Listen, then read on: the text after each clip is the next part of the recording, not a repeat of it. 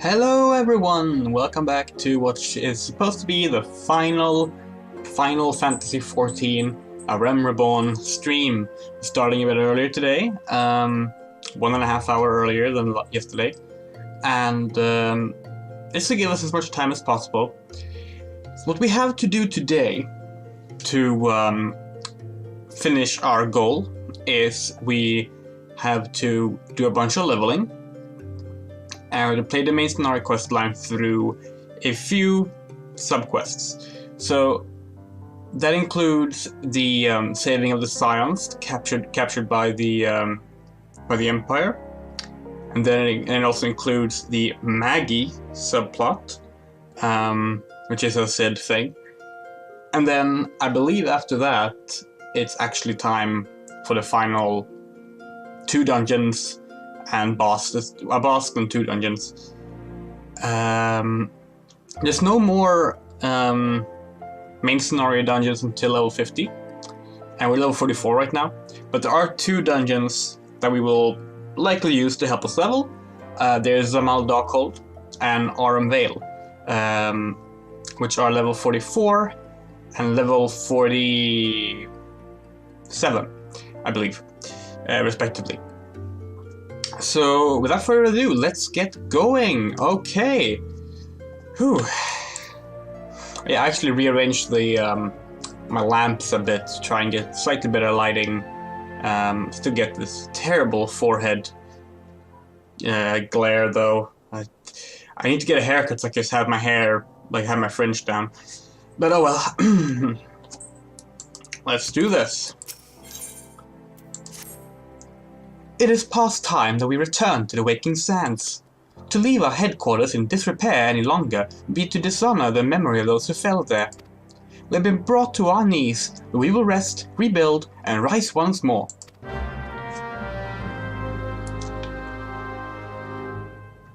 Oh yeah, I guess we're in Ul'dah already. I was like...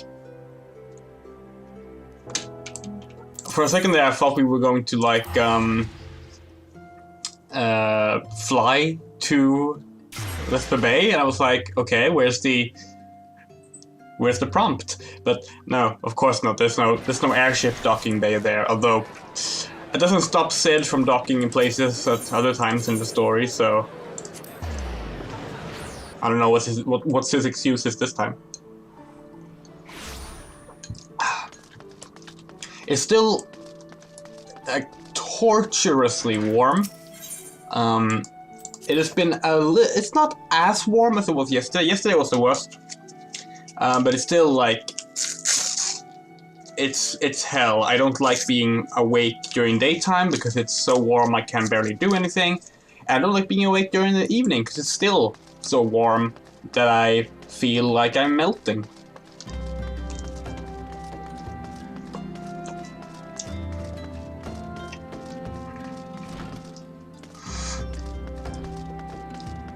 I got this ice cream out to start my stream by cooling myself.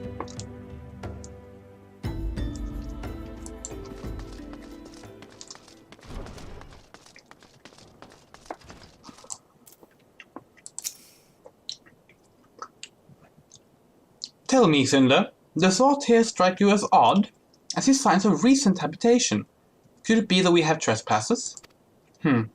Perhaps it is just my imagination. Come, let us proceed into the cellar.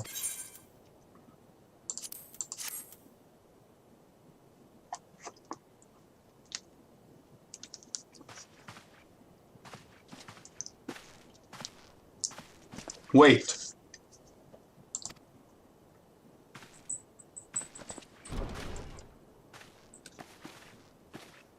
Who goes there? Now, Ida, is that any way to greet a friend?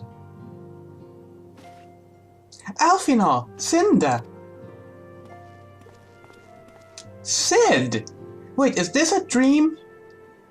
Not that I'm aware of. It's been a while, Ida.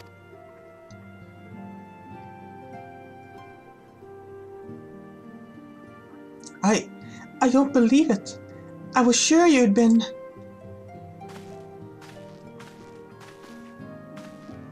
This place has seen better days. You know, I wasn't actually here when...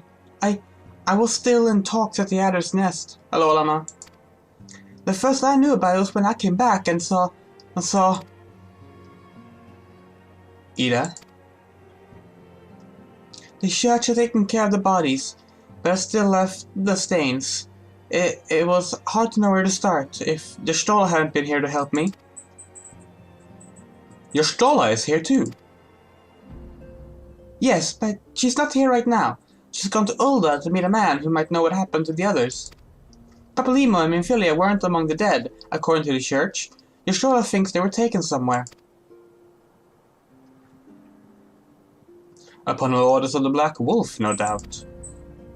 Why would he want them? Because they possess something he desires. Knowledge of another power that can be brought to bear against the primals, one that Gaius has yet to harness. The Echo. Gaius will be aware of its existence, as well as the immunity it grants the gifted to the primal's influence. Powerful though his alien weapon may be, he would doubtless desire such protection. He means to use Minfilia to gain an understanding of the Echo. None of which explains how the Empire came to know the location of the Waking Sands in the first place. No matter.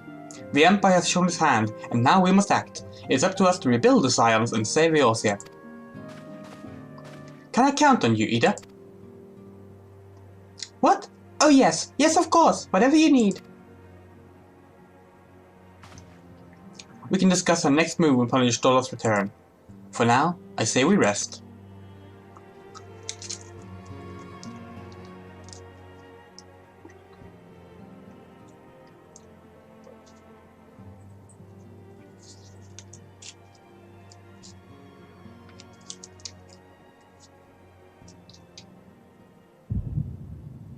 Hear, feel, think.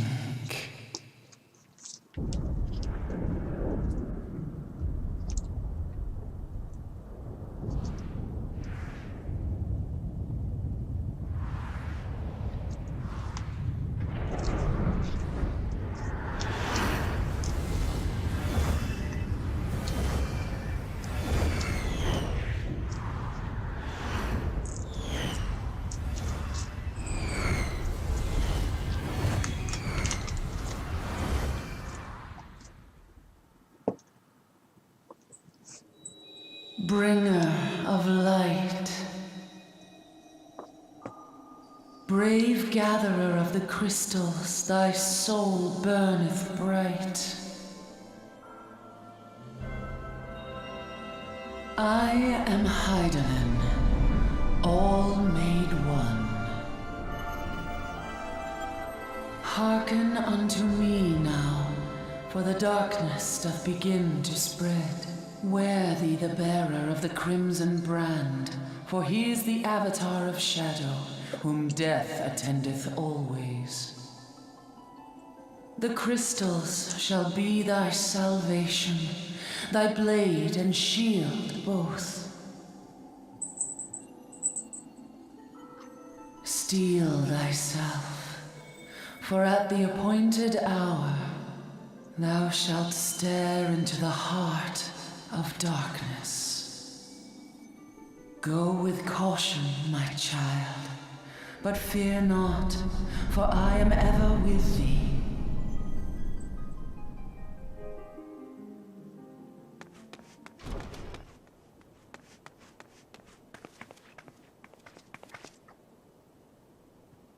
Y'shtola! Cinder, I see you and Afinor are safe. And Sid.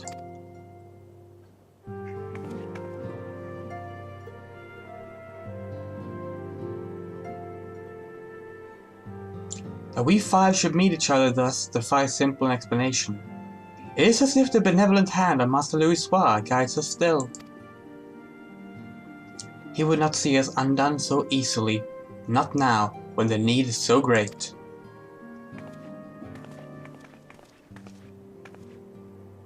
I know him in Philly and the others are being held. Where? An Imperial stronghold in the heart of Mordona. Castrum Sentry.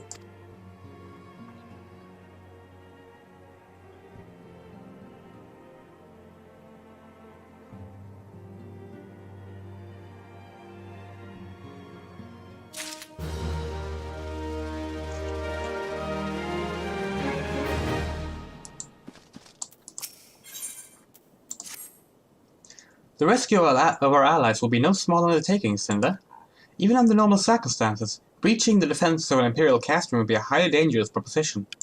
But now that Castrum Sentry houses prisoners of whom Guardians deem valuable, we may be confident that they have taken additional measures to ensure the stronghold's security. If we are to free our friends, we will require an effective strategy, and if we are to formulate an effective strategy, we will require intelligence. I believe I know a man who may be able to assist us, Lord Portelaine of House Durandare. He is stationed at the Observatorium in Curtis. Let us go to him and beseech his aid. Back to Curtis.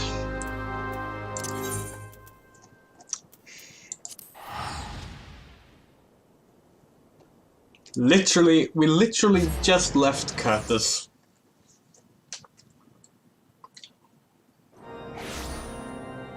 Like, I don't just mean with the missions. Like, no, we literally just left Curtis because like the Howling Eye was in Curtis. So, yeah. Where's the Zamal quest? Maybe it's down here as well, actually.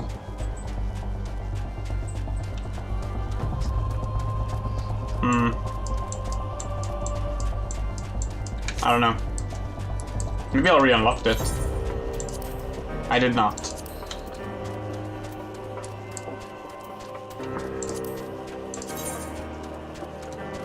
Fort of Fear, that's the one. Oh, it is here. It's just beneath another quest.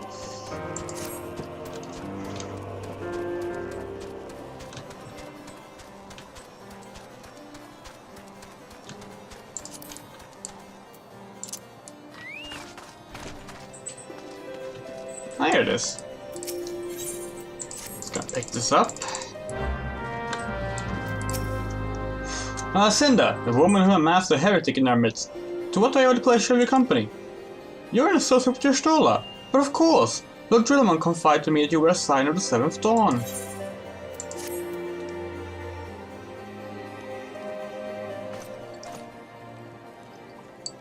Castrum Sentry, what interest have you all in the Imperials? They hold several of our number, whom we intend to free. Any information you can provide would be greatly appreciated. I see. I might explain our scouts' reports. They observed 4 prisoners being led into the castrum, a Huron woman, an Ellison man, 2 Lalafels, 1 male, 1 female. It's them! It has to be! Minfilia, Urianje, Papalimo, and Tataru! If that scant morsel is of use to you, you may also be interested to hear about a more recent incident. Incident? An Imperial airship made an emergency landing here in Curtis not long ago. 2 men, believed to be prisoners, a Rogadin and a Lalafel, were seen fleeing the craft. What did you say? A Rogadin and a Lalafel, Master Gallant. Neither wore Imperial dress and both seemed disinclined to wait for rescue. Hence our assumption that they were prisoners. Well, I'll be damned. It's Biggs and Wedge. Trust those 2 rascals to escape. We must find them, Cinder, and soon. The Imperials will not rest until they are captured or killed, and if Biggs were given the choice, I fear he'd take the latter. Freeing those held in Castrum Sentry will require substantial planning and preparation. As such, it's an endeavor that I will admit some slight delay. Matter escapees, by contrast, will not. Shortly after the prisoners vacated the airship, our scouts observed Imperial troops setting off in pursuit. It is likely only a matter of time before they catch them. If you wish to see your comrades again, you had best act now. If, as has been suggested, the Guardians took our fellow science prisoner in the hope of understanding the echo, it seems reasonable to assume that they will not be executed until such time as the study is complete. But Biggs and Wedge are not science, nor do they know aught of the echo. As Lord Portelaine said, this may prove our only chance to rescue them. I say we seize it. Thank you, everyone. You won't regret this.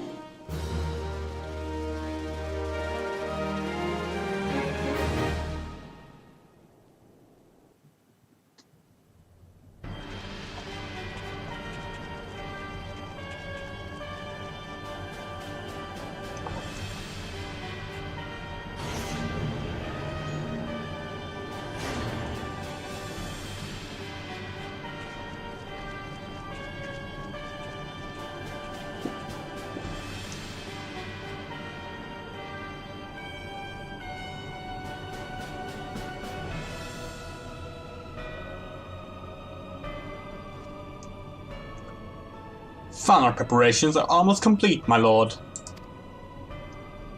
There stands the culmination of 5 long years of painstaking work, but all our efforts will be vindicated when the Emperor's vision becomes reality. At last, we have the power to purge this land of its false gods. We shall give the ignorant children of Eorzea the security and stability they so desperately crave, and which their spineless leaders have so palpably failed to provide. As you say, my lord, rest assured, our engineers will not rest until the weapon is fully armed and operational.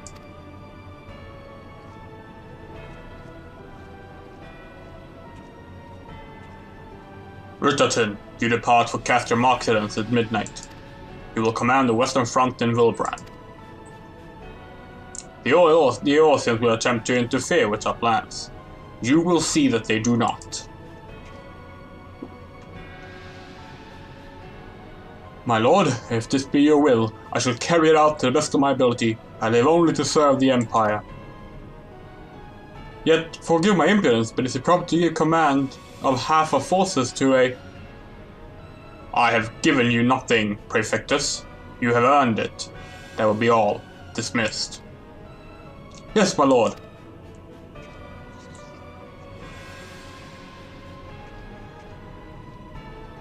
My quarters. 1 hour.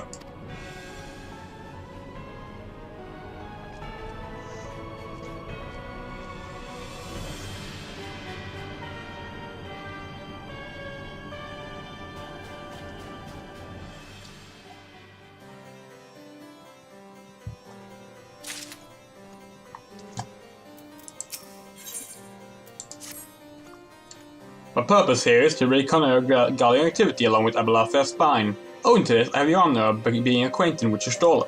Now, the report of the Imperial airship emergency landing came to us by the way of Samal Darkhold, situated to the west. A man stationed at the entrance, and Knight named Bristle, may be able to tell you more. So as to expedite your mission, I shall furnish you with a letter of introduction. Pray that you will be able to reunite with your comrades. May the Fury grant you strength. Ah, I made the right choice to pick up the Samal Darkhold quest then.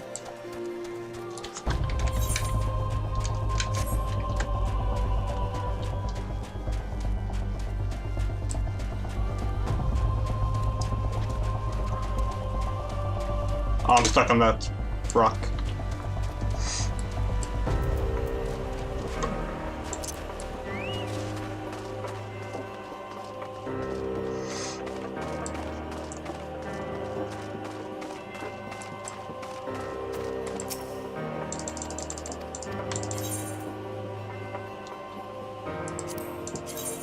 Oh god, it's another one of those.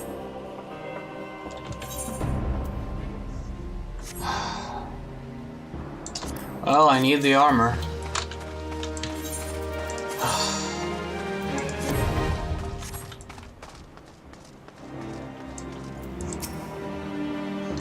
You stand before the Samal Darkhold, the subterranean fortress excavated by the Great Ishgalian house of the same name. None but authorized personnel may enter. A letter from Lord Potterlane. So you come about the Imperial airship. According to our own scouts, the vessel had scarce touched the ground when a pair of men, captives by all accounts, burst forth and bolted. Imperial soldiers have since sighted in the area, seeking to recapture them. What? The captives like to be your friends, you say? Let us pray that they are yet a step ahead of their pursuers. The emergency landing report took place near the Aurum Vale, situated south and west of here. I suggest you take a search there, seek out a knight named Piermons. He should be able to assist you.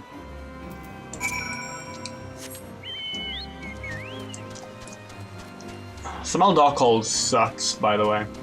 Like, it has a few cool things to it, but in particular the second area, because there's like it's like 3 parts. So the second one, it's just the worst.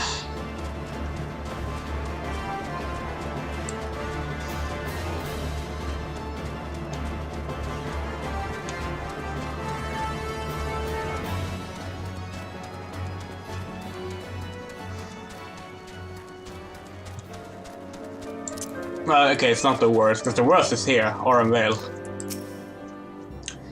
The Imperial airship? I saw it approach the land with my own 2 eyes. I hastened to the landing site, arriving just in time to see the vessel take to the skies again. Not before it deployed a detachment of troops. Gruff orders were being barked, and there were an air of consternation about them.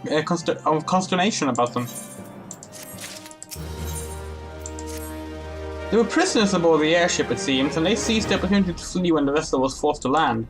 The Guardians who were deployed formed search parties and proceeded to scour the wilderness in order to alert the forces. I returned to my post to find evidence that someone had been here in my absence. Whoever they were, they tried the door to no avail and decided to go elsewhere.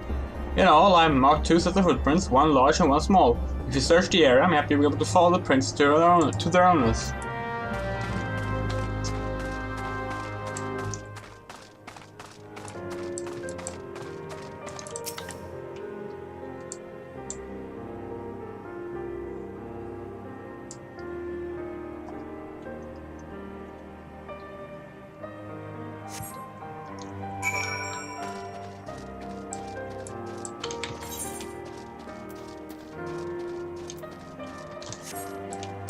I wonder if I can...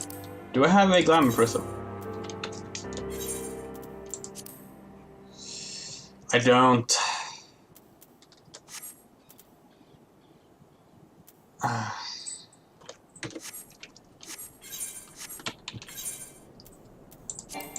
Yeah, I thought so. I hate this armor so much.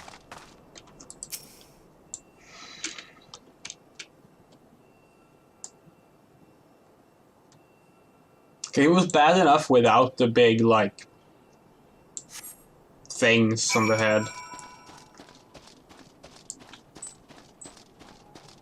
It just looks absurd too when, like, I do this with my head all the time.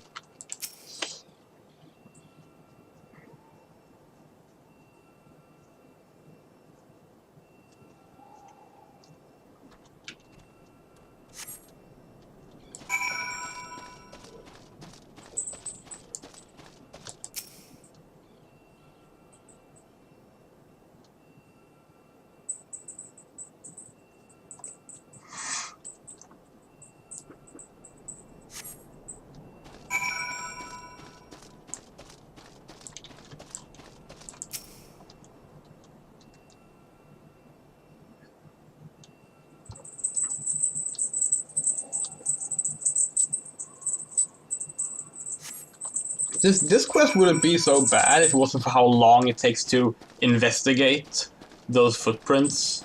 Like, they're right there. Just walk in the direction that they're heading towards. It's not complicated.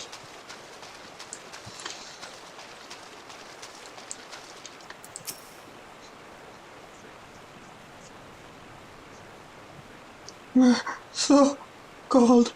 I want to go home.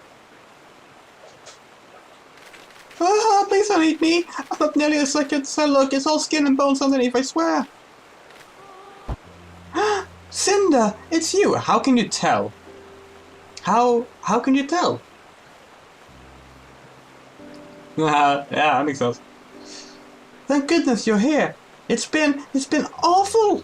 The golems were snapping at our heels like a hungry pack of wolves. I was so hell-bent on evading them, I almost ran headlong into a monster's gaping maw thrice. And when I finally found cover, they hit me how cold and hungry I was. Biggs? He isn't here. He went off in a different direction to lure our pursuers away. It's me, Sid. Have you had any success? Track down Wedge? That's wonderful news. Now, what are Biggs? I see. But it hardly surprised me that the big fellow went off as he did. For all the tongue lashings he gives Wedge, it's always taken care of him. I scoured the area surrounding the dark hole, but had nothing to show for it. At any rate, we know for a fact that Biggs headed west. With both Ida and Ystola helping out, I'm sure he'll turn up soon. Now then, I'll make my way over to your position while keeping an eye out for Biggs. If memory serves, there should be an Ishgardian fortification not far to your west. Monument Tower, I believe it's called. Let us meet there. Dare I hope? Was that Master Garland you spoke with? Oh my god, we can't even nod our head with this armor. Because there's no head part on this armor, it's just attached to the torso. I don't understand why this is still in the game. Like, just get rid of the helmet and make it its own helmet. Like, after 5 long years, thank goodness he's alive. I'm feeling better now, Cinder. Let's go to Monument Tower and wait for the chief to arrive.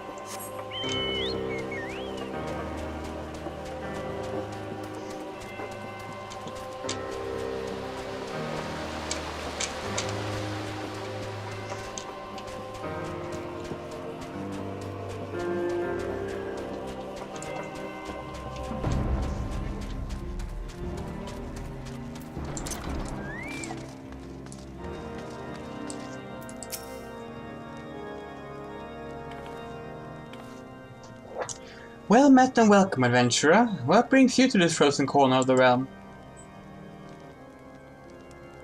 Oh, it would seem your companion has caught a chill. Come and warm yourself by the fire. I will bring you a hot broth.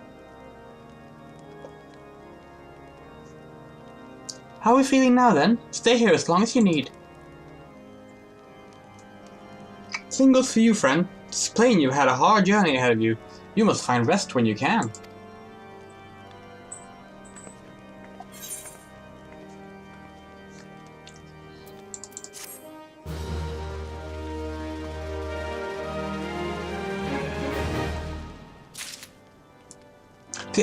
Okay, so like this armor, right? I feel like it could have worked if, as I said, they made the head portion its own thing, so animations work, and they just made these slightly smaller. Because now because they would look like a bit like the flute armor in Demon Souls, people like that. But this is just like, and what is this? Like it goes for this heavy armor design. And then, but then, like, if you're going to have a heavy armor design, it's supposed to look practical. This is not practical.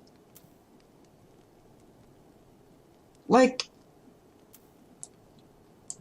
what is this fucking can opener going to do to protect you?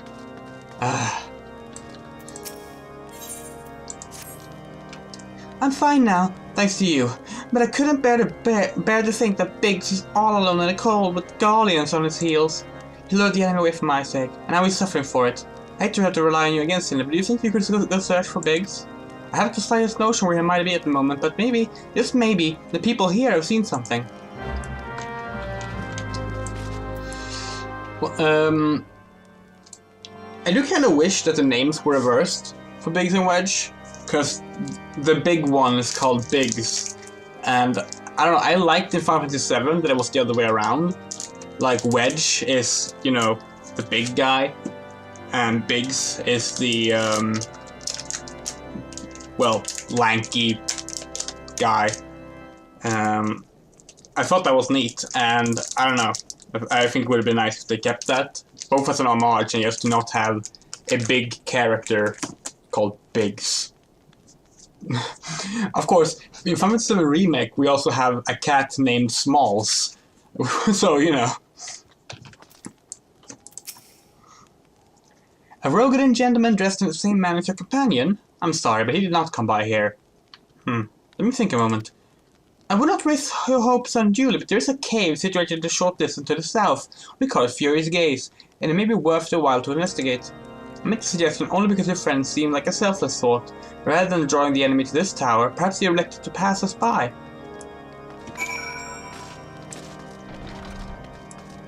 It is so awkward to run around Curtis and have characters complain about how cold it is and be like, oh, warm yourself by the fire, while I'm sitting here just like wanting to like hide myself in the fridge from how warm it is.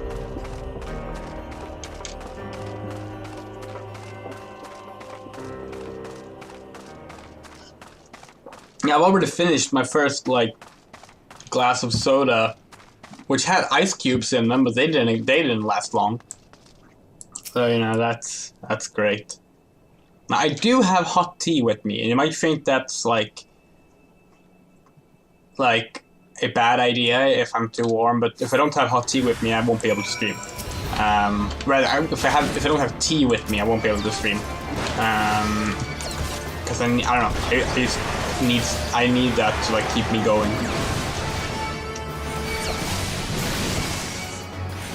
Oh, that was a bad idea. I used AoE attacks. Very bad idea. Okay, let's run away. These are level 48 enemies.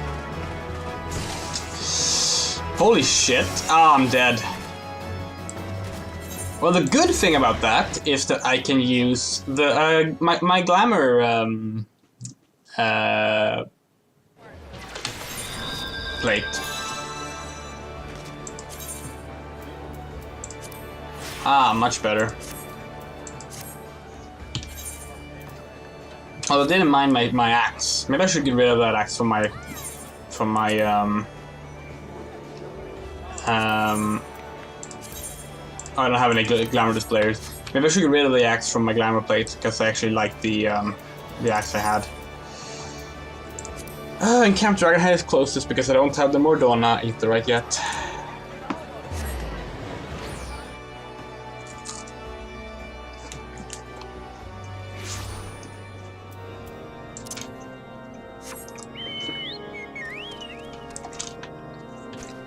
That's mean though. Why would they put 3 enemies in a level 44 quest in a place where there's a bunch of level 48 enemies?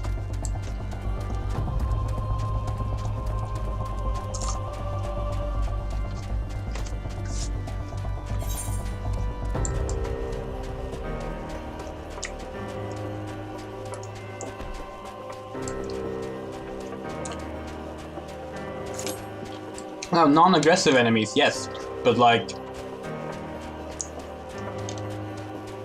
if you use an AoE, or honestly, I'm pretty sure those react to any kind of spell as well, they will attack, so fun.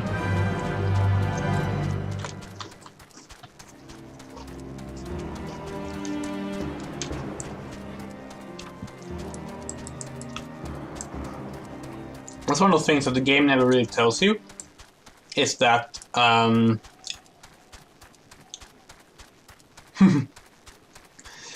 casting, like using magic to cast spells, attracts certain non-aggro enemies, such as sprites. So like you can do whatever to a sprite, like except attacking it, and nothing will happen, even if it's higher level than you. If you cast a spell nearby it, even if it's not towards it, it will attack you. Because I guess it somehow can tell, like, from the ether or something. I don't know. But that's a thing, and at least in the Thaumaturge class quest, they do not teach you that.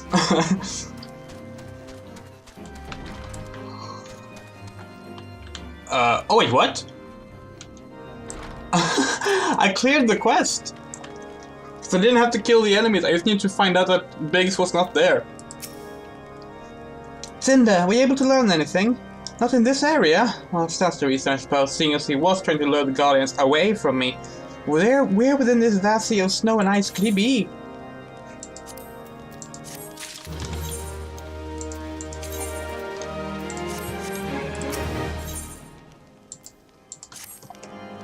We can't give up, Cinder. We must find Biggs before he succumbs to the cold and is recaptured.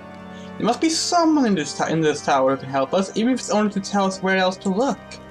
Ask them for me. Ask anyone who will listen, and hurry. Biggs' chance to survive will grow slimmer by the moment.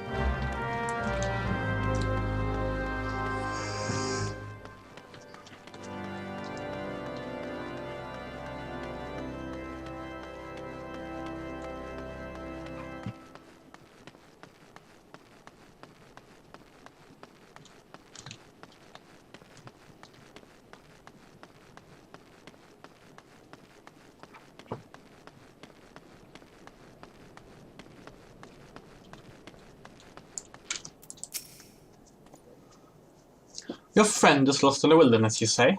If he's not to be found around here in the vicinity of the Darkhold, it is possible he made for Whitebrim.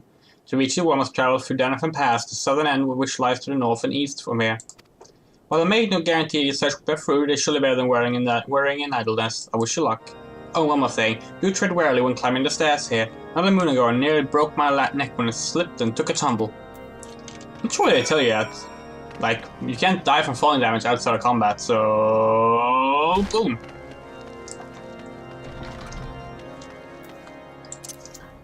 Yeah, so now we're heading to where we came from, but somehow we didn't run into Biggs then, but maybe we will now.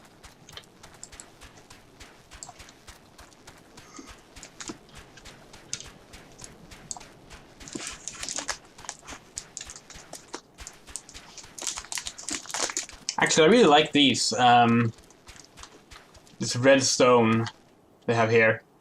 There's like, this entire region is like made out of these. It's actually really pretty. Like, it's prettier when it's like clear weather, but yeah, I like it a lot. Although there's a black mage hunting mark here. They probably offer other jobs as well. In the final tier of hunting logs, and that one is really annoying to get, because like this, it's one of those where there's like only one of them that spawns, and they also take a really long time to kill, and yeah. Wait, no, there's two of them that spawns, but you need like more than that, so you still have to wait.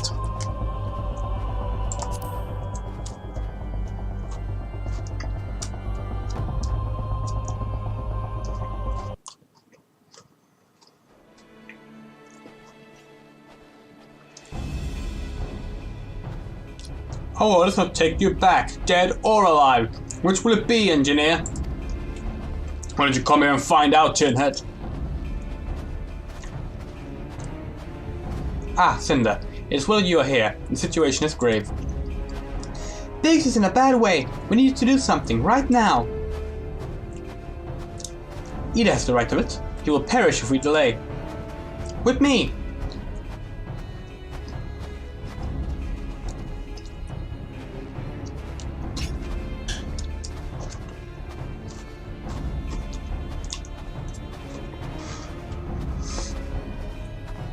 He's not alone! Kill them all!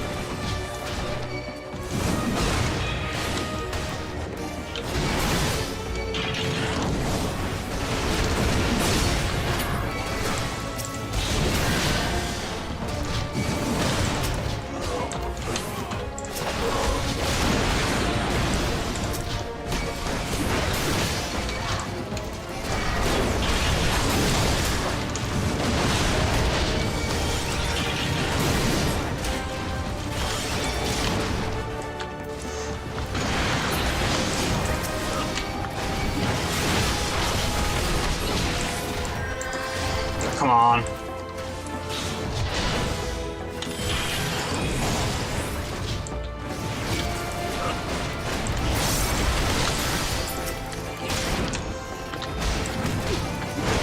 Wait, 5th cohort? Like, where's... Aren't these all supposed to be 14th? Oh wait, no, right, no, they mean like as in rank, you know, not in like what legion they're from. Yeah, I'm going without headphones for a bit. Well, thanks. Another moment and I would have...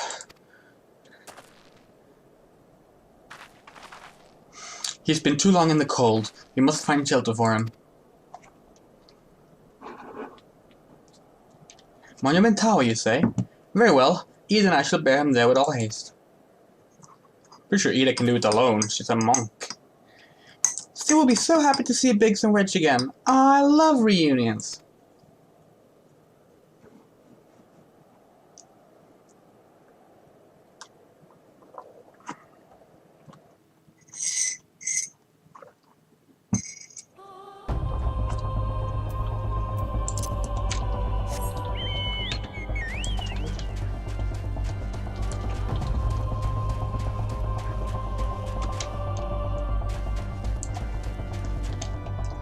I wonder if it's now we hit a wall.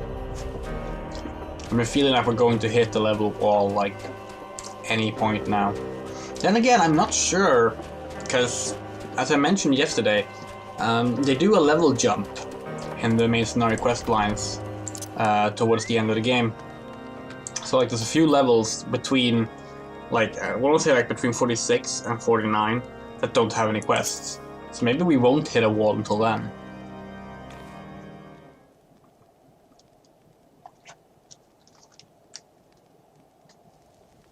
I cannot thank you enough, Cinder, and the same goes for the rest of you. Thank you all so much.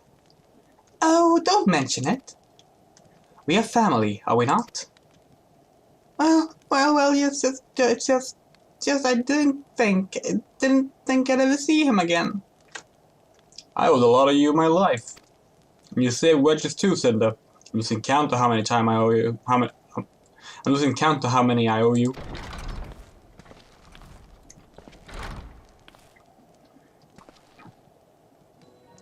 Biggs! Wedge! God, it's good to see the two of you again.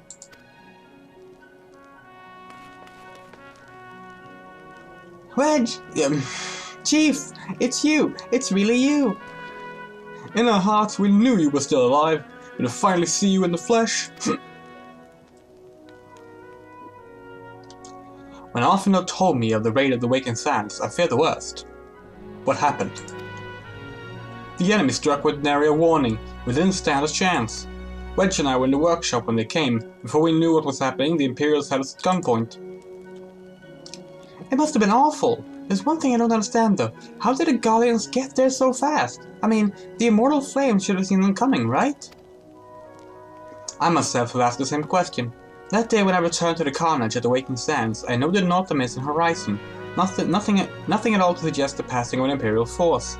From this, I conclude the Guardians came neither by land nor by air. Nay, they were born there by potent teleportation magics. Magics of the kind used by Asians. Carry on. We were bound and blindfolded and bundled into the cargo bay of a waiting airship. I can't rightly say how long we were aboard, but when the time came for us to disembark, we found ourselves in the midst of an Imperial stronghold, Castrum Sentry. Upon arrival, we were marched off into the main complex. Biggs and I were thrown into the detainment cells together, while Mephilia and the others were taken elsewhere, and that was the last we heard from them. Castrum Sentry.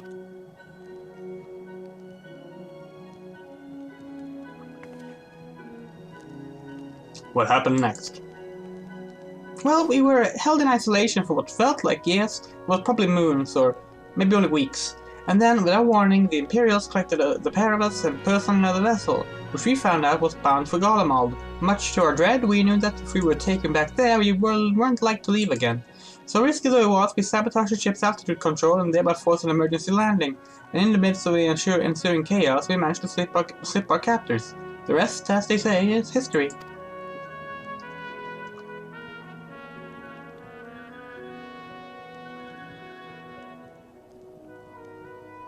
Huh, if I didn't know better, I'd call that a likely story. Sabotaging the altitude controls of an airborne vessel. It will have been Biggs' handiwork, like it's not. You're always resourceful in a tight spot, my friend.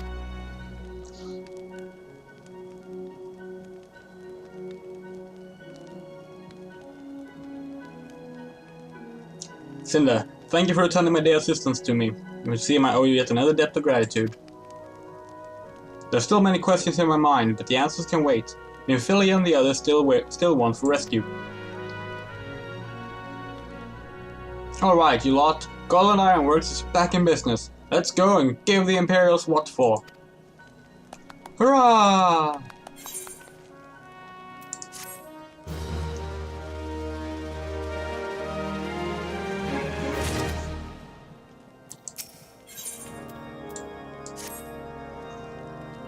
Thanks to you, Biggs and Wedge are with us again. Now we must find a way to rescue Nymphilia and the others. God, no, we've kept them waiting for too long already. Based on what we learned, I believe it's safe to say they've been held Castrum Sentry. Yeah, like 3 different sources have said that now. So let us convene at Reverend's Toll in Mordona. It's a good place as any to prepare, and better than most. The road leading east and south will get you there. When we arrive, let us seek the advice of the local adventurers. We're bound to be learning a thing or two that will benefit our mission. So this is kind of unfortunate. So we're heading to Mordona now, which is the final region we'll unlock in the REBORN.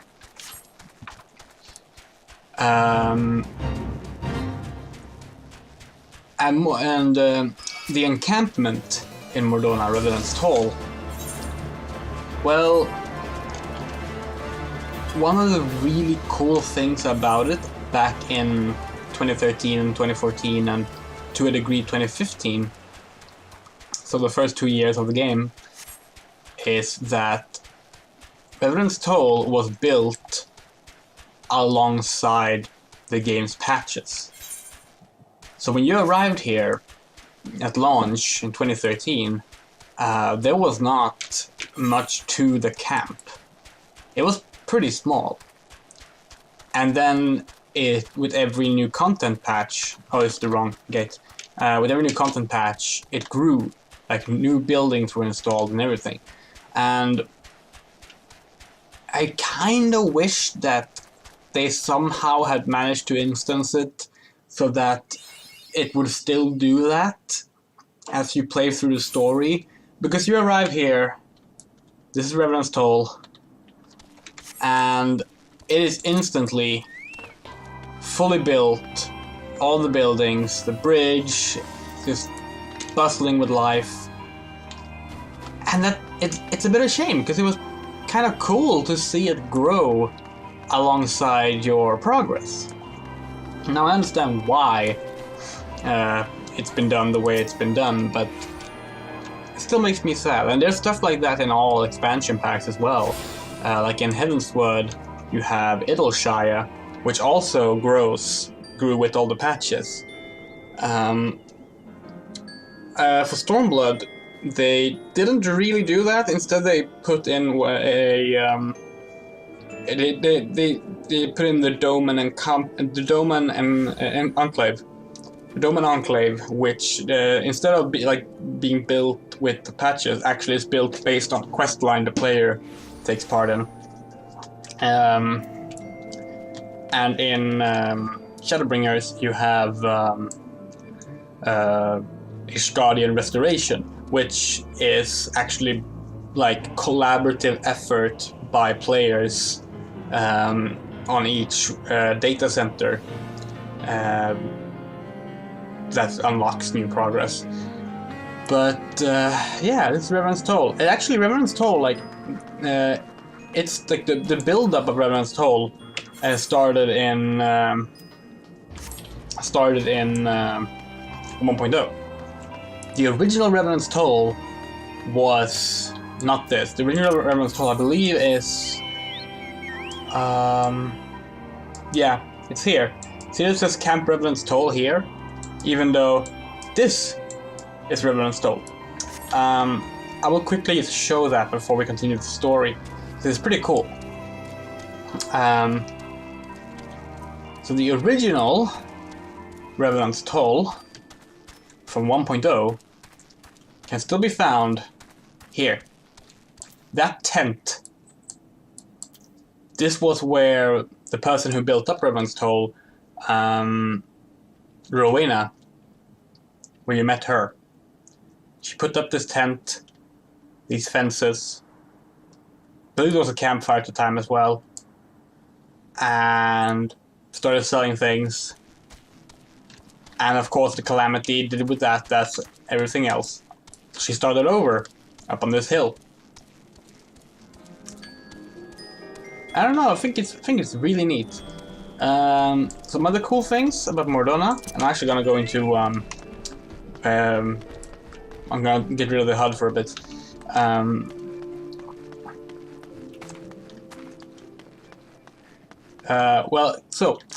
Mordona was kind of fucked up even before the calamity, because as we saw in an earlier cutscene, Midgardsormr took out a Garlean airship called the Agrius.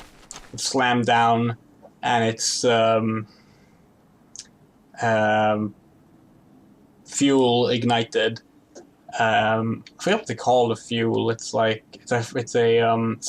It's ceruleum, and basically it set the entire part of Mordona into this ethereal, like, imbalanced state, so that there's crystals growing everywhere. It's always in this purple, strange weather, and yeah, that's Midgardsormr's corpse around the fallen Agrius, known as the Keeper of the Lake. Is this? And that's the Crystal Tower, which shot out of the ground during the calamity. And there's more. Like, there's also another crashed airship. Maybe it's part of the Agrius. I don't know, actually. Yeah, there's a bunch of cool stuff here. Like, it's by far the most detailed of Realm Reborn's world areas, and has like so much lore to it. Such as I mentioned, the Crystal Tower, which is a raid series that ran throughout the Realm Reborn and its patches, starting with A Realm Awoken, the first patch, and it will become mandatory in 2 days. You will have to play the Crystal Tower to finish before the fall, which is the final patch of A Realm Reborn. But yeah, this region, fucking love it. And we'll be seeing it a lot. This is not just the most detailed region, it's the most detailed region for a good reason, because this is the region they will make the most use out of in like future patches and expansions when it comes to the original A Realm Reborn areas. I just got a tweet. So I did a short Twitter thread about how I don't like how people have like started requiring authorial confirmation of whether or not characters are queer, because like the text should be able to speak for itself. It's great when authors can confirm that, sure, but that shouldn't be required for something to be queer. And like I sort of like did these vague snide tweets towards the end about how there are examples of this where like characters will like explicitly express romantic and sexual attraction between the same gender, and people will then go, well, the writer and director never said they were gay, as if that somehow means that the text doesn't matter anymore. And that was me being like passive aggressive about a few different series, but one of them that I had in mind was Princess Principal. Because Princess Principal is a gay series. It has gay main characters in it. One of the girls referred to the other girl as her turtle dove, a pet name only used in romantic context. But that's not the point. That's one of the ones I was thinking of when writing that tweet, and I just got a reply asking, oh yeah, remember when people used this argument to try and prove Charlotte and Angie weren't really gay in Princess Principal?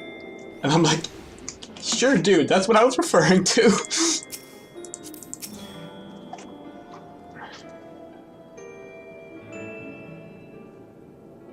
Well met, friend. What brings you to Revenant's Toll? Did I hear rightly? Your friends being held captives as Castrum Sentry, and you want to rescue them. I don't mean to discourage you, but that might prove difficult. The stronghold has been on high alert of late, with armored patrols seen about the perimeter around the clock, and even a fly could get within 100 yards of the walls undetected. If the Guardians were alerted to our coming, we cannot know what they will do to Mephilia and the others. We must act with the greatest stealth. Aye, it has to be good old-fashioned infiltration. With security so tight, how are we going to smuggle ourselves in? Why, I have a mind to walk through the front door. Huh? The front door? Aye, we'll disguise ourselves as Imperial troops and march right in. For this, we'll need a few sets of Imperial uniforms, a suit of magic armor, and impeccable timing. Huh, well, that's a bold strategy. It just might work. Well, where we are, there's certainly no shortage of opportunities to borrow the equipment. No one of those Imperial bastards, they won't even suspect that we savage yours and will think to use their technology. Then it's settled. If you're determined to go ahead with this, I recommend you speak with Glamont. The fellow's got a personal grudge against the Empire and happens to know a deal about Castrum Sentry besides. I've no doubt he'd want to be of aid. Either I shall go reconnoiter Guardian activity at the stronghold. It would not do if something were to befall our comrades before we had a chance to act. Come and join us when you're ready, Cinder. Let's do this. Sometimes I wonder, Ida, are there ever times where you are not enthused? I'm nothing if not enthused, Y'shtola, and you're beginning to remind me of Papalimo. Shame that our stealth expert isn't here. Thancred. Looking for Glamond, are you? Oh, you found him, whoever you are. Huh? Looking to get inside Castrum Sentry, you need my help? Something tells me we're gonna get along just fine.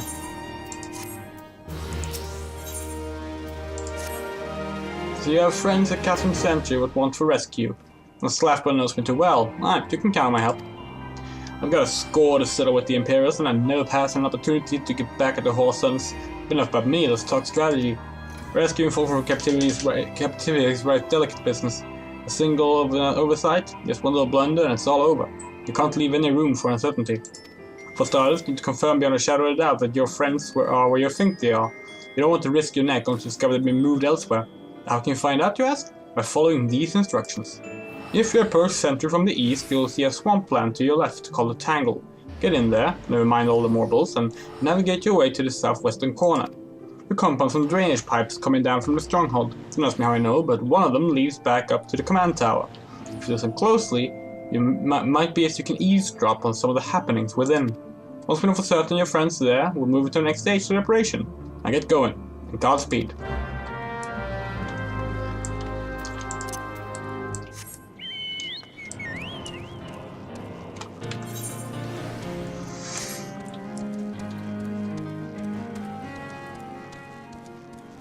What was I saying before? Oh yeah. No, I already said what I was thinking about the whole Thancred thing. Yeah, here, Camp Revenant's Toll. A remnant of 1.0.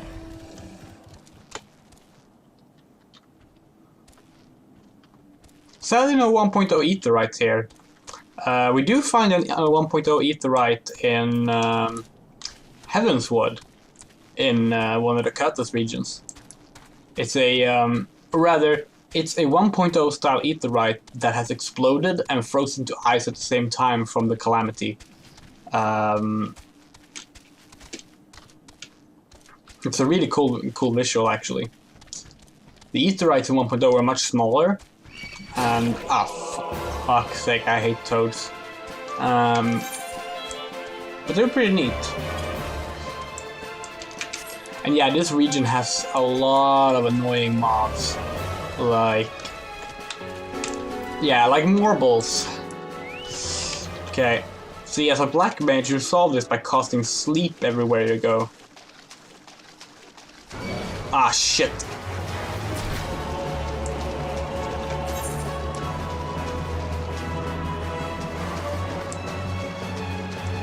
Thankfully, I should be able to, like, shake it off. Ah, fuck, another one. 2, even. Okay, this is going pretty well, actually. Yeah, that was no problem.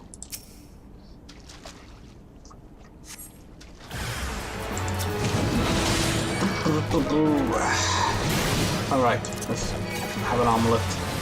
It's only 4 enemies, please. It's 4 enemies.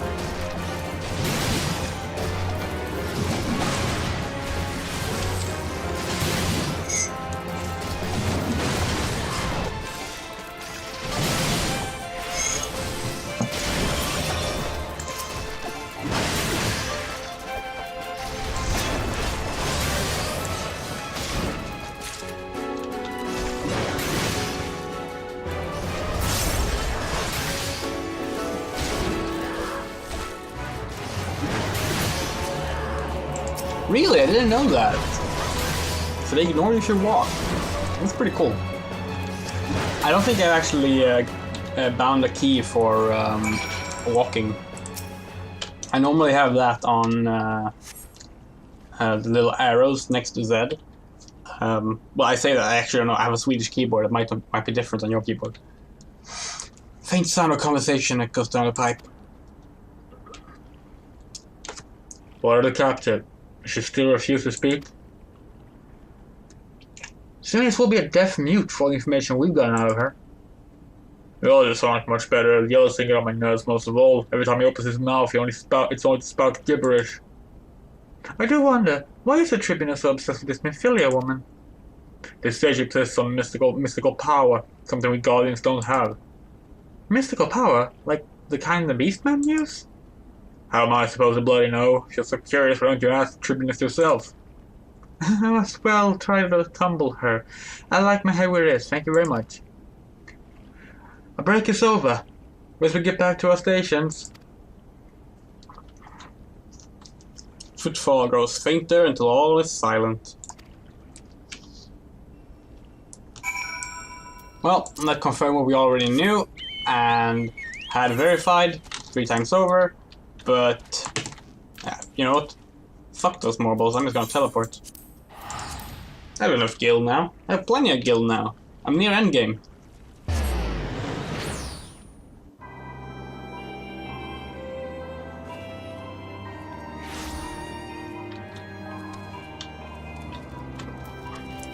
Hey Alfie. It is good to see you again, Cinder. I'm given to understand you have conducted some reconnaissance. Tell me, what were you able to learn? So Mephilia and the others are indeed at Castrum Sentry. Their presence does confirm we can proceed with the mission.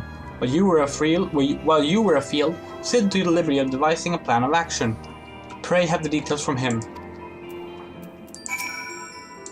Good work, Cinder. As Afnar has already told you, we plotted out a course for the rescue. The gist of it is unchanged. We disguise ourselves as Imperial soldiers and infiltrate the stronghold. Glomond is looking into ways to procure us with a magic armor. In the meantime, I need your assistance for some preparations of my own. Mephilia and others are counting on us, Cinder. Let's not keep them waiting any longer than necessary. I agree, so like, yeah, exactly right. Let's not keep them waiting any longer than necessary, but you better level up one more time before you talk to me. Well, I was expecting that. There's 2 main scenario quests now, both of them are level 45.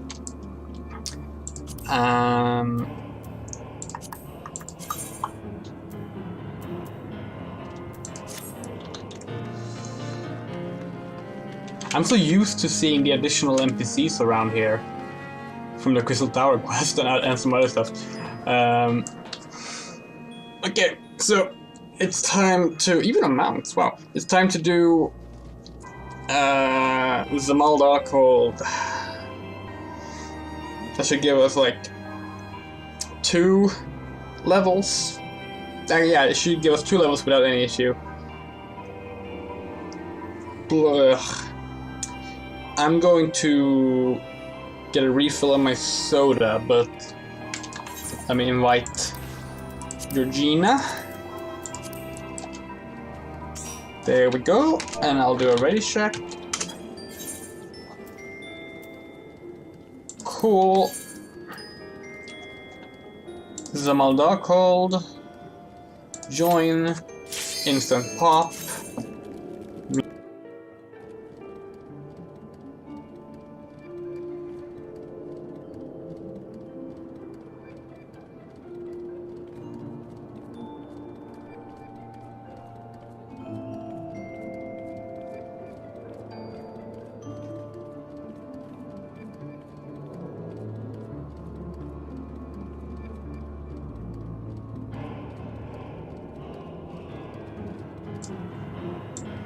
So I realized after I did it that saying muting my mic and clicking the mute button before I say it, or like when I start saying it, means that I'm saying it to no one.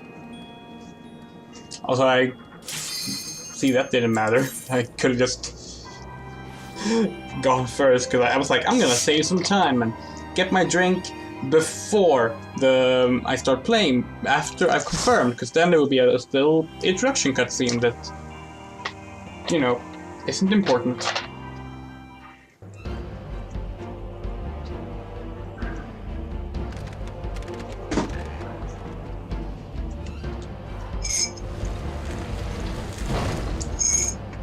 Okay, once again, a 1.0 dungeon. This one, on the other hand, is mostly, or actually it's very different from the original 1.0 version. Like, even compared to the other ones, there's almost nothing that is the same in this one.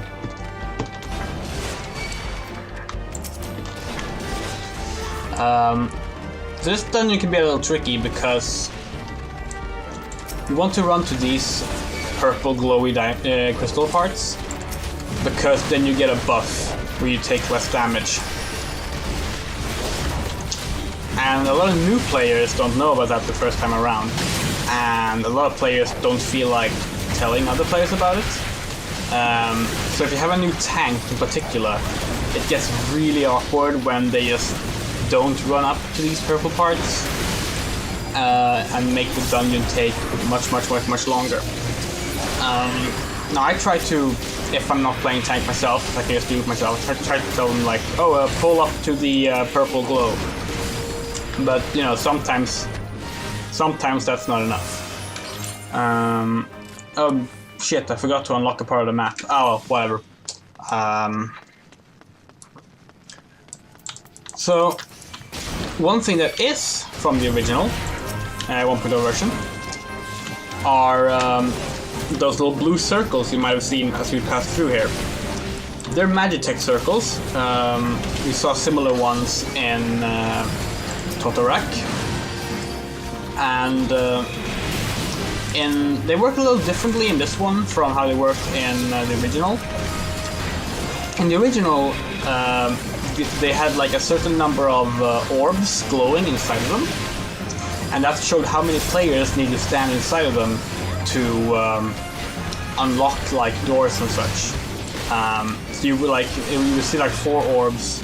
That meant you had to like 4 players had to stand inside there, and then like there was a countdown. And okay, we're apparently doing it. Fine, sure, why not?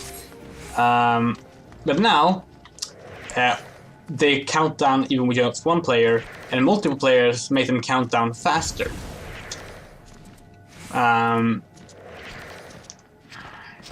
But even then, it's not very fast, as you can tell.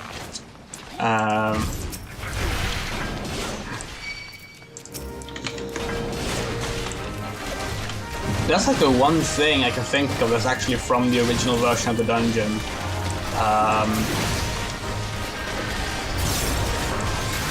I guess the enemies, to some degree, are.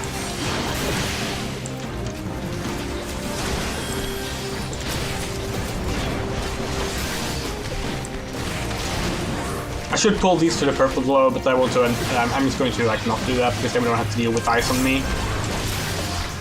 There's an Ariman. Let's check if there's an Ariman flying around here in the first part. You cannot target or hit, and it costs ice on me to damage everyone when it passes by, and it's literally just there as an annoyance.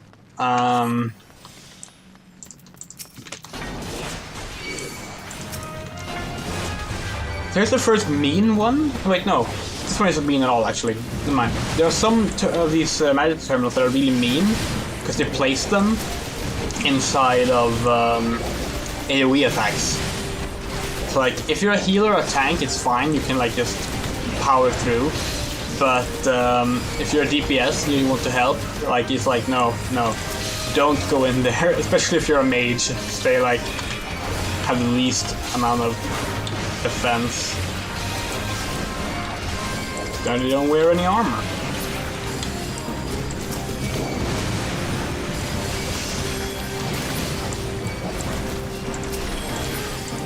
I think that's mainly in the third part, though. Yeah, there's the all-seeing eye.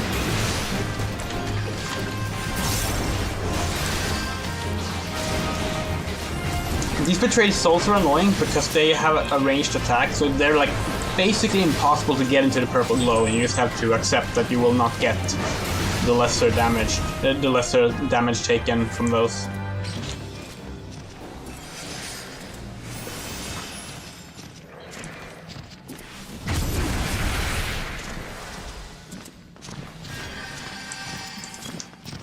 And now, somehow, magically, we'll be able to attack the all-seeing eye if we stand in the purple stuff. Because now it becomes a boss. Video games. The best part is this. Look closely. It disappears and comes back to switch from regular, like, fly-around mob to boss version. Because they're different versions. Okay, can't stand that. Good to know.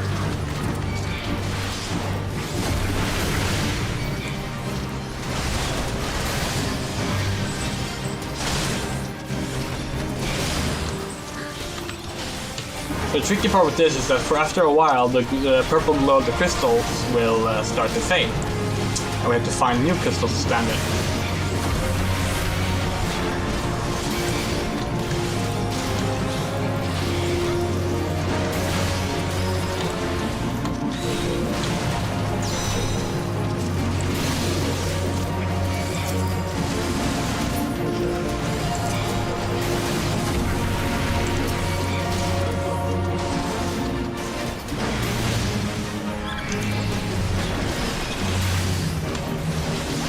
Okay, right. There's the next one. And these are RNG, like which ones decide to glow is random, so you can't like just know the order. As much as I wish you could.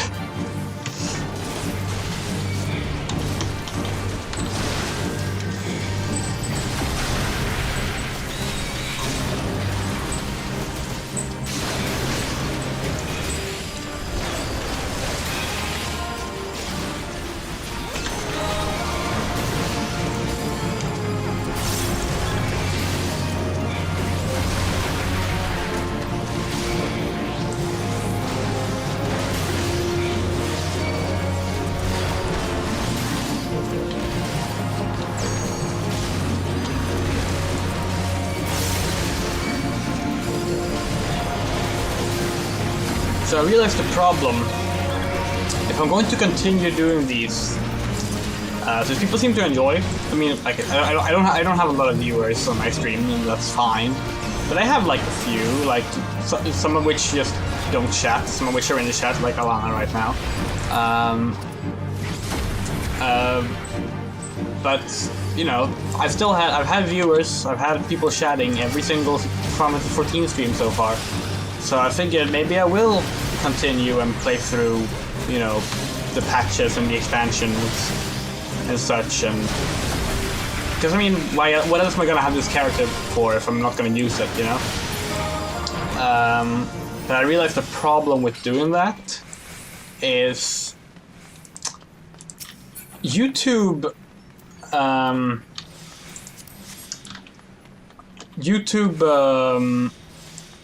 Name length on videos.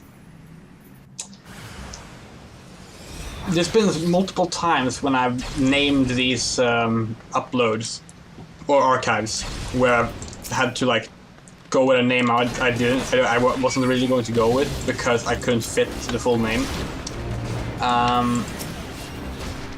Because it's just you can't fit that much.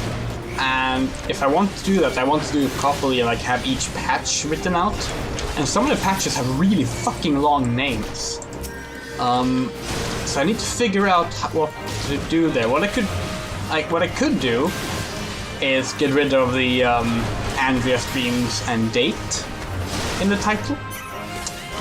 but I kind of like having those there because the date is useful to keep track of like what order stuff happens in and when things went up without having to start the video.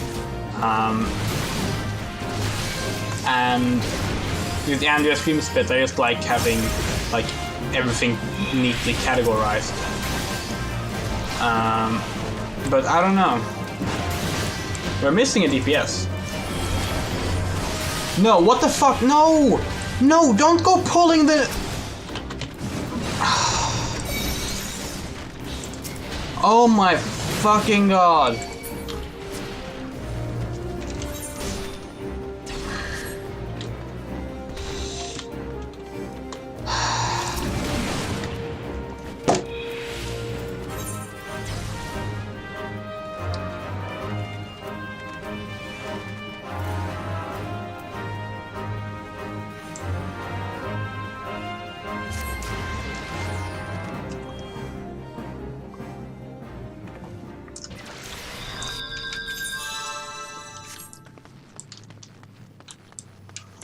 I specifically took small pulls there because this area is the fucking worst. No one likes it. Because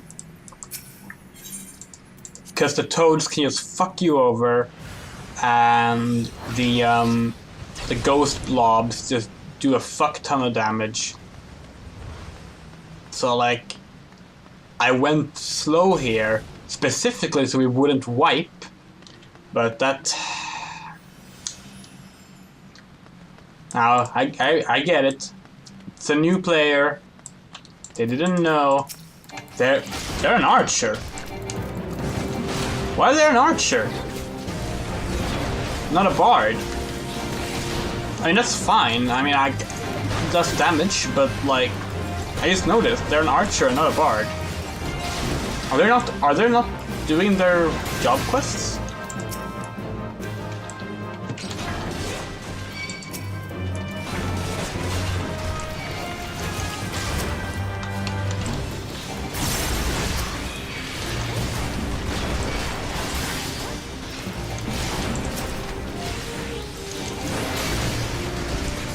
So the toads walk up and down these ledges.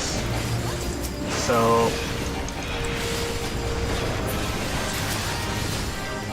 if we're lucky with timing, we might be able to avoid them altogether.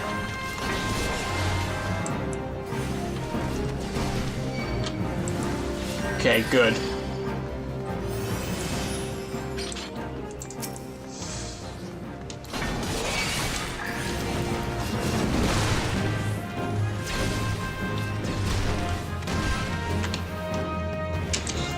There I ran extra long because of these souls. I called them ghost blobs earlier. Because they're ranged and annoying. So they won't follow you if you just walk a short bit.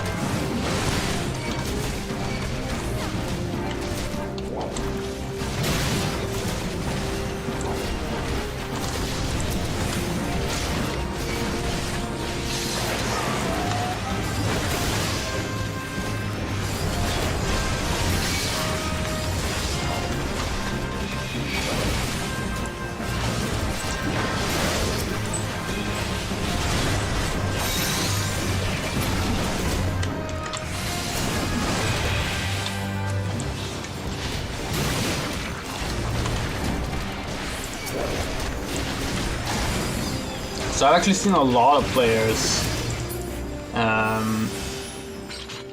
who don't do their class and job quests.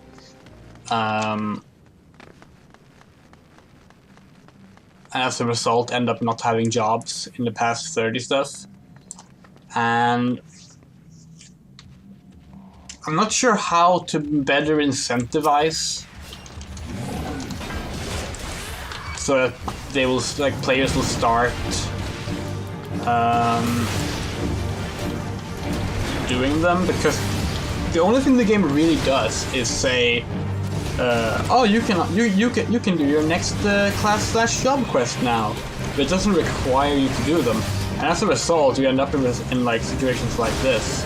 The game never really explains that there's a difference between a job and a class until you get a job.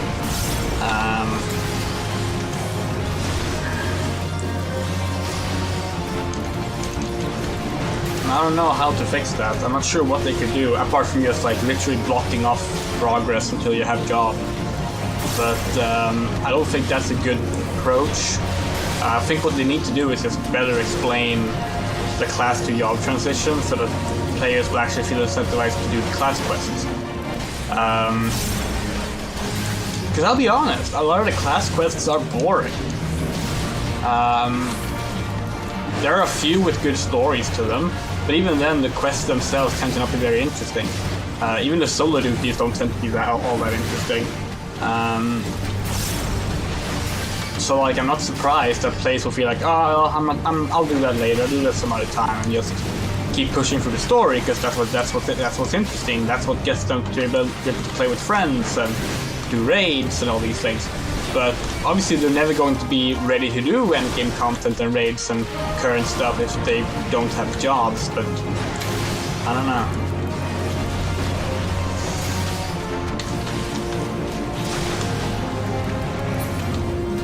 I feel it would be a shame to like get rid of the quest lines, because obviously one solution would be to simply unlock all abilities and jobs from level up and make the quest lines only a story thing for those interested.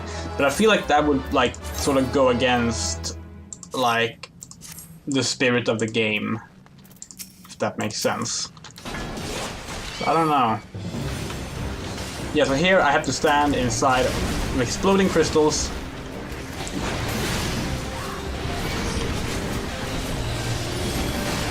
To count this down.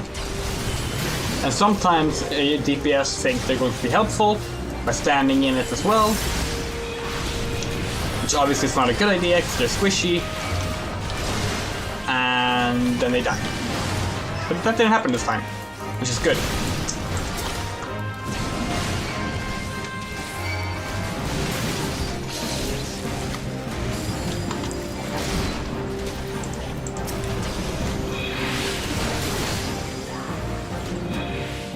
I have to do it one more time.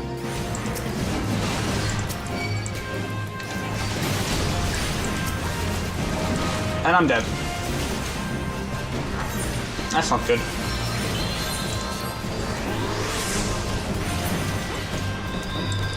I should have popped my cooldown before I ran in. That's on me. If you're really quick, Georgina, you might make it back before I'm dead.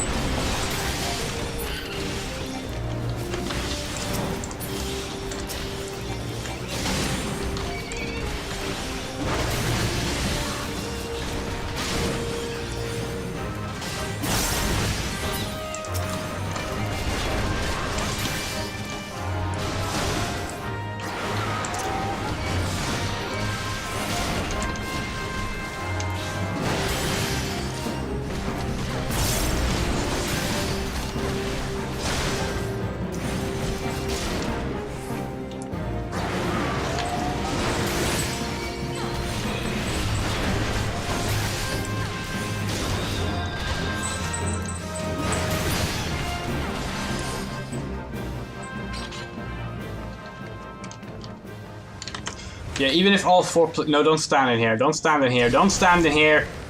No. Go away. No.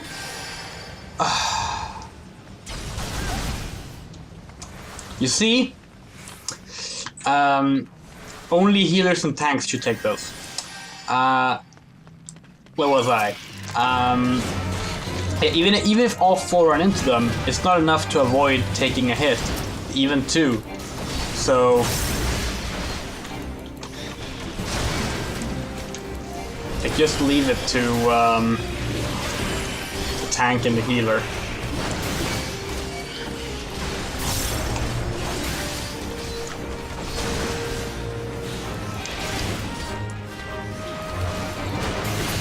Actually, I remember when I was doing this as Blue Mage, with another friend who was also Blue Mage,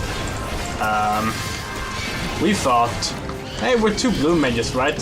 What could possibly go wrong? And, well, we didn't get past those. We ended up having to switch so that only one of us is Blue Mage and the other was a tank, or no, a White Mage, to keep healing us throughout the dungeon.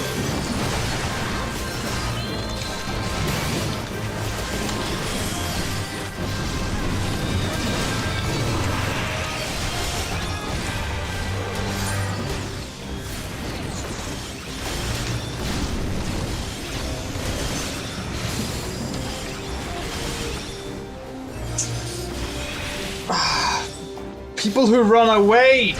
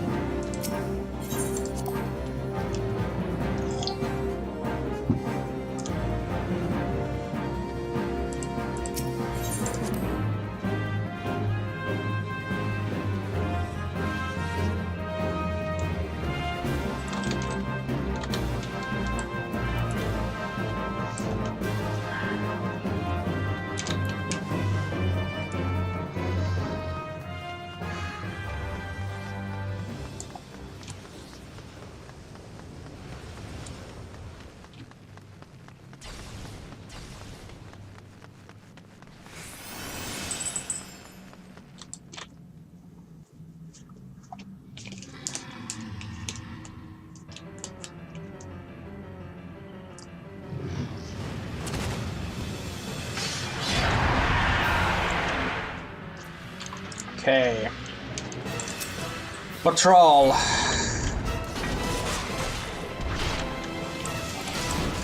Pretty straightforward boss for the most part. Becomes invulnerable when it links itself to the crystals here, and you have to go destroy the crystals. And during that part, it also starts attacking a player at random with ranged attacks, ignoring aggro, which can be annoying. Depends on who it decides to target, really. Right now it's choosing the healer, which is generally the most annoying one it can pick, but we'll manage.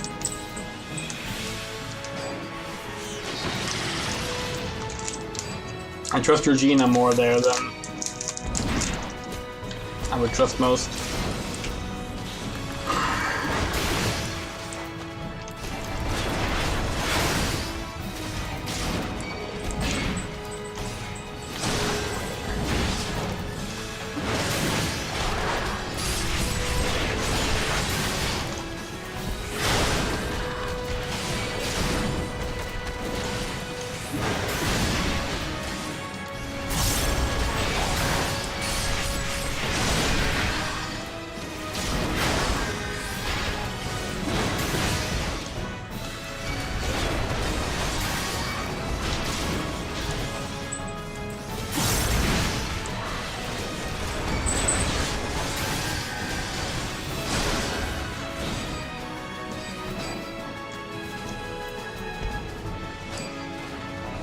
Healer again, wow, okay.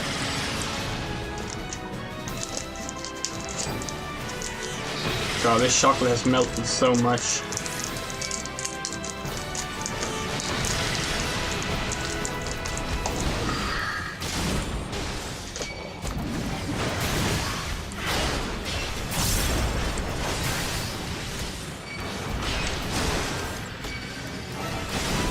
I just realized something I have forgot to do. UI settings.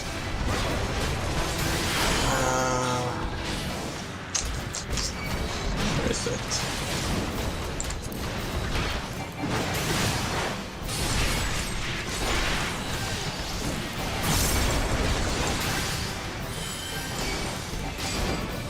There. HP percentage.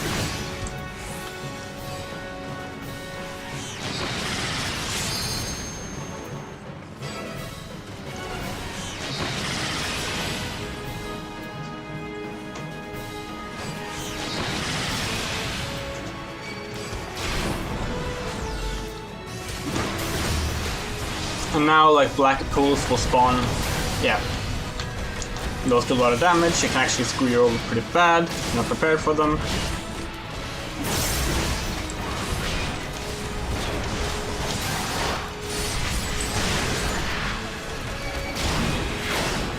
None of their DPS is going to the link break, or?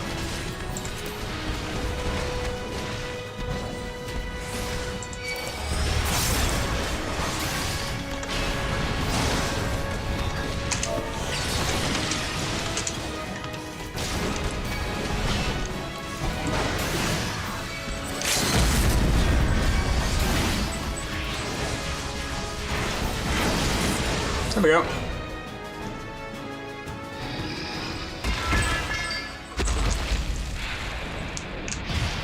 No Batroll, you big void sunt.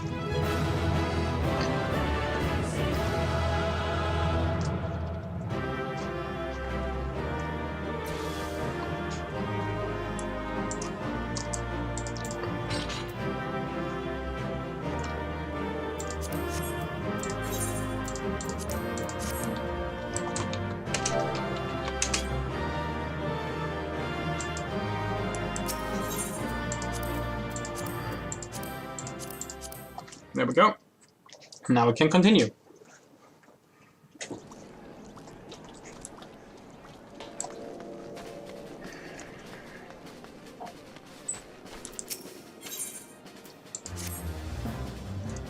Clean the wax out of your ass now, because it's something I want you to do by way of preparation.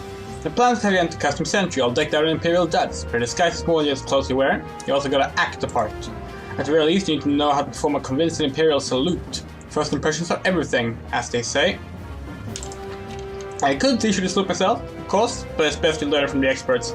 So go get yourself near as you dare to Custom Sentry and watch the Imperials doing what they do.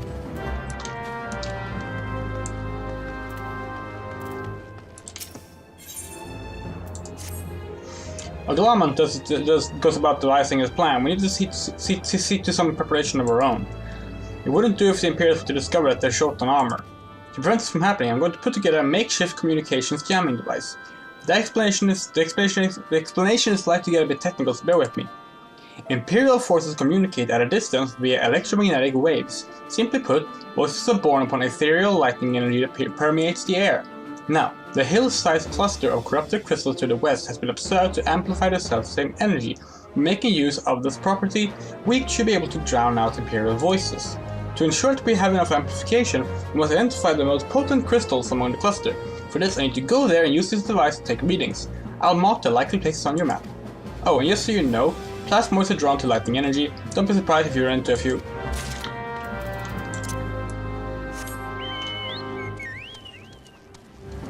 A lot of we, but I'm the one who goes to do all of it.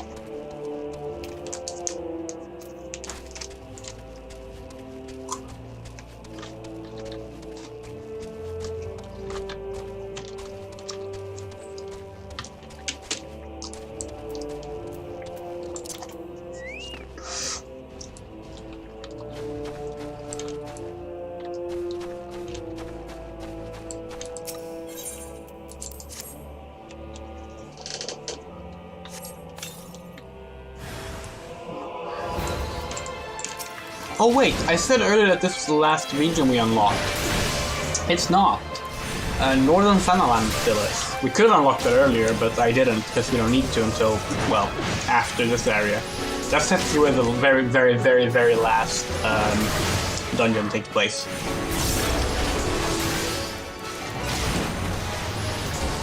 Just completely slipped my mind until now that part even existed.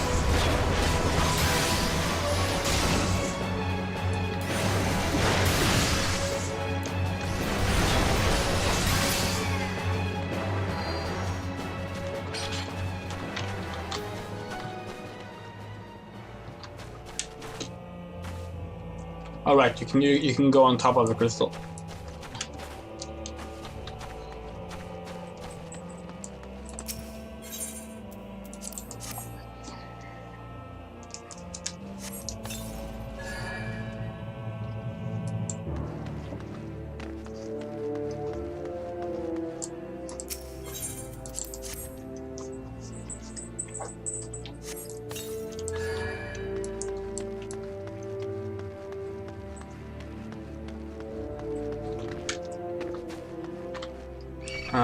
Off of.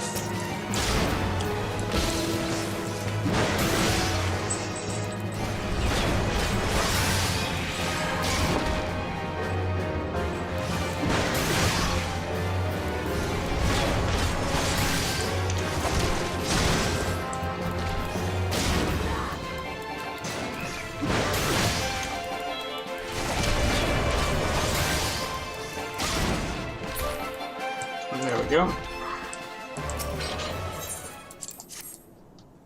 How did I get on top of it though? I can't remember.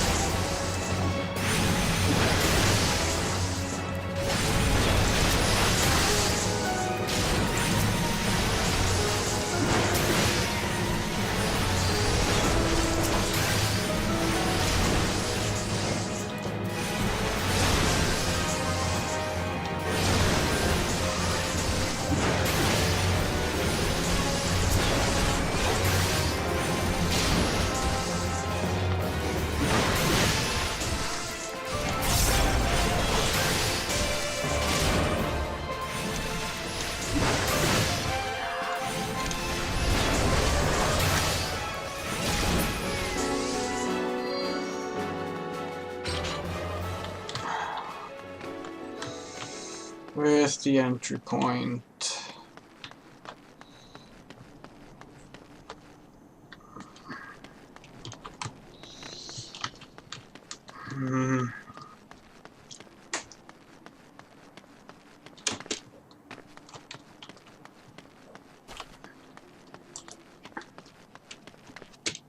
Nope.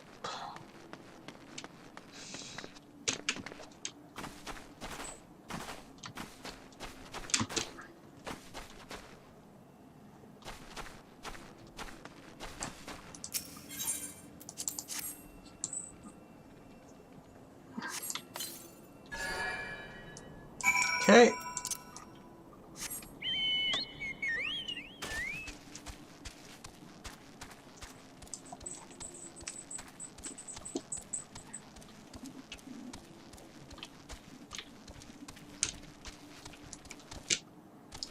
Again, no music. There. It's really odd just how often the game just seemingly forgets to put music on. I figured.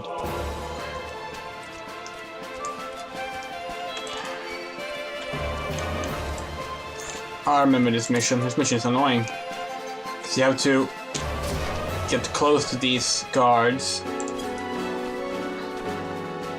But you don't want to get too close because you're gonna have to fight, like, yeah, those guards to spawn as well. So having twice the guards is not something you would prefer, obviously.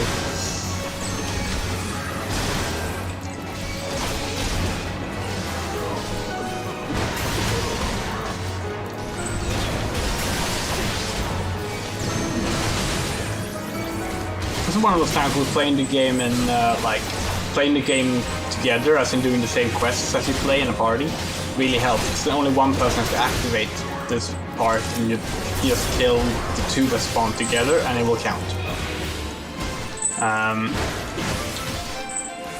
And that is actually pretty neat.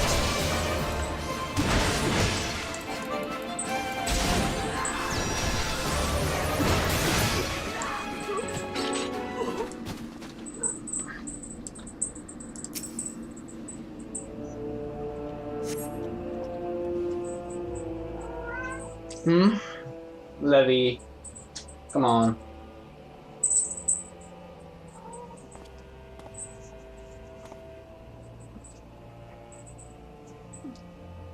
Well, it's that, but I'm mirrored, so nothing to report, sir.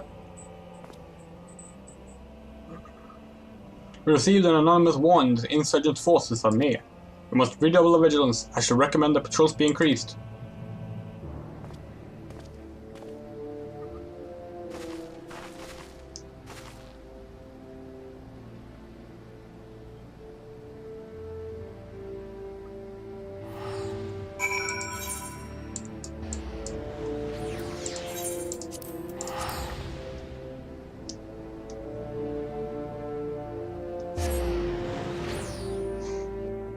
So I believe it's time for Maggie. You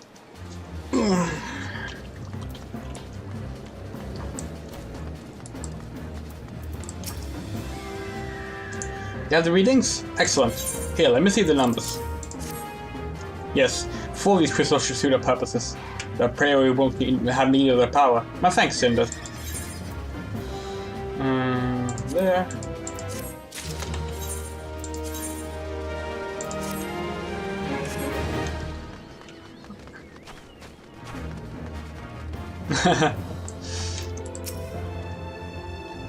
So, did you manage to learn the Imperial Salute? No. Best you don't demonstrate. I'm liable to fly into a rage and crack skulls. I just take your word for it.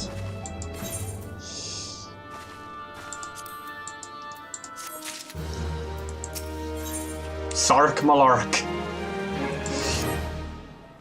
You are called Cinder Lesporine, yes? I have heard of your plight from my friend Glamant. As a fellow adventurer and some of you also both, I would offer you my assistance. In order to infiltrate Castrum Sanity, you newcomers must disguise yourself as Imperial soldiers. The question is how to go about acquiring the uniforms and helms. There are places a man might purchase them, but individuals who deal in such wares are not the sort to whom you would entrust your secrets. It would be more prudent, I believe, to procure what you need via traditional means from the bodies of the recently deceased owners. The fortified area before Castrum Sanity never lacks for Imperial patrols. It ought not take long to obtain 3 sets of gear, 1 for each member of the infiltration team, Biggs, Wedge, and yourself. When you have what you need, please return here to allow me to inspect the spoils. Couldn't I just have done that when I was beating up soldiers literally a minute ago? So a pretty annoying thing about this is that you get a Imperial uniform top and helmet, and then you're stuck with those for the rest of time. You can't sell them. You can't discard them. They're considered quest-relevant items. Best thing you can do is get a retainer, pluck them off on them, or if you have a house, just pop them into a private locker. Don't know why they decided to make it like that. Like, if you're going to do that, wouldn't it have been easy to just make them key items? Because then you can delete them after the quest is done automatically. But I guess you can't equip key items. You could just have them automatically be equipped for the quest. That's what they do in later ones actually, and then they give you the outfit you had as a proper outfit that you can do with what you wish. You know, I have a third retainer, and that is certainly a solution. God, it's so annoying when you forget to like. There have been some months where I haven't been able to pay for my companion app, which is how I get my third retainer. And on those days, like on those months, I just can't access a third of my fucking like inventory. Oh yeah, isn't like I think also the second Chocobo saddle pack as well is like unavailable once you if you can't pay for the companion app.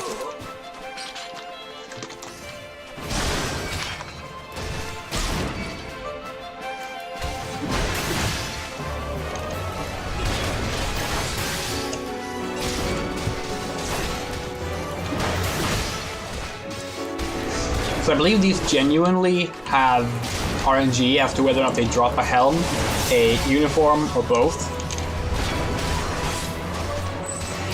The problem is I think they can also get neither, but so far so good.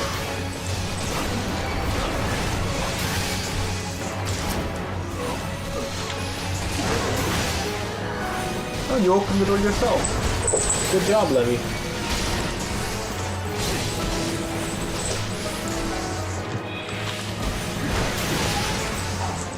What are you complaining about now? You opened the door.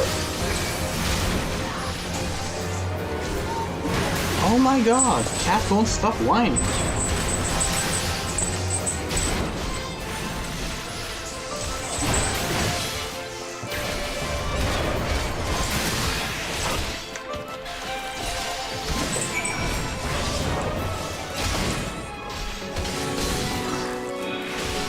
Maybe. Maybe. Okay, fine, lead the way.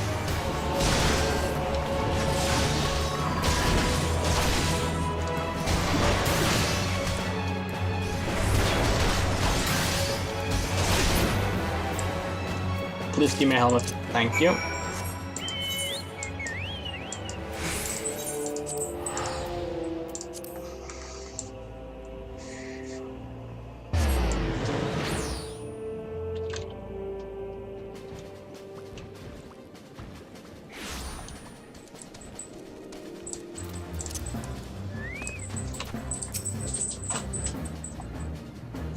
Were you able to obtain 3 sets of Imperial equipment? Yep. Damage! As I suspected, in the present condition, I fear these uniforms and helmets are like to draw suspicion. They must be repaired, if only superficially. Fortunately, I have some skilled artisan amongst my acquaintances. Please take the uniforms to Weaver's Guild to the Weaver's Guild in Ulva, and the helms to the Armorer's Guild in Limsa Lominsa. I will send word to both places to know to expect you. Rest assured your mission will be kept in utmost confidence. What? Levy, what is it?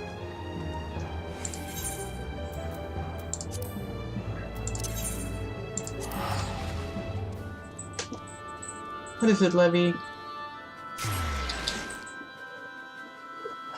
Come here. Levy. Hey, yeah.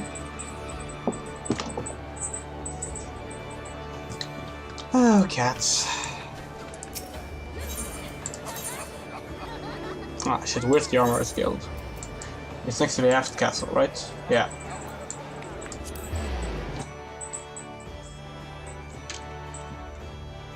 Hmm? No, aren't you cute?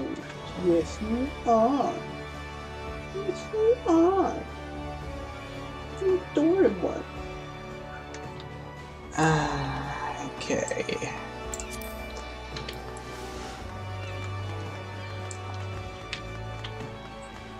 Trash Bandito.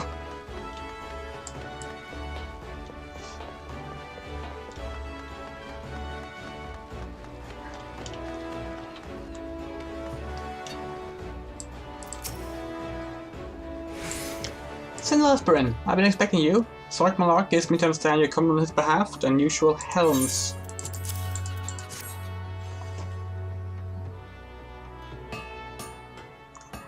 Yes, very unusual indeed. No more outlandish nor than I have come to expect from the merchant prince turned adventurer.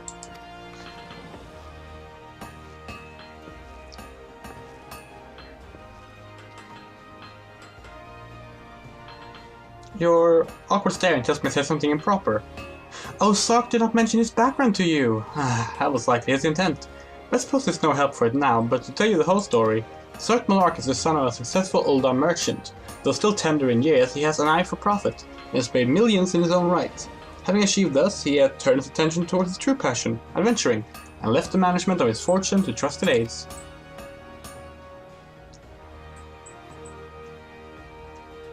Hey? No. The helms are ready. With a little more time I could have achieved a far higher quality finish, but I was given to understand that you are in some haste. These should serve your needs well enough. Lest you wonder about the payment, Sark Malark already settled the bill. Do pass along my regards when you next see him.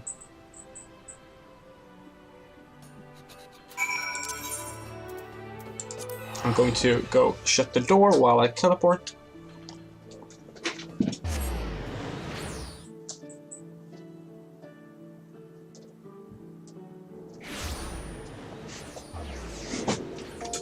Okay, Weaver's Guild. Haven't been there in a while. Weaver is my main hand class in on my main character.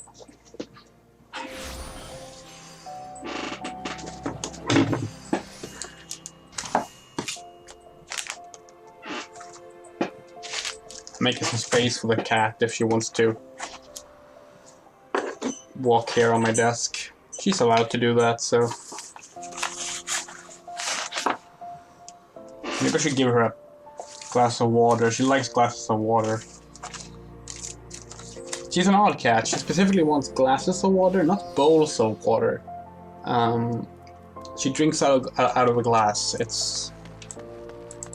yeah, she's an odd one. Or a normal one, I guess. I mean, by human standards. Ah, you must be the adventurer, Cinder Lesporine. Welcome, welcome. My lord Sark Malark sent word that you would be along. So what garments are these that require attention?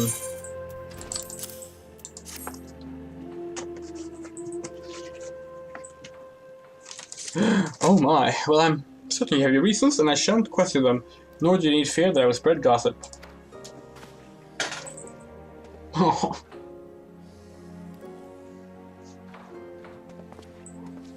My lord, Sark Malark is one of our very best clients, though these days I'm told he spends more time roaming the land as an adventurer. Far be it from me to question my lord's tastes, but I struggle to understand why a man of his fabulous wealth would forsake his comforts to his estate for a life of danger and hardship.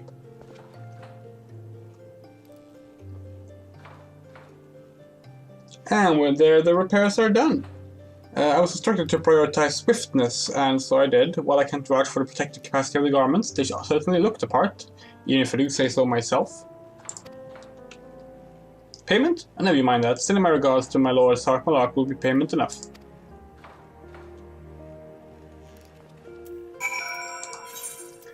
Sark Malark is a fucking fantastic name, by the way. Like, God, what a good name that is.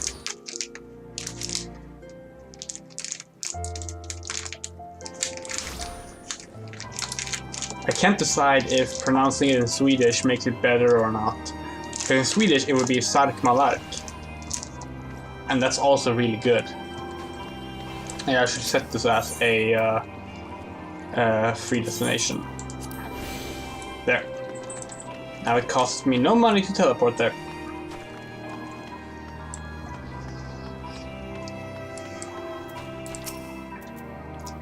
Have you had the uniforms and helms repaired? Yes, this will serve beautifully. Both Ethelwine and Hanansa never failed to impress. The quality of these repairs would fool even Alligatus. Sorry, I'm annoyed with a little thing there. Thus equipped, you should not have any trouble blending amongst Imperial forces. Lest you fear the Guardians might detect your foreignness. Foreigners, in fact, form a great part of the Guardian invasion force in Eorzea. You see, when the Empire subjugates new territory, it assimilates the people of that land into its armed forces. In turn, those conscripted forces are sent to subjugate faraway lands. In this way, Garlemald nips rebellion in the bud and expands its territory in one fell stroke. With that, my party mission is done. I am full glad to have been of assistance to your cause. Why would I, a wealthy merchant, wish to help you?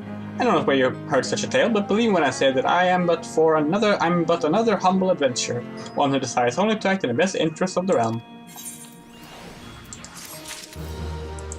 Are you fucking kidding me?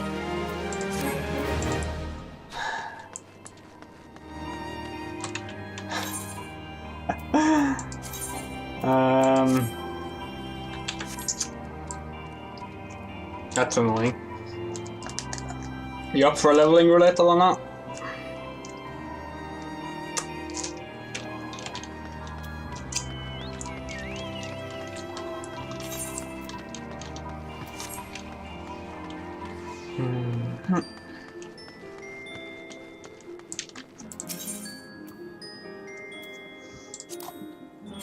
Let's see.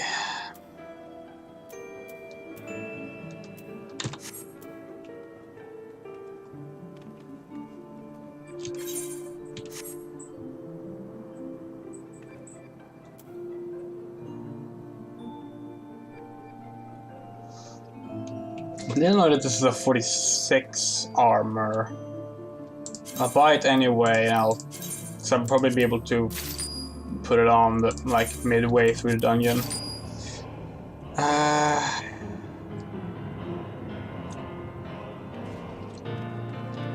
Those are the same gauntlets I have, right? Yeah. Waist, this is a field with a plate belt. Yeah, I don't think that's better than what I already have. It's not, no. Sabatons I can maybe get better. Oh, but those are 46 as well. Oh well. Let's get them.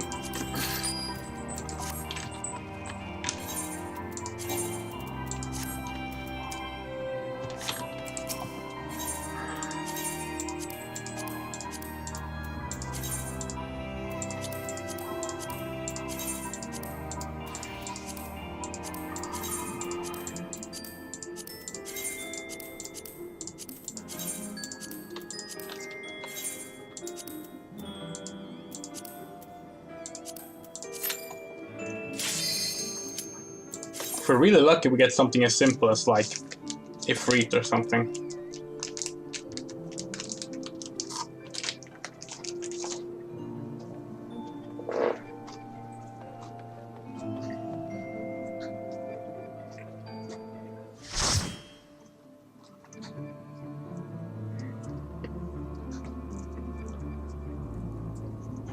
No, not. Stone Vigil again. Fair enough.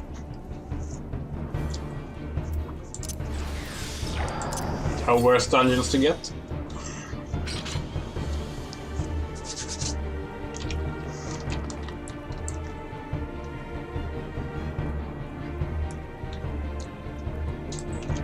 And if I manage to get more of the ethereal gear from here, that will actually be better than what I have, so it might even be beneficial.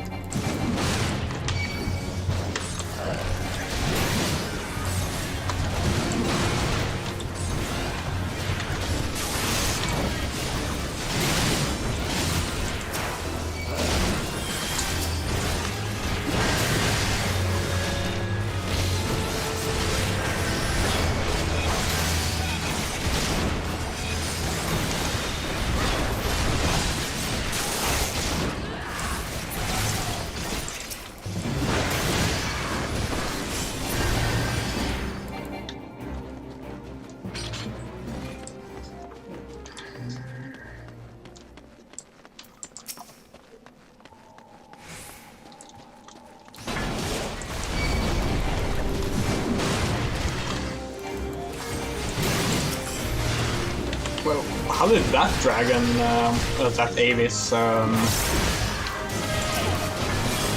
aggro to us? Shouldn't have been able to see us there, and it wasn't linked.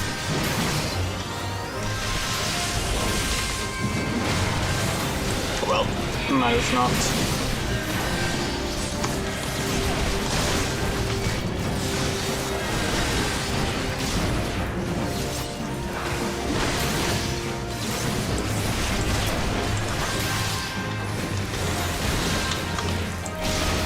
Oh god, I stunned the wrong enemy. the outflies are so thin and also like really dark that like they just blended in with the body of the bigger dragon.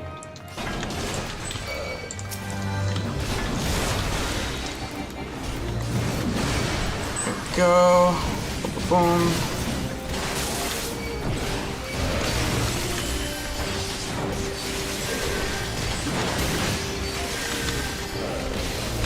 Ah shit. At least on one of them, unfortunately.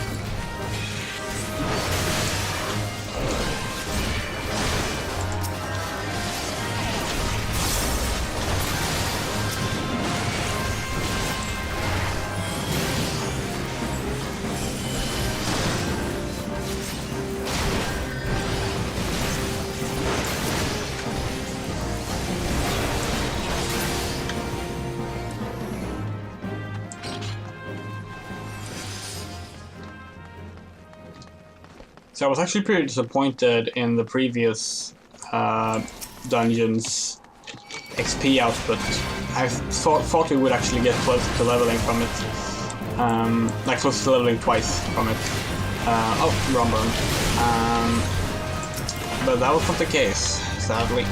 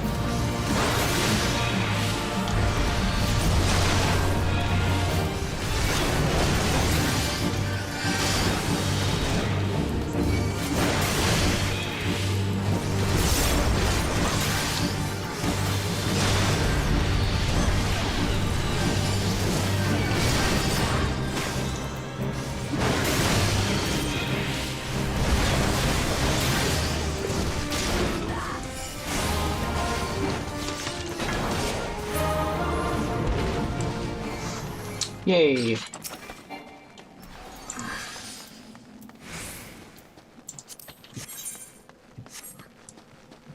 Still don't know why I can't knead on those. It's pretty annoying. Oh well.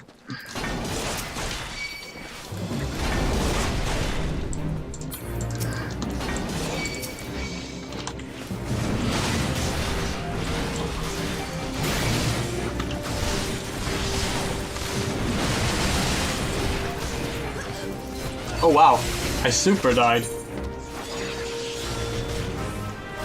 Even though I had my cooldowns popped.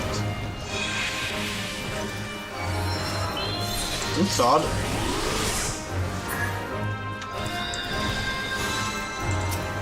Okay.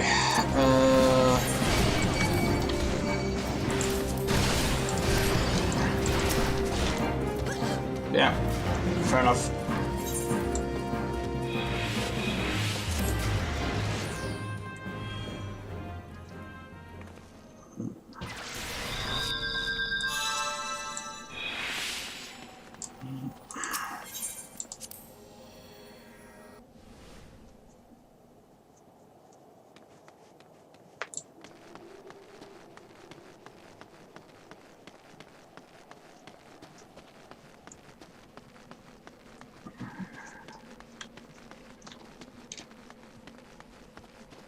Well, I guess I'll take it in 2 steps here then. I didn't want to do that because the Avises walk around, and so do the Drakes, and sometimes they just walk into the middle of your fight, which I find much more annoying and hard to handle than just regular waiting for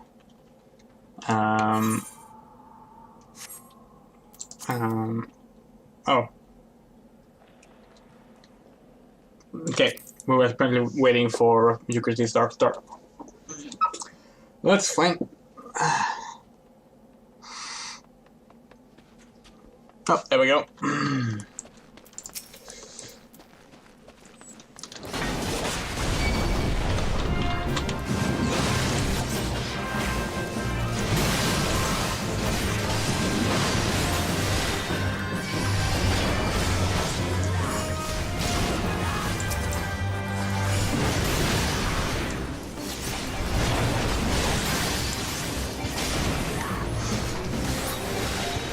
Wait, is this? I mean Sis, not Drake.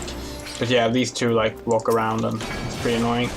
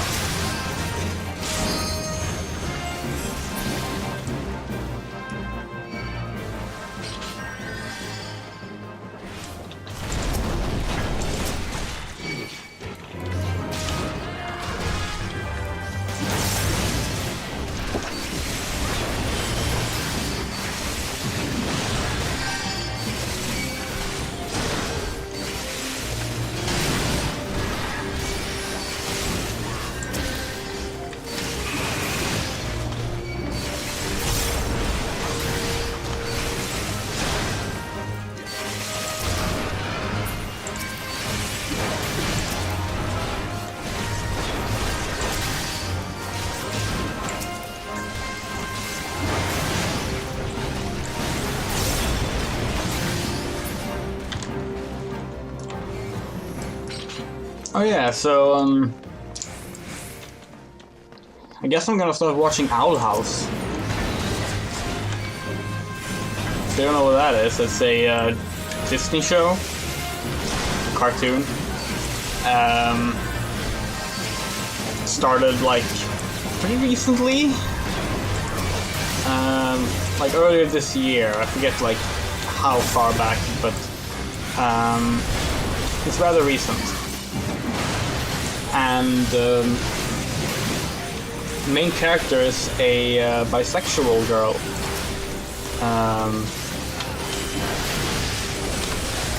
And apparently she now has a lesbian love interest, or rather, the character that became her love interest is lesbian. Because I believe the character was introduced long before that aspect was the thing. So that's really neat. Like apparently there was like this big prom episode yesterday, 2 days ago now, I guess, and it was incredibly gay. And afterwards, the creator of the show, the showrunner, took to Twitter to talk about it and how happy. I guess I don't know their pronouns. So yeah, I just go with they. How happy they were that they, as a bi person, was able to like convince Disney and even get their support for actually having like an out bisexual main character. And it ended up getting the support of Alex Hirsch, who was the showrunner for Gravity Falls, who has spoken out at length about how he was not allowed to make queer content in Gravity Falls. How happy he is that actually has changed. Of course, Gravity Falls, which was sort of like, I think what a lot of people feel was like sort of the return to form for Disney Channel cartoons, or I guess it was probably on Disney XD actually, but I mean I would say that was Phineas and Ferb, but you know, fair enough. Gravity Falls was really good.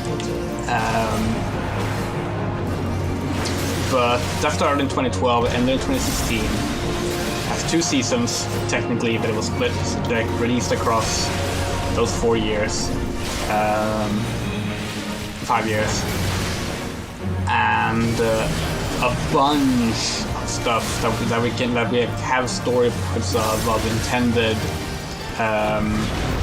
like queer characters and context got shut down, specifically through verbal meetings, so that there was no, you know, paper trail evidence of Disney just directly being like, nothing queer, thank you. Which, you know, really just highlights how they're not the bad guys, right? When you're so afraid of people finding out what you're allowing and not allowing, that you're definitely in the right at that point, right? But that's apparently really improved now, and I mean, we can tell just by looking at what has released in the past 5 years. Like, for starters, Gravity Falls did get one queer couple in the end, the Polices, and I'm guessing that the only reason Hirsch got away with it for them was because they were like comedic side characters. But still, they still count. And they were adorable. You know, shame that they're cops. Disney sure has a lot of gay cops, don't they? But putting that aside,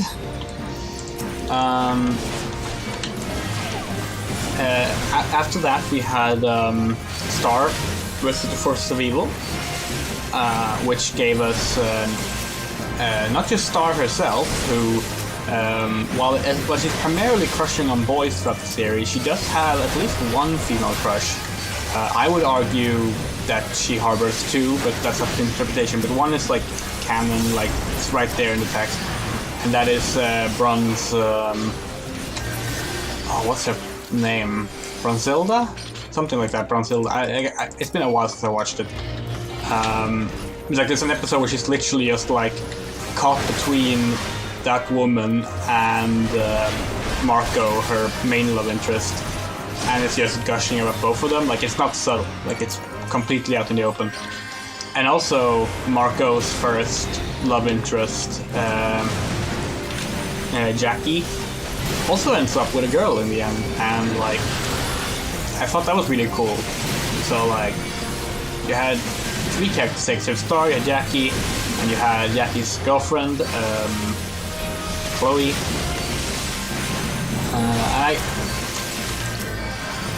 I don't want to say for certain Bronzilda as well, because I don't recall Star's feelings being reciprocated, but I would have to rewatch to say for sure, because it's been a while, as I said.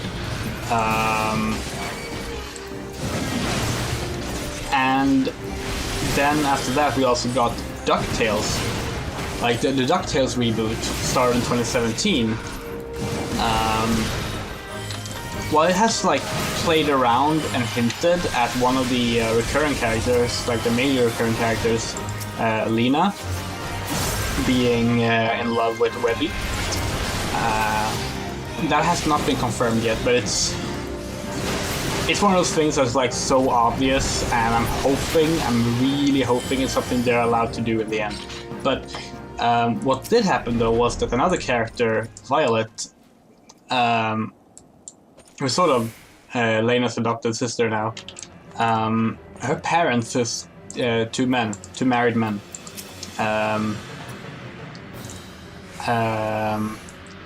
Ivy and... no, not Ivy. God, what's their names?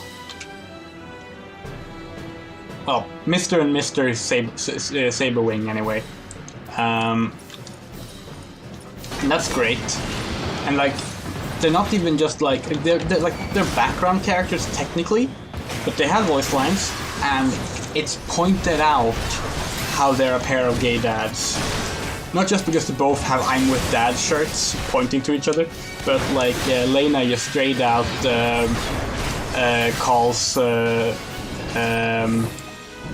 Violet her sister from a couple misters, which is like, that was beautiful. Or like when DuckTales, you know, a fucking Donald Duck cartoon has canon gay ducks in it. At that point, I think it's fair to say the stances at Disney regarding what they will allow on their TV shows has improved. And then now we have the Owl House, which I'm looking forward to starting to watch, because I thought it looked like interesting enough when I first heard of it, but I'm the kind of person who I rarely start watching cartoons when they start airing these days. Exceptions being like certain animes I think look good. Oh god, I just pluralized animes. Certain anime that I think look good.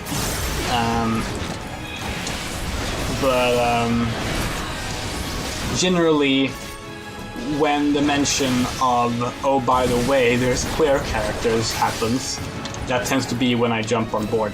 Because at that point I can't not watch it. Wait. I can't not watch it. That's accurate.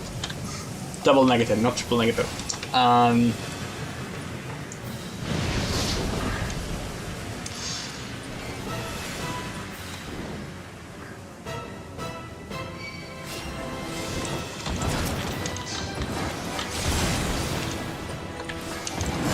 And of course, Disney aren't unique there. In fact, Disney is pretty late to this, but they're catching up. That's good. We of course have Korra. Korra was a really big one when it came to like just showing that it was possible to get away with queer rep. And like honestly, they didn't even do it that like clearly, because it was one of those things where where they actually ended up having to wait for like post-show confirmation to make sure that they weren't imagining what they were seeing, basically. When Korra confirmed Korra and Asami in 2015, I think it was 2015, that was like a big change for cartoons, like Western American cartoons. And I am happy that happened. It wasn't a show I was personally watching or interested in, because I didn't like the original Avatar. I know, heresy, but it was still really cool. And then following that, of course, we got She-Ra. Despite its problems, we got Voltron.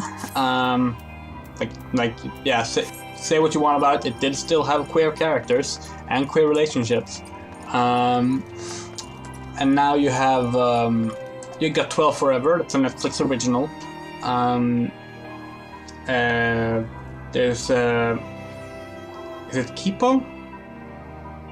Is that what it's called? The new Netflix show also has queer characters in it. I'm told, I haven't seen it. Craig of the Creek. I believe Craig of the Creek was the first cartoon that I've seen for kids to actually use the word gay, which was beautiful. So that's really neat. Like, I like that. I'm happy about that because I like cartoons. I've always liked cartoons, and you know when you look back on things you used to like, and you start to realize they had a lot of problems? Well, that's been me with a lot of older cartoons. Like, it's hard to not notice how much blatant queerphobia and harmful queer coding was in a lot of cartoons when I was growing up. Now that I'm, grown up, out, and have reassessed my own views and values. Like, I think one of the big ones for me that I realized about this was a lot of Cartoon Network shows, like Powerpuff Girls.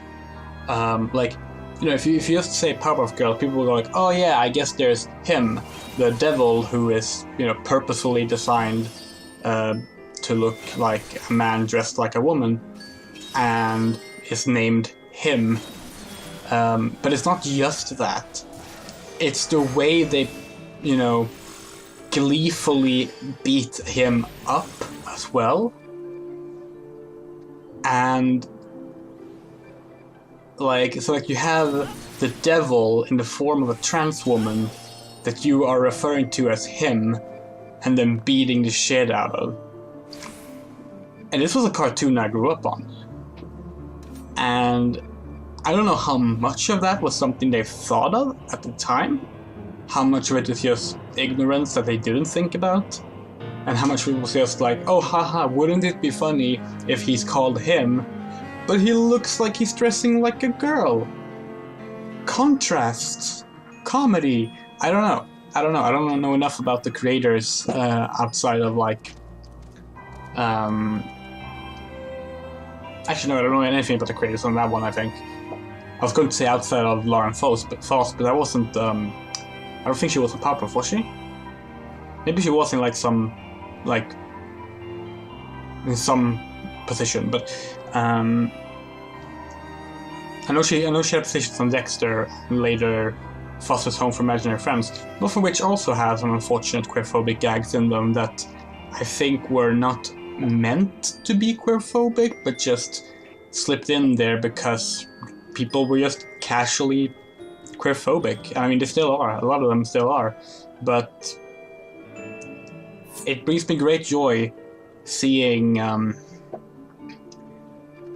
cartoons doing better on that front. I'm like when I watch She-Ra and the Princesses of Power, when I watch I really like 12 Forever. That's never getting a second season, but I liked it. And when I watched that and I saw the main character's crush on another girl, that was great. And then this gay side characters, that one also has some odd queerphobia in the form of queer coding a villain. But even then, it's because it's part of their positive queer coding, I found it hard to feel directly affected by it, if that makes sense. Because it didn't feel like they were saying, this is what queer people are. It was more like, there's a ton of queer people in this, and one of them is a villain,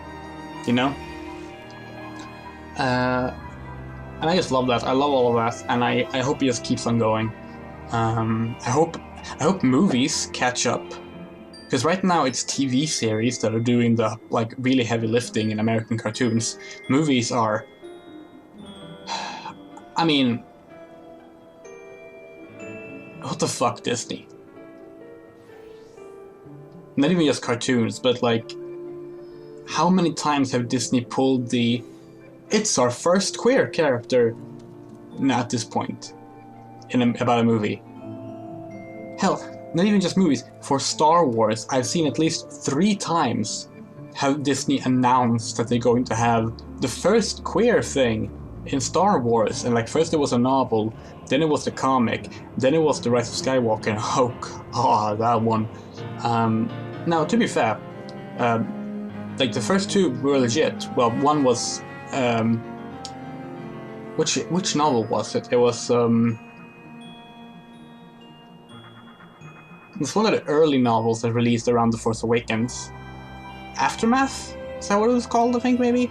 Where there's an Imperial commander who's a lesbian, and her girlfriend's dead. So, you know, yay. And of course she's, well, not Imperial, but she's a First Order. Actually, was it Imperial? Might have been set before. Yeah, I think she was Imperial. Second, though, of course, is Dr.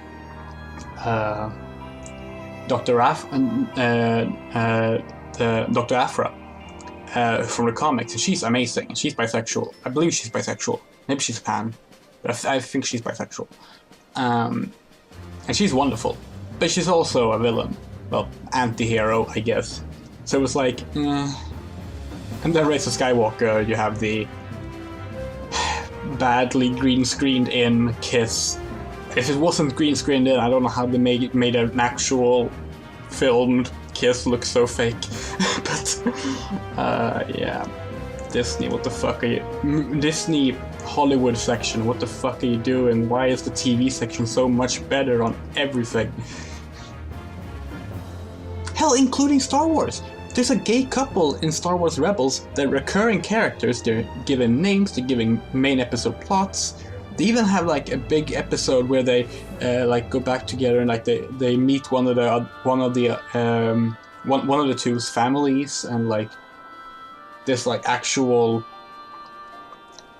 it's like toned down, but it's actual talk about the fact that these 2 male aliens, you know, of different species, are a couple, and it was great.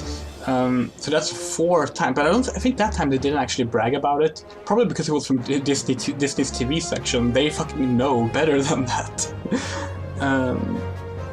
But yeah, 1 sec. I'm just gonna close the door and then we're gonna continue.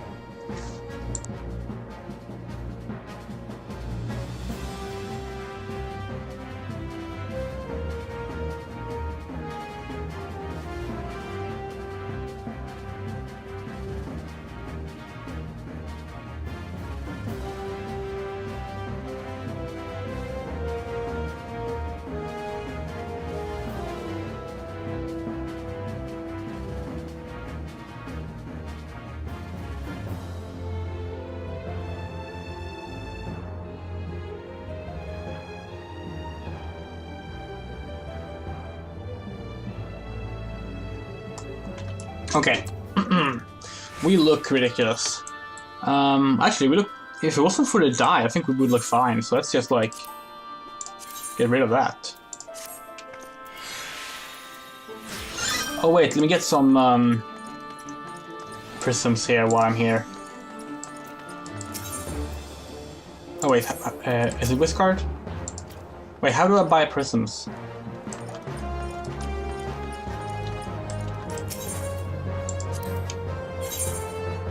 What? Can I not buy prisms? Do I have to go to the market board for that? Yeah, these are the old prisms that you can trade in for the new prisms.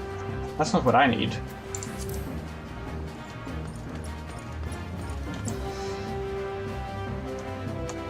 It's a free trip, so you know what? I'm going to actually go to the market board and buy some prisms. If you wonder what I'm doing with this, by the way, it's a bunch of the chocolate I was eating remains stuck to the wrapping, because that's how warm it is. So I'm just like biting off the pieces that I left on it. Okay, and catalysts. Glamour Dispeller. Oh god. I mean, it's cheap, but I don't think I need 99 of them. I'm just gonna get these 33 instead. 7 prisons.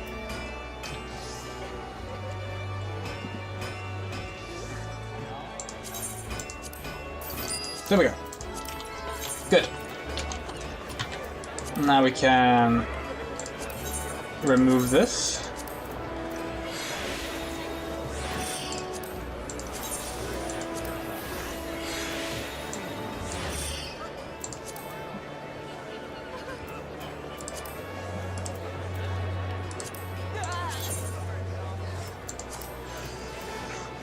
Is that already without the die? It looks the same, so probably. I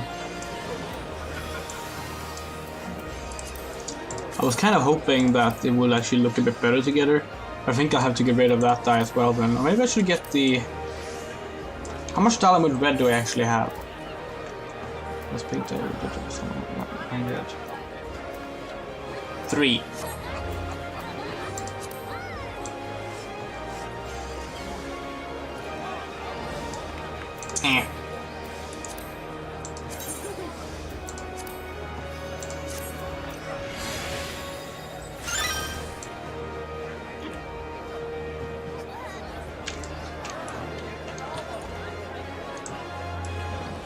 Yeah, fuck it. That'll do.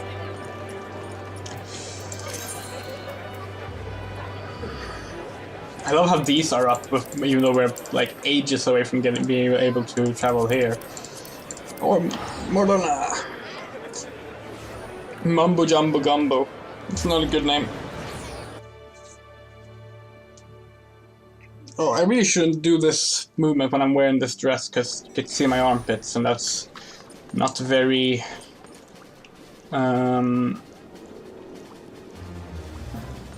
not very nice. Not very pleasant to look at is what I was going to say. For some reason I just completely lost my train of thought. Okay, here we go.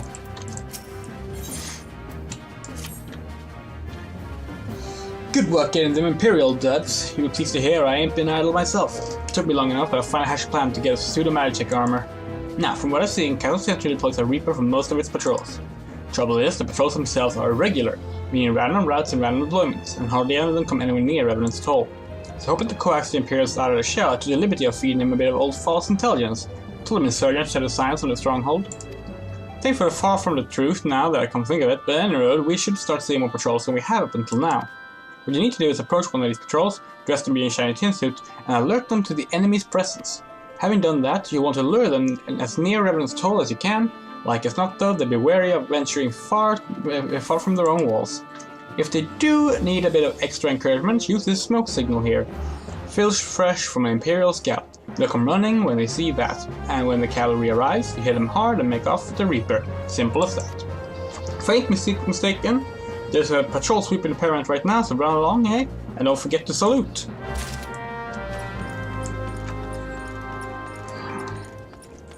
So this is the Maggie quest I've been talking about. Maggie being short for Magitech armor. And I believe the next quest has my favorite quest name in the entire game. But I'm not gonna say what it is. So, okay. The Reaper, the Magic Reaper, which we've seen other players ride around him. We haven't actually encountered one ourselves yet. And the Magic Reaper is based on the concept art of Final Fantasy VI. It doesn't actually look like what the actual Magic armor in the game looks like. Although that one does exist, but not until Stormblood. Or rather, the last patch of Heavensward. What was I? Right, yeah. But the Reaper is based on concept art. It also appeared in the full motion video part of the PS1 version of Final Fantasy VI, where they actually had a full 3D render of Terra riding it. I'll be honest, I think it looks good, but I prefer the sprite version, because sprite version looks more like, I don't know, I like the clunky look of it. I said this the other day actually. I think clunky is like one of I like clunky for like to a degree. I like clunky as an aesthetic. Like it needs to be a certain kind of clunky, but like when it comes to like technology and mechanical stuff, there's just something cool about like boxes and stuff like that. Like someone posted a picture of a laptop that literally was a suitcase with a laptop built in with a phone cord connecting the screen and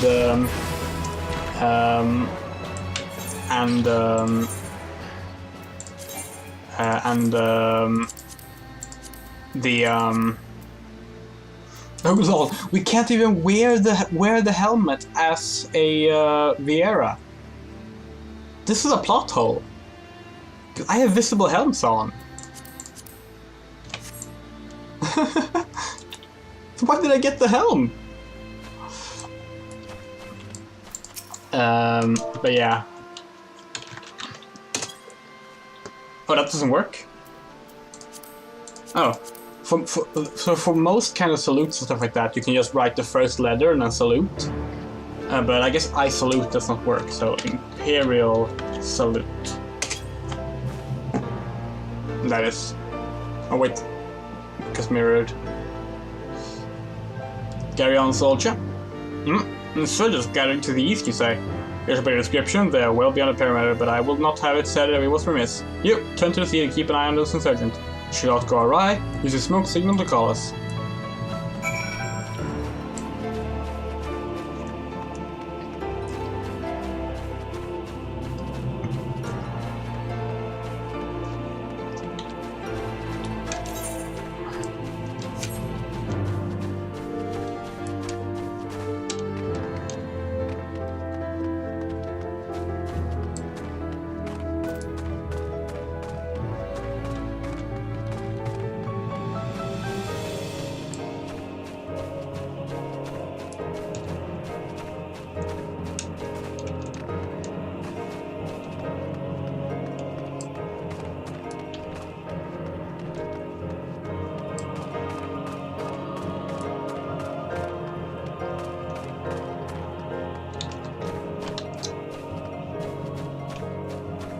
I believe the smoke signal is also up here on the little cliff part. Yep, time for solo duty.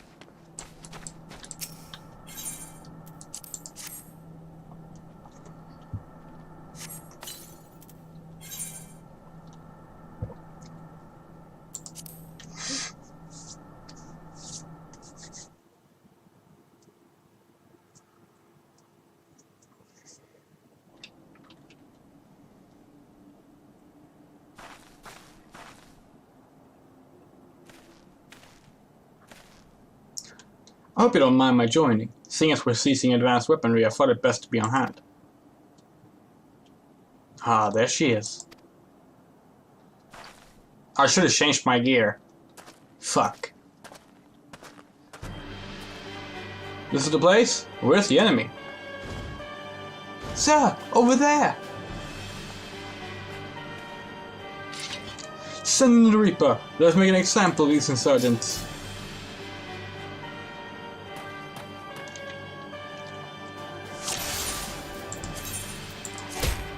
Ah, too late. I'm not in combat.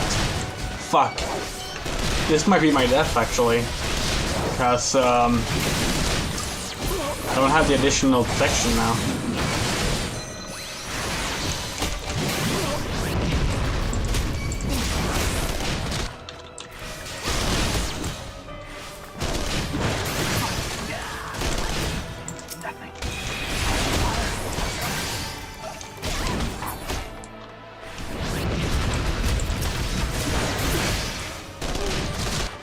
What is Sid attacking? What is Sid attacking with?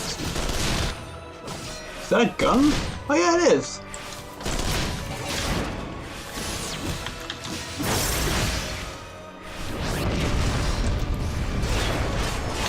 I mean, he has a gladiator stance for his gun, but.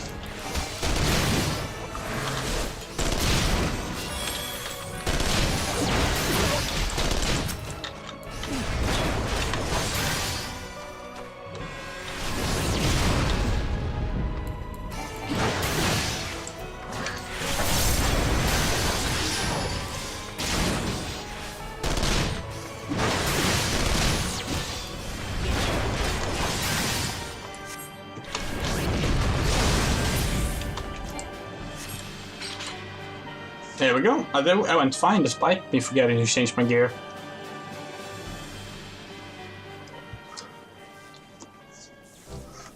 I lost our very own suit of Magitech armor. I'm wishing to look a gift choker in a beak, but does it seem rather the worse for wear? Pigs, Wedge, what's your honest assessment? Well, there's the fact that she's smoking, of course. Looking past that, I'd say she was structurally sound. I don't like the way these legs are buckled. I hate to say this, but the servo mechanism may be damaged. But aren't those things protected by ilm-thick armor plates? They are, yes, it's odd. The casing doesn't seem to have taken a blow. I expect we're dealing with a faulty part. Well, whatever we're dealing with, we're not resting until it's fixed. Not one wink of sleep, you got that, Wedge? Oh, you fucking cart chocobo. I heard that. Hall has been set aside for our use in Revenant's Toll. That's where we'll carry out the repairs. Look for us there, Cinder.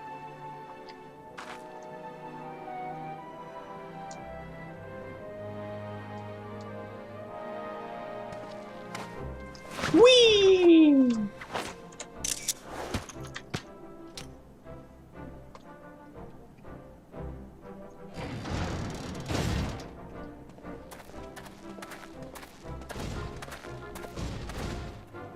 Limping Magitech armor. So yeah, that's Maggie.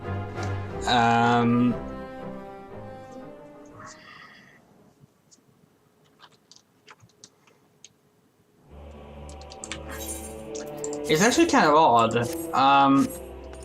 They announced that Magitech armor would be in the game before release. They did like a specific trailer for it, which was just a player riding around set to Terra's theme in Curtis, you know, mimicking the intro of Final Fantasy VI. And it was just like, look, we got the Magitech Reaper armor in the game and you can ride it. But here's the thing, right? This is where you get to it. You don't get to be able to use this amount until after you finish what was at the time the entire game. Why would they spoil that surprise? Like, was there really people who were like on the fence until that moment? I guess maybe, but I don't know. I think it's strange. Magic armor? Sin got us took it inside. Go in and join them.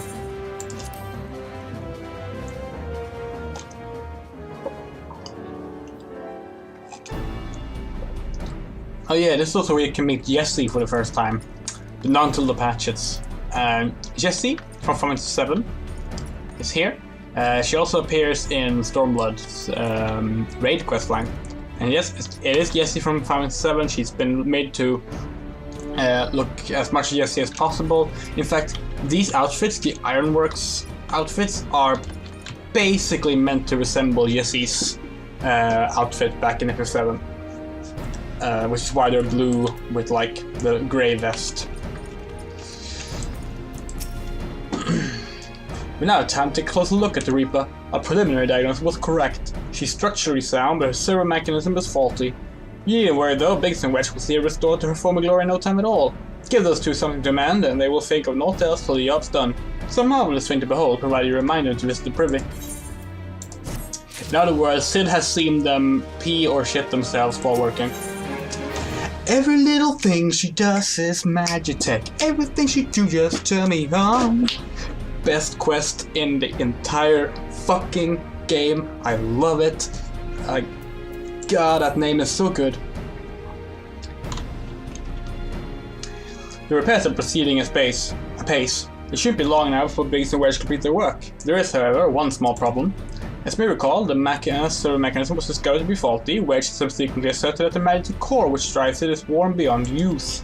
Such cores are rather fragile devices which must be replaced at regular intervals. Thanks to the negligence of our Imperial colleagues, however, the one used in this Reaper was long overdue. Alas, we do not have access to a ready replacement here in Mordona, but also not lost. Wedge thinks he may have identified an alternative solution. Go and see him, would you? He'll explain the details to you.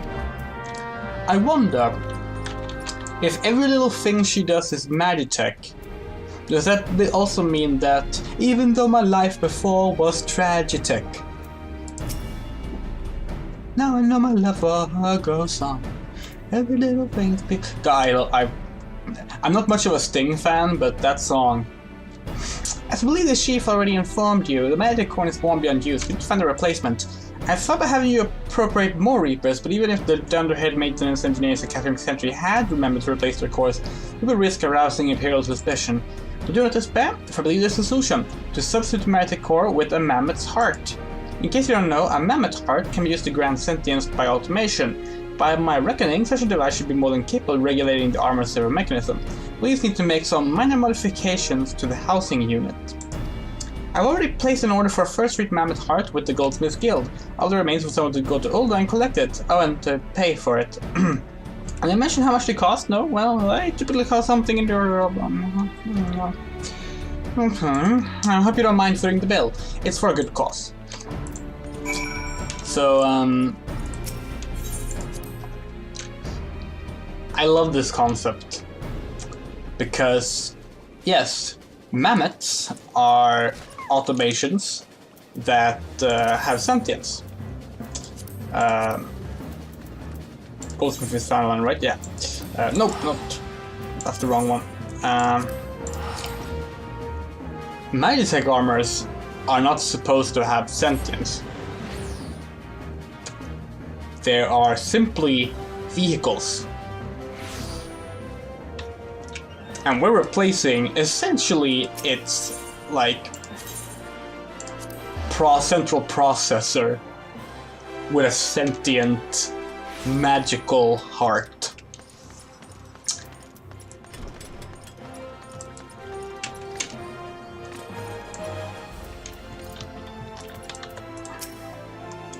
Hello there! Come to collect the Mammoth Heart, you say? You must be on behalf of Garland Ironworks. I've taken the liberty of picking the finest sample we have, a heart fit for a prince among mammoths. Payment? Oh, that won't be necessary. The heart is for Master Alfin's personal use, after all. He notified us a short while ago that his servants would be coming to collect it. Tender in years though he may be, Master Alfin has been a benefactor of ours since my predecessor time. The Goldsmiths Guild wouldn't dream of charging him. But here is the Mammoth Heart. May it serve you well. Please do pass on my compliments to your master. Master?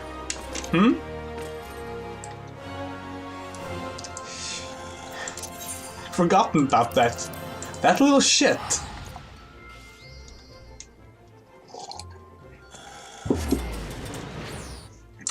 Let's go have a word with Alfinol before we give Wedge the heart. In the wake of the calamity, the 14th Imperial Legion Really? You're not gonna... Servant? Called me your servant? Asshole.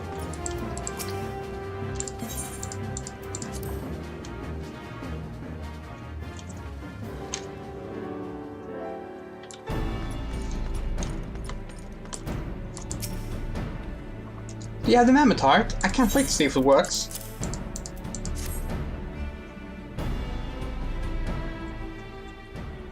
Hurrah! Thank you so much. But this is magnificent. It must have cost an emperor's ransom. Free of charge, courtesy of Alfinol. Coming from an influential family certainly has its advantages. Without further ado, let's give it a try. I've already modified the housing unit, so it should slot right in.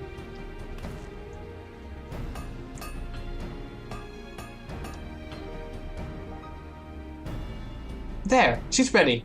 Magitech armor, engage! Or not.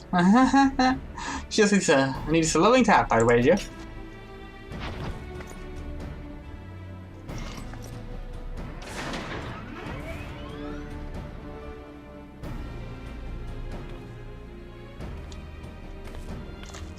She's alive! She's alive!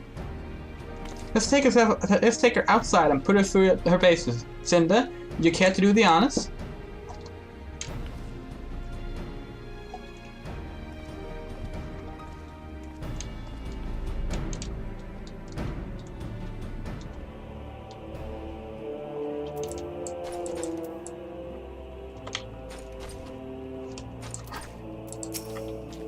Hop into the pilot seat. We'll begin as soon as you're ready. First, I'd like you to try climbing into the tangle of crystal... try climbing that tangle of crystal yonder, as far as you can go if you please. Oh, and if for some reason you need to dismount, simply come back here and we'll start again.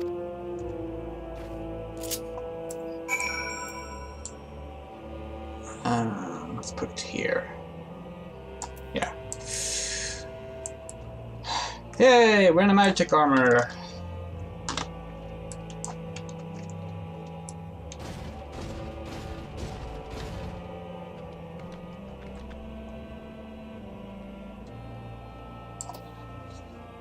Oh, actually, I should reactivate mount music.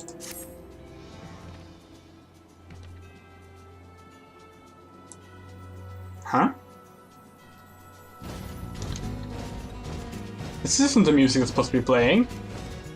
It's supposed to be playing Terra's theme.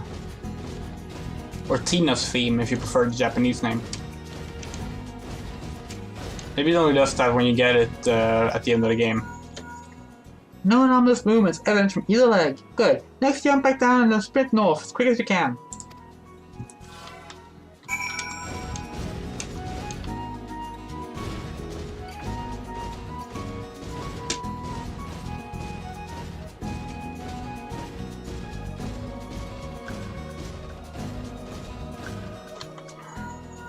Leg joints are floating on the impact without incident. Excellent! Please make your way back, Cinder.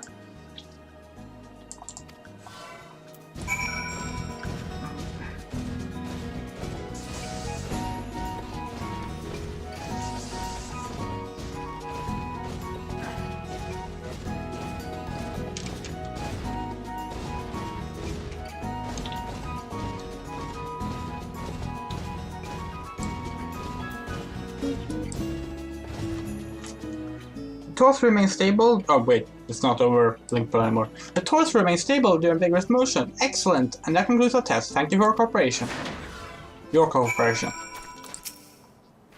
Here's a summary of my findings. The drivetrain is in sound condition. With some fine-tuning, we can expect a noticeable improvement in performance. As for the servo mechanism, I'm afraid it's not nearly as responsive as it should be, and I'm at a loss to explain why. The Mammoth's heart is in pristine condition and should be installed correctly. Perhaps the work is simply too different to operate harmoniously with the armor's other mechanisms. Whereas my tech core serves only to conduct impulses, Mammoth hearts enable automata to process the information collected by the senses as feelings!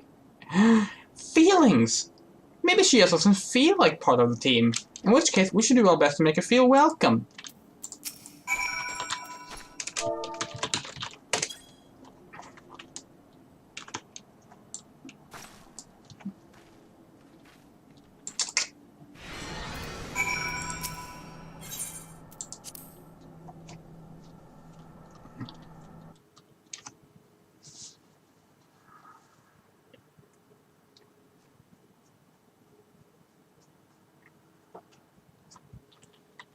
That's felt, I give my best. I welcome myself to a bloody standstill. What were you expecting me to do anyway? Bob us a courtesy?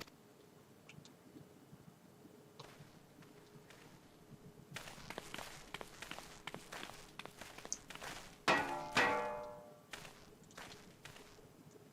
not wondering why the servo mechanism is so important as to warrant this silliness. Without it, the pilot would be required to control the armor's every movement manually. This would be an ordinary task at the best of times, and wholly impractical during battle. Using a Mammoth heart in place of a worn magic core seemed like a promising solution. Alas, the device does not appear to be compatible with Gallian technology. Wedge, are there no other ways we might demonstrate our appreciation to our friend here? I'm at my wit's end, Chief. She just doesn't seem convinced. We could try a little dance, perhaps, or shear our heads off. Imperials! They've come for the armor. Damn it, they have us cornered.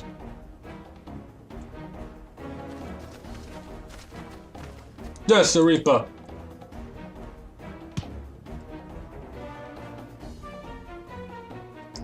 Taken by the traitor Garland. And is that the Icon Slayer? Oh, bollocks. Call for reinforcements.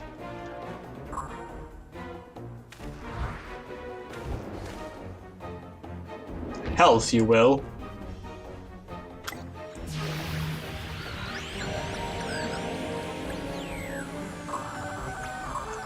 We located the stolen Reaper, requesting immediate assistance. Respond. Respond! It's no use, sir. It's some sort of interference. Curse you, Garland! No matter. If we can't reclaim it, destroy it!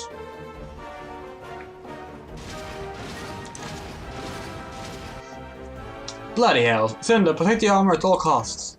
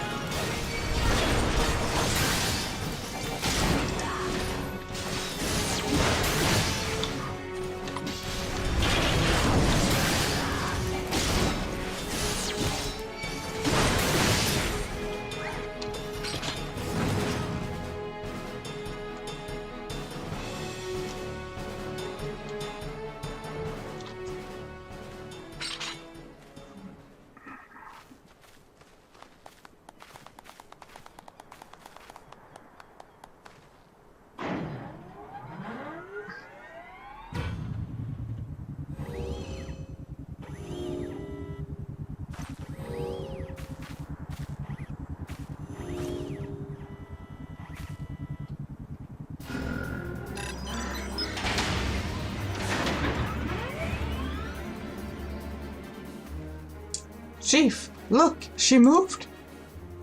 Ah, now she deigns to grace us with her presence. Took us a good while, but we're finally ready. It's time to infiltrate Custom Sentry and rescue our comrades.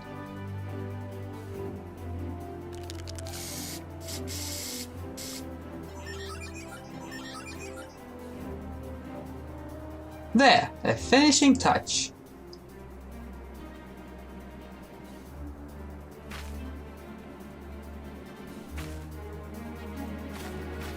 That's a terrible idea. We're supposed to, like, get inside without being noticed, and they put the fucking Ironworks logo on the side.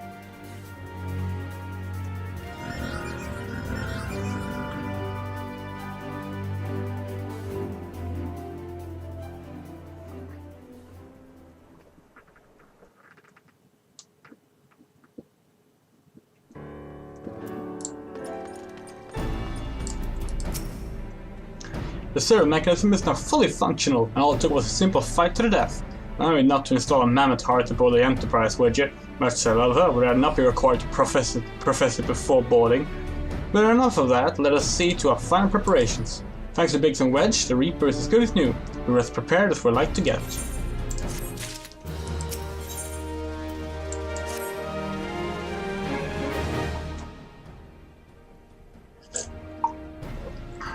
How go your preparations, Cinder? We'll leave as soon as you're ready. Clement, you came. Aye. Thought I'd give you all a roaring send-off. It's the least I can do for the fine men and women when you're about to make my lifelong wish come true. Well, we'll do our best. It occurs to me, for all the help you afforded us, we know little and less about you. What did the Empire do to earn your ire? Ah, but fair put curiosity before consideration. Quite understand if you hadn't relived those memories. No, I don't mind, really. Truth be told, Pud was itching to tell you my tale. Mind you, it's hardly novel. I ain't the first to suffer at Imperial hands. Like most folk, I used to have a mother. She was a sweet, caring woman with a smile never far from her face. Was a sister, too. Pretty little thing she was, gentle as a lamb, but tough as nails. We were poor folk living simple lives, but we knew happiness just the same. Then the Imperials came and took it all away. When Alamigo fell, they put my family in a camp. Being a land, I was made to do hard labor, while my mother and sister were forced to do far worse.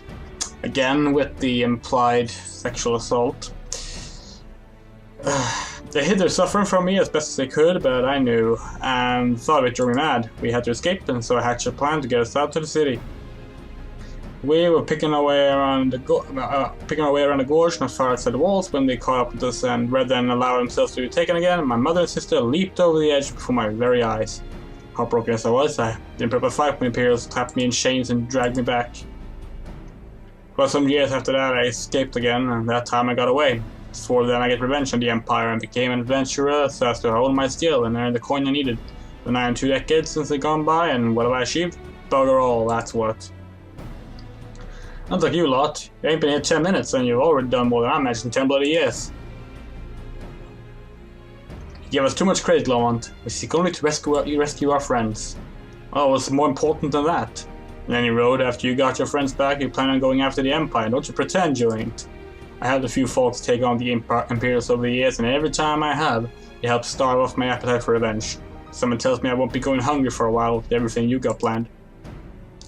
And you thought I was sure that will satisfy you. If you wish to strike back at the Empire with your own hand, you need only say the word. We would be glad to have you with us.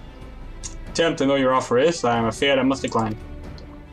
I swore I'd get revenge on the Empire, it's true, but I've long since realized that the front lines are no place for a man like me. There's some that would call me craven, but I prefer to think of myself as a realist. My talents lie in scheming, you see, that's sort of play. Helping folk like you is how I can make the most difference. That's quite enough story time for one day. Best not keep your friends waiting any longer. They're praying for your safety and success. May Ralgar give you strength.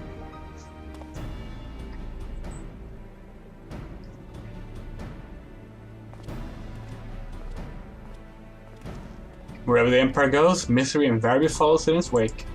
For the sake of all who call Eorzea home, we must put an end to Gaia's ambitions. But first, we have friends to rescue.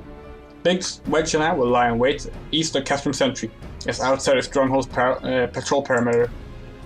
Join us when you're ready, and don't forget to wear your disguise, since this will be the shortest rescue mission in history.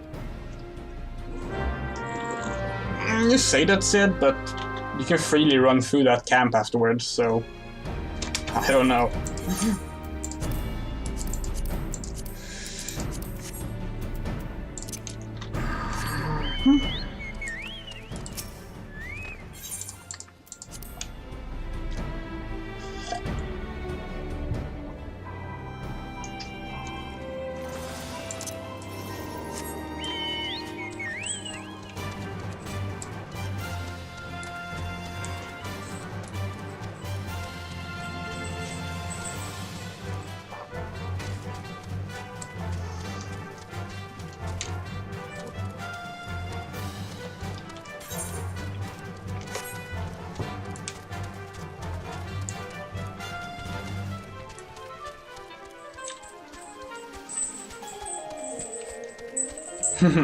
Hello, Fabby.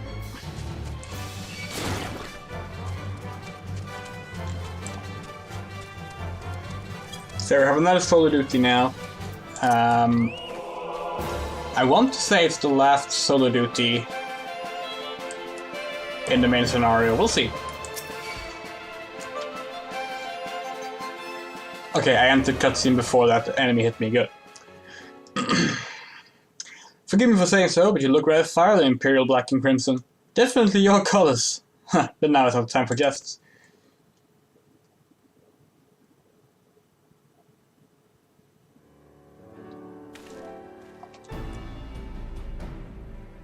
Oh, really?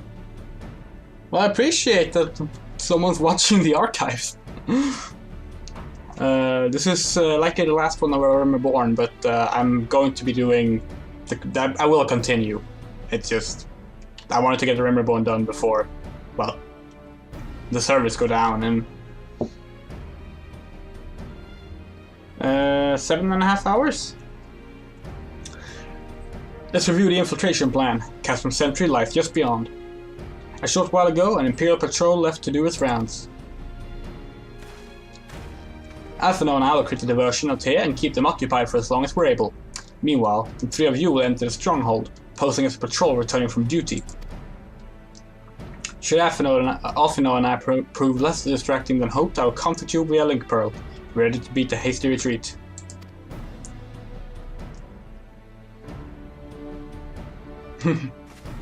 I mean, I know exactly what you mean. Like, repeated animation. Like, I've had like large pauses from the game, and it's always just like returning after that. It's always a bit of a pain. Wedge will lead the way on the Reaper. Stay close to him. And I hardly need to tell you this, but don't do anything suspicious. Oh, and lest you wonder, Ida and Ystrola left shortly before you arrived. We had planned that they should linger in the vicinity to cover our retreat in the event that Alphino and I attracted too much attention, but the approach of an Imperial vehicle forced us to improvise. Don't be too disappointed, they did at least leave a message for you. Something along the lines of, don't do anything reckless, if memory serves. Wise words. Bullshit, all I do is reckless. And it always works out. Alright, the Imperial patrol should be returning any moment now. We'd best be off. Good luck, Cinder. May the 12 keep you.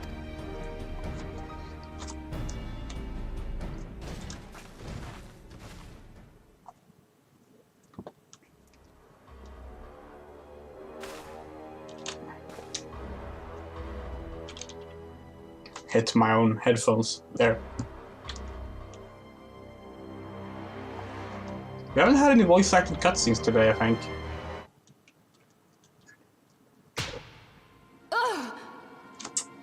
Speak of the devil. Spirit, that I will allow.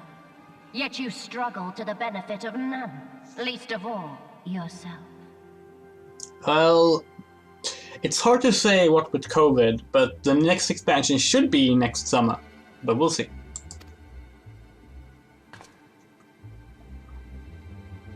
This echo of yours intrigues us. We desire only to understand it, and for that we need your help.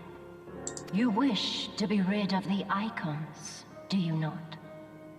You would have saved yourself a great deal of torment had you accepted our aid from the beginning.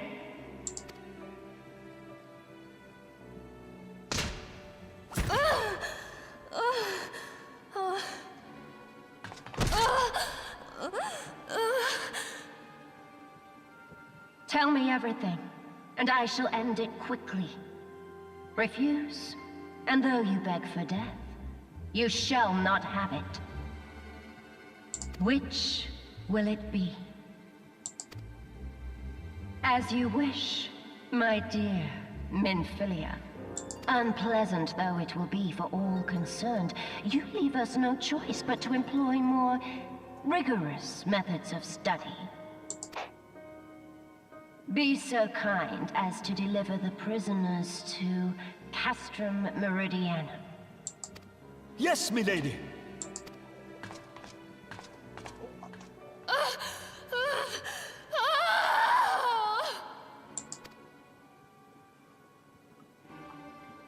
That's more of a scream than a whimper and moan, to be honest.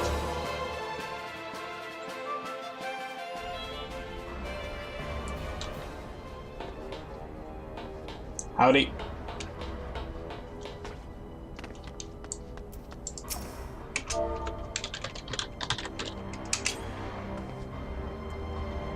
Evening. Oh, my apologies, didn't know you were there. So engrossed was I in my task. You'd be engrossed too if the Tribunes commanded you to arrange for the prisoners to be transported. Or prisoners to speak of. You haven't heard? Only the infamous Science of the Seventh Dawn, captured by the Tribunus herself. If you don't believe me, have a look in the storage tower when next you pass that way. Evening. Hello. Oh, hold on there. Oh, that's a fine salute. Part of the maintenance crew from Occidents, are you? Welcome to Castrum Sentry, engineer. And prisoners? I heard the rumors then. Yes, they're being held in the storage tower. By strong, suggest you pay them no mind. You will summon it to work and to gawp at the Orcs as defeated heroes. Matt, show a bit of enthusiasm or I'll have you reported.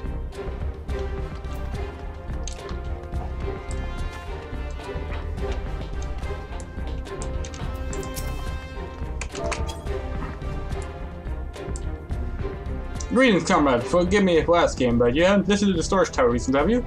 Oh, that's because I dropped something in there. Who am I fooling? I've fallen for one of the prisoners. Alright. I guess you know the one I mean. Huh? The svelte blonde? Goodness, no. It's the Lala villain that I'm spinning with. She's so adorable, it hurts. I want to sweep her up in my arms and squeeze her until my arms ache. What do you reckon it would take to convince the Centurion to lend me the key so I can see her?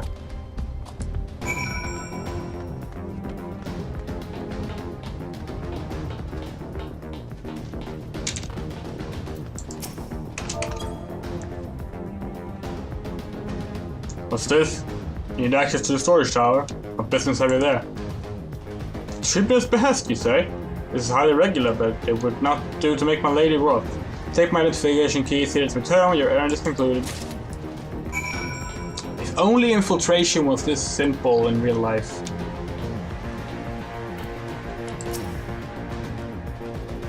Security's tight, just as we expected. Really? I don't think so. We're going to need a special key if we want to get past this bulkhead.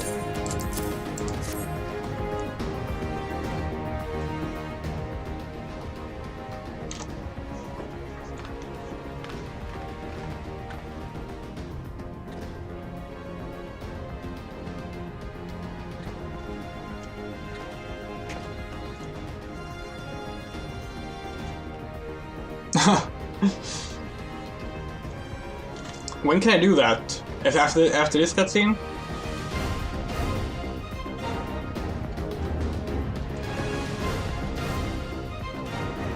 Examine the steel door.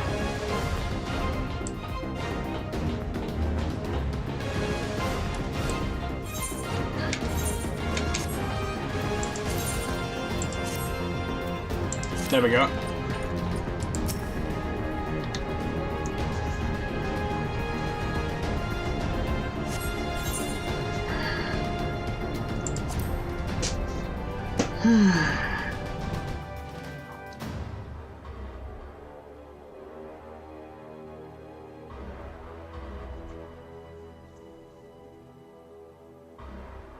No!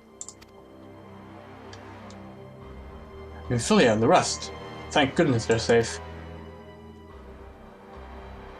I am the one you want. Leave the others be.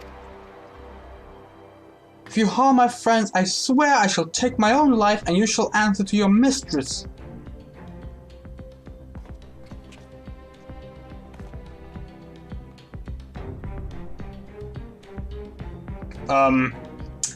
Why would they not take Papalimo's staff away?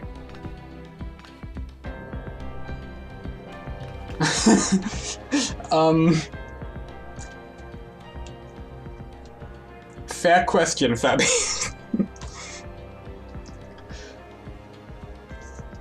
That's a very fair question.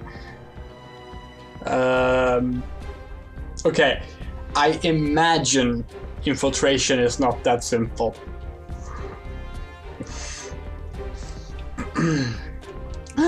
Tataru, you must do something. We slaying the entire cast room, nowhere here.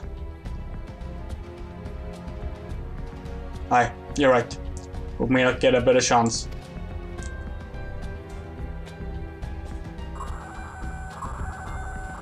This is the third squadron, or is it? A Reaper? Seized when?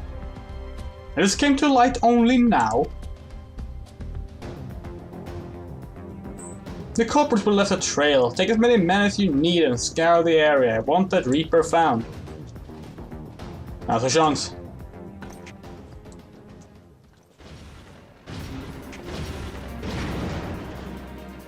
What the?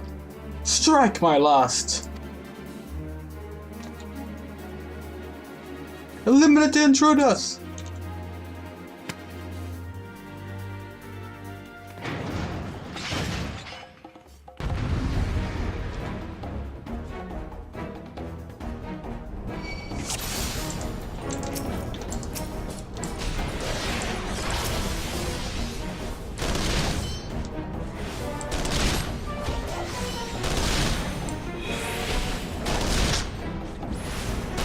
Ah, I thought so.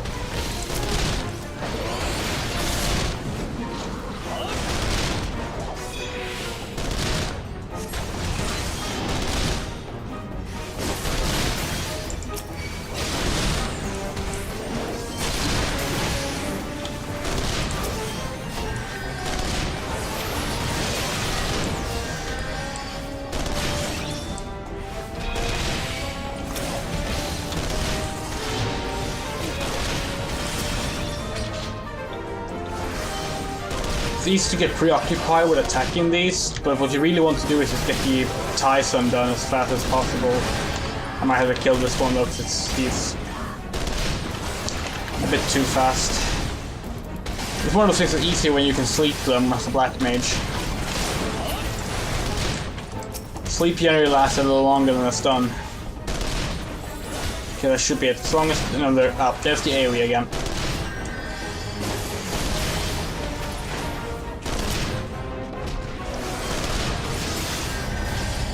Wait, what? Who died?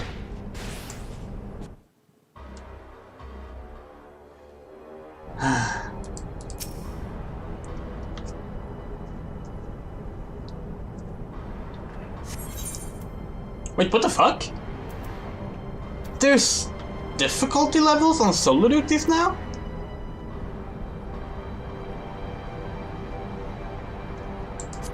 Since when? I've never gotten that on anything before, and I tend to die a lot in solo duties. Like current solo duties, that is, not this one.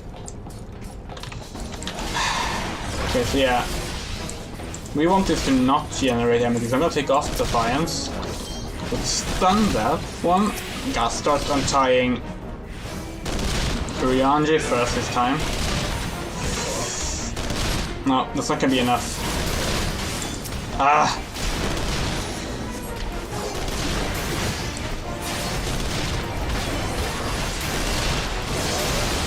Oh, it's Wedge. Wedge must have died. He takes damage really fast.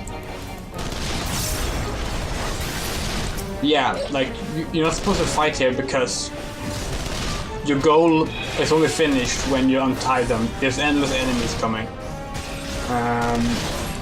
It's really annoying.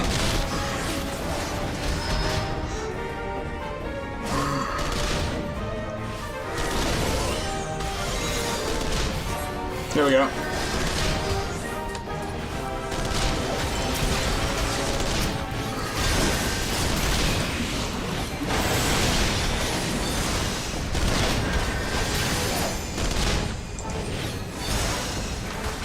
Oh, there's one left.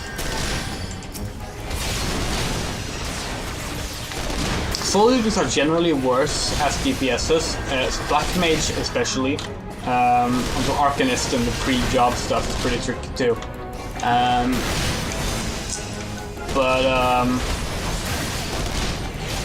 Oh god, Urianji with a fucking carbuncle.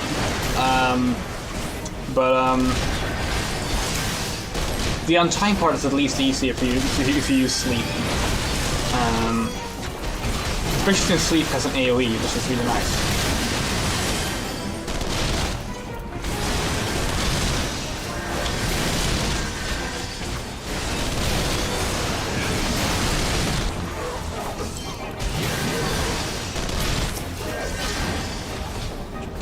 It's a shame that no one here is a healer.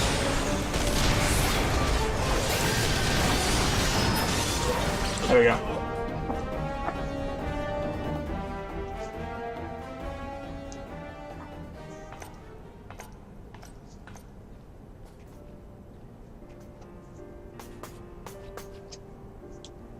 Cinder, I was so... That's not how Tutter sounds. Tutter has a deep voice after REBORN, but still. Cinder, I was so scared.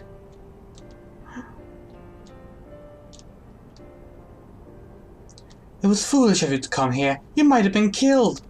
But thank you. I shudder to think what might have happened had you not arrived when you did. I say, did you not see Thancred anywhere? I'm beginning to fear for the fellow. Not seen Thancred since the briefing on Titan, I think. Oh. To linger here shall yield us no answer. Let us away, ere the window to our liberty closes shut.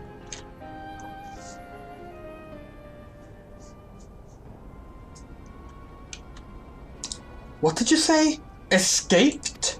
Then recapture them. Fail and I shall have your head.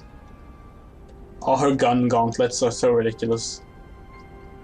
And what have we here?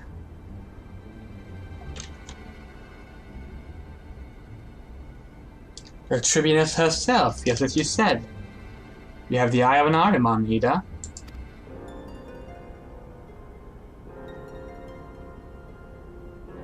Well, she's kinda hard to miss in that showy armor of hers. Accursed science, how do you slip out of the fences? With unexpected ease, truth to be told. There's chance to be a commotion outside the Caspian walls, which allowed us to avail ourselves of the comforts of your vehicle. You're still just being polite. That was one of the most uncomfortable things I was stowed away in. It's no wonder it's called the Phantom Train.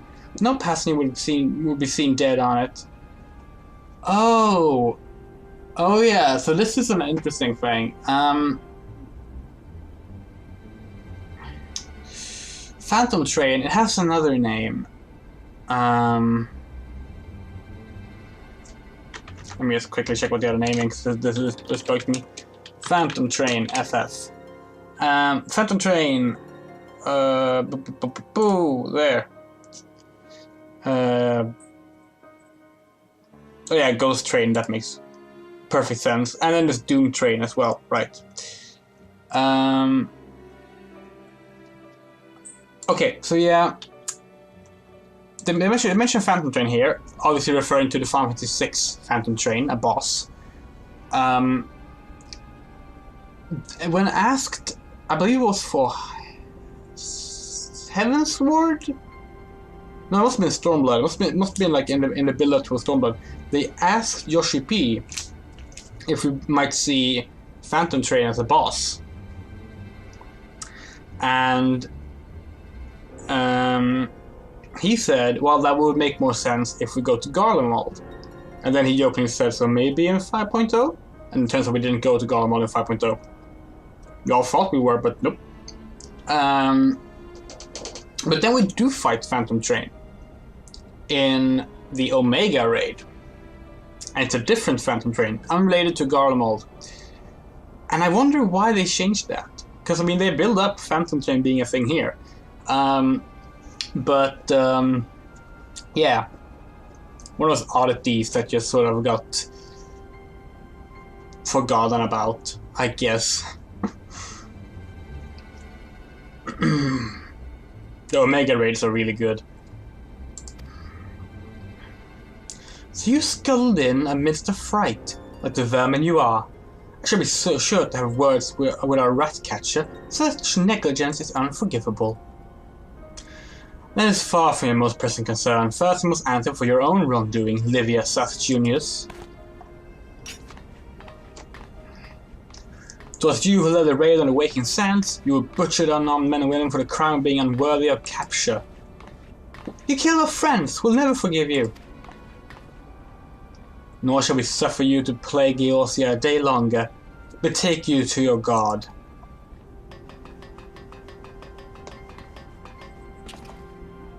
More intruders! Protect Tribunus! Confound it. Ida, with me.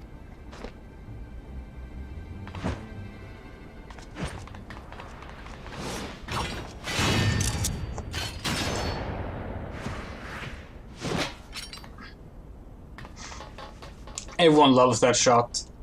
After them!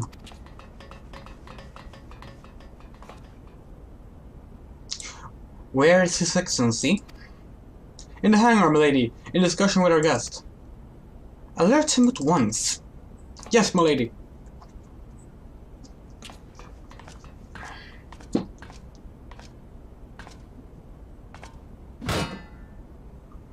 No! It also shows how ridiculous those gauntlets are. She, like, shot herself backwards. There they are! Fire at us around them!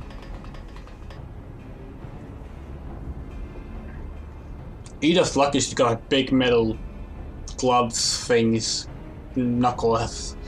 Otherwise, she would have like gotten shot in the armpit. Must protect Tataru. Biggs, I'm going in. See everyone to safety.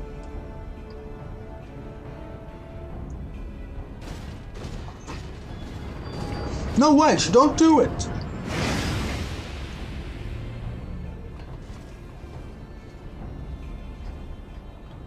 Oh no.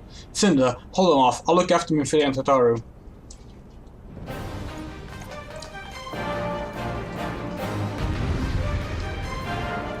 That Minfilia apparently cannot fight is one of those really annoying things about her. Like, she's the leader of the Science of the Seventh Dawn. Come on.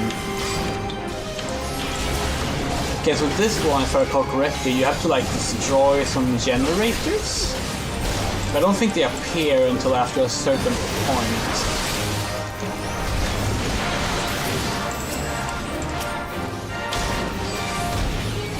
Yeah, there we go. This infernal creation is shielded by energies not their own. First one is here.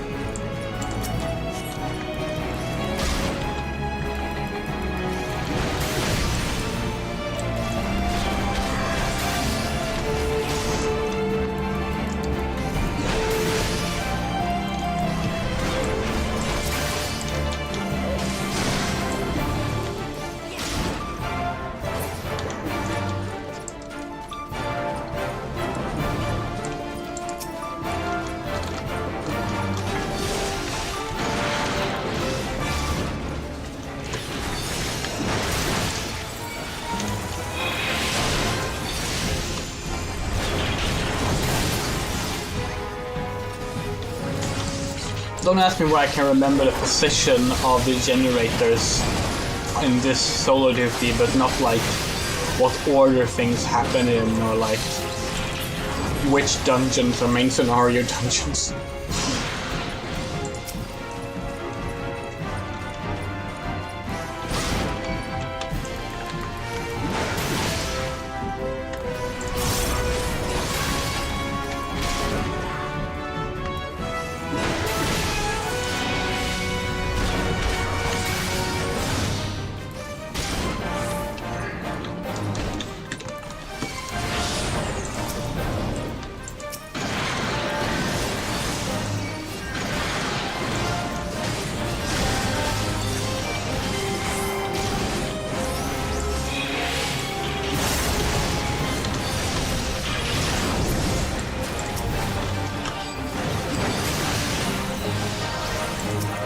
Oh, found one.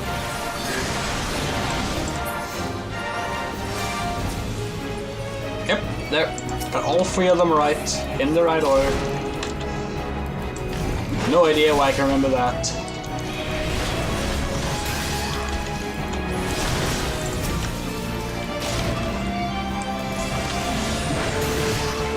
I was going to say I can barely remember what I had for dinner today, but that's not true. We had tonkatsu today, and that's great.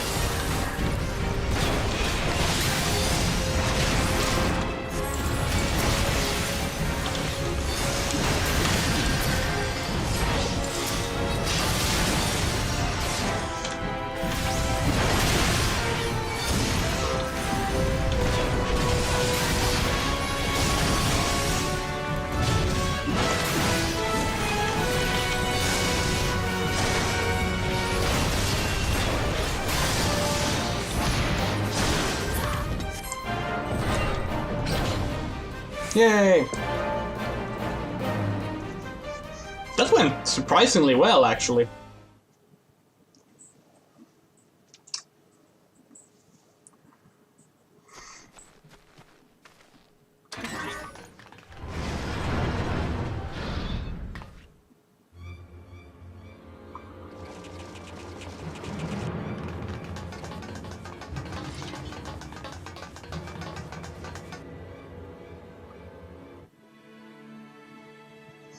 Oh no, I wonder what's going to happen in this classic cinematic cliche moment. Take the leader, kill the rest.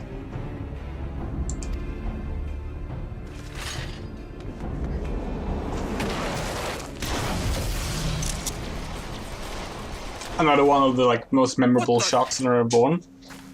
The Astola! That's actually a that barrier she conjures is something she did in 1.0 as well. 1.0 had really detailed cutscenes because like all the cutscenes had unique animations and mocap and stuff. One of the reasons it was so expensive, but yeah.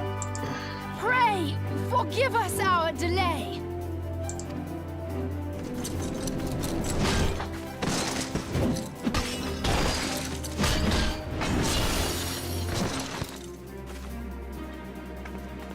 Papolimo, Minfilia. Ida! What took you so long? Well, it's nice to see you too. I think that's the only time someone does and is actually a snap.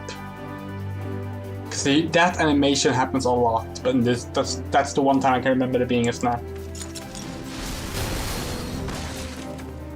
The reunion must wait.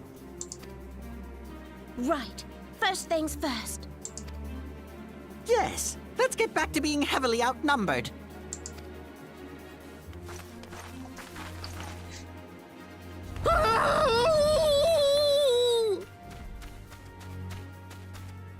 You ditched your Magitech armor. Fool of a Lalafell! Biggs has a voice? I guess Wedge does as well then, yeah. Huh. Again, I'm wrong about everything except generator placements. Well, excuse me. She's all yours if you think you can do any better.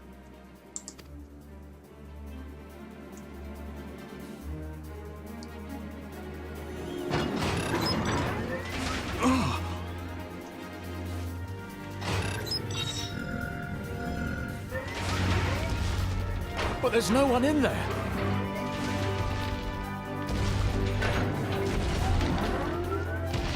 This is Sid. Can you hear me? I need you to count to 5, then jump. Understood?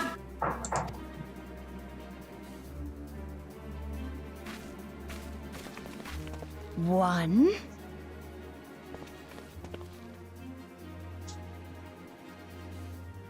He didn't say at what pace we should count. 2. 3.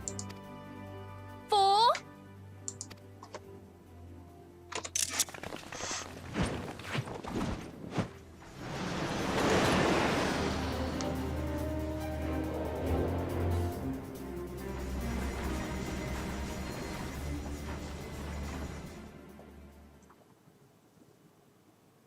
I know not which is more pitiful, the charlatans who rule Eorzea, or the masses that clamor for their implausible panaceas. I see that which they cannot. This realm founders for want of a ruler with true power, the power to cast down icons. If you continue to deny this truth, it is the people who will suffer. Embrace reason.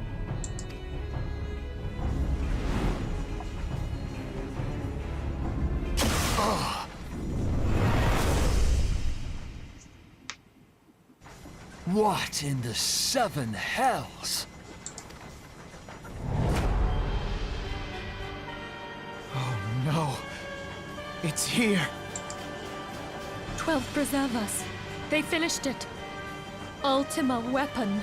She didn't say the. So it has a name. It is a relic of ancient Alag, excavated from its resting place deep beneath Alamigo. The Alagans used it to crush primal and foe alike, and now the Garleans mean to do the same. Damn you, Gaius! Look! There, beside the Black Wolf. An Ascian. An overlord, no less. His garb attests to that. I don't think that's a term they use later on, Overlord. Definitely don't recall La Habrea being referred to as Overlord in later stuff. La Habrea. It could only be him.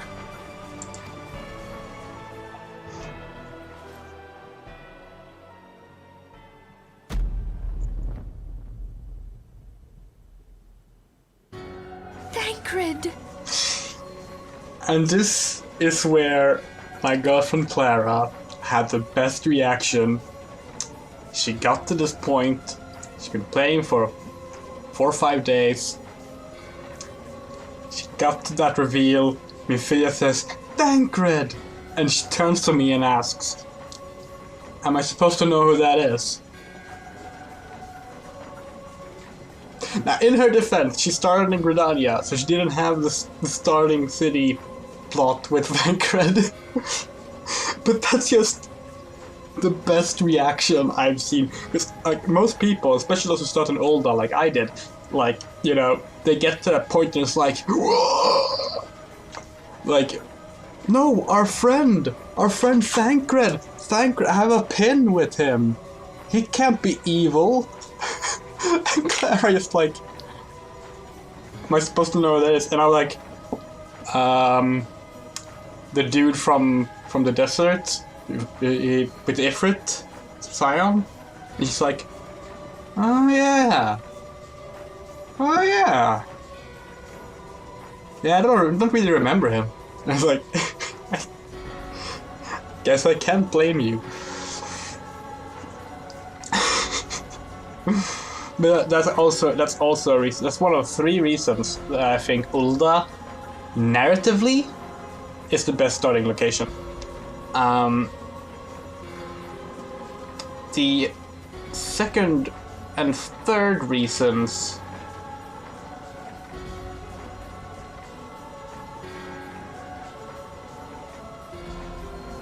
Well, I guess 2 reasons actually, in a way.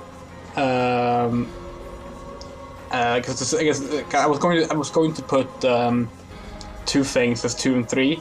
Then I realized they sort of go together. But 2.55 before the fall, like that hits much harder if you start in Ul'dah. And actually, the Alamigo stuff as well in Stormblood, the patch stuff in Stormblood that relates back to characters from Ul'dah, hits home even more so if you have that. Which is a shame because I think I like Limsa more because I get, you know, Justola. But yeah. But I will never just forget that moment of like sitting next to her on the couch, being excited because I know what's coming. Here comes the twist. Your friend Thancred is the bad guy. And like, I'm just so looking forward to seeing her reaction because she hasn't been spoiled on anything in the story. And she just had no idea who he was. It was the top 10 moments playing Final Fantasy XIV for me. That's one of them.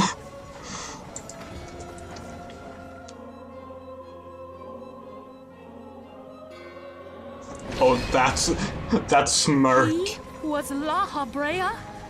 No, this cannot be.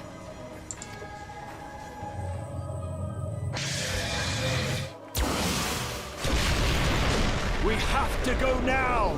Hang on! Thancred! No! All these voices are wrong.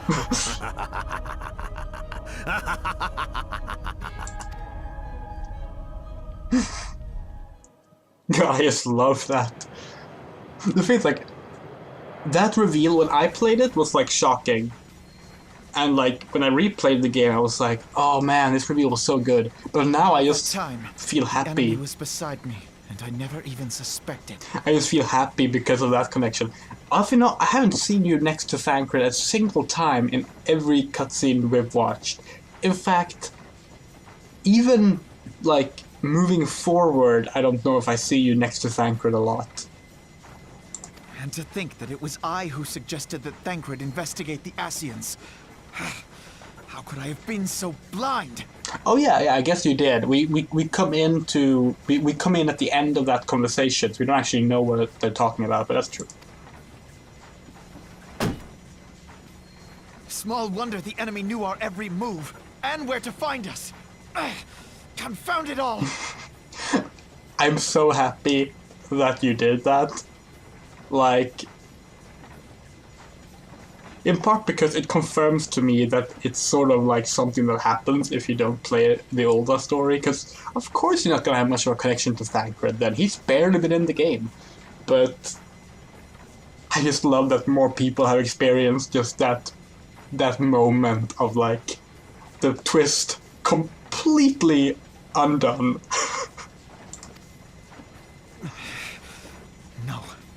No, this is not the time for self-doubt. The Alliance leaders staked their hopes on the Scions, but now they believe us all dead or missing. When they learn of the Empire's new weapon, we cannot be certain what they will do. We must go and offer them what assurances we can that defeat is not inevitable. Kryl, this is Minfilia. The situation may have taken an ill turn. So forgive me if I seem brusque. The item I requested, is it ready?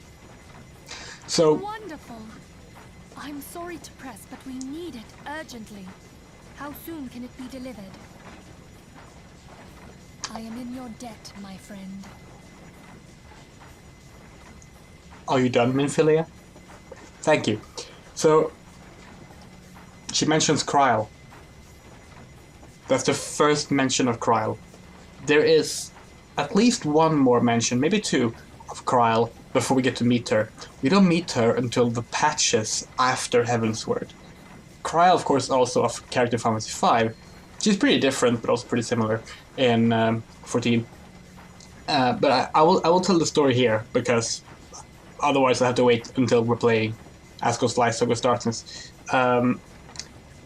I grew up playing, as I mentioned earlier, the fan-translated version of Final Fantasy V on an SNES emulator, and then the poorly translated PlayStation 1 version of Final Fantasy V. And I really liked Kryl both times. But I'm Swedish. I'm a kid. So I read Kryle. I forget which of the translations uses that exact spelling. The one of the two did. It's also a Swedish translation of Final Fantasy V, by the way. But fan translation, I should be clear. I pronounced it Krille. That's also how my brother, whose favorite Final Fantasy game ended up being 5, pronounced her name. Now, Final Fantasy V does not have voice acting in any release, and Kryl never appears in any other Final Fantasy game up until now. And this is 21 years after Final Fantasy V. So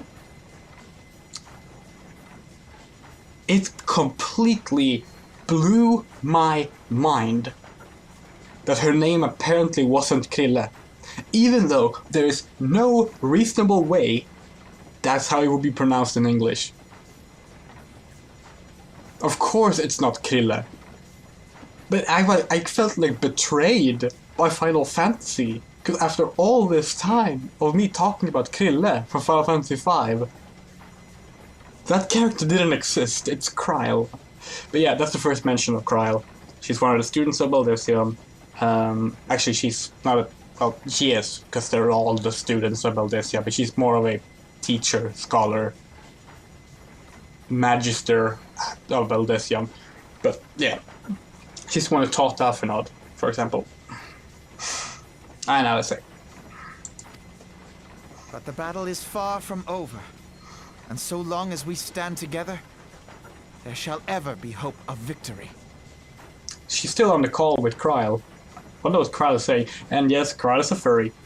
That's actually a Final Fantasy V reference. It's a reference to her white mage outfit, which in itself is a reference to the devout outfit from Final Fantasy III.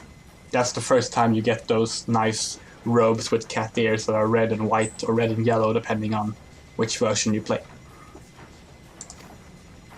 The people of Eorzea falter for want of such hope. Let us provide it.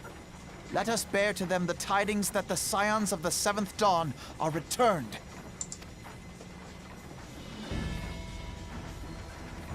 Matters are coming to a head. I hope we can count on you. My regards to Grandfather.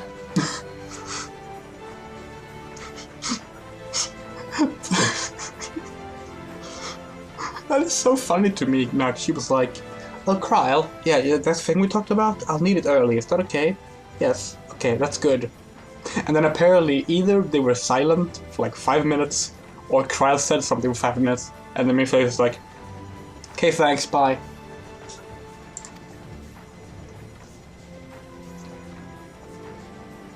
I am ready.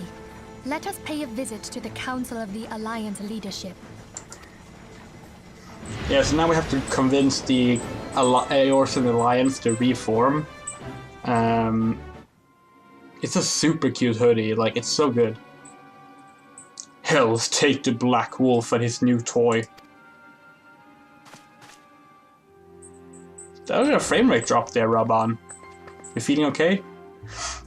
Rally all available forces. I want them ready to move upon my word. And relate to Slefersin the order to sail. That is all.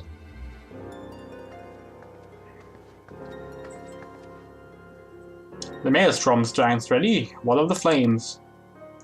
Radius will like to be, and you'd only give word to Royale.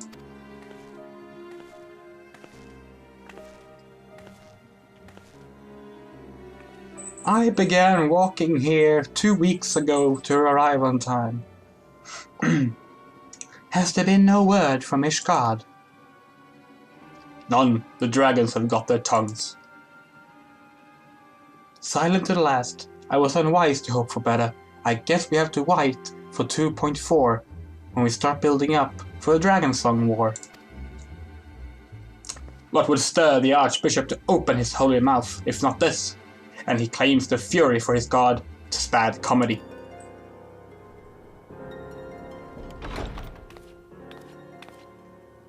The Holy See has made its choice. We will proceed without its cooperation.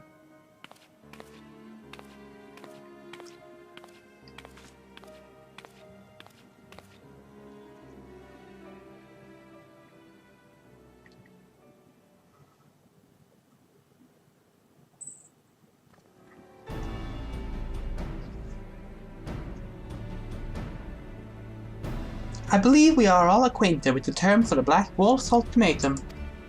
We must agree upon a course of action, not less than the fate of Eorzea hangs upon the decision of the Council. Oh yeah, the voice, like, all the voices were replaced between Before the Fall and Heavensward. And there are some voices I actually liked before more.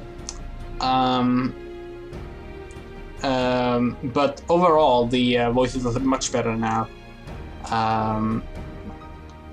Also, the voice direction is better now, which I think is the actual fix. Because the voice direction is really odd in REBORN. Like, all the actors like are people who have done fine work in other games and such, but I don't know. It's odd. And also, hello, Amy. The Heavensward one, the voice acting is much better in. I think it's a shame. I almost wish they would have redubbed REBORN. I understand why not. It's a needlessly expensive thing to do for something that most people won't, you know, benefit much from. But I know a lot of people who start playing in English, get to Minfilia, who, again, I'm not going to say anything mean about her voice actress, but the direction she got and as a result of delivery that happens, it's really bad. And they get there and they're like, no, I can't do this, and they switch to Japanese.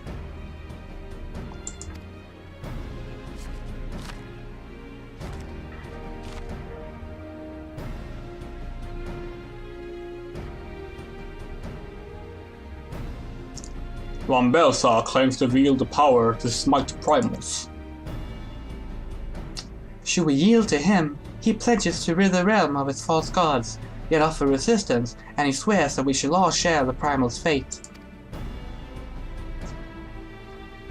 Pardon my bluntness, but I like not these choices.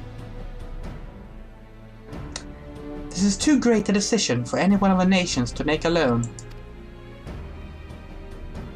Choose we surrender or resistance, we must answer as one, for if but one surrenders, the rest shall surely fall. Let us pray for the wisdom to do right by all our peoples. The city crashes the Enterprise through the wall and like, hold on, we have opinions. Thancred's plight troubles us all, yet we cannot allow anything to come between us and our goal. So long as the ultimate weapon exists, Eorzea will never know peace. Let us go to the Alliance leaders, Cinder, and help them make the right decision. Absolutely. Oh my god, I genuinely thought level wall was gonna come there. I was ready to mock it. Grim tidings, Cinder. It seems that word of the ultimate weapon's existence has already reached the Alliance leaders in the form of an ultimatum. They have gathered in the fragrant chamber and are deliberating their answer even as we speak. Beleaguered as they are, I fear they may well elect to lay down their arms in the belief that surrender will spare their people untold suffering. Yet nothing could be further from the truth. That which a Black Wolf offer will doom Eorzea, not deliver it, and the leaders must be made aware of this. Let us hurry to them, Cinder, and ensure that they do not act in ignorance of the consequences.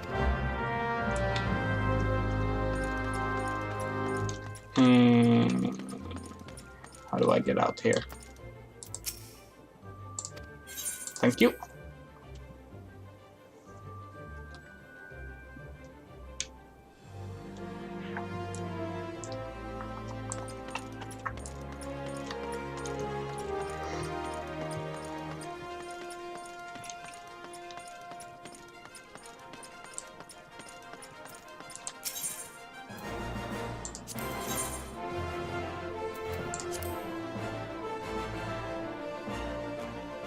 I really like the Ul'dah theme. A lot of people prefer the Ul'dah theme from 1.0, but I actually don't.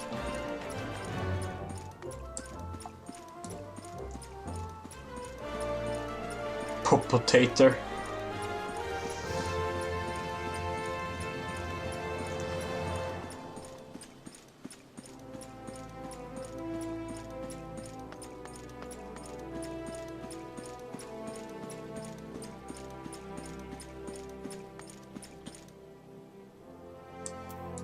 That is quite a name. Itarweb Munmaswin. It's definitely a row name. The Council of the Alliance leaders is presently progress in the friggin' chamber. I must ask you if you step away from the doors, madame. I'm sorry, you're here on behalf of the Science of the Seventh Dawn? 1,000 pardons, my lady, of course you may enter. Anyone can say anything to people in this universe and they will believe it. We keep treading the same ground. I'm just going to pour myself another glass because again, it is warm, although this is hardly cold anymore.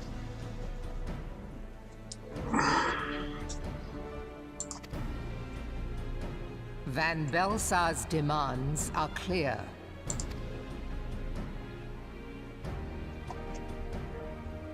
Alas, our minds are not.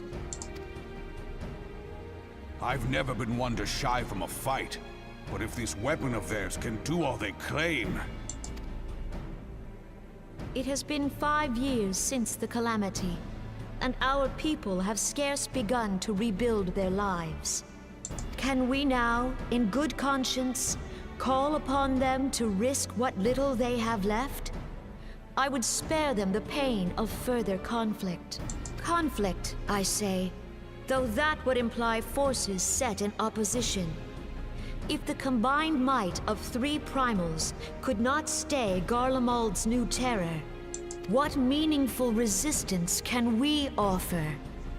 We who struggle to quell the foes who rise up within our own borders.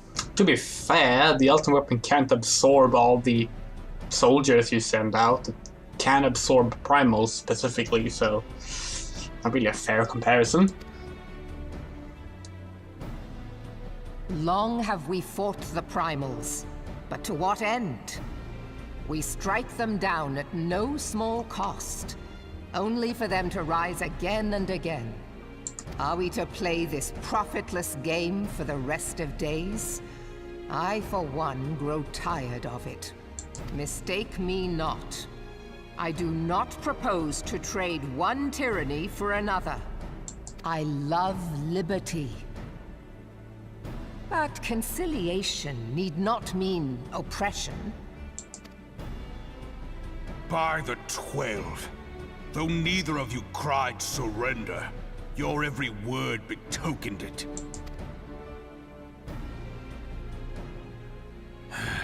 Not that I deny there is truth in what you say, nor can I rightly claim that Ul'dah is ready to fight. Refugees flood our gates, and beastmen swarm our land, while the great and the good do nothing. My flames struggle to bear the burden. I put on a grand show at the Remembrance Service, made all manner of lofty promises. I've made good on not a bloody one. Do not blame yourself, REBORN. You said only that which the people needed to hear. All present have done the same. Our citizens had become lost to hope. If our words serve to kindle it in them anew, better we speak than remain silent. Our enemy condemns us for failing our people. Yet what does he care for their well-being? While we labored to rebuild their lives, the Black Wolf built instruments of murder with which to end them. Her Majesty speaks true. For all our failings, the people's well-being has ever been our foremost priority. While none among us ever doubted that the Empire would one day resume its war, we scarcely had means enough to solve the problems of the present. Aye, which is why we look to others to safeguard our future. The scions of the Seventh Dawn, alas, they are gone, and the Black Wolf is at our door. I like the idea he's been standing. I fear you are mistaken. Fucking hell, Alfino. Just stood there by the door waiting for the best dramatic moment to enter. Alfinord, Minfilia, and 7 hells! Master Garland? And me. I'm here too. Dear friend. Yes, thank you. By Ralga, you're alive. All of you. As we approached, I would swear I heard talk of surrender. But I know that cannot be. It is not the Eorzean way.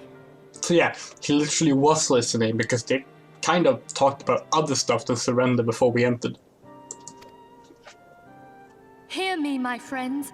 Accepting the Garlean's offer to vanquish the Primals would be folly. Folly, I say. For might is not the answer to the primal threat. Indeed, the more the Empire exerts its strength, the worse matters will become. Primals enter this world when mortals call upon them, and mortals are wont to appeal to a higher power when they are desperate. Nothing is more certain to breed desperation in the beast tribes than the Garlean's proposed solution. The true answer lies in a lasting peace. But the Garleans only know war and conquest. Should Eorzea fall into their hands, there will be such suffering as none can imagine. We are not blind to the many challenges that each of your nations face. Yet you must not give in. Aye. Remember 5 years ago when you wagered all for the sake of the realm? Remember what you fought for, what you were willing to die for. Let the memories rekindle the fire in your heart, for Eorzea has need of it again. Come what may, we Scions will never give up the fight. And so I bid you stand with us, and together we shall safeguard the future of the realm. A great man once said that a shrewd merchant grasps not for the quick profit, but invests in the future. Wise words, eh, Raoban? Cid,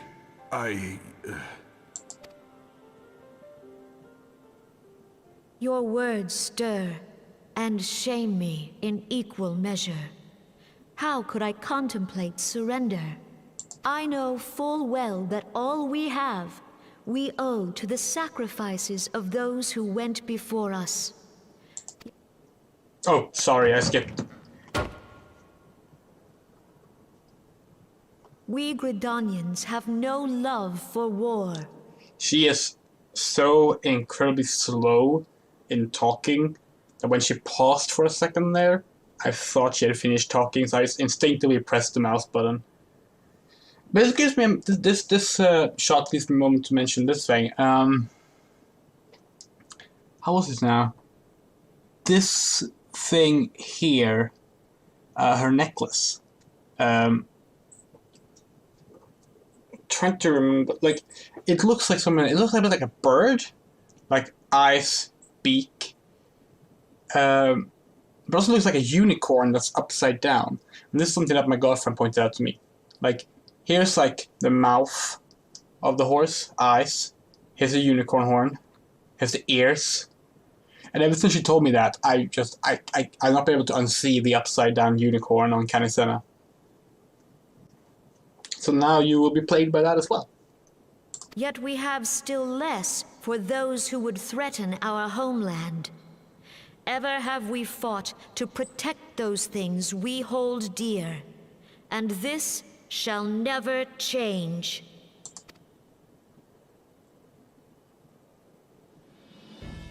Gridania will go to war. We will fight the Empire. For the sake of the realm and all who abide here.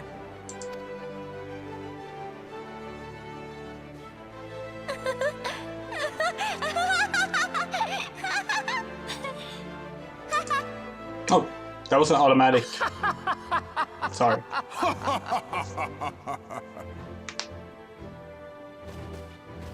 At long last, I hear words worthy of a founder of the Alliance. Raoban, are we to be outdone?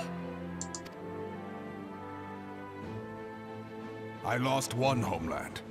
The thought of losing another had blunted my resolve.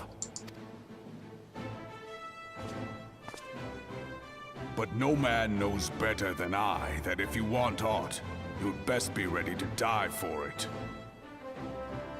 With great danger comes the chance for great glory and great profit. We Uldans who have turned sand into gold know this well. Yeah, How many times have we fallen into the pit of despair, only to have you pluck us out? I've fair lost count. Nana's laughing scene there is absolutely ridiculous because the Lalafell laughter is just, yeah, that animation is ridiculous. Reckless, the lot of you, like bloody pirates.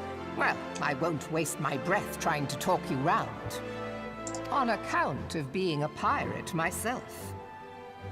And the pirate who shrinks from a challenge is no pirate at all.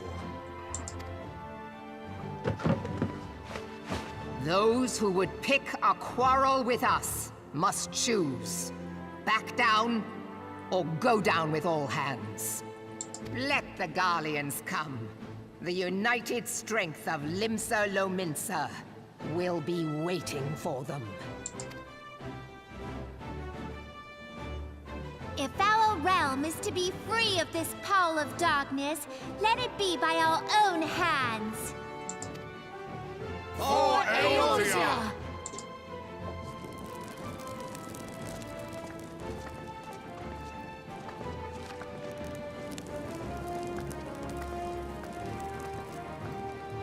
We must needs consider how the weapon may be brought to bear against us. The Maelstrom will secure strategic points along the coastline.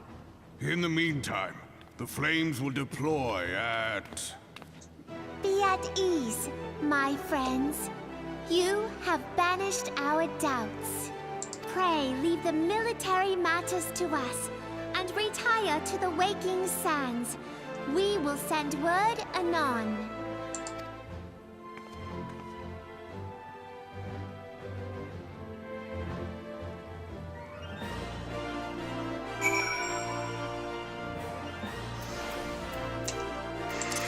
Pray return to the waking sands.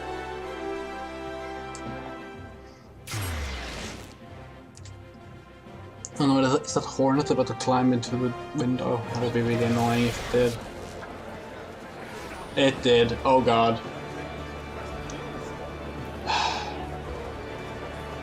Well, cats will have fun chasing that. Or I'll just try and get it out before I go to bed.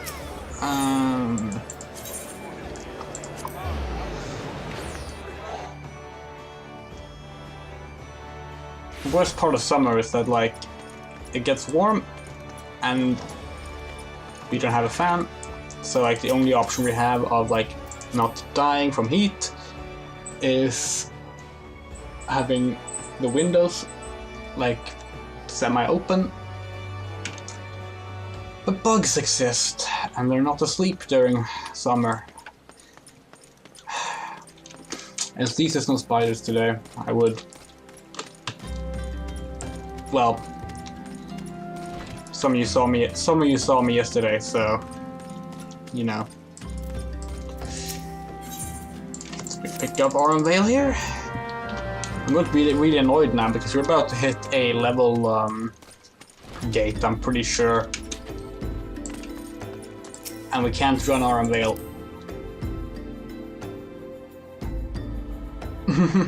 I'm probably just going to use the New Game Plus mode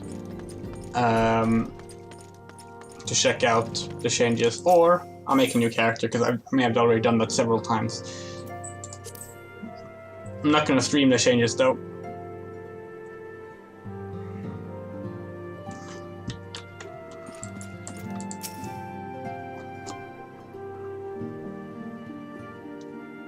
I cannot well express my relief to think that the Alliance came so close to surrender. But the fire in their hearts has been rekindled, and they will fight to the last. This warmth inside. Did you feel it too, Grandfather? I would know something. Was that your power at work earlier? Nothing of the sort. The leaders of Eorzea had lost their way. I merely helped them to find it again. Oh, hello. Yes, our party returned just a moment ago. How close are you?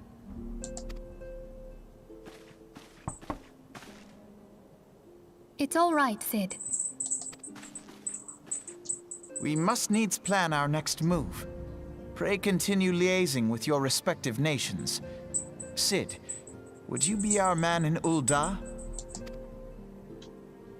I'll be whatever and wherever you need me to be. We haven't a moment to waste. All right, let's do this! Thancred's fate weighs heavy on my mind. I cannot bear to think of him in thrall to an Ascian. Mayhap you know this already, but the Ascians are immortal beings without physical form. Since time immemorial, they have fanned the flames of chaos from the shadows. That they might work unseen, the Ascians entrap and possess mortal men by means of malign artifacts known as crystals of darkness. One such crystal may yet be the key to saving Thancred.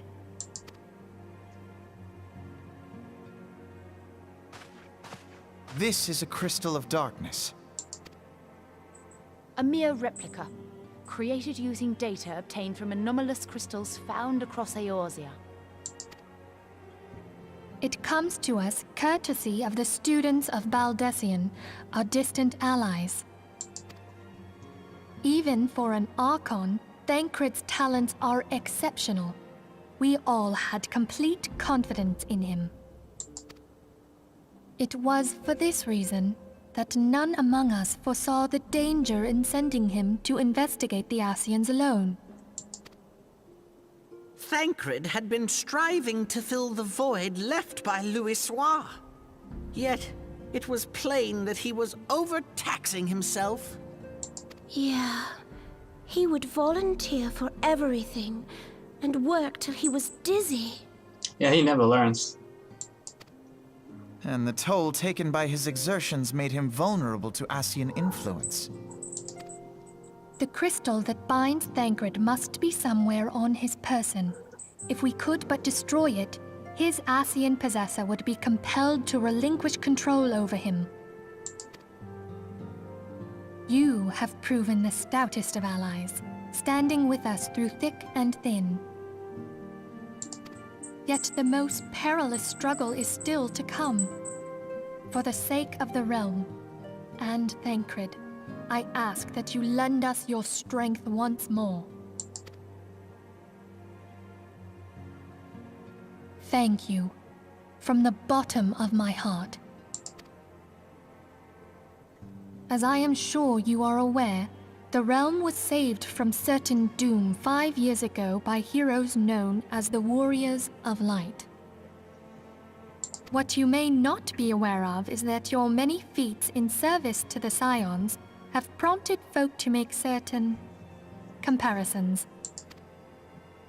I must confess, you do remind me of them. Yet remember this, however glorious the past, it is the hero's lot to be judged on the deeds of the present. A new darkness threatens the realm, and the people cry out for a savior. I believe that you are she, a warrior of light, here in the present, guided by the crystal's will. Come, my friends, let us fight to safeguard the future of our beloved Eorzea.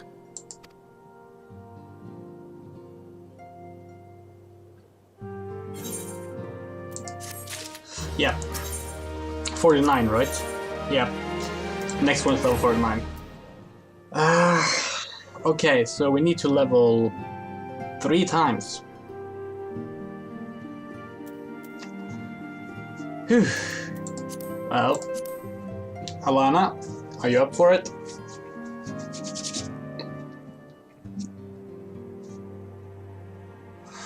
I'm going to let the cat in and just get some stuff from the kitchen, and then we'll get to leveling.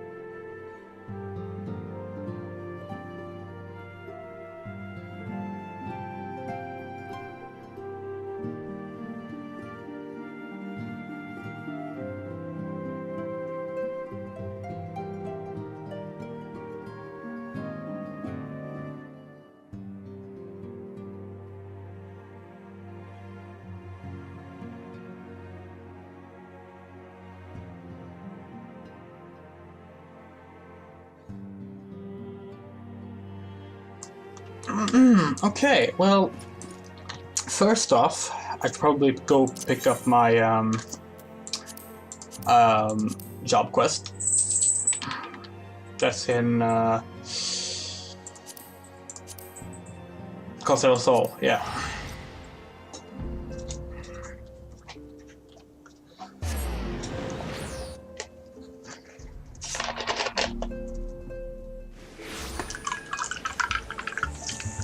I really hope one of the changes they make is that they just give you more experience points. Alana, how does this sound to you? Guild leaves to get to 47 and then Aramvale? Does that sound good?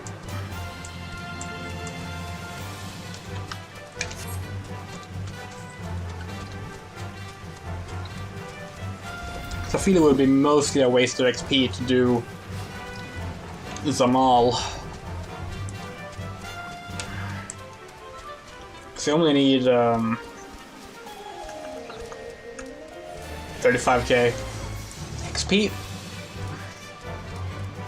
Yeah, it's quickly unlock the Guild some. Oh, hey, cat. Calm down. What's the matter?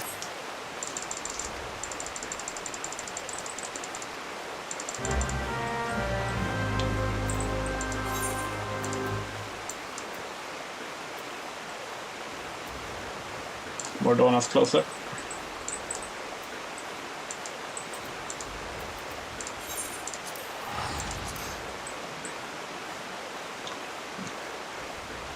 Levius leapt onto my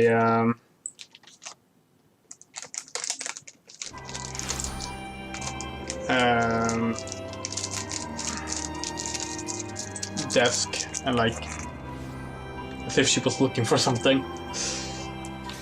Get more law terms. Oh yeah, right. Those are the Mughal ones, right?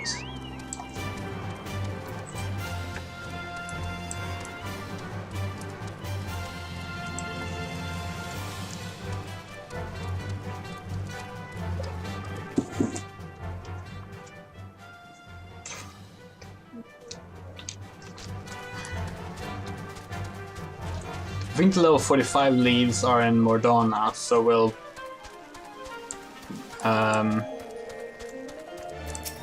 be doing leaves there, I suppose.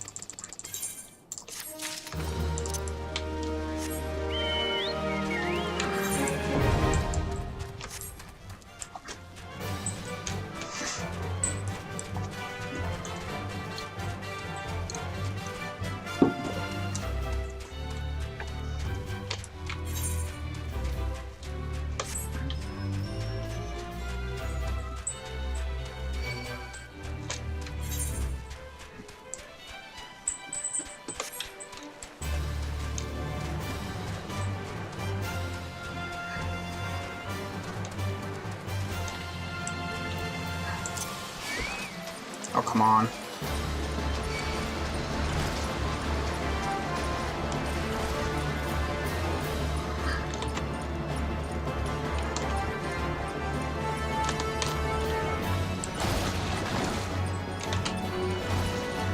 Levy, you can't reach that. It's literally on the ceiling. You cannot jump that high. I'm sorry. You just have to leave that bug alone.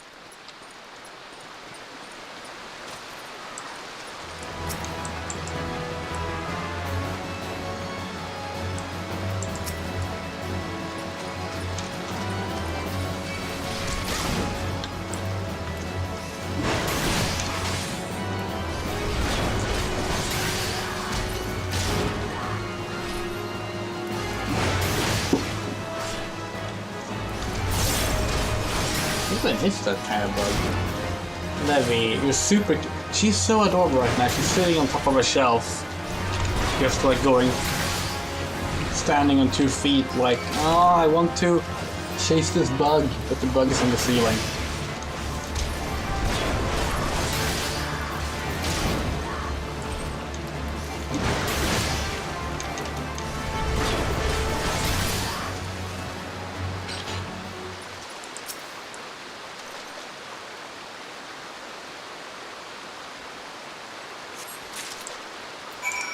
Cool.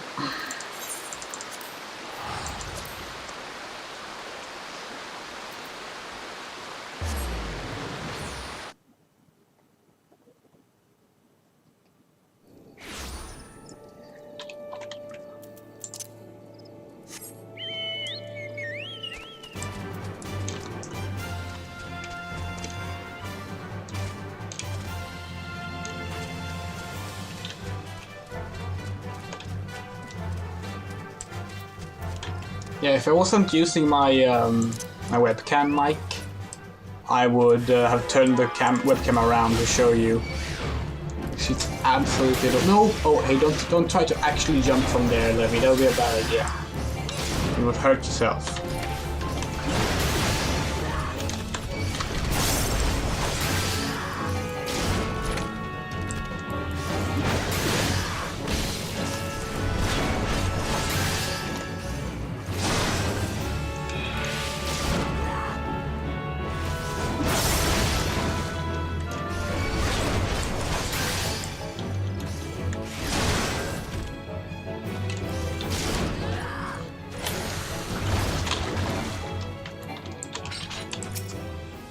We almost had her for a year now, Levy. We got her in September, I think. She really is the aw. No, you still can't see. See, Levy. The problem is not that you can't reach horizontally; it's vertically. What if I can? I'm gonna mute my mic and then turn to the cat for a bit.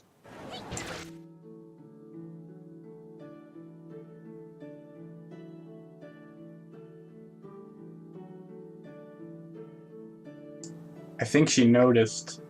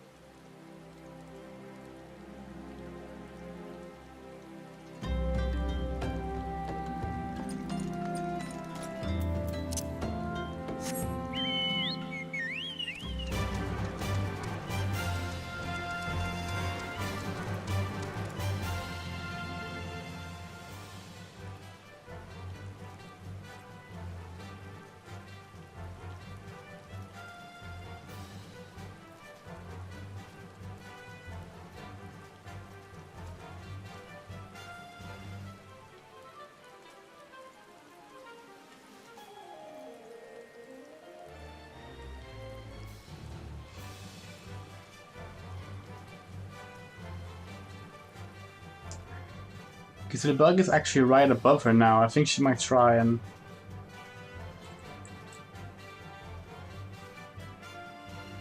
Probably she's noticed the webcam.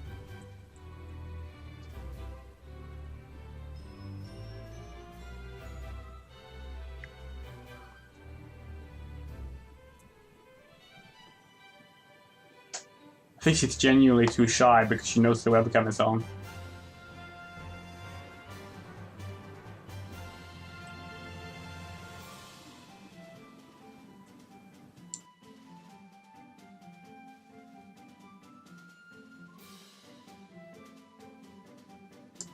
Oh, it was worth a try. She did it, like, very briefly. She is adorable.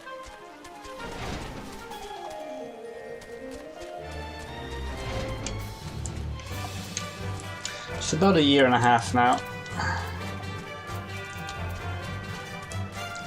She was found, like, in the middle of the night, tied to a lamppost in Malmö.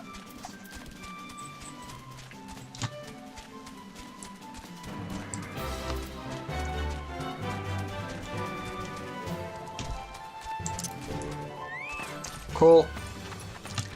I said good leaves though, but oh yeah, right, they're the same thing, they're the same questline.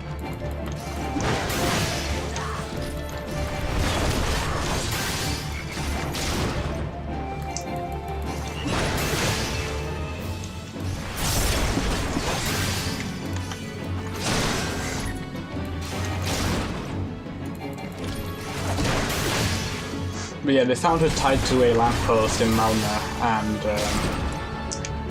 it was in the middle of the night. I woke up, it was like 2 a.m. Clara's on the phone with the people who temporarily took in the cat. And I'm like piecing together from just hearing her part of the conversation on the phone that like she's talking about a cat. And sure enough, she was adopting a cat in the middle of the night while I was asleep. And at 3 a.m. that night we had another cat, so... But it's going well. She's a good cat. She likes to become rambunctious the moment I try to stream or record something. Otherwise, she's completely disinterested in me. But, yeah. A good cat. I mean, all cats are good, but...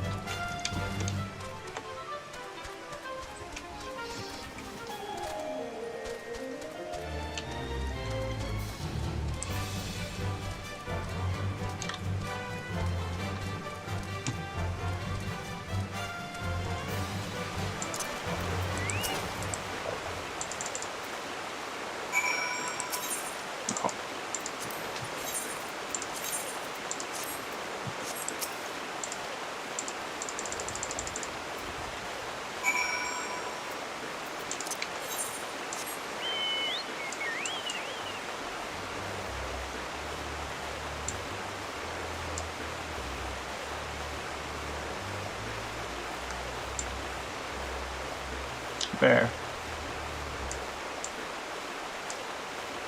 I don't see the orange circle anywhere. Oh, there.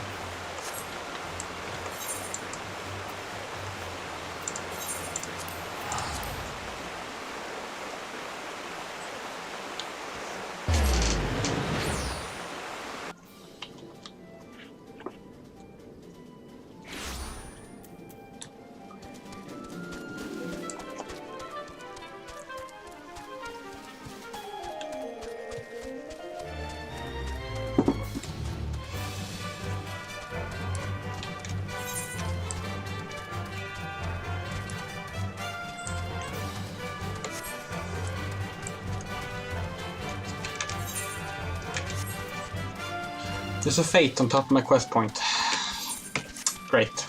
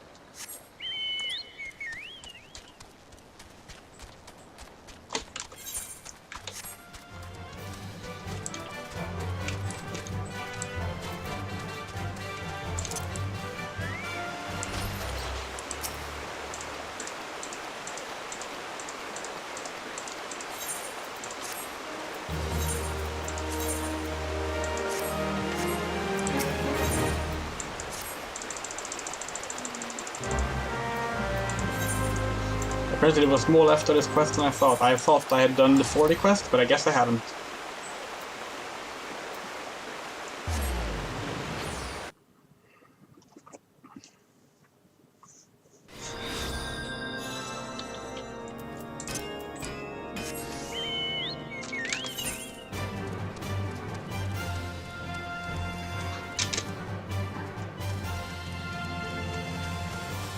I'm not gonna fall down a hole this time.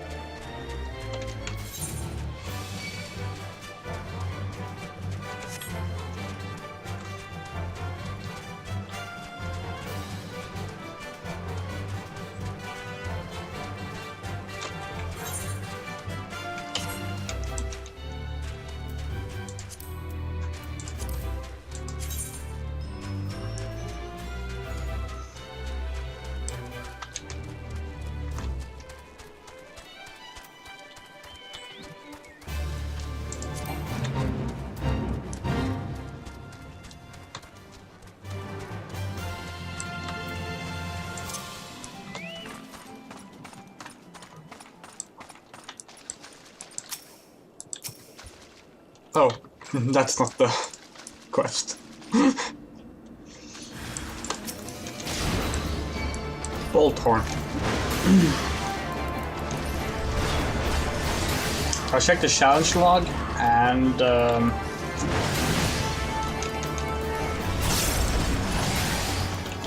that should actually be able. We should actually be able to get a pretty nice boost of XP.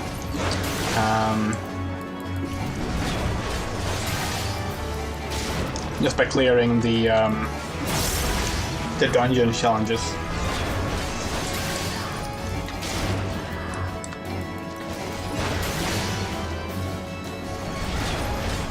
I will actually get enough to level from one of them.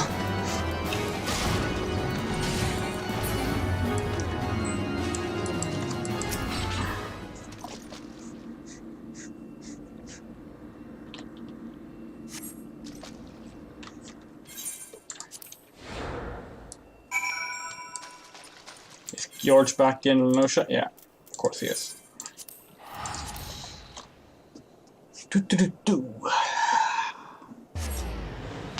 Oh, close that door again.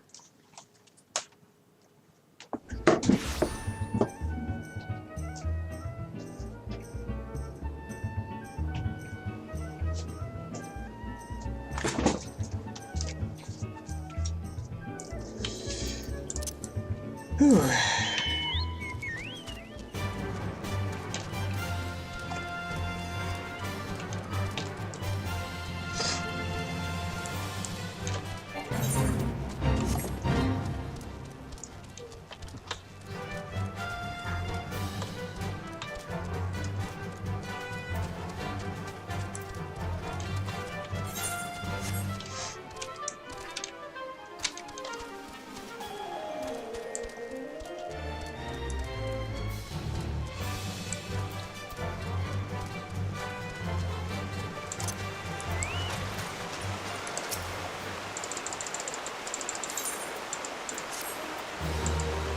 Okay, Alana, I'll meet you in Mordona, and we'll go and do leaves there.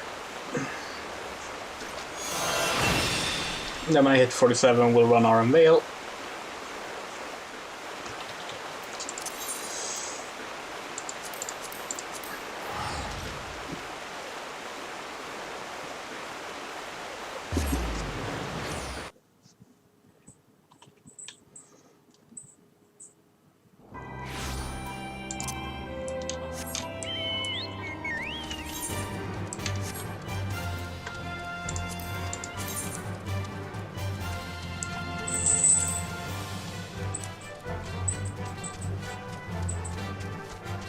God, you get so much experience points from the challenge log.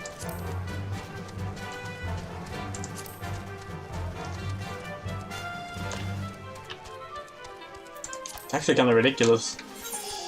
I'm annoyed that I didn't unlock it earlier.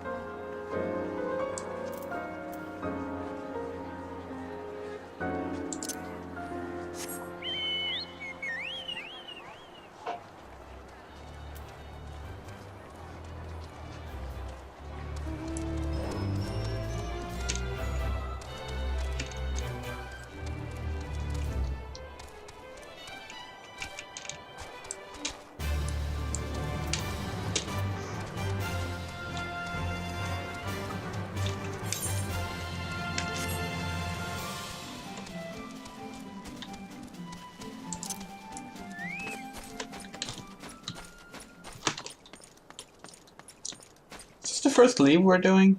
No, it's not.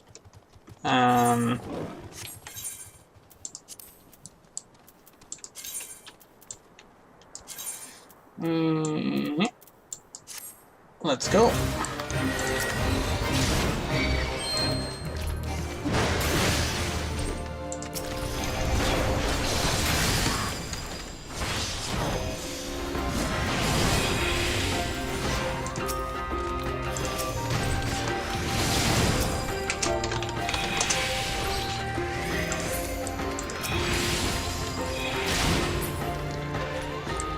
I have to soothe these frogs. They have to be less than 50% health in order to be soothed.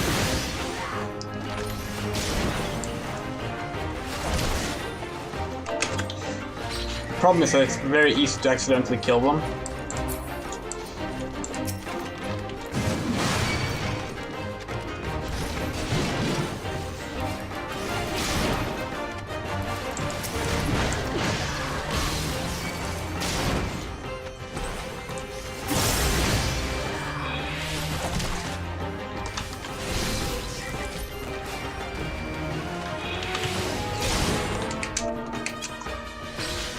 Oh fuck, that was too early. Apparently it needs to be even lower than 50.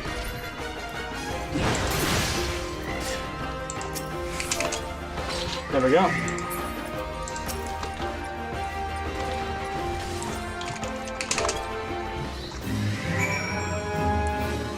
Oh, a bonus enemy up here, but we finished before we got to fight it.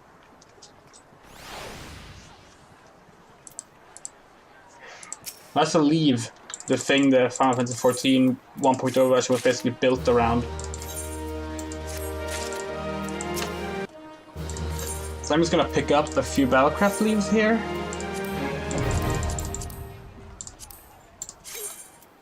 To get us quickly leveled up. What's the nearest one? Here.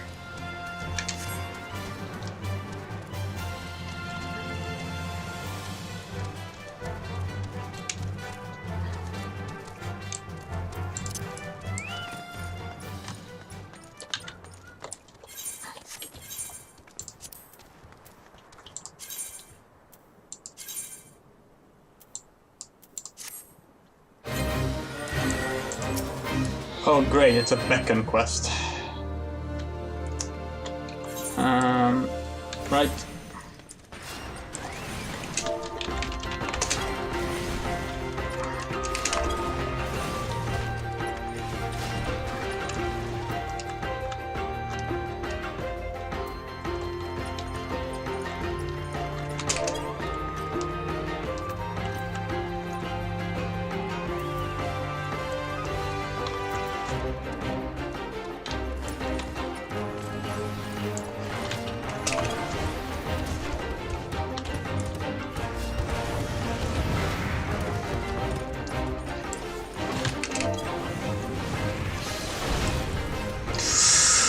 Oh, he just got hit bad.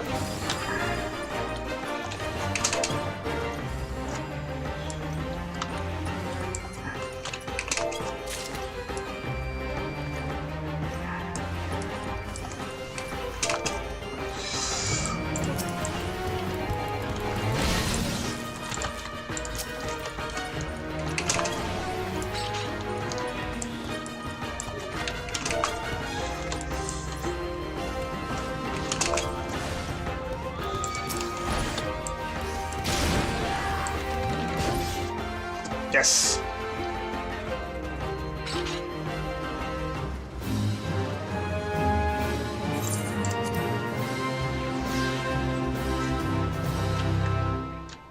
I think there should be enough to level me up.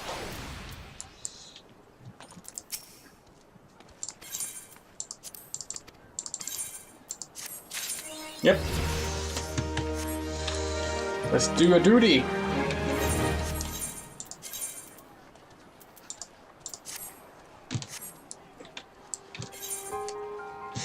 I should... No, it'll be fine. It'll be fine.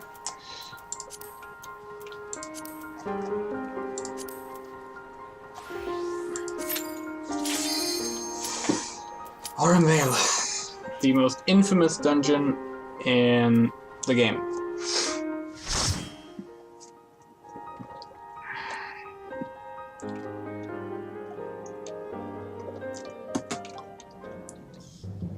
It's a cruel dungeon. A dungeon in which the first part is the hardest as well. It's a 1.0 dungeon. Only the first part though. Of course. So, while this dungeon is infamous, and you will see many reasons why, as I explained before, it was much worse in 1.0.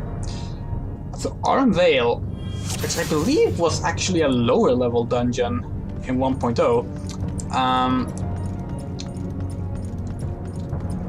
so you see these golden pools, right? They are toxic as hell. They're super poisonous. They fuck you up bad if you step in them. But as soon as you step out of the pools, it's fine. Like, the effect is undone. So, you know, fair enough. Just try to keep out of the pools. Easier said than done, but you know, you can do it.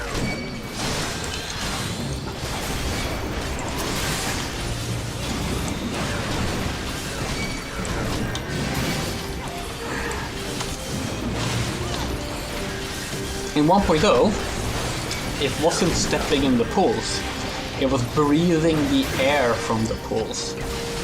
Meaning that as soon as you entered this room, you were infected. You had to keep eating a fruit to clear your lungs from gold lung.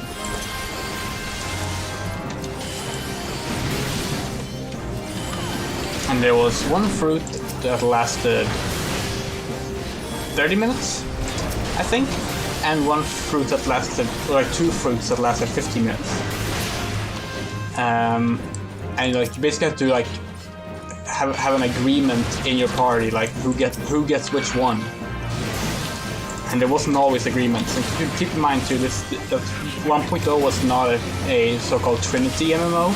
There wasn't clearly designated roles for each class, which meant that you couldn't simply go, yeah, well, I am the job, I should have the thing.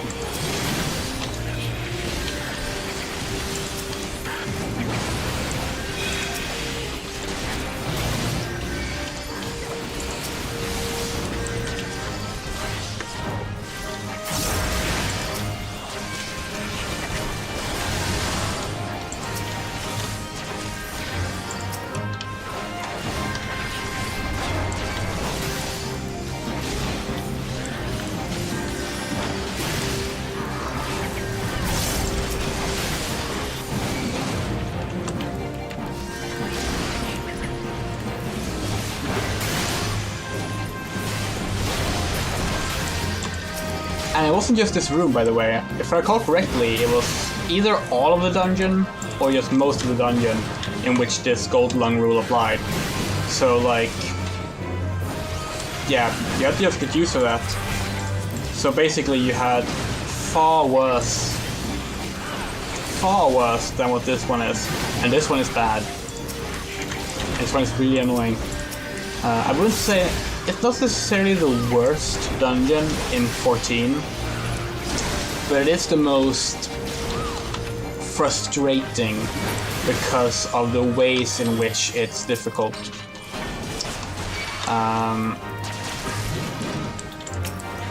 And we seem to actually be doing pretty fine here, which is nice.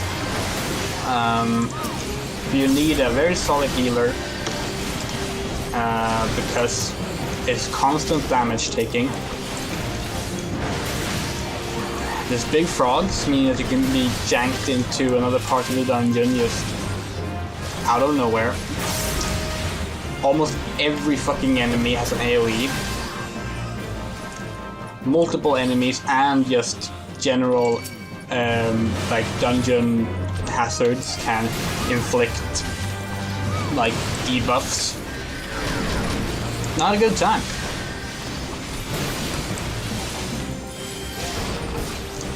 It's even worse as Blue Mage. Let me tell you that.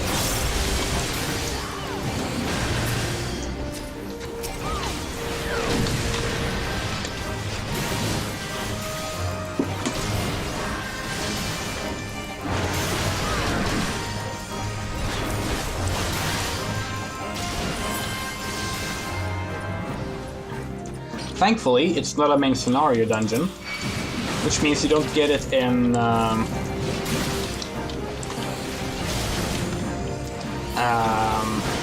main scenario. You don't have to pick it. But it's still a dungeon beneath 50, which means you can still get it in a leveling roulette. It's not that common because, again, it's not a main scenario dungeon, so not too many people queuing into it at once. But it happens, and it's one of the worst feelings in the world.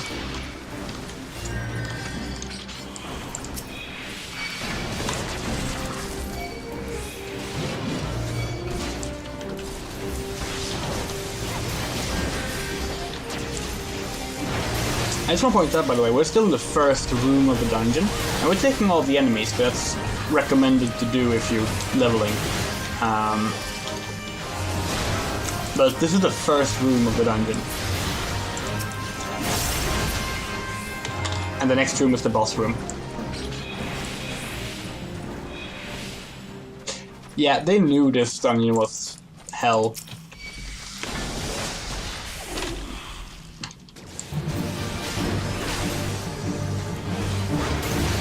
I do like, though, if you played the was it last year or the year before? I think it was the year before. If you played the summer event from that year, you got a splash emote that lets you splash water if you're standing in water against other players.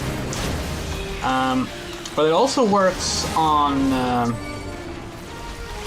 the gold lung vial here, which is pretty fucked up. So here you want to keep a close eye on your stacks of gold lung. When you reach 3, you want to go eat a marble fruit to cleanse your lungs.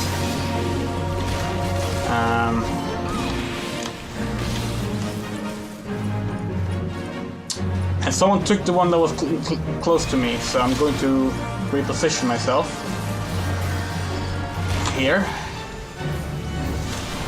Yeah, exactly. Ah, fuck. There.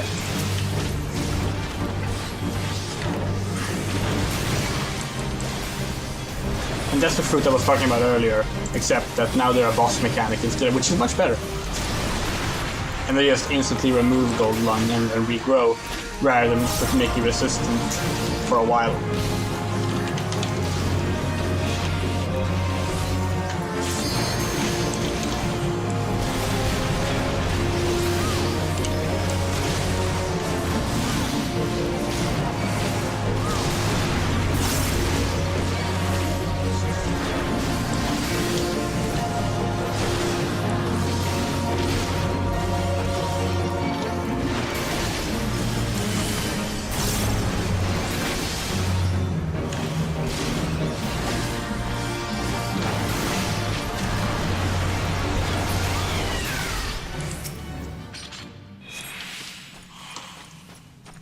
They're also kind enough to have mobile fruits out by the treasure coffer, so if they haven't regrown yet, you can still get rid of gold lung. Otherwise it would be kind of a big fuck you to like get to this point and then instantly be like, nope. Have to wait. Maybe die. We're all here. Okay.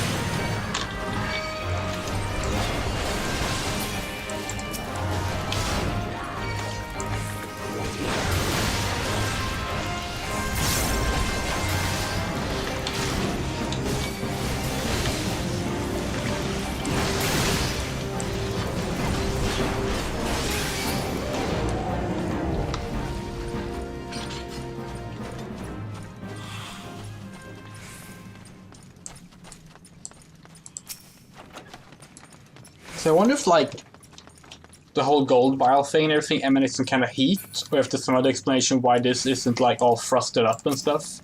Because we're in Curtis, remember? We're not that far on the ground, either.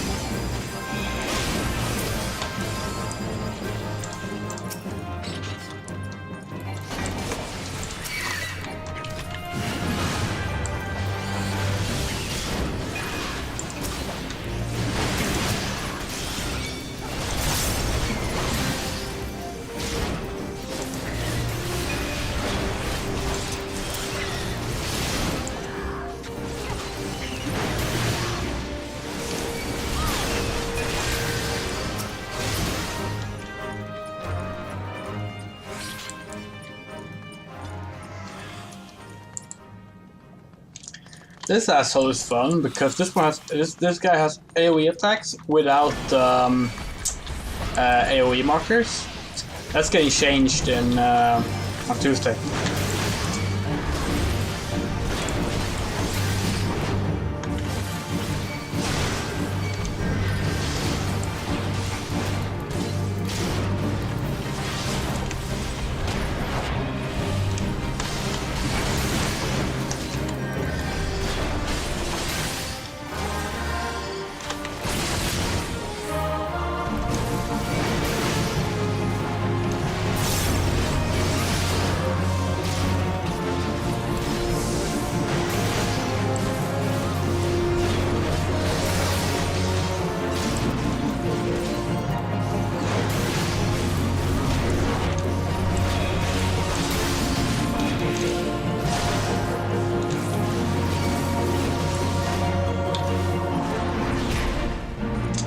Yeah, that's the screening question, and after that, random target.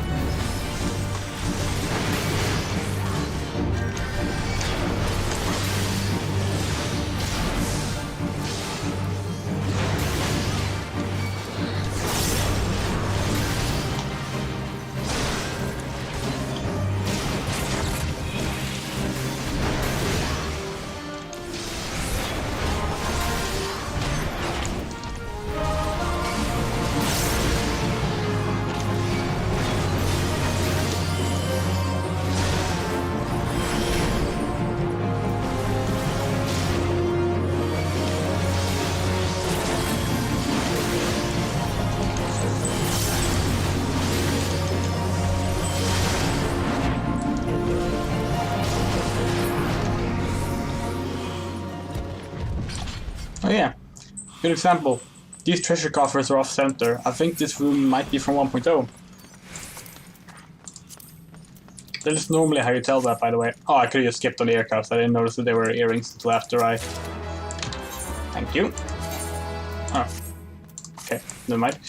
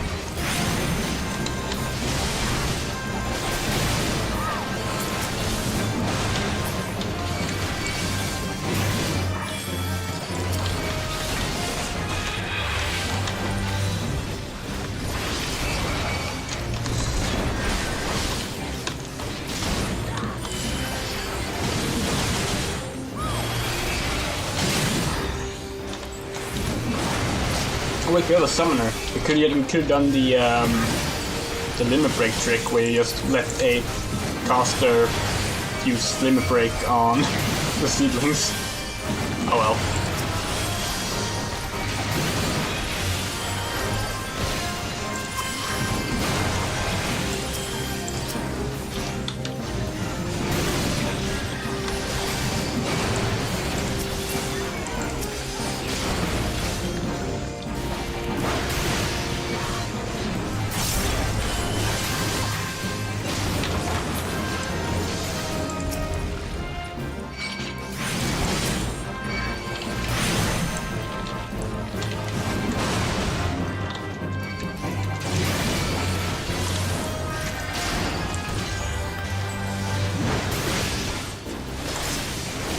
Wait, what? I stunned that. Shit.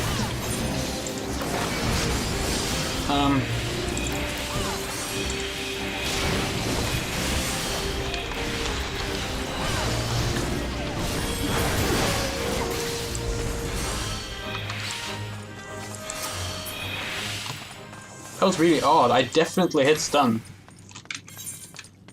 And that was the first time I tried stunning it, so it shouldn't have failed. No idea what happened there.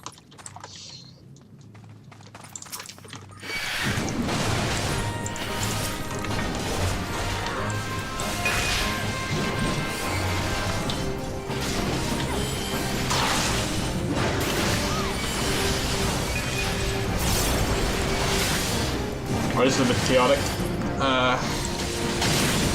There we go. That works.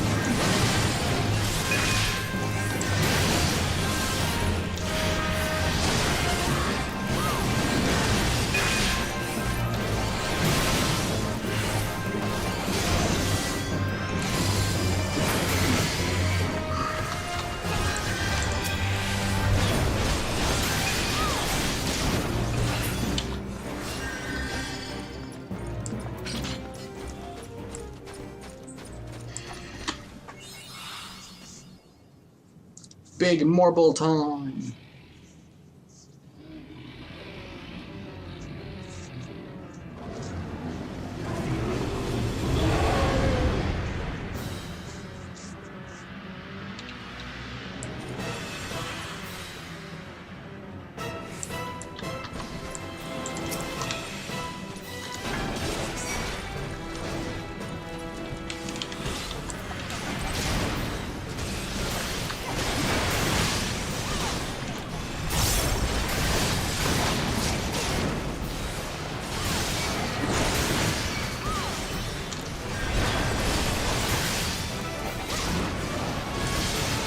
Oh wait, no, it's for these eggs that you... Well, stun fully resisted.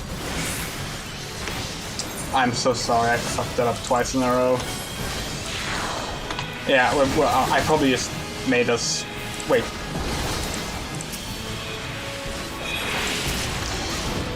Only option I really had there.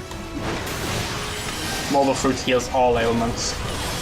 I should have used it that early, but considering I fucked it up... was the best. What? What? I'm doing so badly.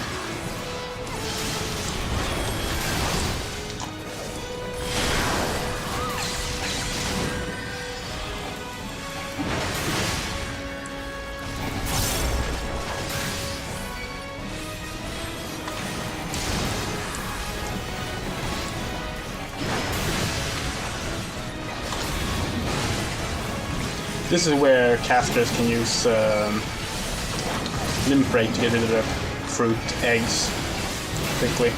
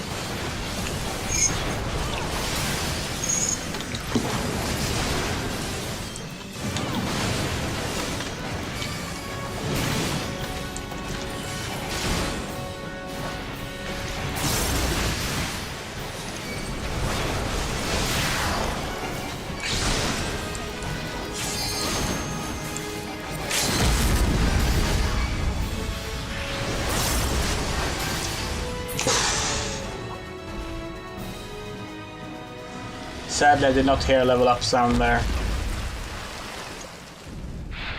This is gonna take a while, huh? Well, challenge logs will help.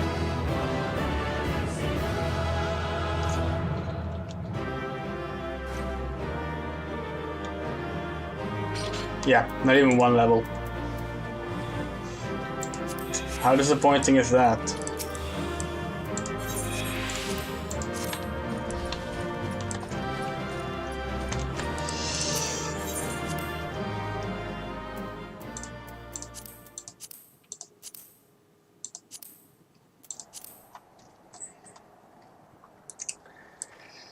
Okay, let's check our logs. If we use the leveling roulette for 2 more dungeons, that should give us plenty of XP. And also voting and play combination will help, so that's the answer. I need to go repair. Let's start with that.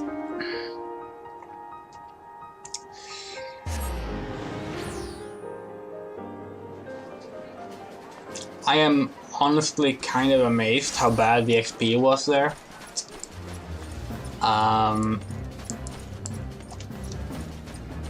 Considering we were at the lowest level you were allowed to enter, we killed every enemy, and we had food, giving us the 3% XP boost. Granted, I don't have a nice free company XP boost. It would be nice, but I don't.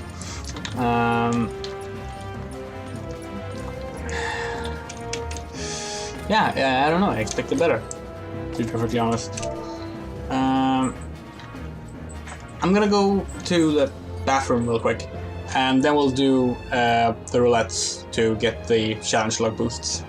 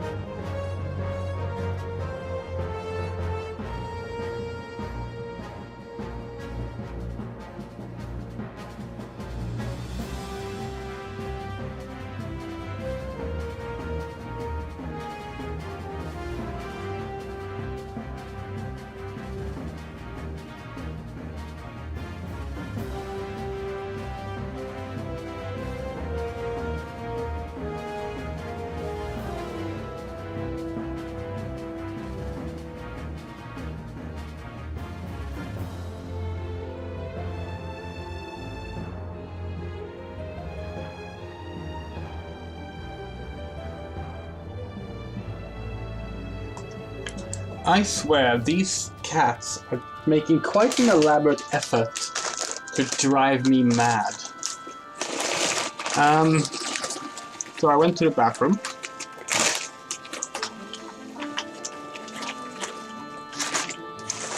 Apparently one of the cats has peed on the bathroom carpet. That take care of that. Fun. Okay.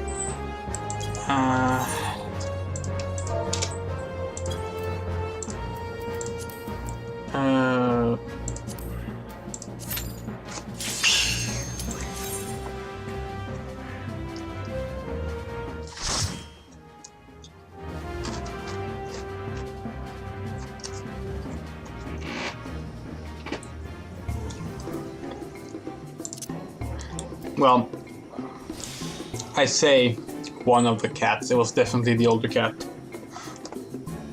Because Levi hasn't actually been on that side of the door tonight.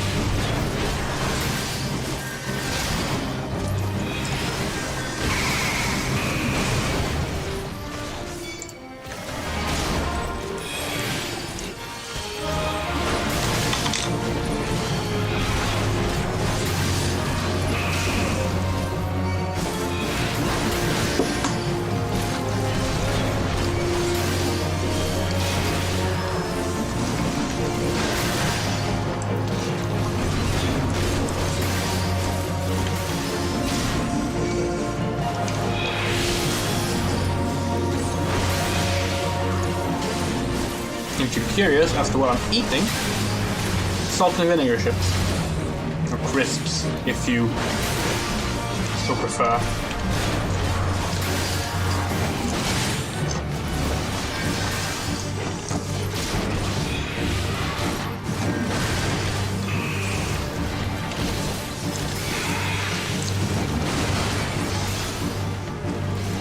Salt and vinegar chips or crisps are confusing to me because I like it. I like them. They're tasty. I can't stop eating them once I start.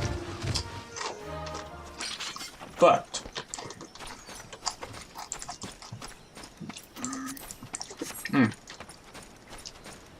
but whenever I taste them, my brain tells me, ew, this is disgusting, why are you eating this? And I don't know why.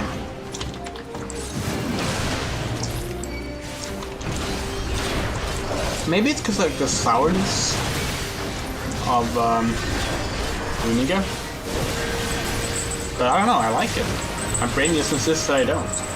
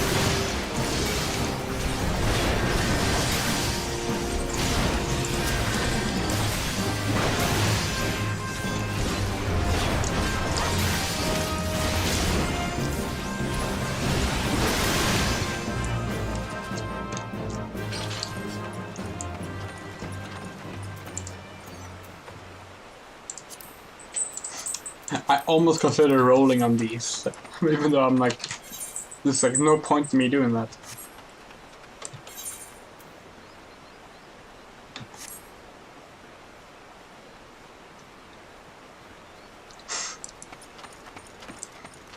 Zart Moray loses the effect of disembowel.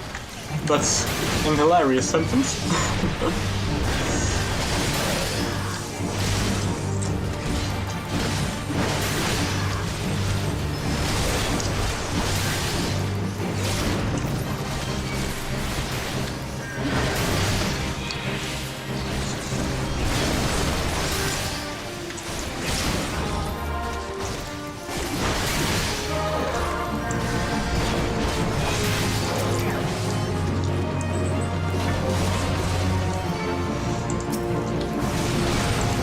Tempest Beast can't actually be aggro until Bravethought is run that far. That's why I was ignoring it until then.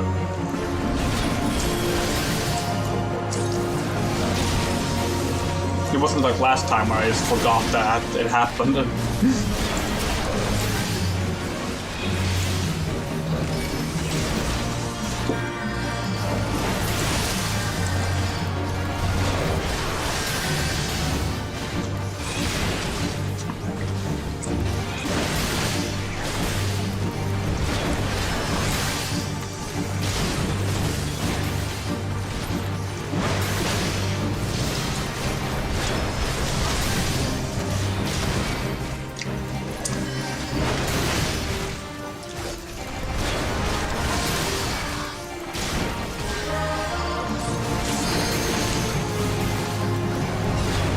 yeah, I mentioned yesterday that I rewatched A&B Hell 4 after we had spoke about it on one of the streams.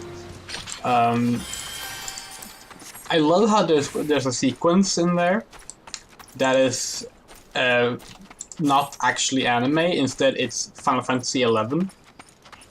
It's a little sequence made in Final Fantasy XI. I thought that was really cool, actually. There was a little machinima piece there. It's the "I'm badass and you're good ass" part. But what was really funny was the art style that 11 and 14 shares, rather the similarities between them, are really strong. And you know how I can verify that?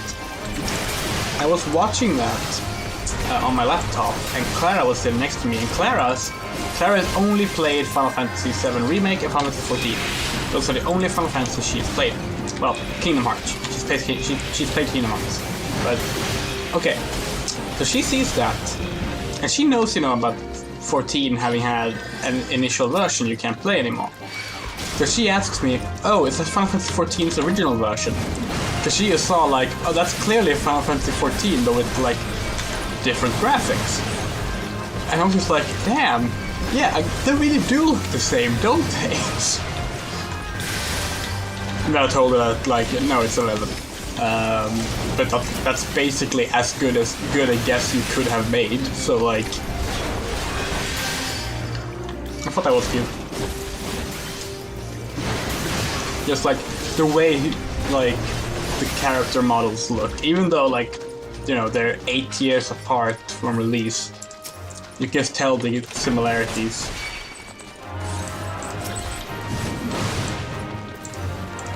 I have to say, it's really... I talked about it yesterday, about how, like, being able to, like, enjoy Final Fantasy 14 with both like, my online friends and with Clara has been, like, just a, like, big deal for me. As someone who never really had as much of a social life growing up. But one thing I didn't mention is I really like that Clara took to Final Fantasy. Because, like, I've had a lot of girlfriends over the years, and well, there's always been some shared interests. When it came to, like, RPGs and such, there was never any overlap. So, like, I would be, like, excited about Final Fantasy, and, like, my partner at the time would be like, yeah, I don't care, sorry, and stuff like that. So, like, that's been another, like, kind of really a positive experience in, like, the last 2 years, because not only did Clara like Final Fantasy, rather she liked Kingdom Hearts. That was, like, the exposure she had at the time. But she was the one who came to me like, hey, I want to check out Final Fantasy, it looks fun. And, like, I don't know, it's just... it feels really good, you know? Just being able to share a thing you like with someone and not constantly be, like, met with, like, oh, sorry, I don't care about that thing, when you're, like, excited about something.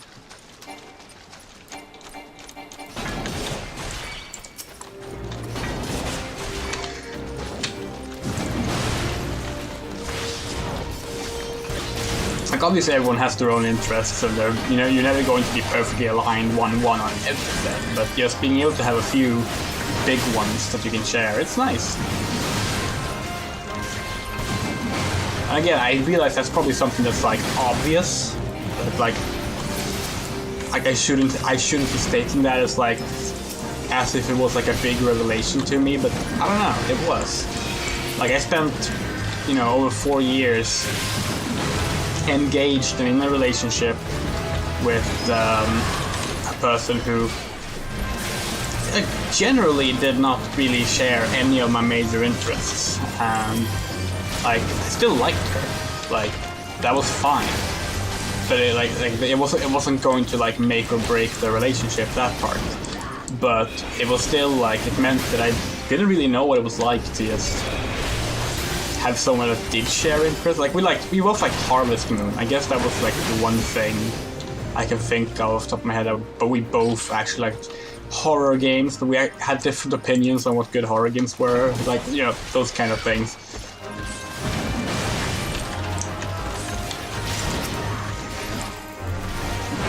But yeah, relationships, they're interesting.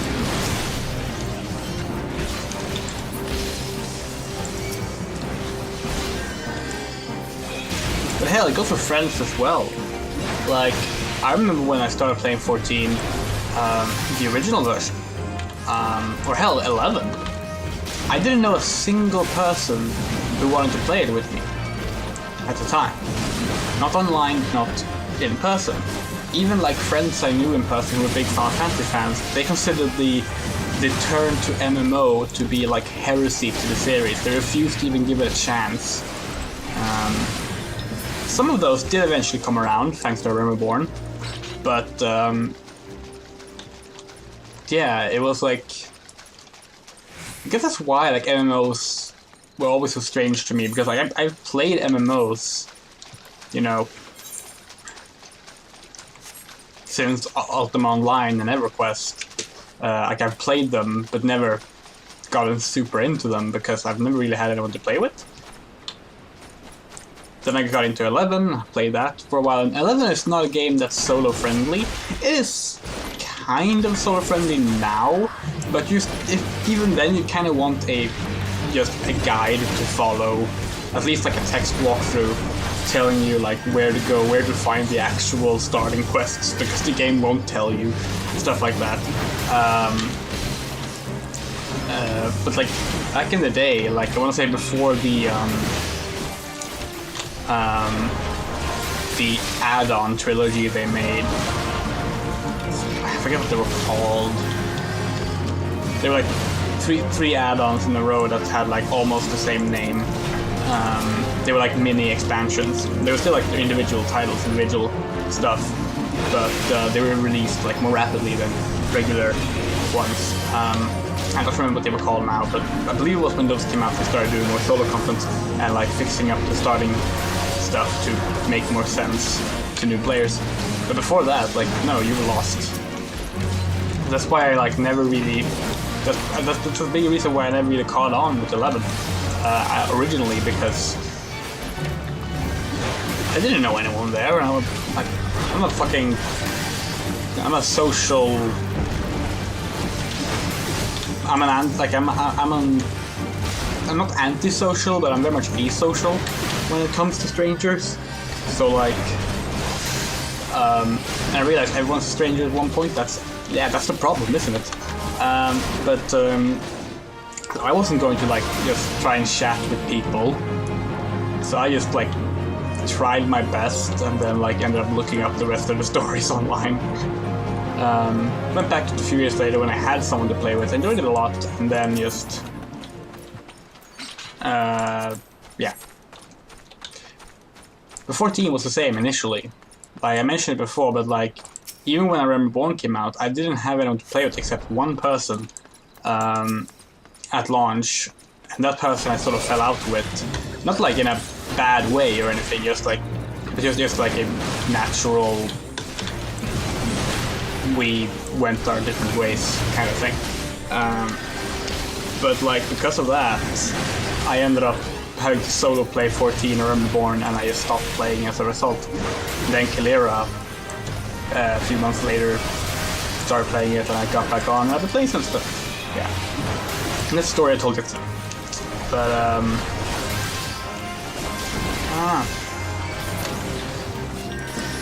still have yet to meet a person in person who likes Ultima though.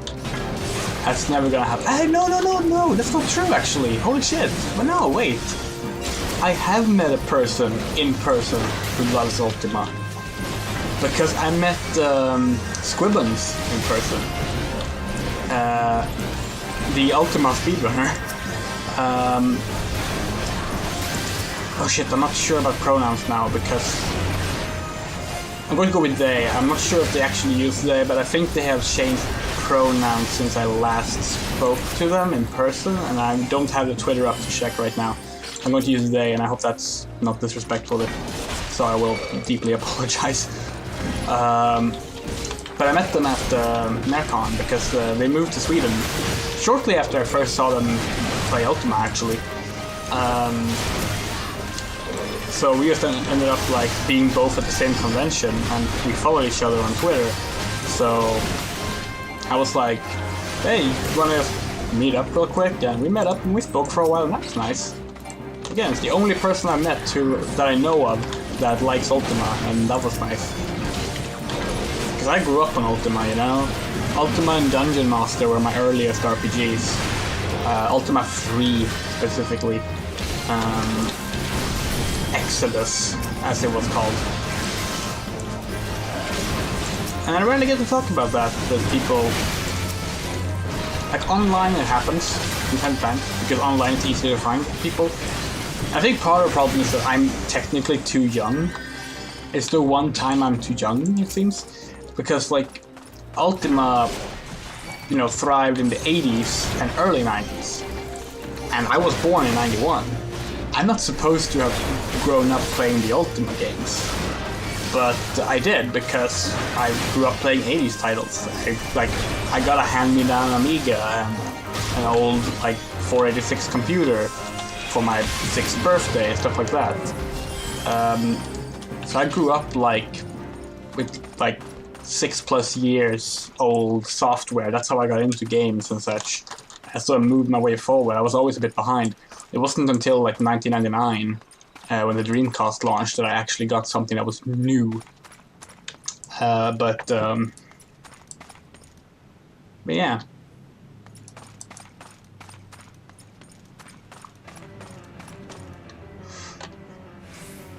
God, Ultima though.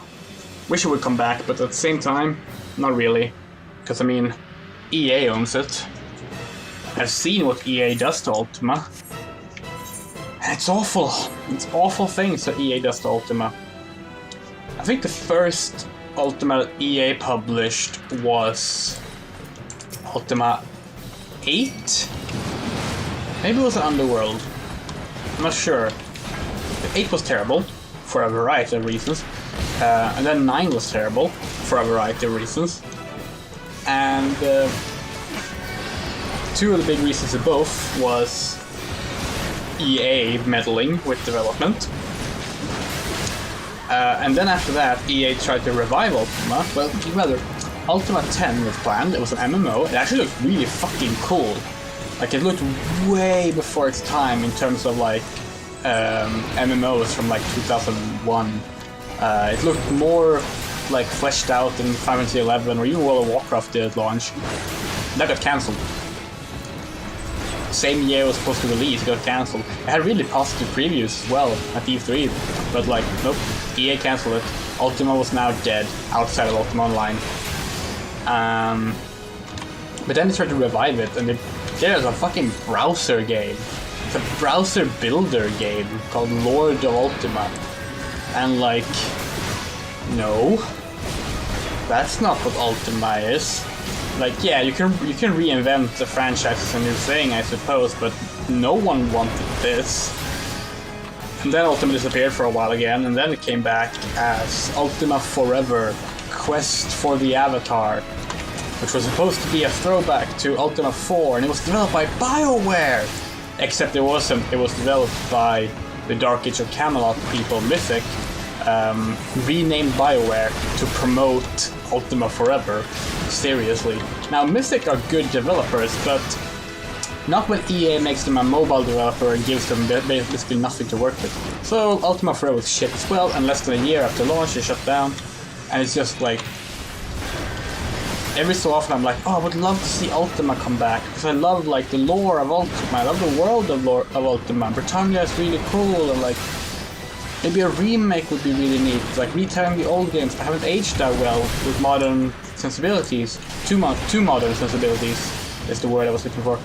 And then I remember, you know, alright, It's owned by EA, that's why it's dead in the first place. It's not worth it.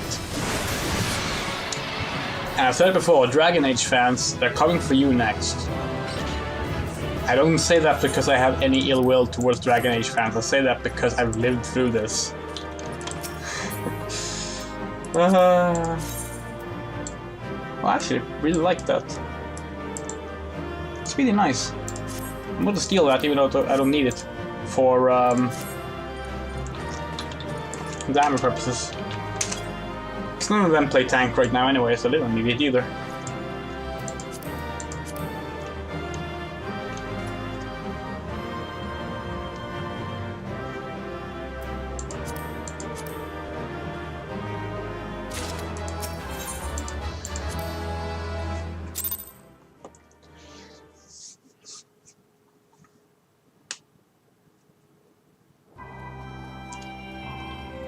Level 48. Okay, what does our challenge log look like? Oh, it said Quinn Z. I thought it said Quinn Zoe first, and I was like, what? No, it can't be, but it wasn't.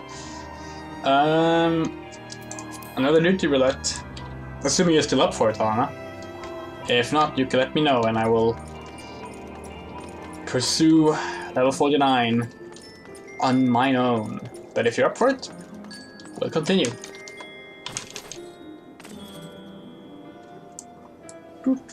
Wait the 5 seconds of delay I put on OBS, and then stream delay from YouTube. And maybe around now? Oh, well, look at that. It actually hasn't appeared on my chat window yet, but I can see it in the OBS preview window, of all places. How about that? Okay, let's go. Yeah, another leveling roulette.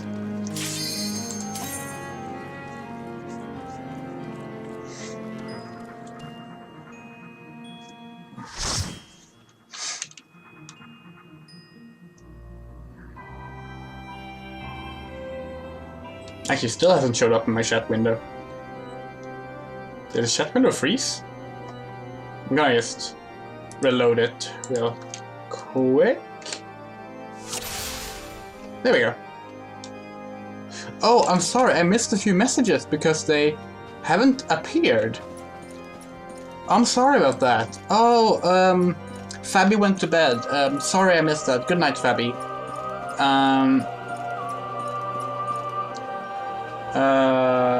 I didn't get those mana before boss things either. Holy shit. I don't know what happened. I just didn't get those messages. But yeah, everything after Guild has roulette unlocked, I haven't gotten. Oh shit. I forgot that they switched me down to from the 30 I lose my Defiance. Hate that.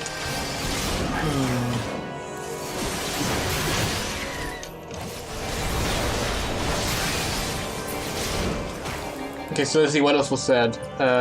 Mana before boss, please. Sorry. Didn't see that. That's Amore. Did I say pizza pie at some point?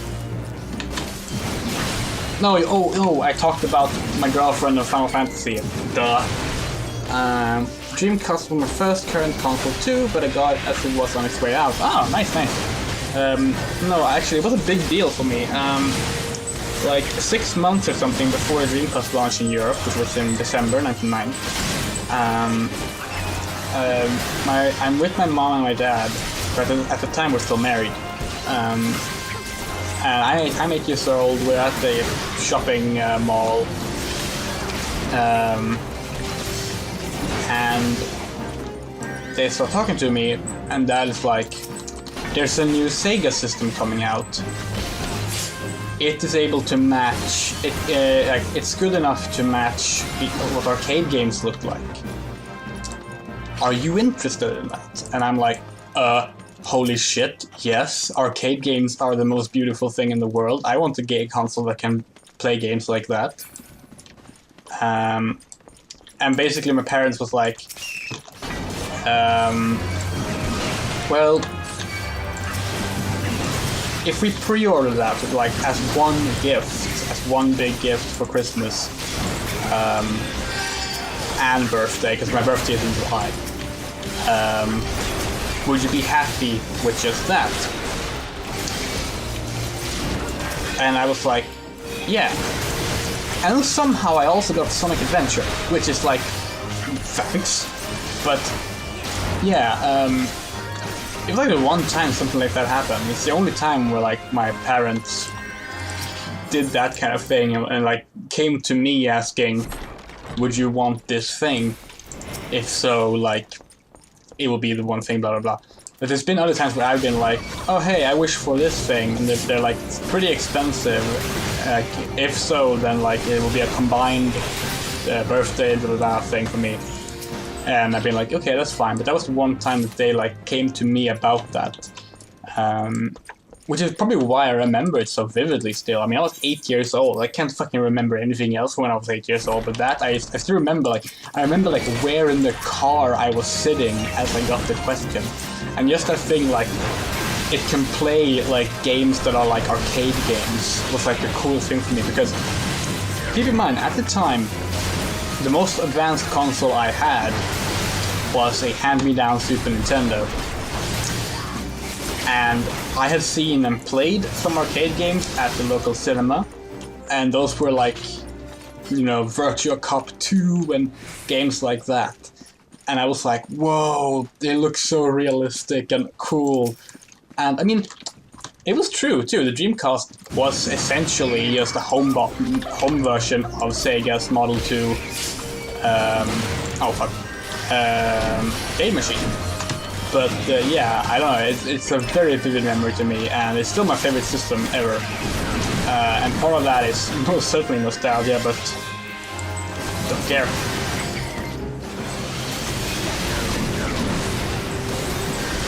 Yeah, I know what you mean. My brother's birthday is December 26th. So it's literally like every single Christmas, it's like, do you want 2 small presents or 1 big present? Well, it used to be. Now it's like we don't even really give presents anymore. But yeah. I'm gonna take these off again for a while because I'm sweaty. And it's not that there's any cutscenes going on anyway. But yeah, it's always been like that with my middle brother. I have 2 younger brothers.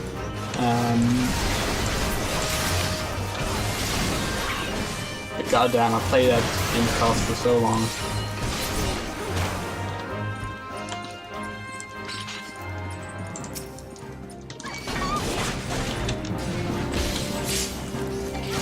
I mean, I played that Dreamcast until the disc reader literally gave out. Like, the laser didn't work anymore. Got a new Dreamcast. Now that one is dying, but what can you do? It's actually really annoying. One of my brother's current Dreamcast is that the battery in it that like handles date and time and stuff like that is dead. Completely dead. And if you want to replace that in the Sega Saturn, you just open up a little box in the back of the console and you plug out the battery and put it back in. In the Dreamcast, to get part of the console, you need to bring out the battery thing, which is like welded onto a thing, and like has 2 metal things just like welded onto the top of the battery, and you have to like basically rip that thing apart, get the weld, like your own like welding gear, and like repurpose a different kind of battery to make it work. Like I was reading an instruction about it, I just gave up, like completely gave up. So you essentially have to break the Dreamcast and then repair it with only like replacement parts not meant for the Dreamcast. I do not recommend it.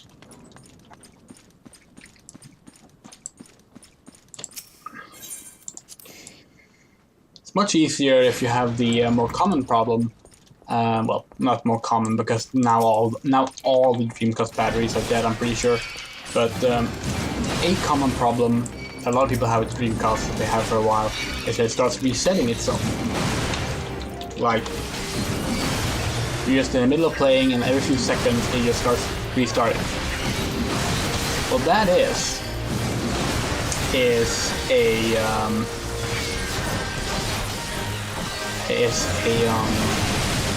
pretty easy because it's like there are a few metal pins inside the Dreamcast that when they accidentally touch another part of the Dreamcast, that causes a short circuit that resets the Dreamcast.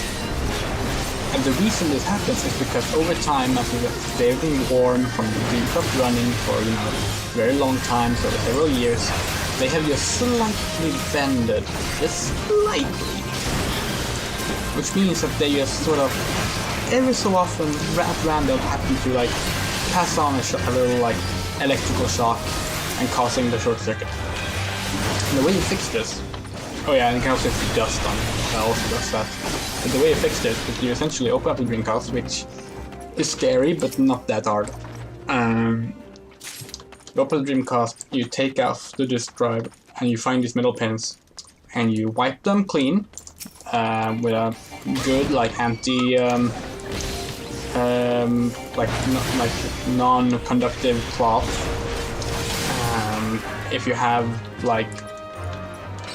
the means to clean it further, then by all means do that. But clean them off so there's no dust on them. And then you need to take pliers very carefully. You just bend the tips back a little bit. It shouldn't even be noticeable if you did it, which is the tricky part. You should just take the plier on them, twist your hand a bit so you can see that you're twisting them. Hold them that way for a bit, let go, and the pins go back. They look the same, they're just a little back into place. Then you put the Dreamcast back together, now it works. I've done that 4 times to repair the reset error on 2 different Dreamcasts. Most recently, earlier this year, actually.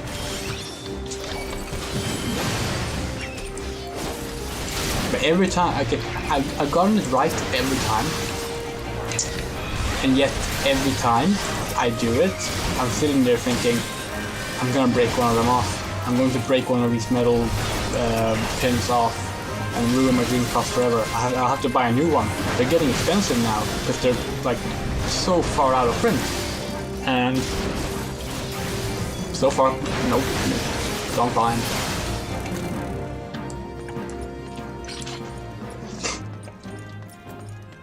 But yeah, the Dreamcast is a great system. Powerful system too, ridiculously powerful for its time. There's a reason why most ports of Dreamcast games are so much worse than other systems. From performance to visuals to all sorts of things.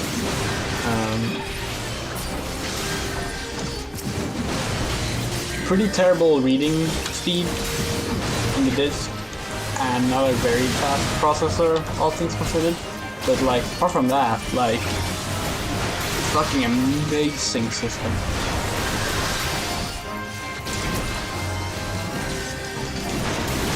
And I have big hands, so I even like to control it.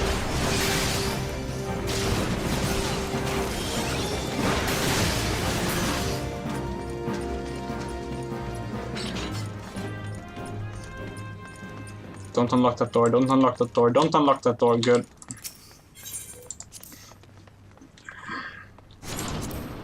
Yeah, they haven't asked to see all the rooms, so...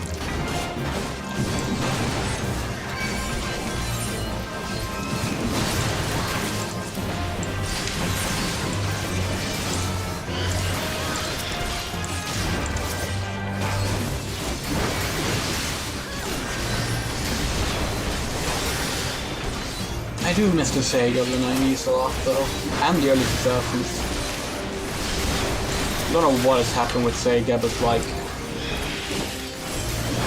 I am so very tired whenever like there's a new Sega game coming out, and I will just look at it and realize that it is so very much not made for me. Even though I've grown up with all of the franchises they belong to.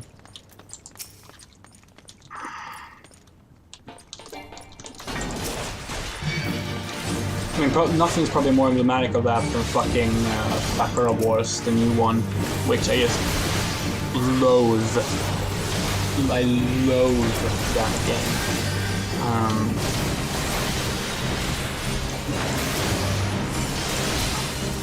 But also, like,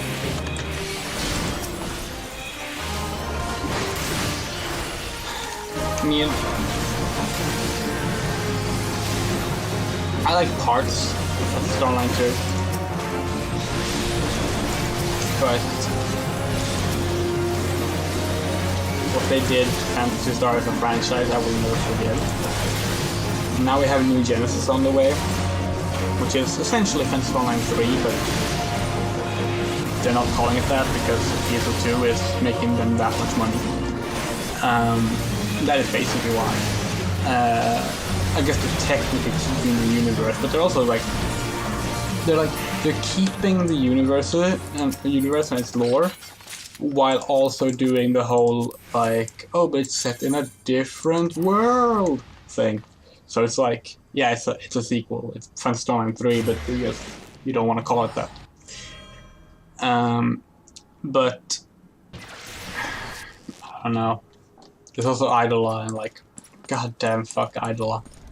That's coming out in English now. Phantasy Star Saga. You know, in case you felt that Phantasy Star needed to be more like Fate Grand Order. No. I like Fate Grand Order. That's unfair to Fate Grand Order.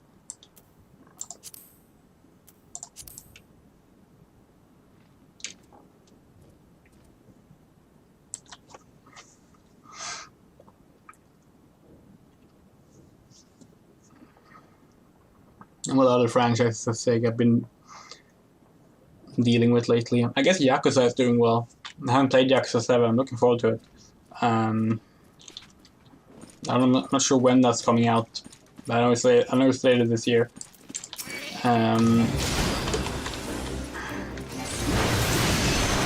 That should be fun at least. But I don't have that much of a connection to Yakuza. Like that's a modern Sega series. I say, I'm pretty sure it started in like 2004 or something.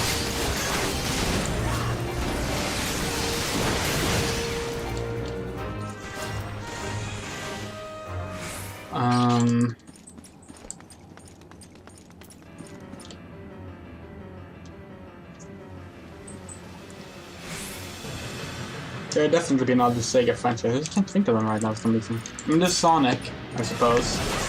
I still like Sonic. Play Sonic Forces, Speed Battle. It's fun. I play it less now that the Tangle and Whisper event is over, but still play it. But I don't know, even Sonic is like the last Sonic game I like absolutely loved. It's over a decade old. So like it's not really a franchise catering to my tastes anymore, even if I still enjoy it. And part of that is that I don't care much for the classic Sonic stuff. Like I like the original Sonic games, I do. I love Sonic 2 in particular, but I'm not that fond of 2D platformers. It's pretty much that simple. And when it comes to 3D platformers, I just don't care for the like less narrative focused, nostalgia filled. Let's just, I don't know how to even describe them. I don't care for them. Like I missed the messy but at least interesting and unique Sonic games we used to get. Because even those that I hated that were bad, like Sonic Heroes I don't like, Sonic and Black Knight I don't like, at least those had something to them that made them feel interesting. And I find interesting far more important in most things than I do necessarily polish.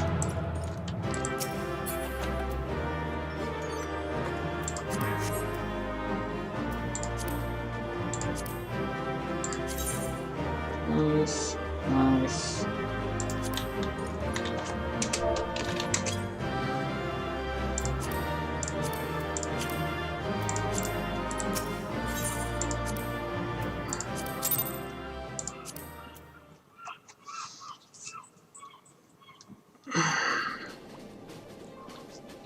Alright, next up is Guild Test Roulette.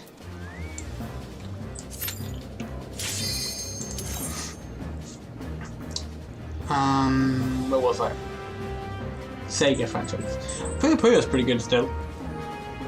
I mean, I'm hoping they will actually make a new Puyo Puyo at some point. And I don't mean Puyo Puyo Tetris. Like, Puyo Puyo Tetris is cool.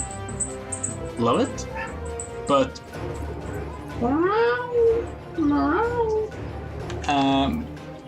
no, I want Puyo Puyo 8. I want to continue the Puyo Puyo storyline. As silly as that sounds, it's a very fascinating universe, and I want to see new characters and stuff.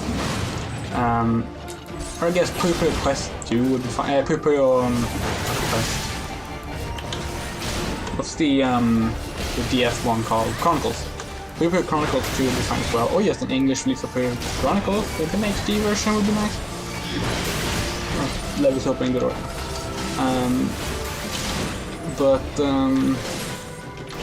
You know, at least I still like the current Puyo games. That's good. What else? I wish I could say I was enough of a Streets of Rage fan, because Streets of Rage 4 is currently really good, so that's good. But I'm not. I like the music in Streets of Rage, but I've never been like that big on the gameplay. Not much of a beat 'em up player. Like some specific beat 'em ups, yeah, absolutely. The other ones, nah.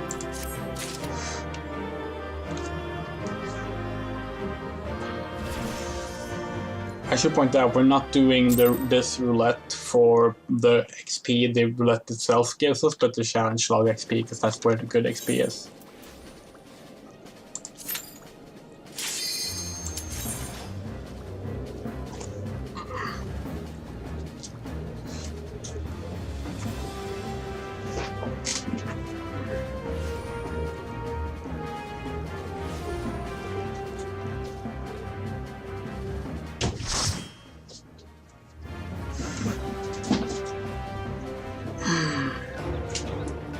Oh yay, enemy parties.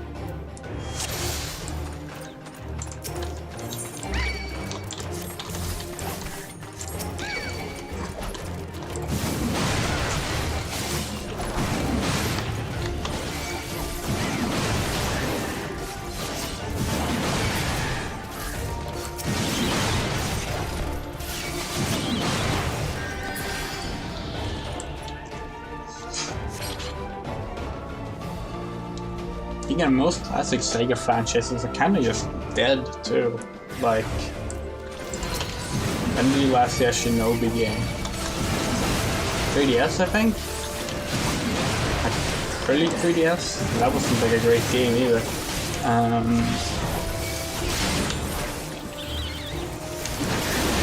Outrun?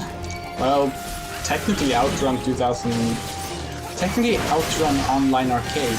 But that was just a version of Outrun 2006, which in turn was just an enhanced version of Outrun 2.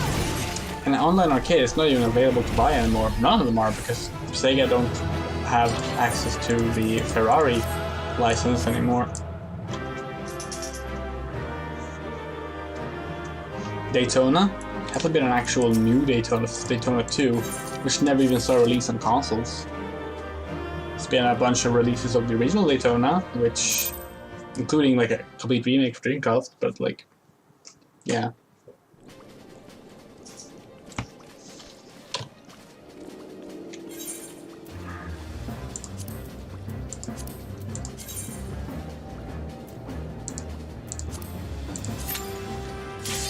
and like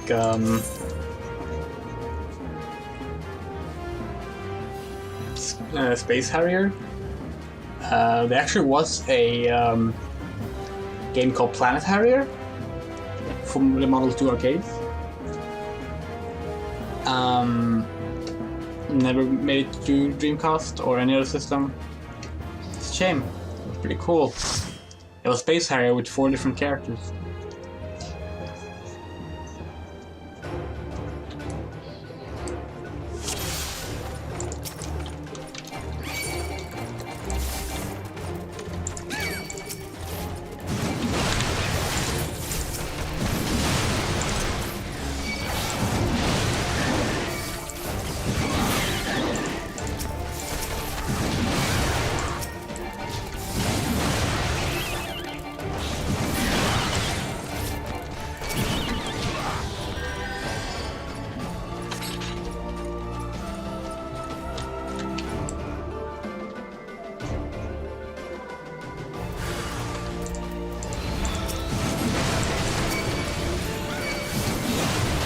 I guess that's probably why I'm so excited for Balan Wonderworld too, because like, damn, that game looks inspired, and it's by both Oshima and Naka, and it looks like Knight meets Billy Hatcher with a bit of Sonic, 3D Sonic in there as well, which, you know, nice. Appreciate it, but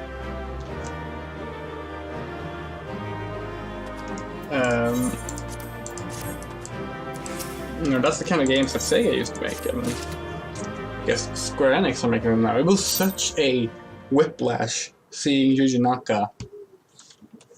I used to run name order, but whatever, it's what people know him as. Seeing Naka be like, "Hello, I'm Yuji Naka from Square Enix. But we're doing guild leads now because I got the challenge log for 3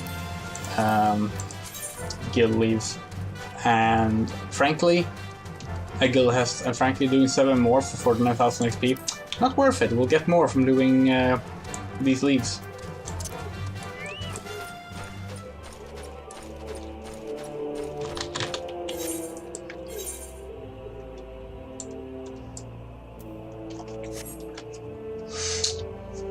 Almost 49.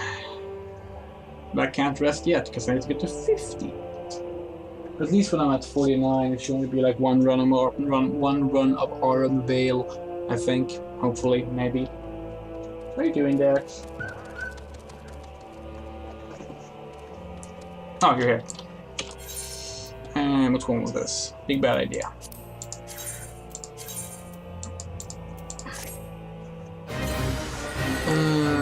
Use hippogriff shanks obtained from ragged hippogriffs on prime locations to lure out the foul wheel. Okay.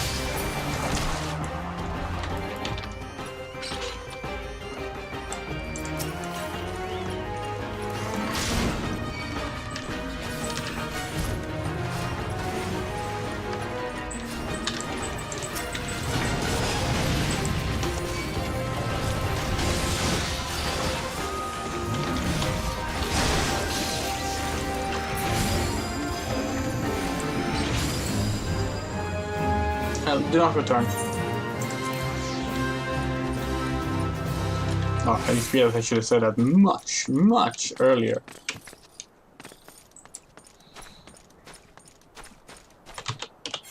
Anyway, the other ones are here as well.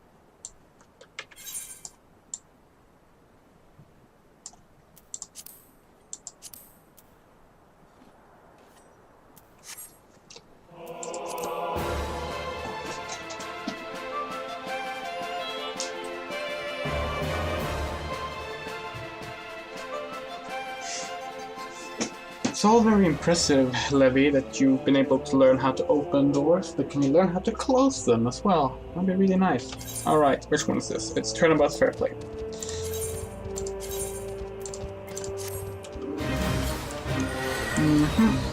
Obtain Ice Sprite cores to reveal target's true form.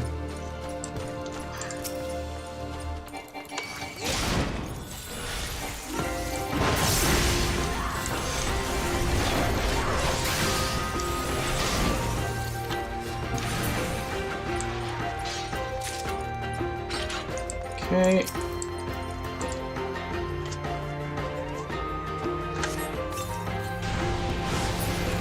Aha, it was an Ariman.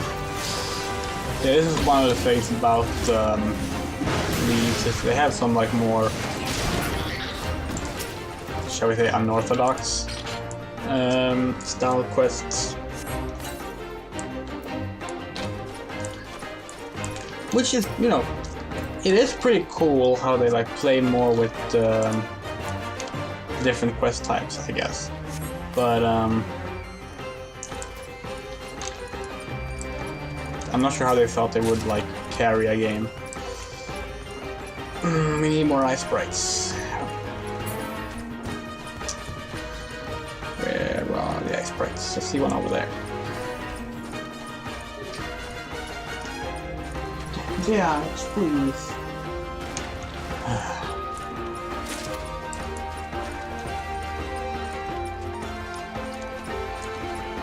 We've already tested these, so let's go test these ones.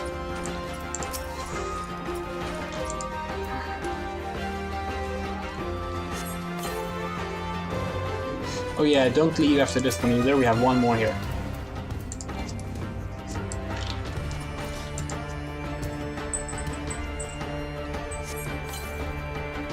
Oh, come on. Which one haven't we tested? Must have been one of these. I don't know which one though.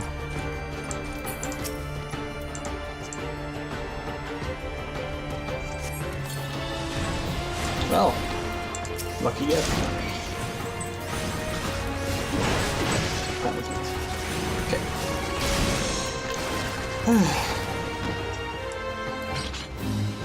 Yay!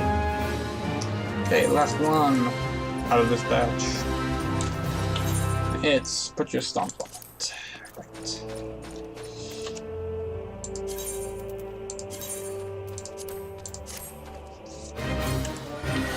Reveal targets and location specified. Okay.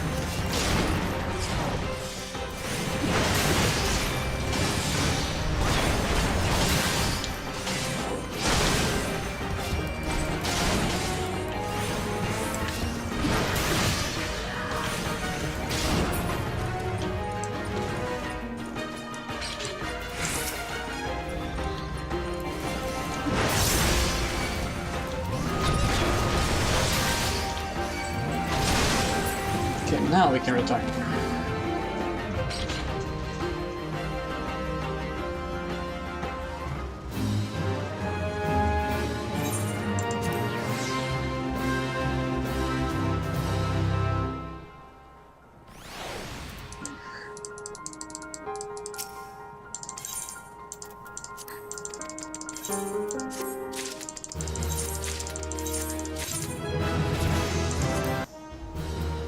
Nice.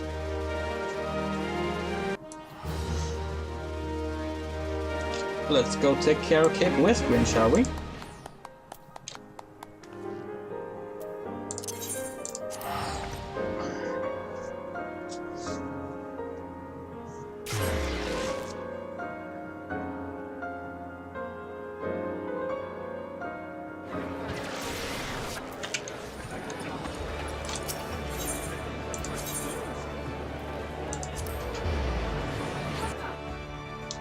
Levi is now sitting in the middle of the door frame, meaning I literally can't close the door.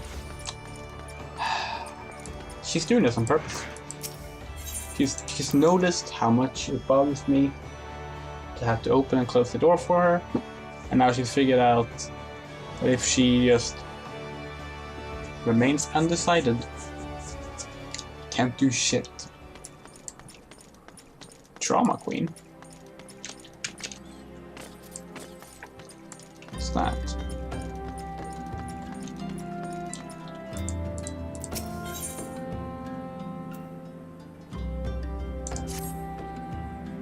Oh, it's Wanderer's Palace. God damn, that dungeon.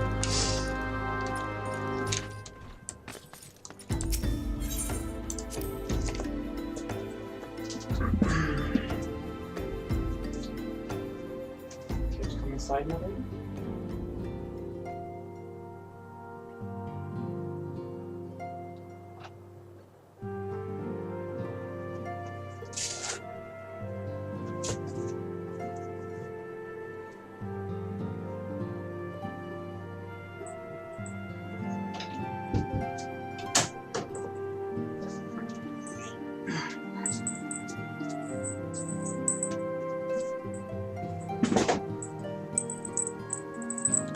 Gotcha now.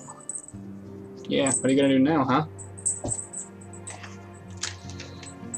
Okay, back to main story.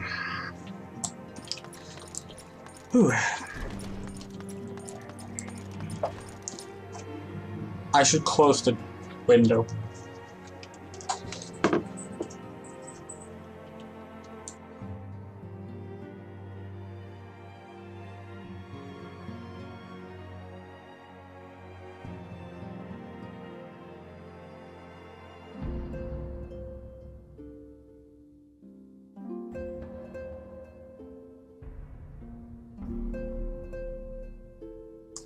It's now getting early enough for people to like start heading to work and stuff.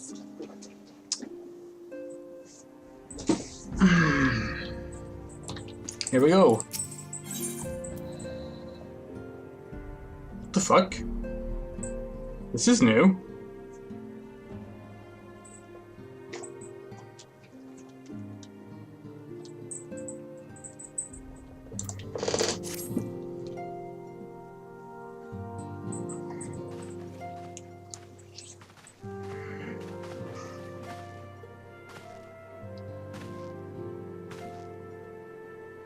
All present?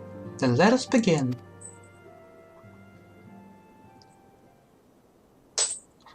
We have received the details of the impending operation. In what promises to be the largest single counter-offensive in the realm's troubled history, the Alliance will strike at every Imperial stronghold standing upon Eorzean soil. As might be expected, the operation will be complex. You need not commit its intricacies to memory. It is enough that each man understands his part and plays it to the best of his ability. The finer instructions you will receive at each staging point.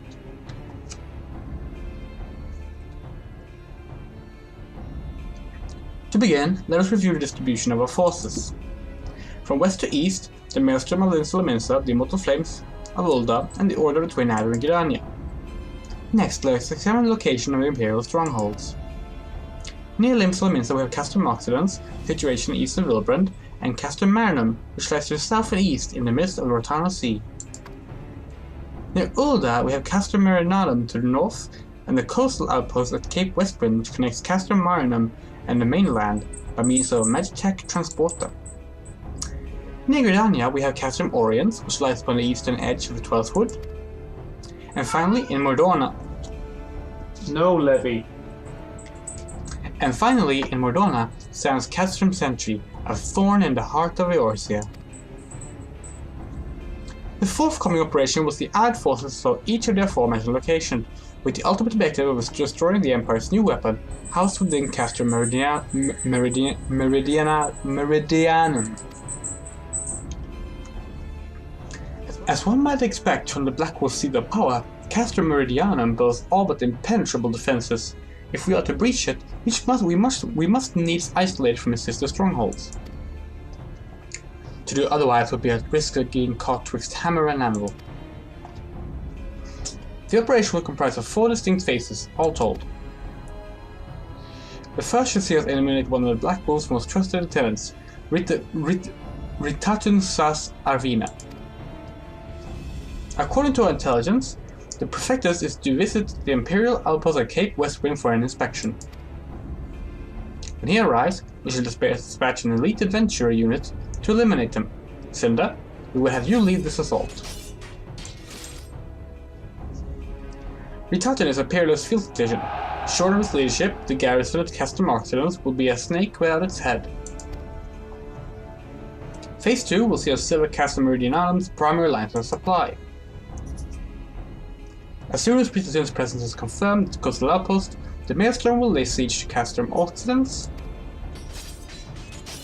At that very hour, the Lominsan Armada, helmed by the Admiral herself, shall move to blockade at Castrum Marinum.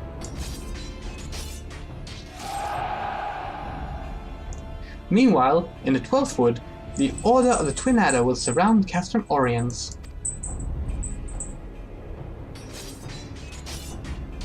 And they'll have the stills to help them. Frixia's been waiting for a chance to avenge these ones. All 3 shall see us neutralize Castrum Meridianum's defenses. Forming a main thrust, the Immortal Flames will march against the stronghold with all their strength. While the enemy's eyes are drawn outwards, another elite adventurer unit shall infiltrate the Castrum. Its mission? To disable the Magitech field generator which protects the Praetorium, a fortress within a fortress wherein the Ultima weapon is believed to be housed. Cinder, we will have you take command once more. Meanwhile, the Order of the Twin Adder will blockade the railway which connects Sentry and Meridianum, preventing the timely arrival of reinforcements from Mordona. A wise precaution, the monstrous locomotive which runs back and forth between the 2 Castra is capacious enough to transport a small army by all accounts. It is well the Guardians did not think to give it wings. Once Meridianum's defense has been compromised, the operation will enter its 4th and final phase. This will see the Immortal Flames enter the stronghold and suppress the remnants of the enemy garrison, allowing Cinder's units to pass unopposed into the Praetorium, where they will locate and destroy the Ultima weapon.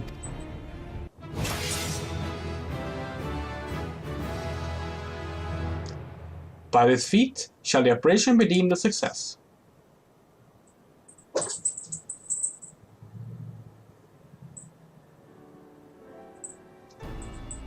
In addition to the Grand Companies, we can count on the support of a variety of other parties, from the pirates of Lindslomensa to the Monteris and Ulda. In all, the operation will involve no fewer than 12 major factions.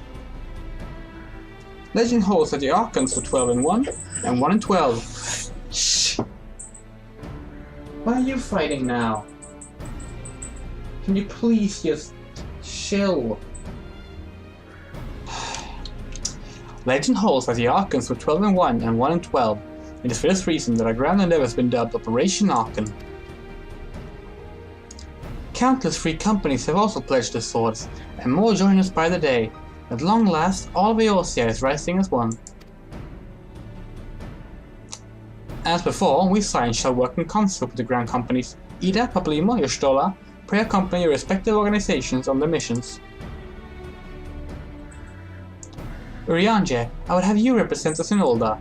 Reassure the finances that they have made a sound investment. When that is done, pray return here and aid in the coordination of our forces. Tataru, please assist Urianje in any way you are able, and ensure that everyone is kept abreast of the latest development.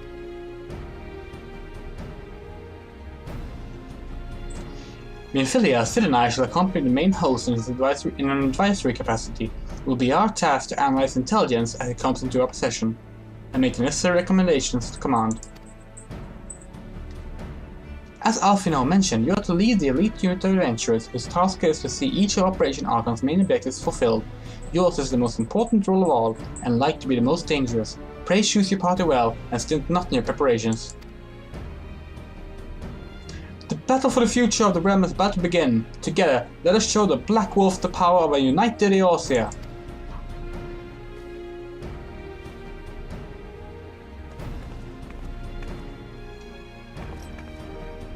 Pray report to the Immortal Flames encampment situated at the north of here when you are ready to be briefed on your first mission. I can't stress this enough, but please be careful. May you walk in the light of the crystal.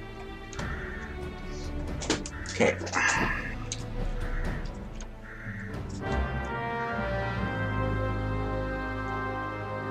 So, first up now is trial, which used to be one of the most frustrating trials in the game. When the game first launched in 2013, Seagulls. When the game first launched in 2013, it was like just pretty hard because people weren't really geared to take on the fight that well. But even then, as people got stronger and got better gear and the fight got evened out and such, it was frustrating because it didn't show up in any roulette. And because it didn't show up in any roulette, that meant new players struggled with playing the fight at all. Because, well, there were only new people trying to queue for it. You're welcome, Cinder Lesporine of Science. As Communications Officer, trust me to issue your orders, provide guidance on forthcoming missions. Your first mission is to infiltrate the Imperial post at Cape Westwind and eliminate Perfectus Ritatinus Arena. All participating units are now in position and awaiting your arrival. Please proceed to the staging point and report to Lieutenant Albert. This is where the first step in our bid to purge the realm of the Gallian menace. I shall pray for your success. Where was I? Now, it's a trial that can be finished in less than a minute. Synced to level. It's a trial that can be finished in less than a minute. It is the easiest fight in the entire game because you don't need any strategy anymore. You need to run up and pummel the boss until the boss is dead. And it's actually kind of funny because it's also in roulettes now. So there's no problem getting it to, like, there's no problem actually getting to play it. And it's as fast as it begins. It might as well have been turned into a cutscene. Yeah, the intro and outro cutscenes are about 5 times as long as the actual thing. So you're also in the Lesporine, the fearless adventurer who's to lead the assault. We've been expecting you. Our Maelstrom friends reported the Ritatinus Arena at Project Custom Oxygens a bell ago. And sure enough, a convoy of Imperial airship landed here just now. The likelihood is high that our target was aboard one of the vessels. I will dispatch scouts to verify his presence before we strike.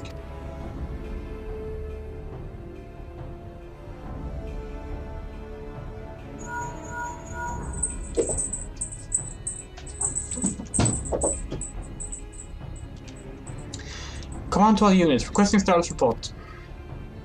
This is Antline 1, target has not been sighted. This is Antline 2, likewise, target has not been sighted. This is such a waste of time because he's there. Antline 3, we got nothing for you either? This is Antline 4, nothing to report as of... Wait, discard previous message, target sighted. I say, again, target sighted. Understood. Hold your position.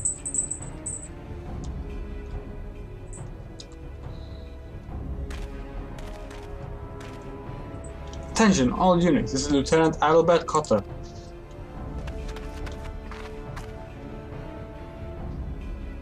The first step of Operation Archon begins with us. Should we fail to here, all hope of victory will be lost. This is no small burden, but know that I believe in all of you. So believe in yourself, and together we will blaze a path for our brothers and sisters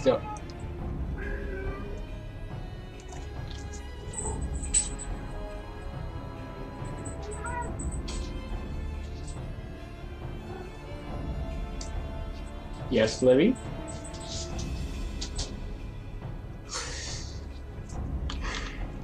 Okay, lines to follow. Yeah, this is the first 8-person duty.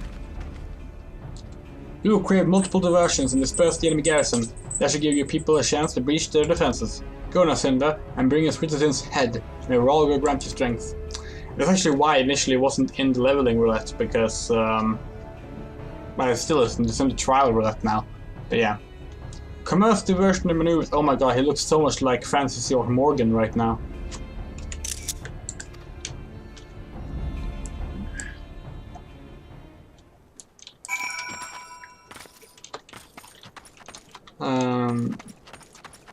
This way. In the Phase 3 beta, we were so proud when we found this part. This is where we logged out before the beta ended and our characters got deleted.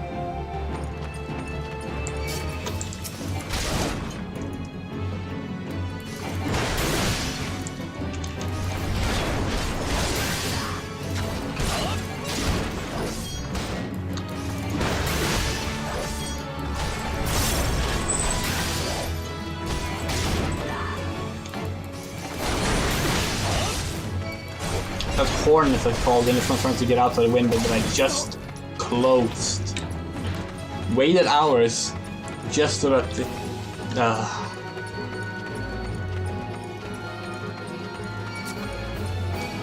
Oh, fuck.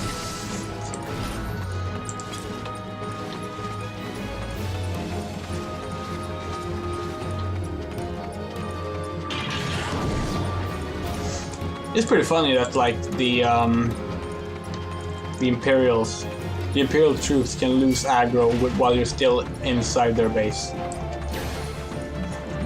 That's how low their range is. I forget if you were allowed to run in here or not in Phase 3 beta. I just remember we were all very curious about what this big, like, Imperial structure would be for. And it turned out it was the last trial of the game.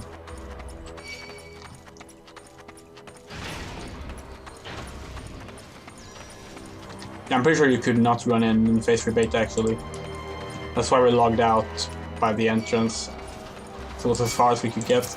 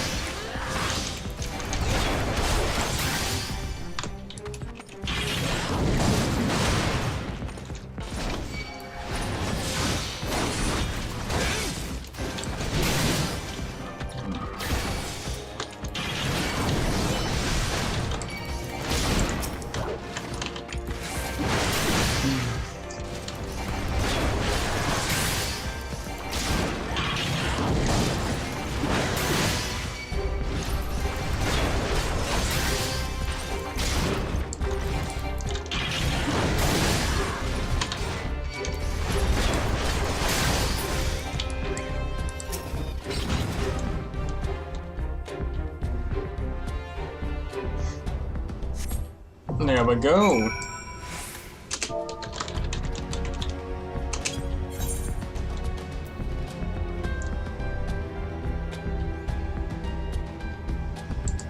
Oh.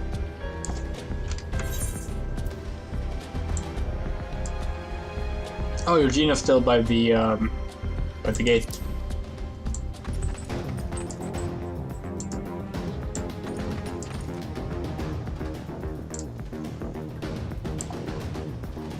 Okay.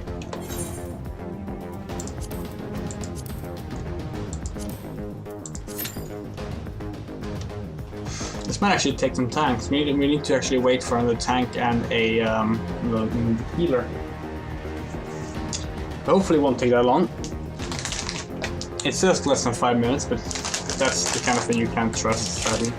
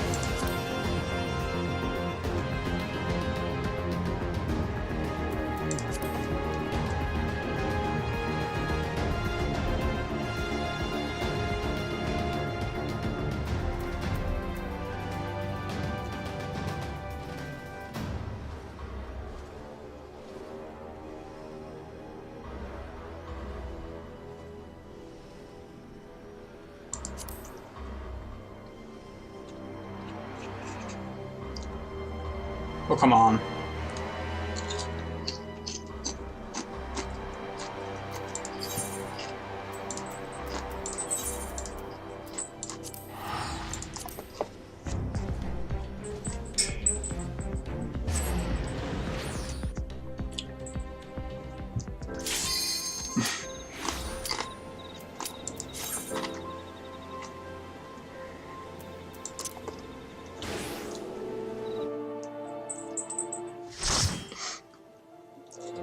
Just my luck.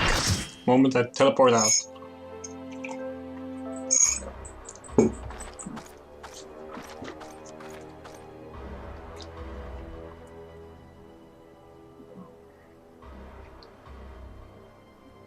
would appear we have unexpected guests. Now, I've seen you before. Ah, but of course, the woman who felled the mighty Titan. This is the Icon Slayer? I see. The commotion without is not but a diversion. Allow me to hazard a guess. By limiting me, you hope to undermine the garrison at Occidents. Bold strategy to be sure, but have you the strength to see it to fruition? Leave us. None of you are a match for her. Send word to Castle Occidents. Tell them the Laminsons are coming. Once, my lord.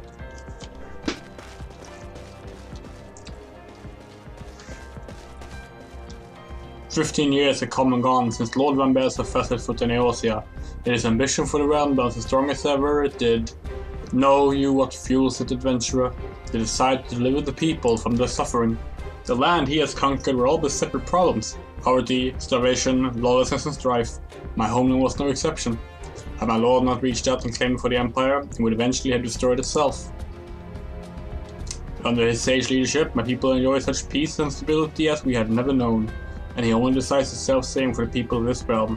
Under his rule, Eorzea will be free from the shackles which binds it, the shackles of false faith. There will be no feeble leaders to misguide the masses, no icons to bleed the realm dry. True peace would reign, and the people will be free to live their lives without fear of persecution or oppression. Should you doubt the truth of my words, I bid you look upon me. I am no son of Garlemald, yet Lord Van Belsa has fit to raise me to a station of great honor. He measures a man not by his birth, by his worth. Such is his sense of justice.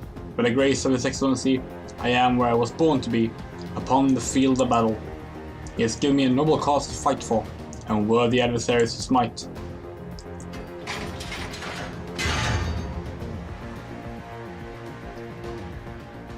I am not wont to bear my steel needlessly, but if you are deaf to reason... In the name of Lord Van Belsa, I, Ritzatun Sas Arena, do swear to strike you down. He has gun shields. Because of course he does.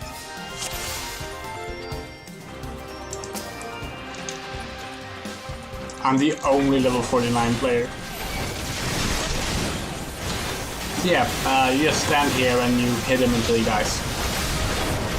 Used to be you had to like divert a bunch of missiles and like do a bunch of stuff, but the damage is so insignificant now, and the boost you get from other players is so strong now, and you just tear through him.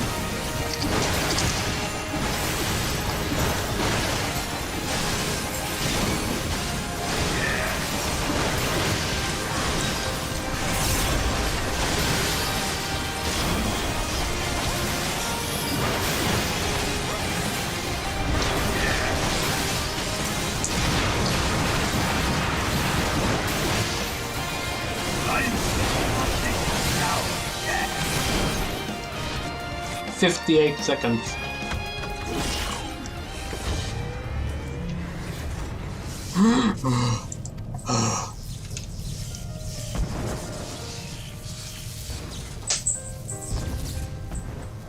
Forgive me, I have failed you.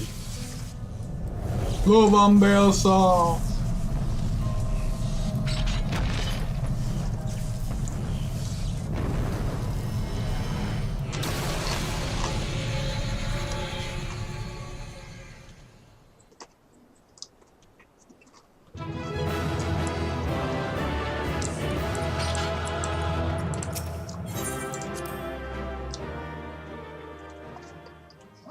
So yeah, 58 seconds, even though I'm level 49.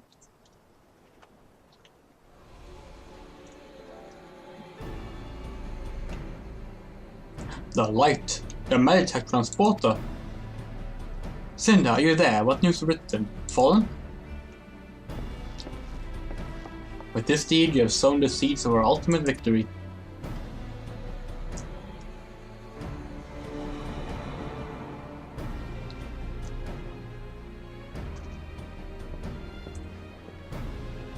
The fading of the light presages an end to the Empire's tyranny. Ritatis Sassavina is no more. Let the next phase of Operation Archon commence. Hurrah!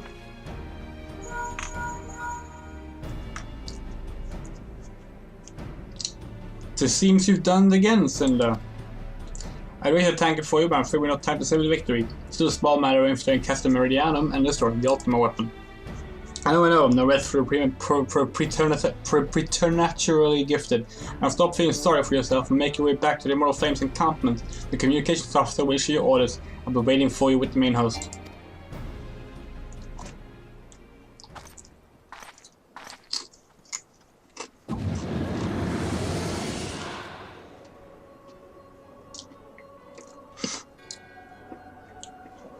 Look, Heidelin, your minion comes, bringing the light. Alas, the gate to the void already stands open. Soon darkness shall consume all, and you shall bow down before the one true God.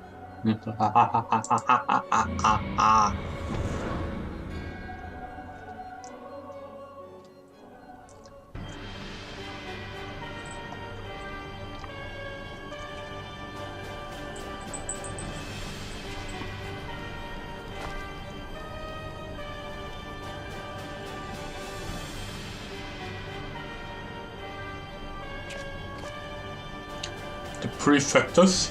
Slain? If we're to be so, my lord, and at the hand of the Icon Slayer, if the Centurion who survived the attack is to be believed. Ritatin. Well, where were his men when he faced the enemy? Fleeing, even as the commander yielded up his last breath, if it should prove they questioned his right. I can't speak for them, my lord.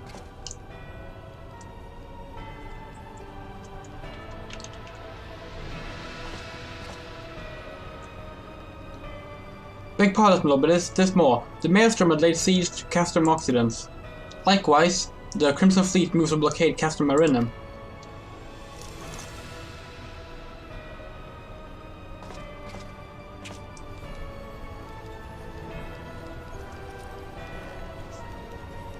So this is their answer.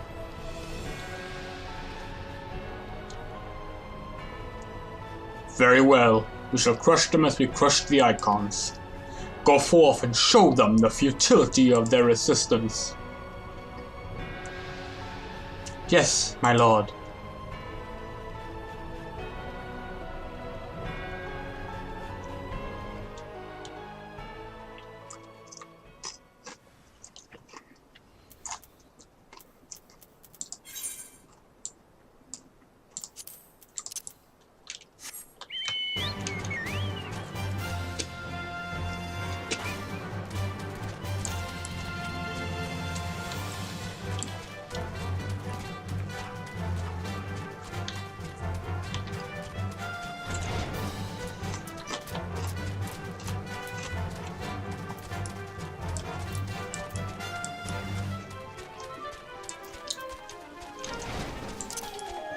I like that the first thing Gaius asks is like, they better not have fled because of racism. Cinder Lesporine, your deeds this day are an inspiration to us all. To the depth of the Prefectus, Operation Archon has entered the second phase. Even as we speak, the Maelstrom moves to blockade Castor Occidens and Castor Marinum. And far to the east in the Black Shroud, the Order of the Twin-Eyed advances upon Custom Orients. Already you've done so much to advance our cause, performing such feats that are worthy of song. We have plans to succeed, more is required of you. Let me know when your preparations are over, ready to the particulars of the next mission.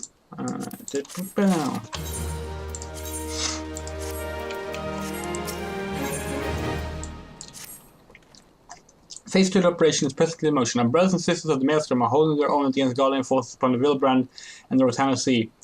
Ere long, the third phase will begin, and you must take to the field once more. The immortal frame shall strike a customary rhythm by the way of diversionary maneuver. While the Guardians are thus locking battle, you are to infiltrate the stronghold and bring down the magnetic field that surrounds the Praetorium.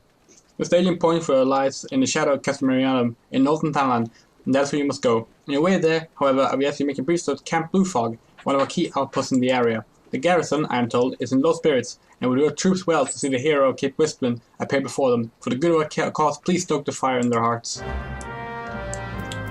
Yeah. So this is the actual final area that I recently said was Mordona, but I forgot about Northern Thailand.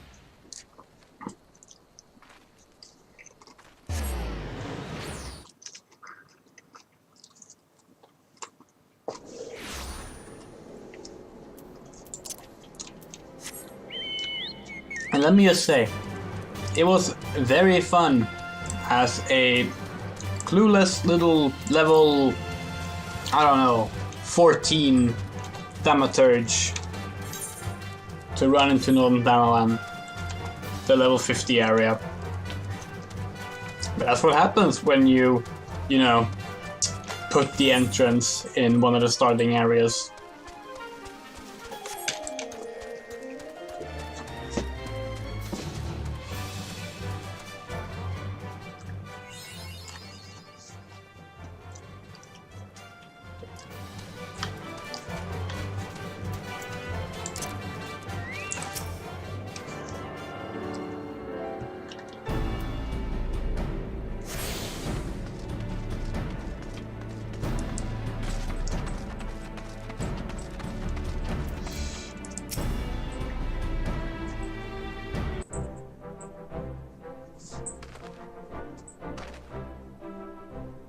Ah, Private Lesporine, you're the most welcome present here at Camp Blue Fog.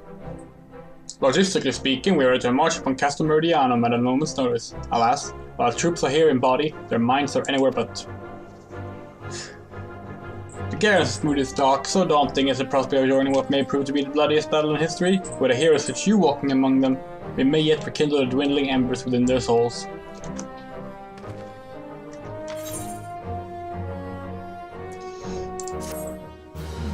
Levy's now interested in the Hornet. I should probably try and get it out. So she doesn't try and eat it and get stunned. God, the cats tonight, huh? Got it to fly out the window.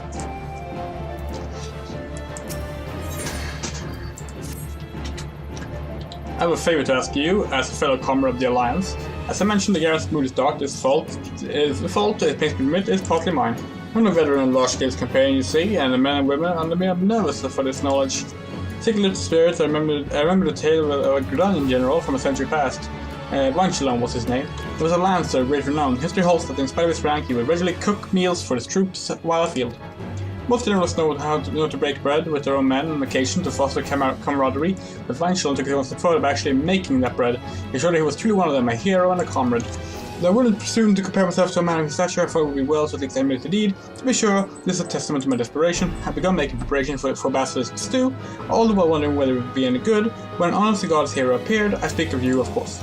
My garden would be known in advance, you could take the lad in my stead. The stew is about ready. Holding some more basilisk meat, which can be readily had north here. Please procure the meat and add it to the cauldron, bubbling just outside the camp. When the stew is ready, I would ask you also to distribute it among our troops. Receiving the stew from you is to give them hot. I doubt I can say the same if it were to come from my hands. We're literally in the middle of a fucking skirmish, but fine.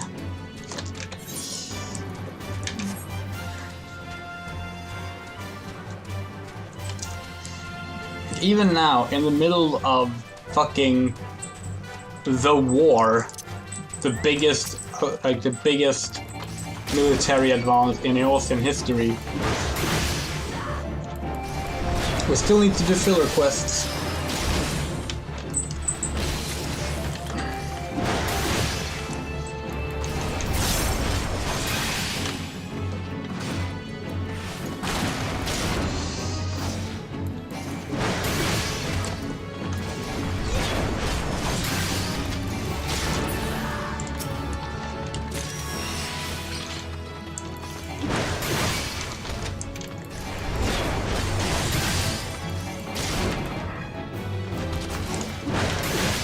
I'd be wanting if these quests gave us enough XP to level up, since we need to get to level 50. But, I know they won't.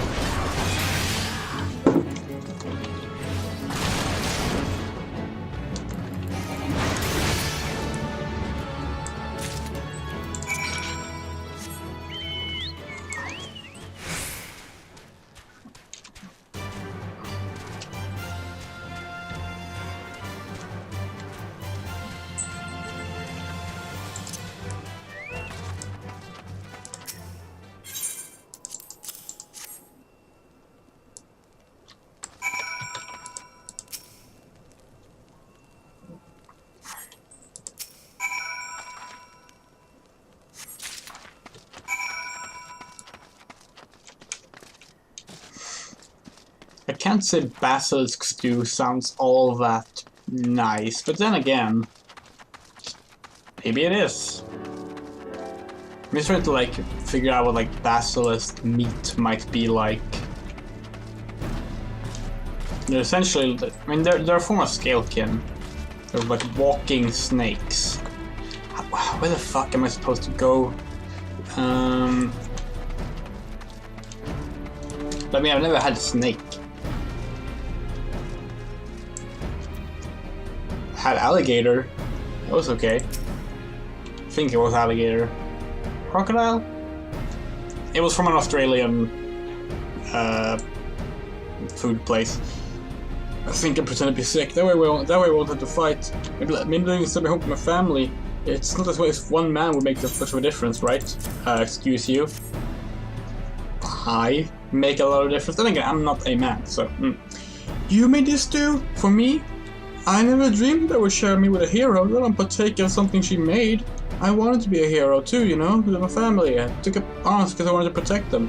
And I will. I won't run. Not today, nor any other. Yeah, good.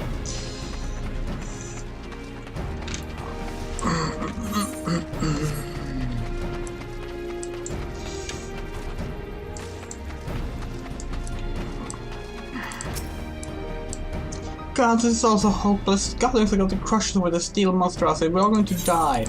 Eat. I'm sorry, I don't know what came over me. Your words and this hearty stew have given me courage. Yes, a fire potentially burns my belly. Or is that just the basilisk venom? I hope that the venom would have, like, gone away, or at least neutralized when I cooked it. Otherwise, I did not cook it properly. It's always so dark here and cold. Maybe I shouldn't have listed. It looked like killing guardians to bring my friend back. Food? This smells good. Aren't you the adventurer trying to Cape Westwind? To think that a hero fights beside us, and this stew is up my appetite for it whets my appetite for vengeance. Yes, you wait, you guardian horse sons. I'm coming for your heads. Wahahaha! I'm not sure I should have given that person food.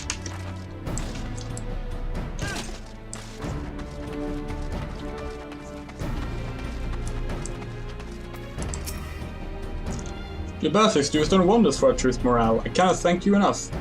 The seeming hopelessness of the situation, not to mention their cursed gloom, had dampened their spirits, and for a time they had forgotten their purpose, but your presence and culinary skills helped them to remember, and I'm confident they will do their part in protecting the realm and their loved ones. Trousers. Those are not as good as the trousers I have. Alright. Before we continue away, there's one more favor I would ask of you. North of Camp Blue Fog, approximately halfway to the cerulean processing plant, there's then 2 Alliance watchtowers. I'd be grateful if you could bear a message through our sentries at each. When the next phase of the operation commences, link-shot communications may be disrupted for a time. Should this happen, messages must be conveyed the old-fashioned way, on foot or by the fire. The West Watchtower is under the care of one private agreement, while the East is held by Private Hopeful Dawn. On my behalf, please remind him to be fully prepared for this eventuality. Once you visit both, continue north ahead to head west to the cerulean processing plant. Lieutenant Edelstein, commander of the garrison, will be expecting you 12 spades your way.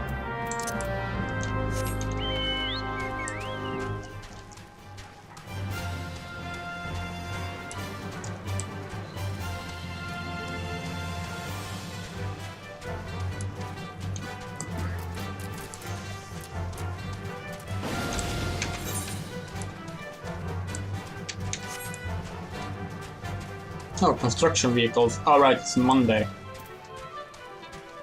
The endless construction sites in Lund, including the one I live next to, gets more work done on them, and yet somehow they're never finished. Why, if it isn't Cinder Lesporine, what brings you to my humble watchtower? Link must cease to function, you say? Rest assured, madame, we have an ample supply of torches and swift legs to spare. If this message that needs sending, it will be sent. It's not that far. You can fucking shout a message there.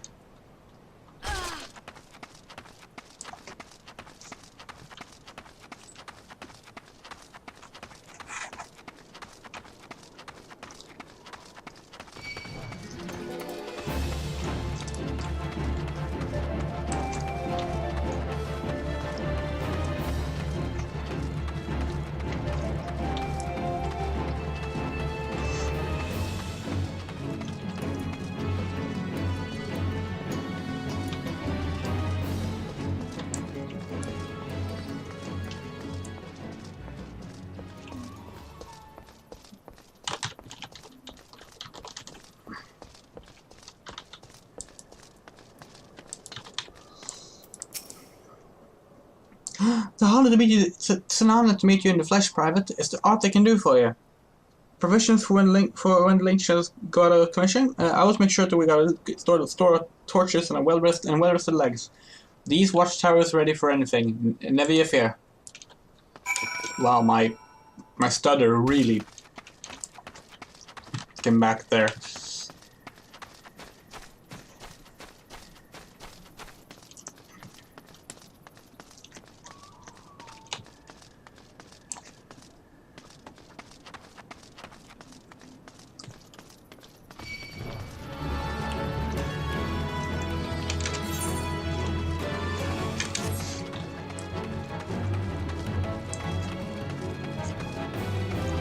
I forget which patch it is. I think it's 2.5.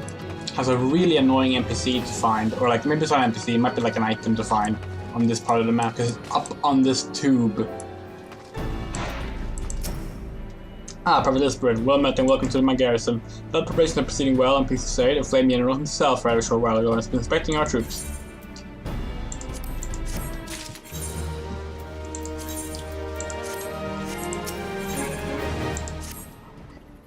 General REBORN will no doubt be pleased to hear from you. You will find him over by the east, right?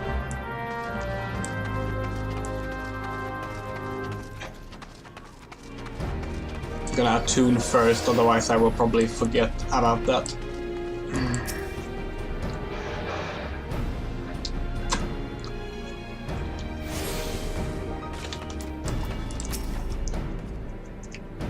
Ever a sight for sore eyes, my friend. I'm told you work wonders on the morale of our garrison at Blue Fog. I would have you the same for the troops here. They put on a brave face when I'm about, but a fire in their hearts quiver as the candle in the wind. I can see it in their bearing. But the camp? There are green recruits whose resolve falters. Find them, Cinder, and rekindle the fighting spirit the way only a hero can. Once you've seen to the others, go do the same for Edelstein. No matter what he may claim, the lieutenant would also be better for a bit rousing. Trust me, I know.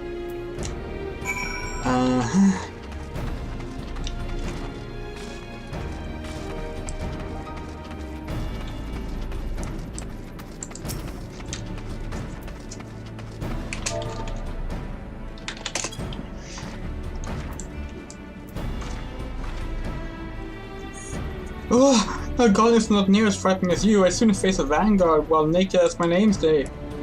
Okay. Sorry.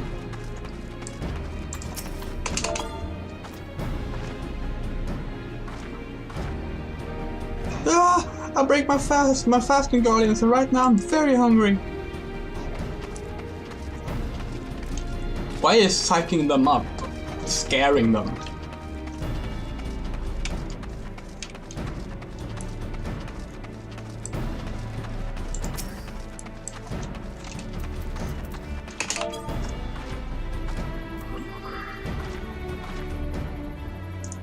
You're stirring your situation to reawaken me to my purpose. Hero or no, I will fight tooth and nail to protect the realm.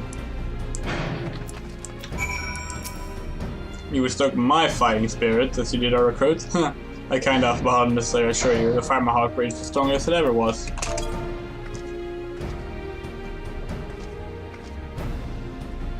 By Ralgar, up and realizing the fire of my resolve had grown dim. But thanks to you, it burns red hot once more. If need be, I shall lay down my life to secure victory for Eorzea. Oh god.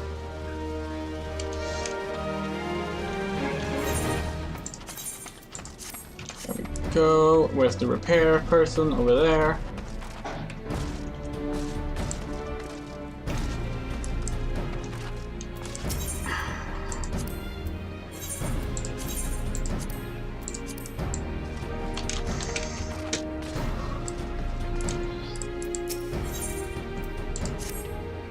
A short while ago, the Flame General left for Castor Meridianum. Alas, no sooner did the King's contingent gain the resistance line than an Imperial patrol fell upon them. We are informed that they successfully won though, but the enemy patrols linger in the area. Our main host could easily crush the light. To be sure, but we dare not employ them at this juncture unless we prematurely stir the hornet's nest. But your operation might proceed unhampered. I will have you thin out the Imperial presence at Raban's push. It should suffice if you were to vanquish 3 of each of the vanguards and foot soldiers. Once you have accomplished this, pray join the Flame General at the Operation Staging Point. May Ralgar give you strength.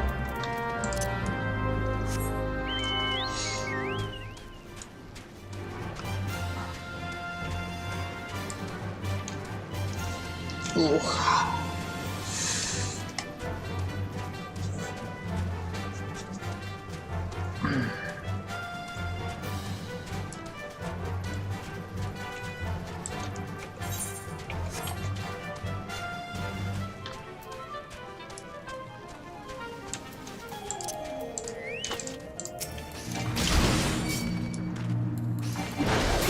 That's odd. Why isn't that Magic Vanguard a quest? It doesn't have a quest marker on it.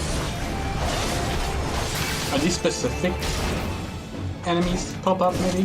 For quest? I thought they were just like, oh, go kill, you know, these mobs.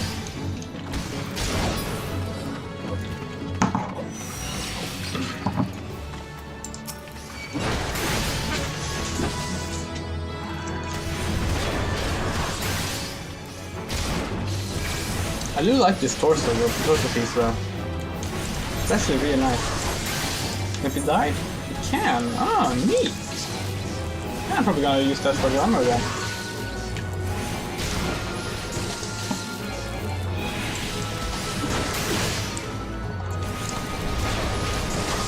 My only regret right now about my character design is that because I'm like a dark redhead, I feel like pink stuff won't fit that well on my character. What's the point of dyeing armor if you can't be pink?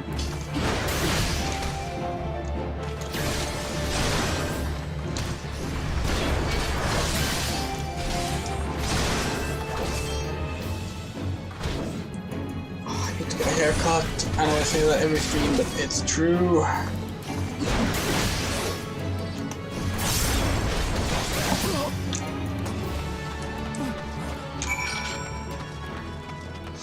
I should try to schedule one for next week. You know, I know I shouldn't because of COVID and everything.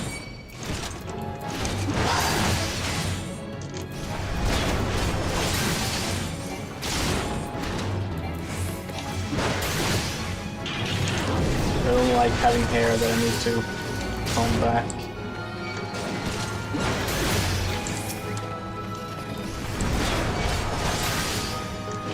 I mean, I've gone like what, 6 months without a haircut now. I'm sure they take proper precautions and so do I, so it should necessarily be a problem. I would probably have to head to town anyway for like doctor's appointments and such. Maybe it will be fine. Think about it.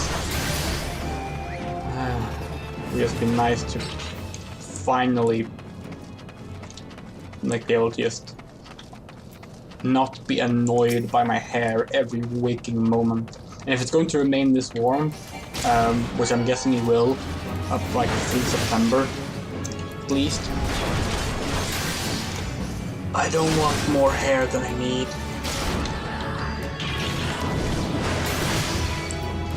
Like mentioned, I'm gonna have to get a new ID card soon, and a passport because of my gender marker. It will be changing pretty soon. But yeah. I see you've cleared the way for the main host. My thanks. I might have given the task another rather than risk your neck before the mission, but what's done is done. Besides, it's probably necessary to loosen up your joints. This is it, Cinder. The moment of reckoning. Eosia's future hinges upon your deeds, our deeds this day. And once again. Alana, do you have an opinion on what's the best approach to level, well, 50% of the bar here would be? Do you think an Auron Vale run would do it? God, I didn't even level the last time. But granted, I was early in my level when we did Auron Vale. I don't know how much XP you average from that. I need about 250,000. Almost exactly, as a matter of fact. I don't have any good challenge log tricks left.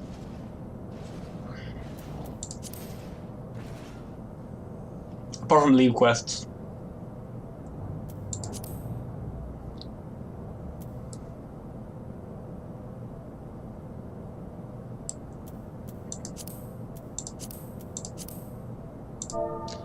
You can be your fate. Oh, fates! Right, right. No, I haven't done any fates. Good idea. Good choice. Let's see. We have one here.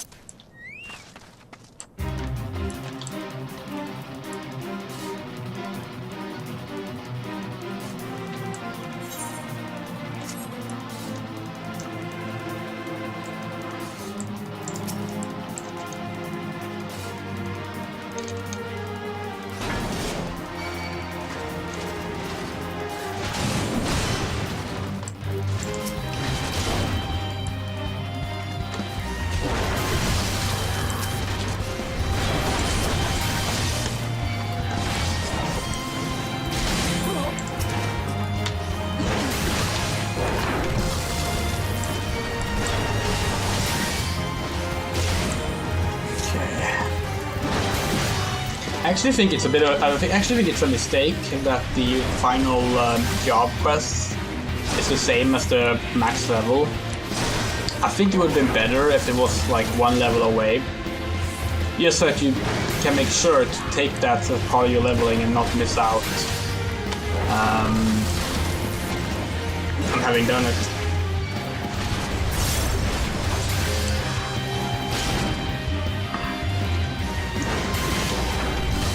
So in general, I feel like the job quests are not very well done, and I think, honestly, I think that the developers feel the same way, because of course in Shadowbringers they got rid of them and instead had role quests, which are different and work much better.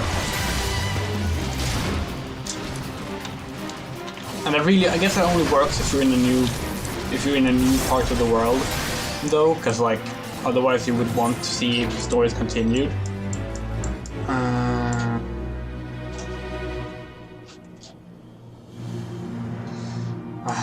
One sec, cats.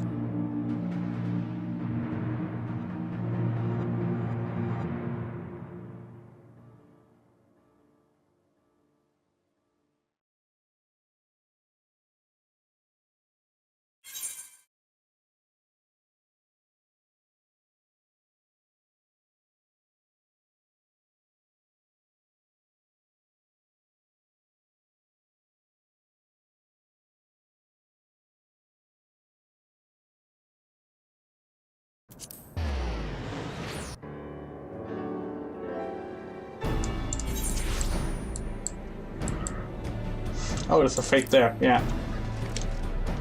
I'm gonna pick up the leave meat thing here as well.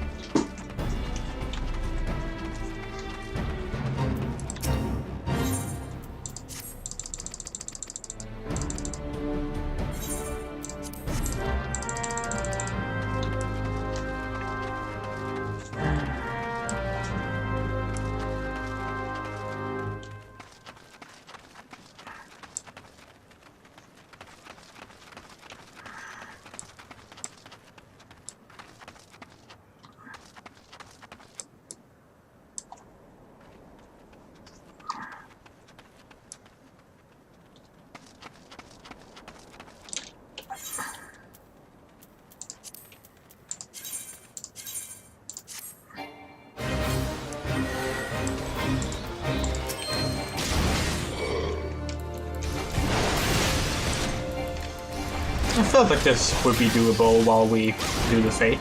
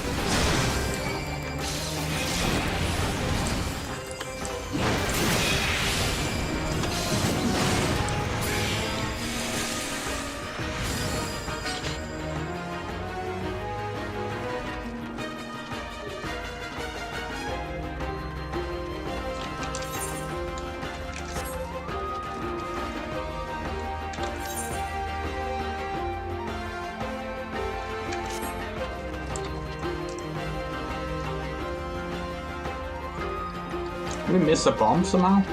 Odd.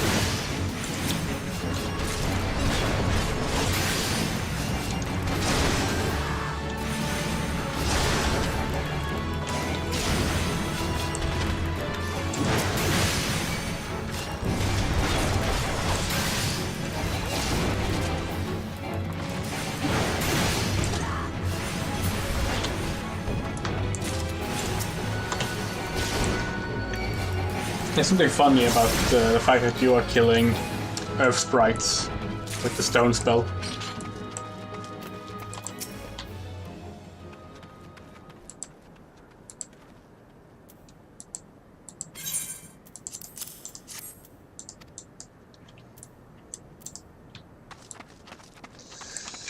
Is there the fate up?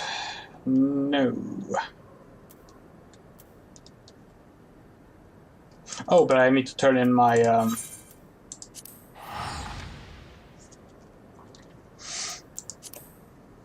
my leave.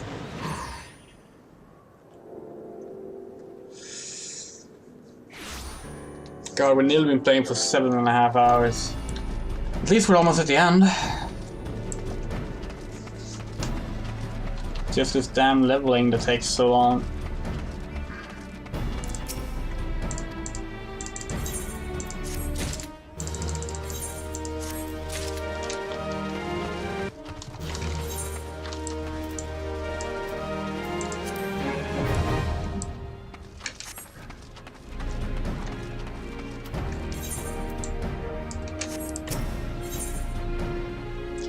$14K.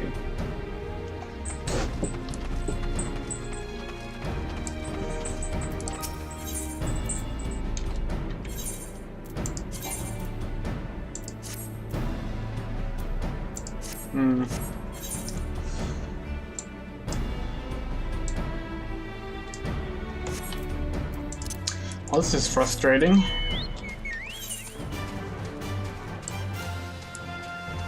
I guess my current best bet is just doing these quests, even though they don't give that much of XP.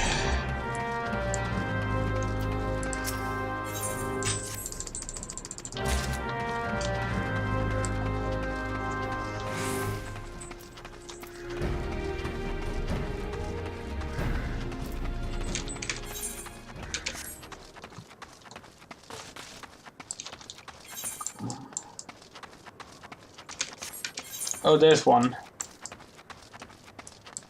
Yeah, I'm coming to that Samuel Johnson one.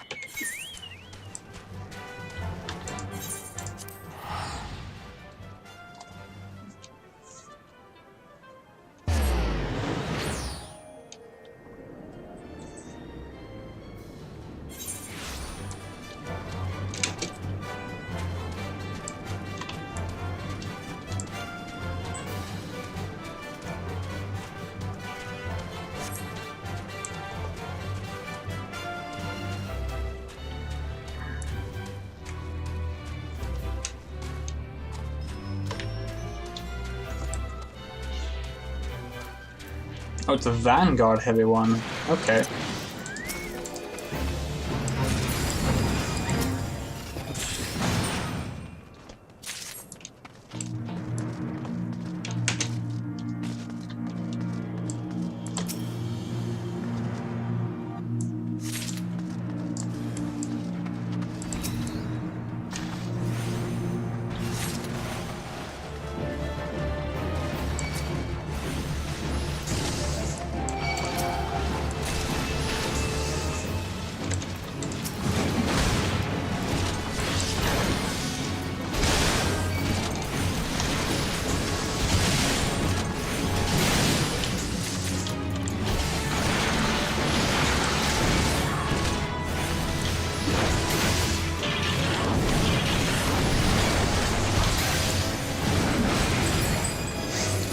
These vanguards actually get you one of the funnier spells with Blue Mage.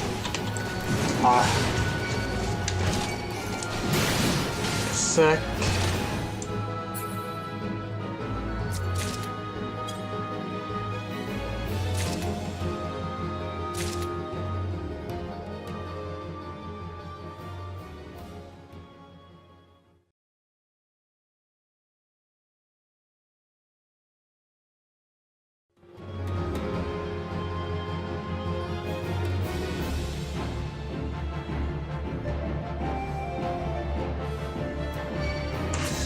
Okay, start with that, and the cat is free to go between, or both cats actually are free to go through as much as they want.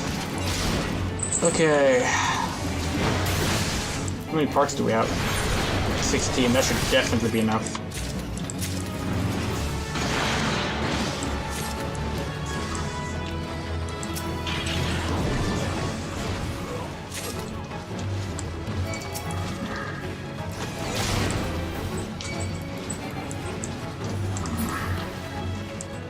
I forget why it is that the Legionnaires here like can drop visors.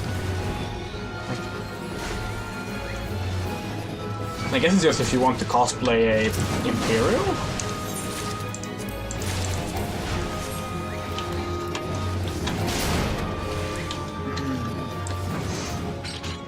Just gonna adjust the camera.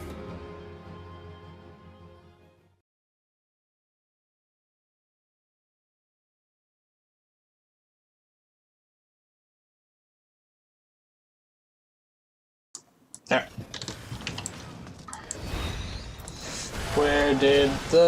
Where is the person to deliver me? I can't see there.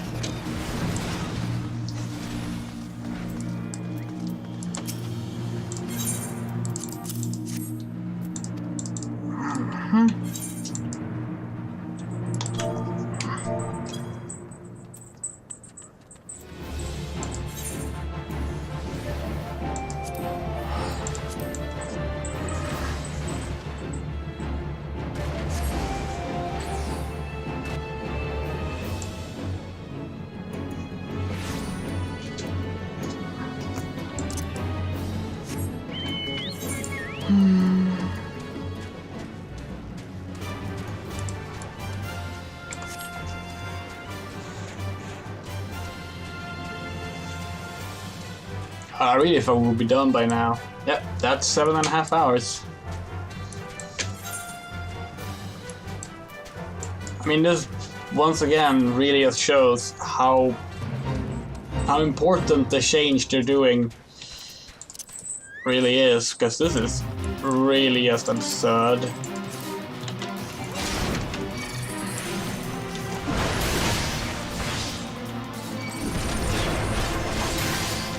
Like, there's filler quests, then there's this game.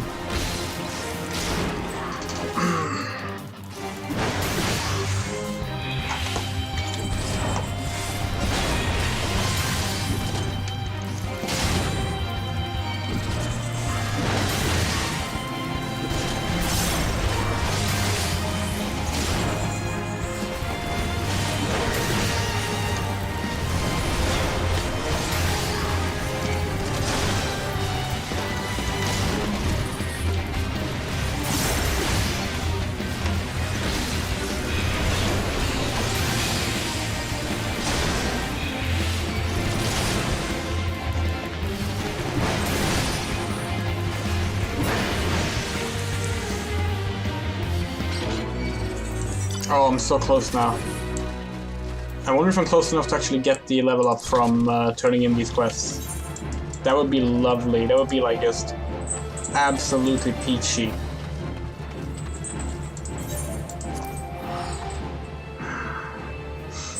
If so, it might actually like be done within the hour. That would be really nice. There's a lot of cutscenes in the upcoming 2 dungeons, but the actual dungeon parts they go by pretty quick, especially these days. You okay there, Levy?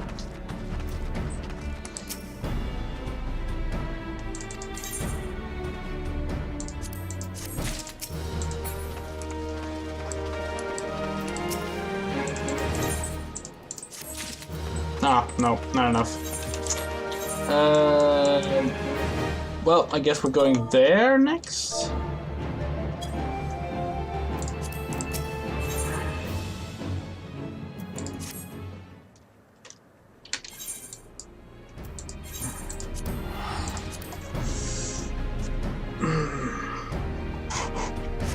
I'm now like quickly doing my dailies on Pokemon Masters at the same time because they reset in an hour, and I was certain I would be in bed by now. That didn't happen. Yeah, it's probably a good thing that I'll be doing the patches in the post-change version. I knew there was a lot of filler. I was well aware, of course. I've played it multiple times, as I've said before. I have forgotten it was this much. Like, just truly absurd amount of filler.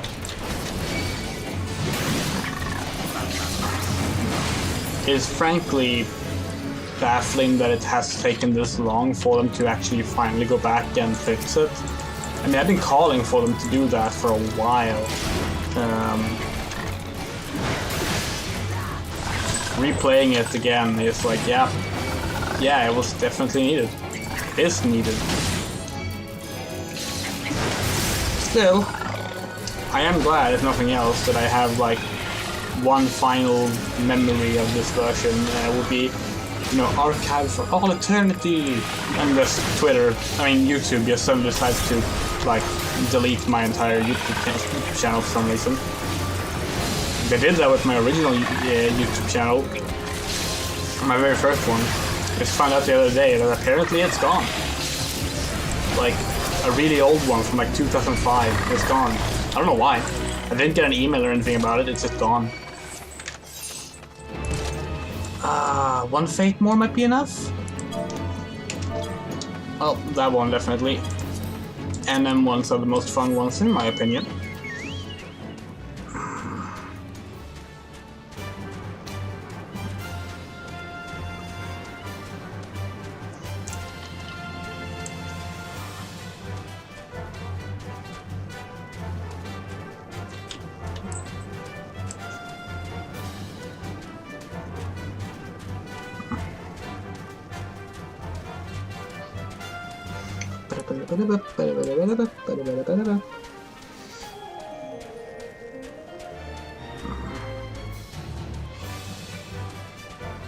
And yes, I play Pokemon Masters, if you didn't know. I fucking love it. Like, it was pretty rough at the start, but like they've done lots of updates to improve it. And it's really fun. It's also one of the kindest gachas I've ever seen in terms of like rates and how quickly you build up the ability to do gachas. I sparked twice without paying anything for gems. Of course, say that right now I'm having bad luck with the summer gacha.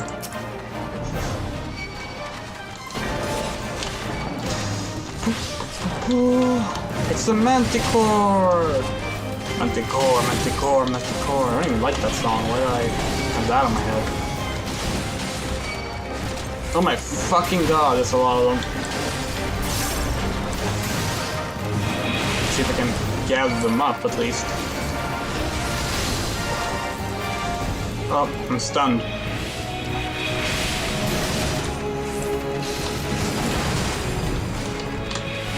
Okay, good. More people coming up.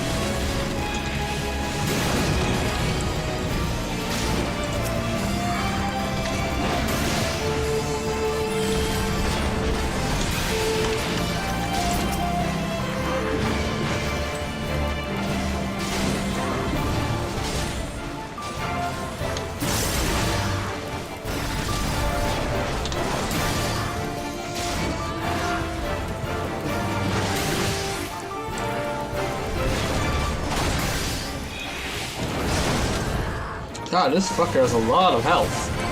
Hopefully more people join in. There are 4 people right now.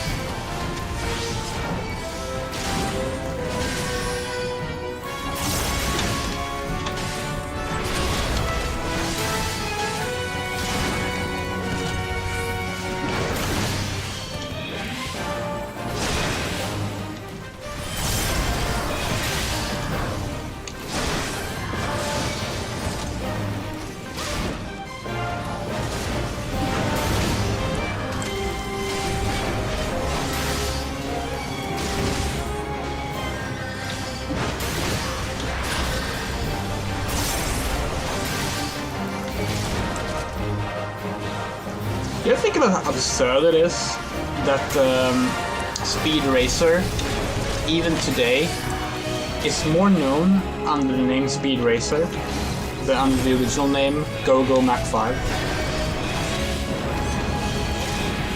Like, Speed Racer was not the name of the Japanese version.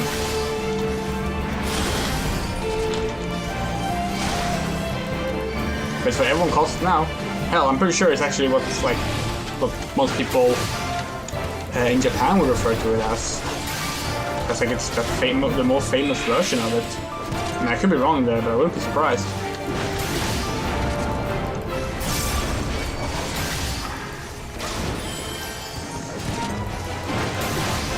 Oh fuck, I fucked that up. Oh, that's okay, I was fully resistant. Somehow.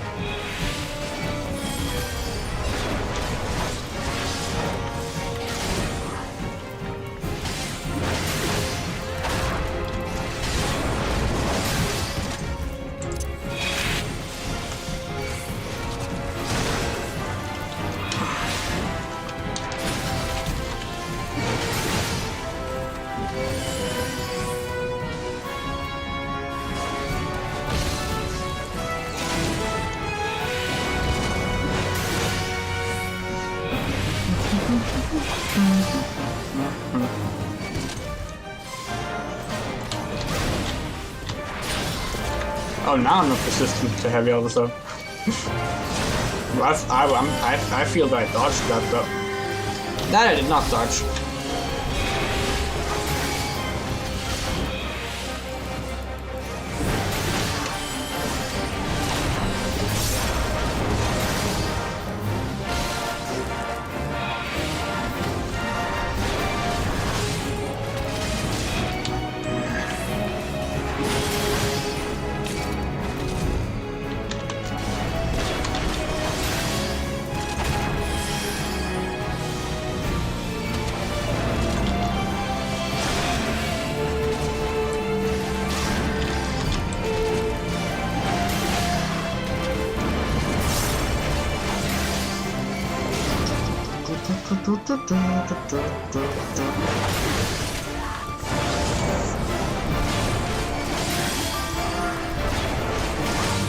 At least the mobs don't respawn.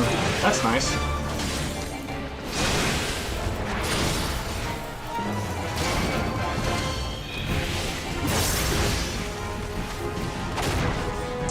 Wow, okay. The fucking AI battle system basically has killed me in Pokemon Masters. I had that victory, but I was like, I'm playing Final Fantasy XIV, I'm just going to rely on the AI auto battle. It's a pretty easy fight, it shouldn't be too much of a problem. No, it just didn't want to use, like, my sync move. For some reason.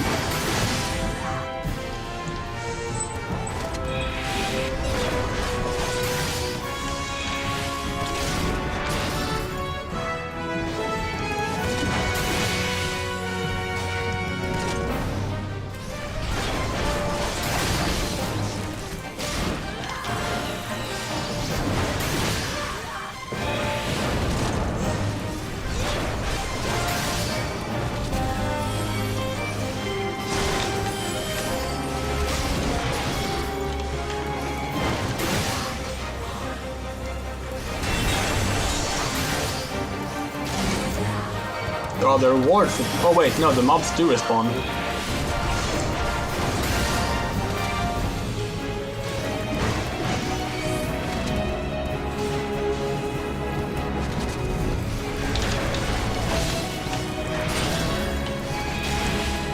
God, like fucking timing on that, on the breath attacks. It's mean, in my opinion.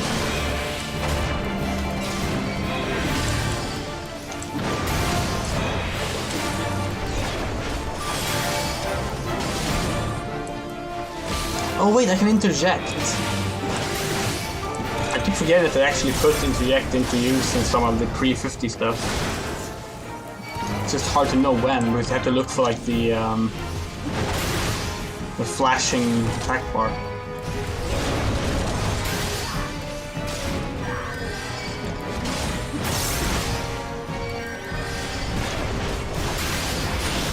And there I tried using it and missed anyway, so... Joke's on me. Okay, I need to go pick these up.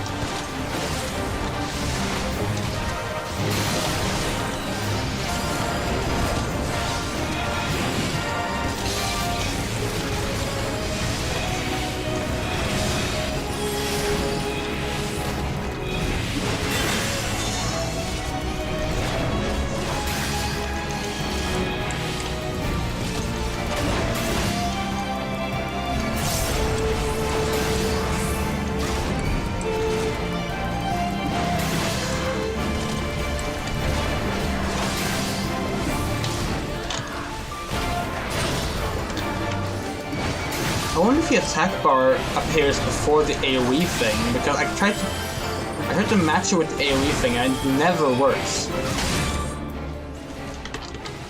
Okay, that one isn't... What? But that one also doesn't allow interject. Okay. So well, should I not even try? Okay. There was definitely some attack that did. I saw it flash.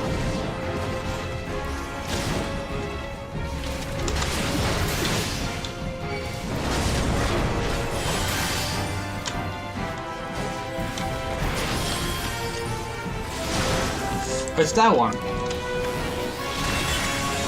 Did I do it? Nope. It hits anyway. It's the ice attack. Oh.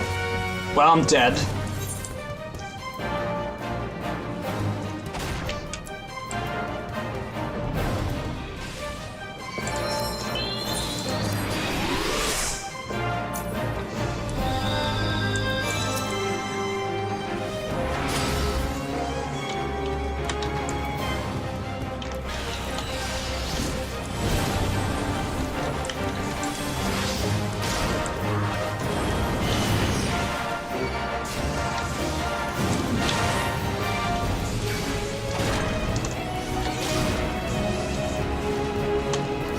Who's typing it?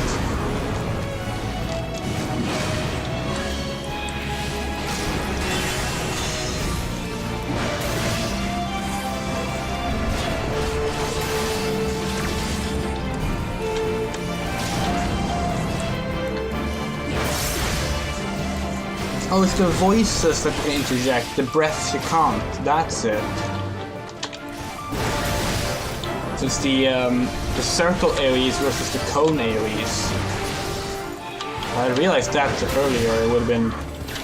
well, I would have done a better job. Why can't I take back aggro? I'm trying. I've provoked, I have used my enmity generating attacks.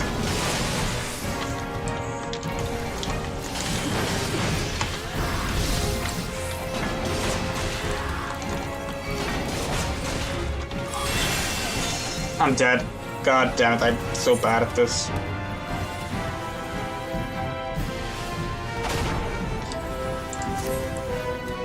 I'm not sure what to do, like I can't take back aggro. It won't let me. Provoking should put at the top of the aggro tree, which, you know, you're easy to pass from, but doing the tomahawk afterwards should be enough. I did the tomahawk several times and still it just wouldn't work.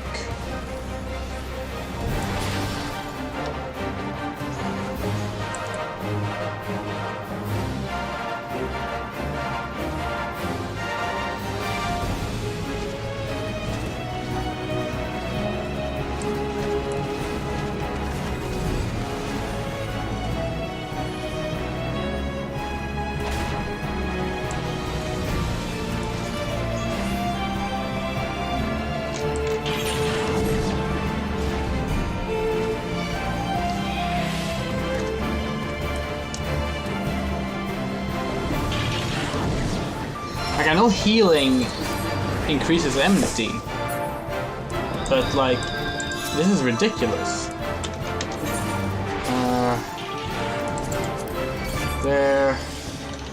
There. Provoke Tomahawk.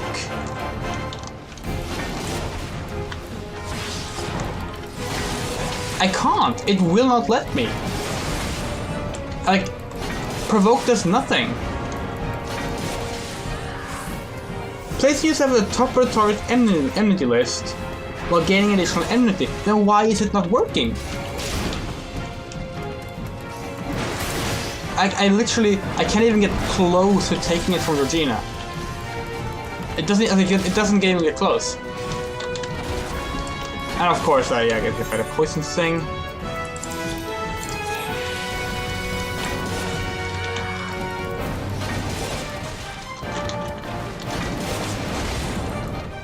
Yeah. The fucking... The provoke does nothing. It's useless.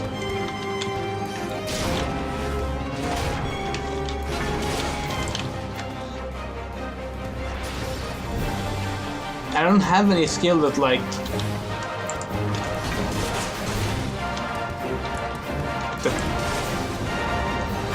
anything else that gives me more enmity? No, is it like that's what the Tomahawk is for. Like, I'm not sure what the game expects from me at this point. Fucking miracle, I guess.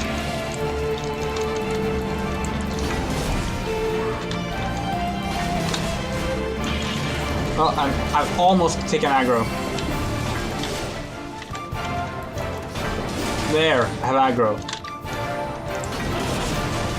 I need to stop dying. It's easier said than done.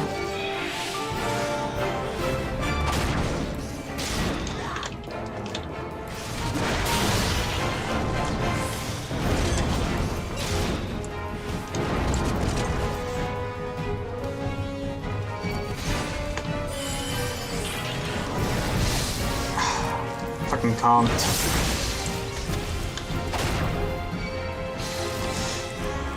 Like, I can't dodge him because I'm both heavy and paralyzed. Like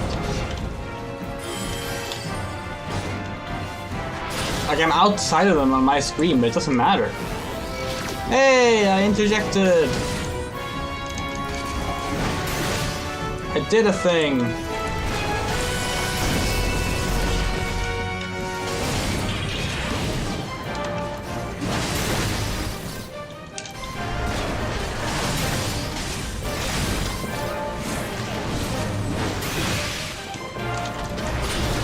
And again, doesn't matter if I'm outside on my side of it.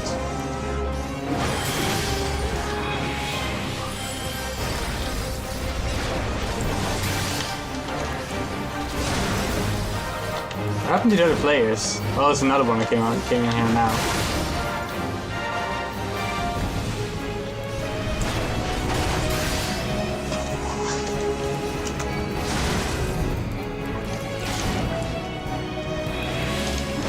Oh, that's the fucking ice one.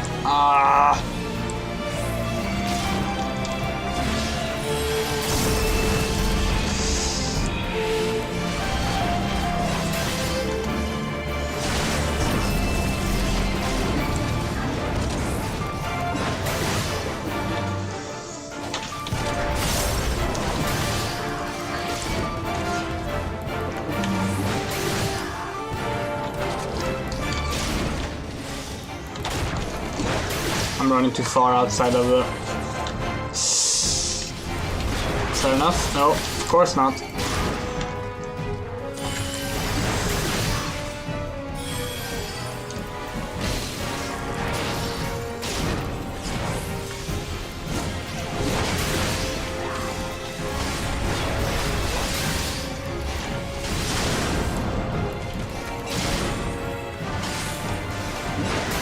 Alright, I forgot about the ram's voice again. Every single time. And I misused my interject. Hey, at least I got rid of the scorpion sting, that's something.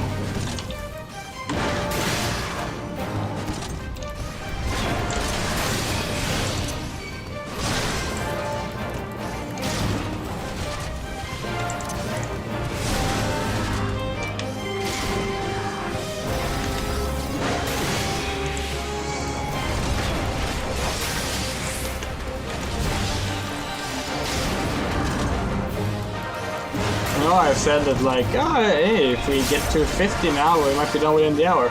This boss fight has taken 21 minutes. No, it's the... Oh, okay, it was the other one.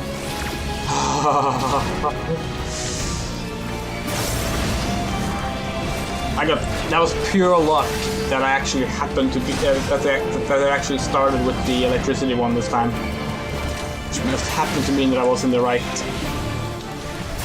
position.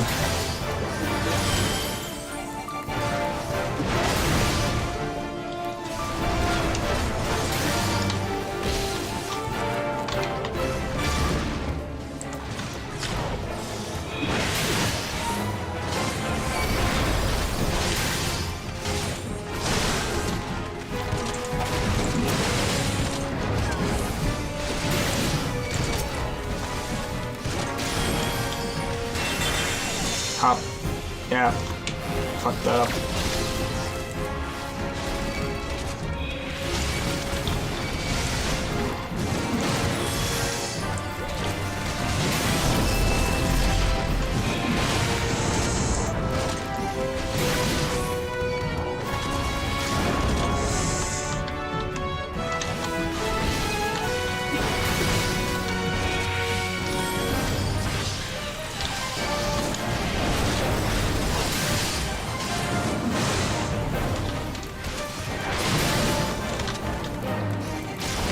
So close. If this doesn't get me to 50, I'm going to be pissed.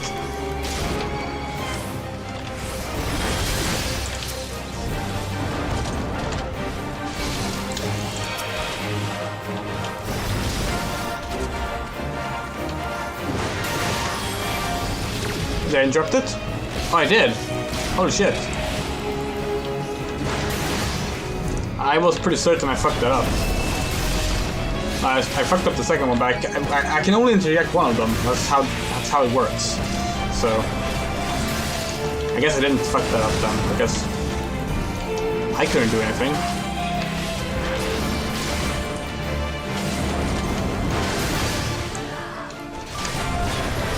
That I fucked up though.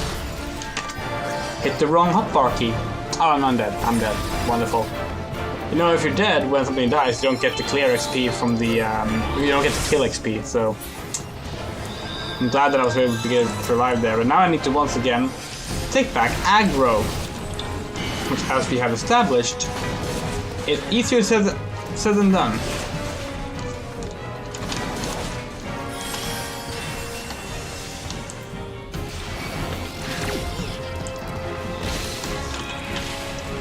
But except this time, apparently.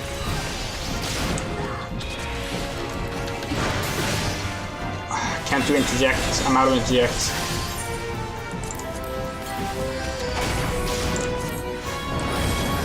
I don't know why interject has its own cooldown. It just makes it risky to use to the point where it's not even useful. Most enemies you can use it on can just instantly use the ability they're compatible with again. Come on.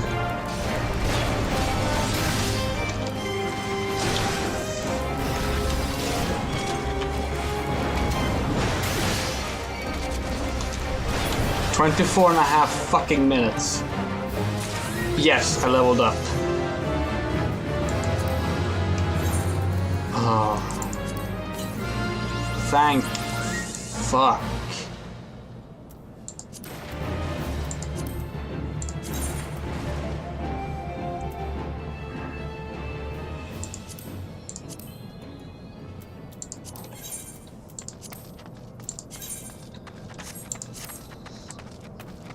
Okay.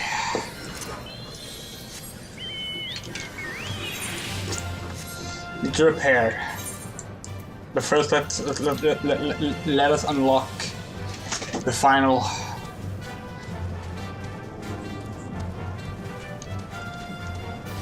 The first of the two final dias.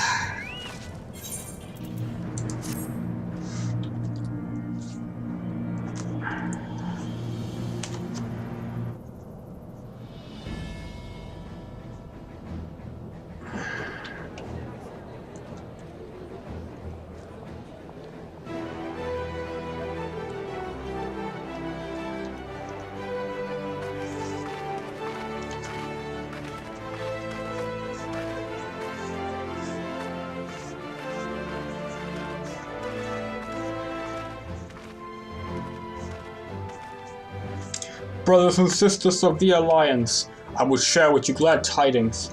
Doubtless spurred on by the news of the siege of Castle Morians, the Maelstrom has struck a double blow. Castle Occidens and Castle Marinum are now under blockade. Phase 2 of Operation Archon is a success. Reports tell us the Guardian have fed fierce resistance, but the Admiral yielded them not one ilm.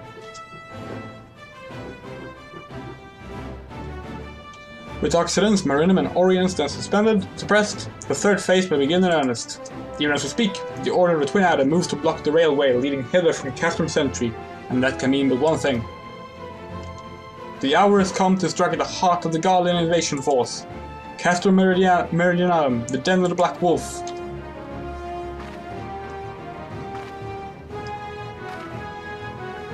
My fellow Eorzeans, I am Minfilia, mistress of the science of the seventh dawn.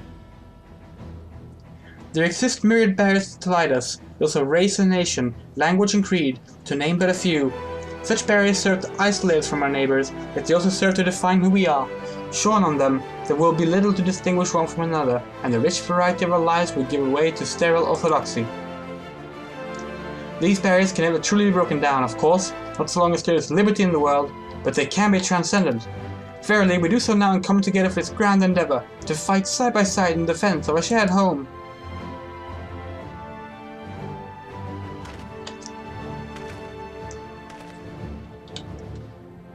Before me stands adventurer Cinder Lesporine.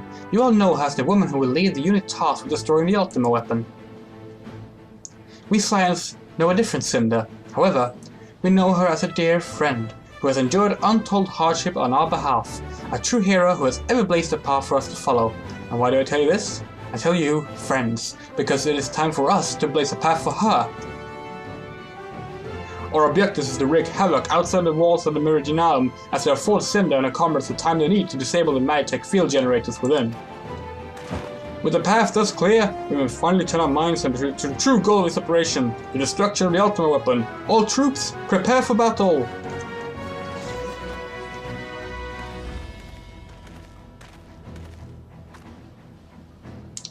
I fear I can't accompany you this time. The unreal task of facilitating communications between the forces has been entrusted to the Ironworks. You see. Know though that I will be praying for your safe return.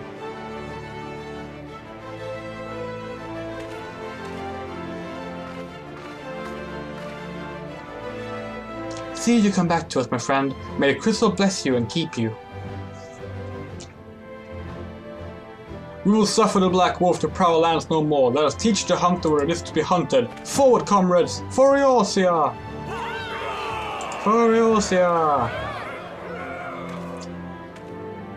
Go now, Cinder, and bring us one step closer to the gun. Get on with it!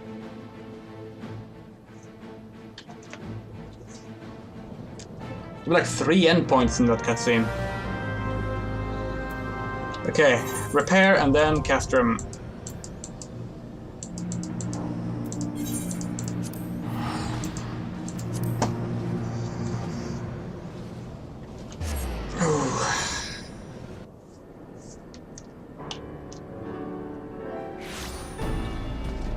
Normally I would do my job quest first, but I know modern Castrum runs. It won't matter.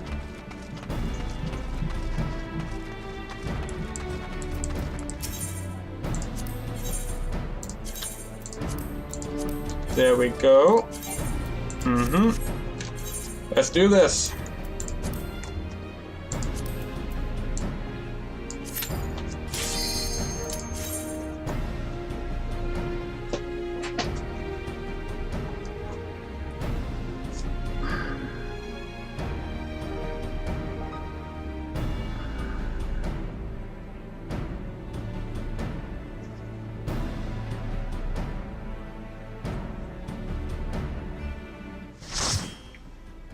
So the cutscenes in the coming 2 dungeons are unskippable, and they auto-progress. This is because there's a lot of them, and players would skip them, and thus new players would not get to see the story if they actually wanted to be part of the gameplay. It's why these days they don't have bunch of cutscenes in the dungeons.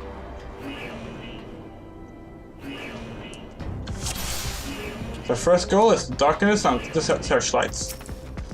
I'm a tank for this time, which I'm not used to, but that just means that I have to keep these ones away.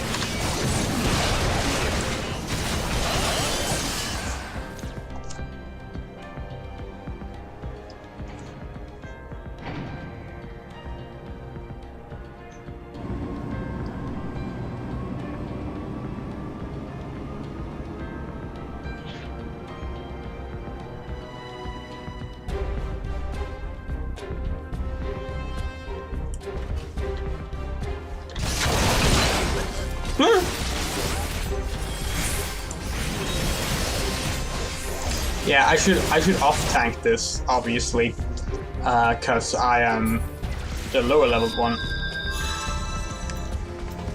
But I forgot to turn off Defiance. There we go.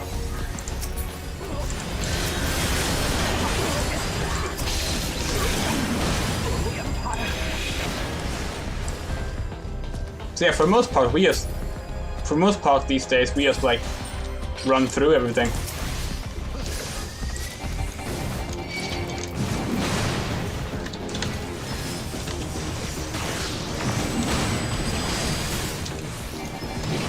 What's good right now is that because it's pre-patch, it means that they have the whole they have a thing before every patch where like you get a bunch of tomes to trade for special things just before a patch comes out, and these ones give the most of those tomes. So yeah, it means that there's always people playing this in the next dungeon, which is good. Of course, they usually are anyway because of the main scenario roulette giving a lot of good stuff, and it gives a lot of XP as well.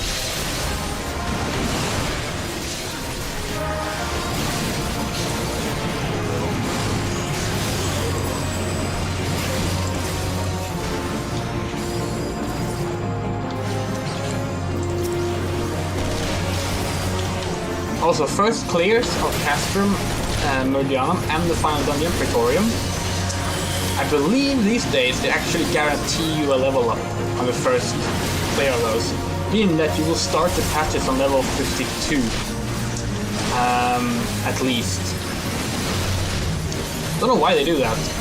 I realized that when Clara played them, because she leveled up even though I ran Castrum unsynced with her. If you didn't know about us, we have a personal grudge against Magitech armor. Sid, who told us he wasn't coming, is here now. What can I say? I couldn't bear to let you have all the fun. Don't worry, Biggs and Wedge have everything in hand. Truth be told, I think they like having the work of 3 men. Wedge wasn't exactly pleased to be left behind, though, and made me quite sure I knew it. I must say, our recent struggles have done wonders for a lad's spirit.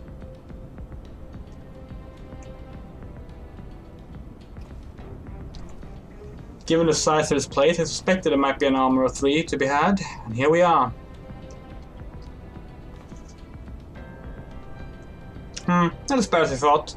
If I have half Marquis's talents for many things, I should be able to get it working again.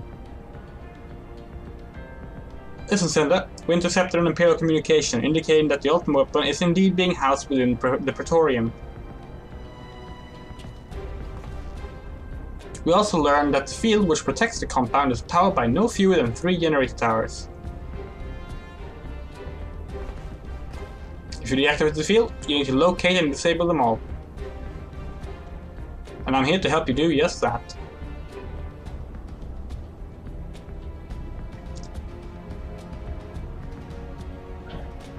See that chute?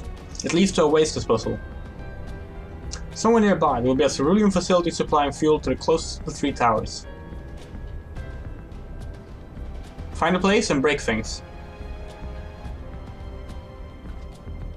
Go on ahead, Cinder. I'll be along as soon as I finish my repairs.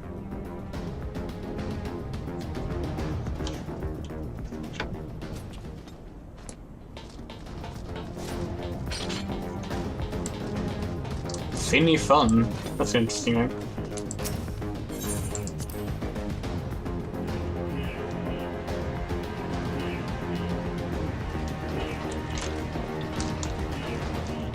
Personally, I think they should just reassign this dungeon and the next one to not be multiplayer dungeons and have them be trust dungeons. But at least make them trust compatible so you can play them as single player dungeons, because that would just help a lot. But I think they should do it with all the dungeons, honestly. Shadowbringer dungeons, I like that, but that's about it.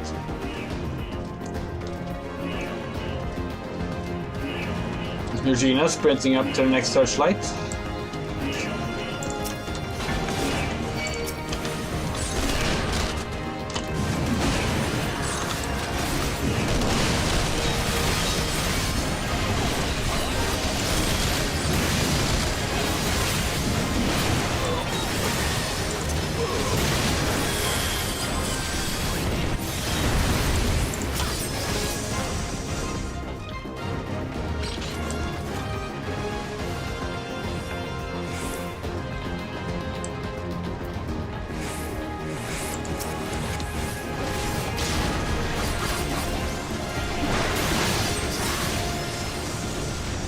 Oh, we lost a player.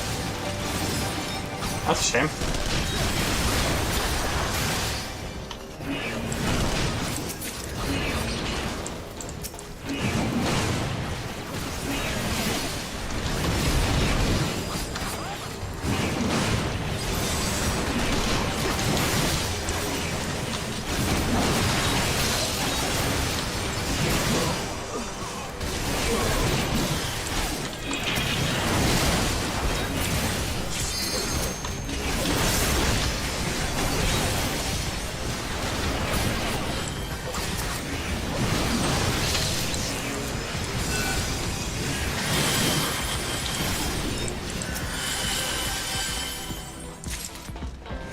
So while I don't yet know when I'll do the patches, they won't be like too far ahead.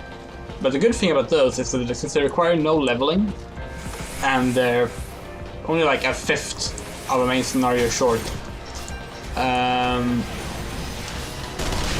long, well, honestly maybe even shorter than that,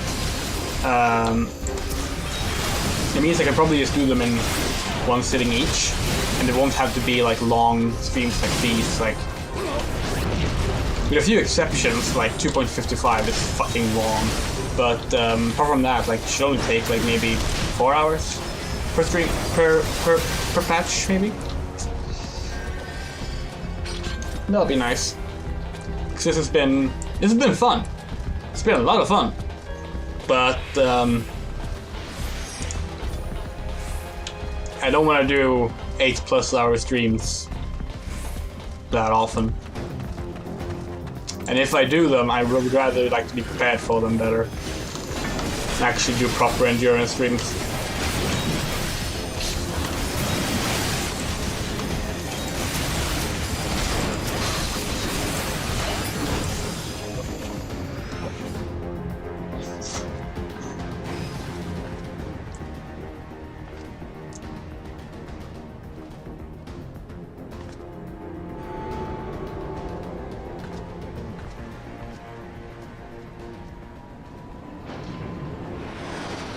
Big Vanguard. Red Vanguard.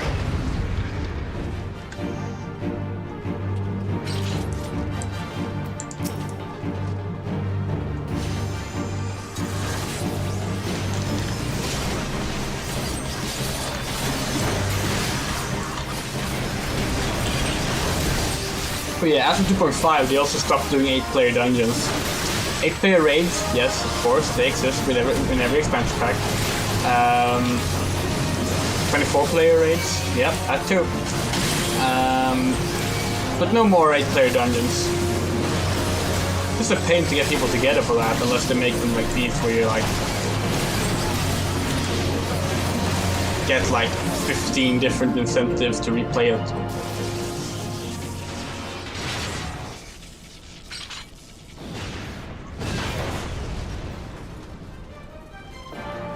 Hey Sid. There you are.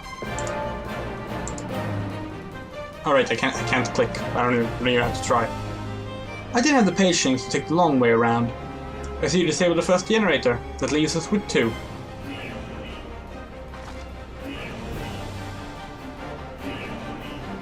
Ah, bugger, that was me, wasn't it? Well, there's nothing for it but to press on. We must see to the remaining generators before the enemy has a chance to regroup. You go on ahead, Cinder. I'll bring up the rear. Oh, I need to do tradition here. Well, someone else might, but I need to do it anyway. Let's raise some hell! It's a traditional thing to do here. But I forgot to put hotbar stuff out for it, so I don't know if I'll be able to.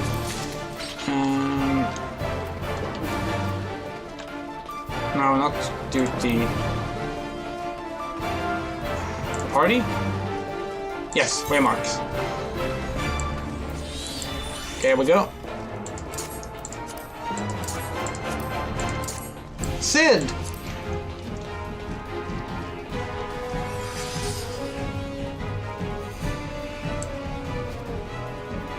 Stand back, I'm going to blast open the bulkhead. Sometimes I remember that Sid has an accent, sometimes I don't. He's accent fluid.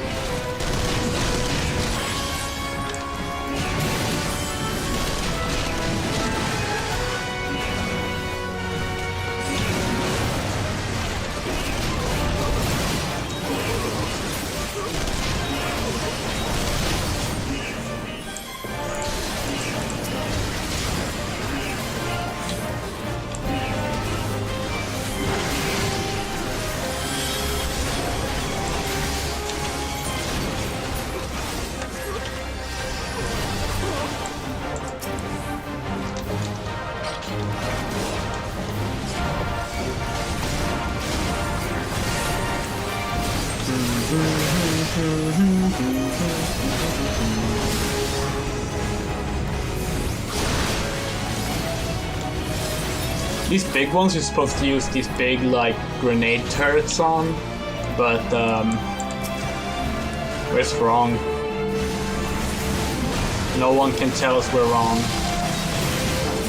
Searching the world for so long. Both of us knowing. Love is a battlefield.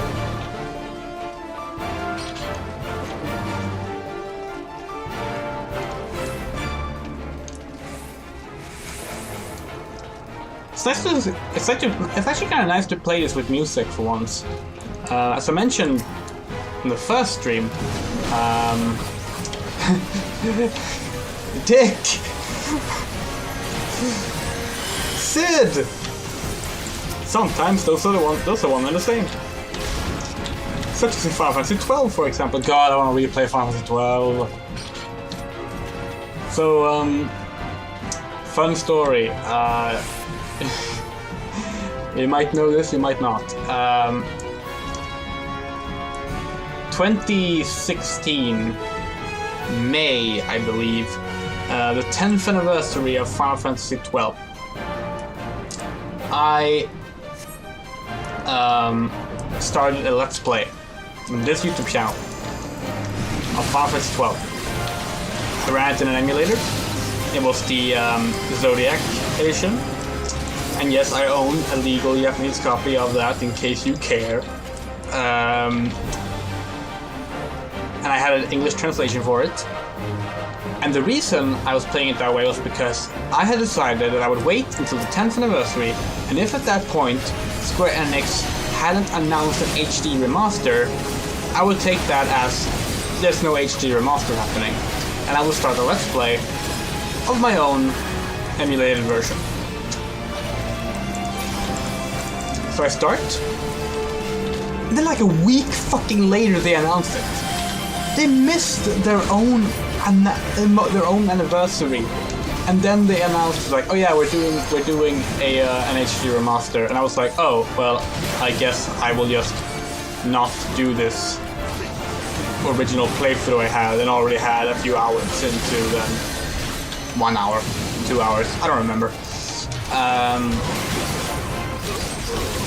And then I was like, I guess I'll wait for the proper HD version. And then I just never actually did it. I own it. I own the HD version. But getting things done is not my forte. It's the whole depression thing.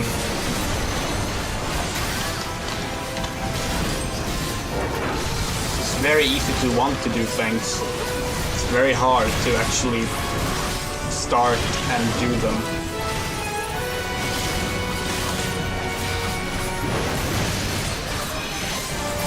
Similarly, I'm torn about what to do about Dragon Quest XI.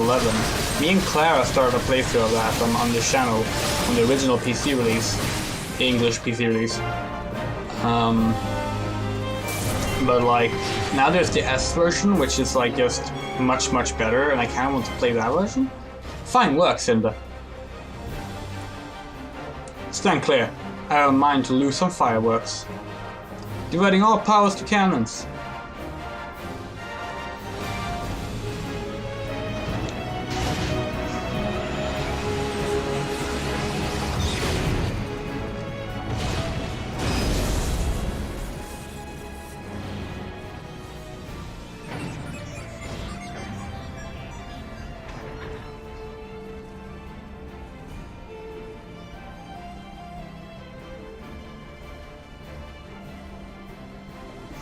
Damn it, there goes the core.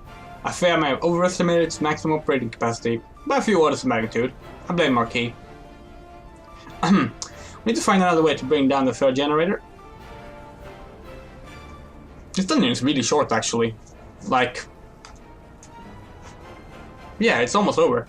Well, the trader himself, and with his meddlesome friend for company. You can buy her white Meditech Reaper on the Mog store. You go on ahead, Cinder. I need to get to the bottom of something. I forget what he goes to do, actually.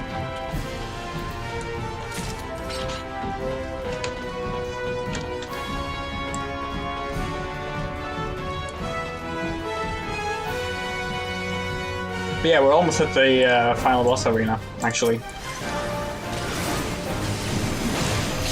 Oh yeah, that's what I was about to say. Normally I play without music because I'm hard of hearing, and the music just obfuscates all the other sounds, makes it hard for me to hear what's going on. And on top of that, it also just makes it hard for me to hear if someone's talking to me. So I play without music most of the time playing Final Fantasy XIV. I make exceptions for new content because I want to hear the music, but have I heard it once, I am able to like turn it off and play without it. Some people are like really surprised by this and like don't really understand how I'm able to play this game without music, as if like the music actually had more to it than just being good music. Like, it's really good music, but in the end that's still all it is, you know?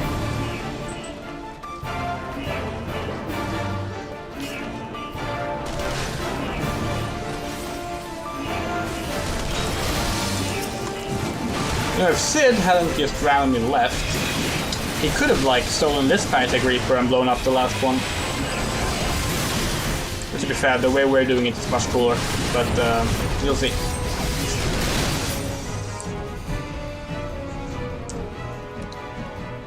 So we shut down even more of the searchlights. So now the fucking airship just blew up its own not Vanguard, Colossals. It's me! You alright? There's an assault craft you're up against. You don't stand a chance with conventional weapons. You're going to need something big to bring it down. A mortar, a cannon, anything. Hold on, Cinder. I'm on my way. Oh, I think I know what he was looking for. I think he went to check if Nero was here. His boyfriend, I mean rival in Magitech pursuits.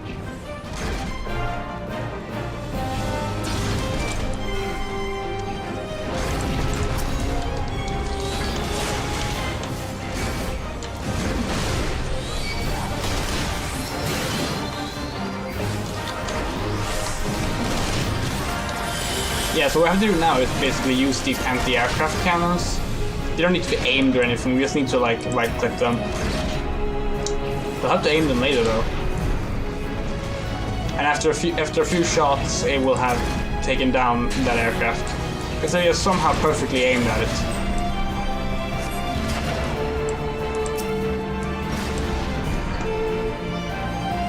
And this is good. Kaboom! That's how you take out a generator.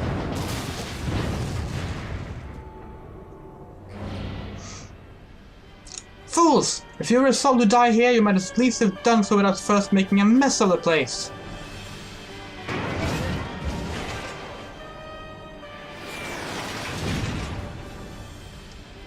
I see that Garland is not with you. More the pity. I'd hoped to slay him myself, but never mind the traitor for now. I've so looked forward to this meeting, Cinder Lesporine. Yes, I know much and more about you, your strength and your hidden talents. I will sample them firsthand, and you will indulge me. So this boss fight is fun because you can't do conventional damage to her. Or I think maybe you can, but it's like halved by like, it's like a 100th of damage or something like that. It's like it's completely useless. What you have to do is you have to load those cannons we just used. And then fire them at her until her Magitech armor blows up. But like, yeah, I don't know, it's an odd boss fight. I guess it's sort of like a puzzle boss fight. Because the first time you play it, you obviously don't know to do that, and you just kind of have to figure out as you go that like, oh, there are cannons we can like load here.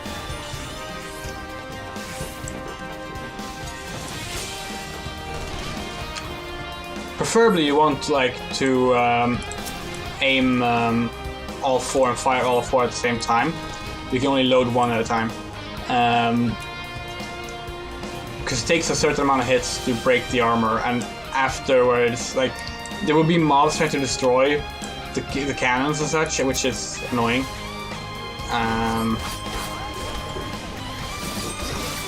Or, you know, you can just fire them immediately, I guess. That works as well. Oh, and it killed the hand as a result. Yeah, that's why you wait and do all four at once. Now we can't load these anymore. I'll run over to the side and load those instead. You see, Livia targets the one who shoots at her with the cannon. So if all four shoots, only one will be targeted, the last one to hit. That was just like run away, and it will allow for the others to keep firing. Yeah, okay, yeah, it's no damage at all. No, wait, no, 3 damage. So yeah, it's like just like unbelievably small damage you can do. Can I stun her? I can. For 1 second.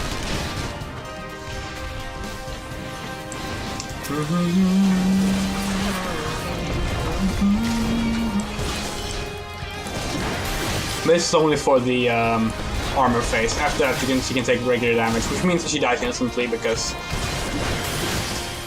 these fights haven't been actually difficult or long-lived since 2013. Oh, someone damaged the loader again. That's unfortunate. Well, okay, the other cannons worked. Good.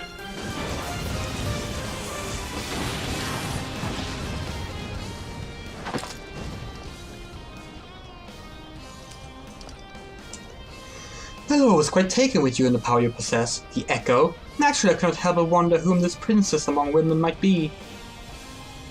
Only to discover that you are but another adventurer, no better than the multitude. Yet in spite of this, the masters hold you their champion and showers honors upon your head. It defies all reason. How is it you could be such a thorn in our side? Wherever you appear, you leave havoc in your wake. You even slew Rittathin, one of our very finest. Well, I will not speculate. Truth be told, I couldn't care less how you have done these things. What matters to me is the fact that you have done them. If you are allowed to continue, you will eventually deprive me of all that I have toiled for, all that is mine by right. My minions, my comrades, even my Lord Gaius. Well, you cannot have him. His dreams and ambitions, his body and soul, they are mine. Do you hear me? All mine. I lost everything once before. I will not suffer it to happen again. I will kill you, adventurer. Only your death can bring me peace.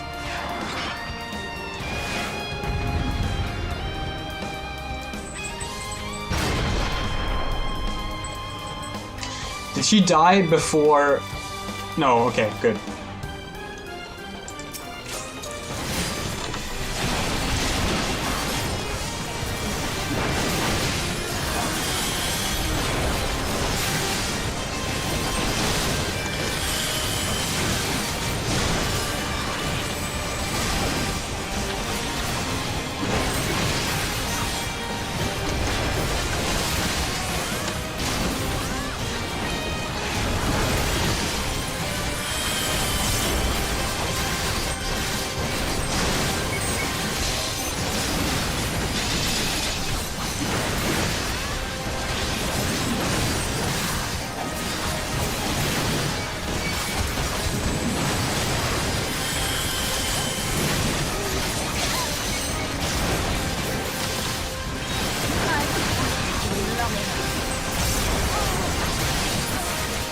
There we go.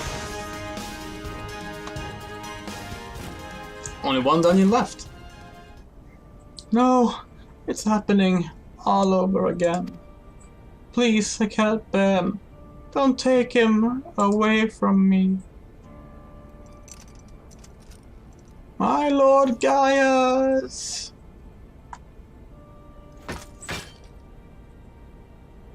Clink.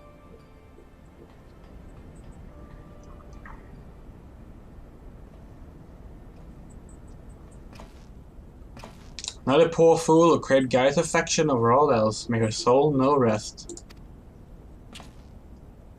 It's a miracle no harm has come to you, my friend, one for which I will happily give thanks. And the wonders do not end there. Truthfully now, do you really mean to send that assault craft crashing into the generator tower? If you did, you're a bloody liar. If you didn't, well, you're too modest. Whichever you are, you managed to open the way to the Praetorium. The only problem is we can't reach it on foot. Nay, we need to take the Enterprise. I left her at the cerulean processing plant, so let's regroup there. This said Cinder, the final confrontation awaits.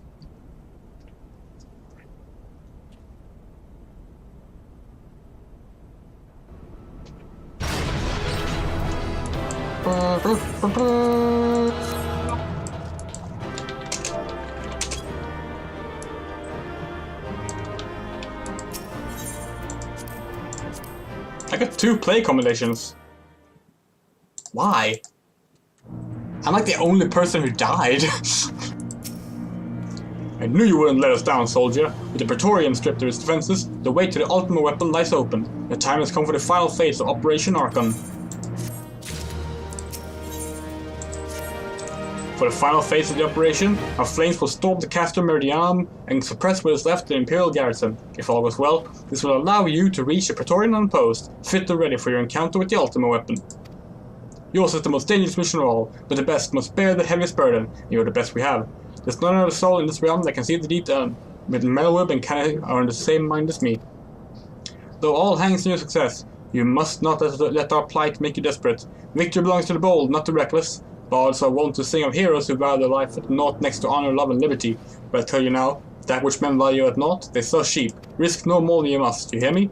Now, best you were off. We have work to do, the both of us. See that your preparations are in order and report to Sid. He awaits you with the Enterprise at the cerulean processing plant. May Ralga grant you strength. Hey, it's the same person that I was in the dungeon with. They're on our server. Cool. And they're also doing the story. That's cool. Good for them. Wonder if we'll get the if we'll end up in the same Praetorium run as well then. Oh god, they have the whale. I think that's a Mog Store thing. I mean, nothing wrong with that. I have plenty of Mog Store things, but like, yeah.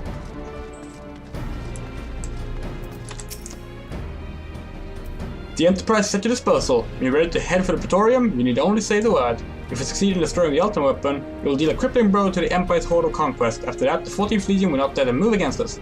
Upon the discovery of further Allag and Doomsday weapons, that is. Just be on our way, Cinder. Garrison's placing awaits.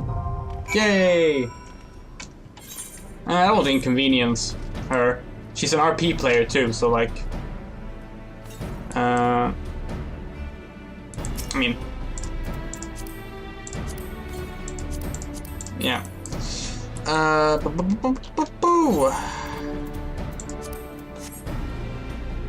Yeah, she's in an FC, so like... She probably has friends she's playing with. Let's go! The final fight!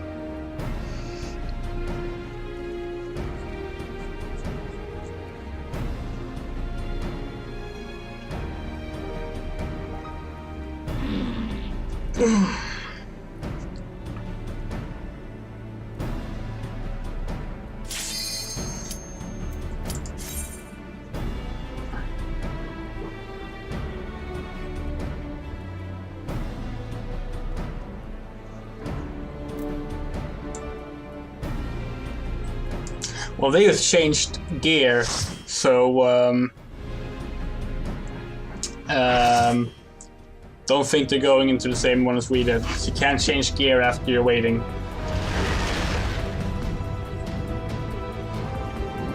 Final dungeon. Here we go. I say we will be done in about half an hour? And by that I mean done. But we'll see.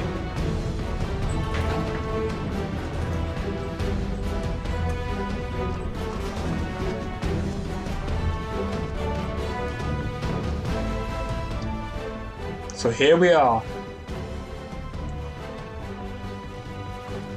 The ultimate weapon will almost certainly be housed in the depth of the complex.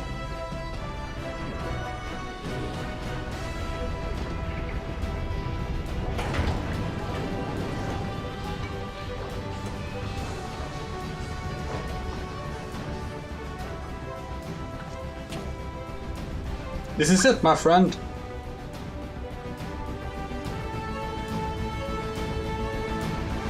It's odd. Sid isn't voiced there, even though our name is not said, but he will be voiced in the future cutscenes.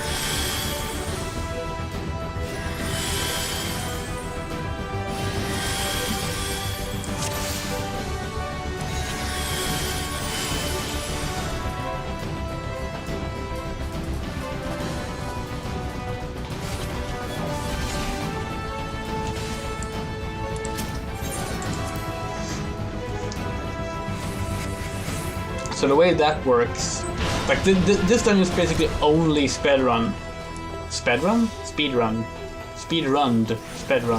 I'm not sure how... What is the past tense of speedrun? Speedrun? Speedrun? I don't know. So like, whenever there's one of those terminals that teleports you, you essentially just...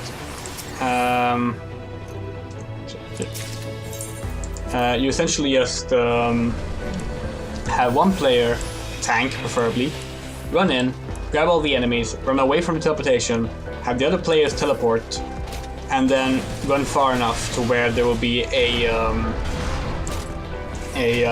teleporter for the dead tank to take from the starting point. Like, this dungeon is a joke at this point. It's essentially a cutscene with a kind of still strategic final fight, I guess.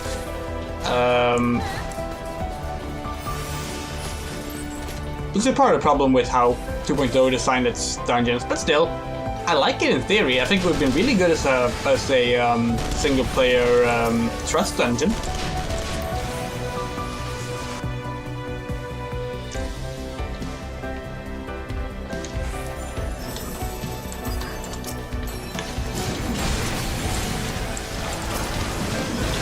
so I did not level from the previous one. That surprises me. Maybe it's only Praetorian does that then?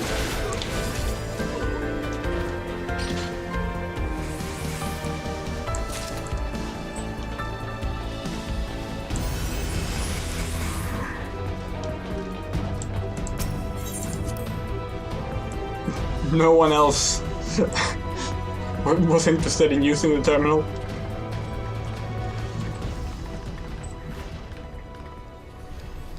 Gaius! Ah, Sid, my boy, you are late.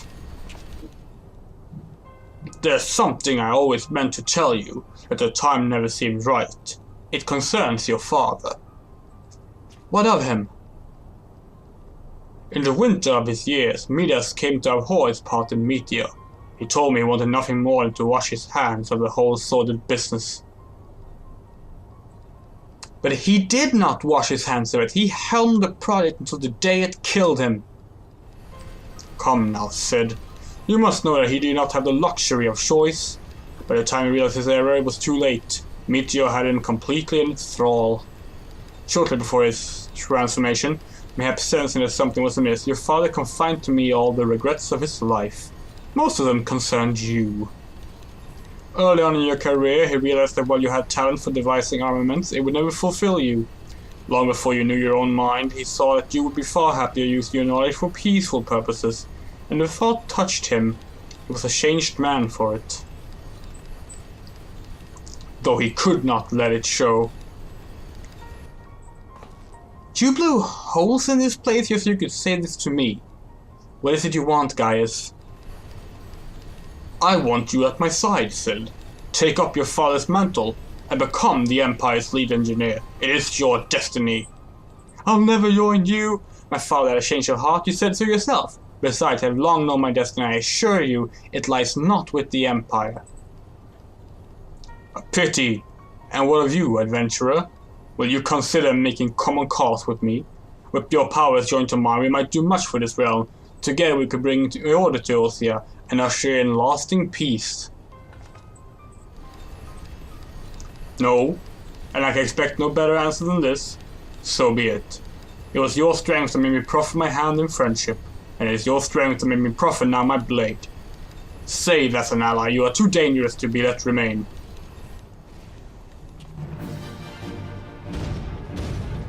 I know roulette adds a lot of XP, but like I said, from what I recall, I saw her level up from run, Sid, or stay. It makes no matter.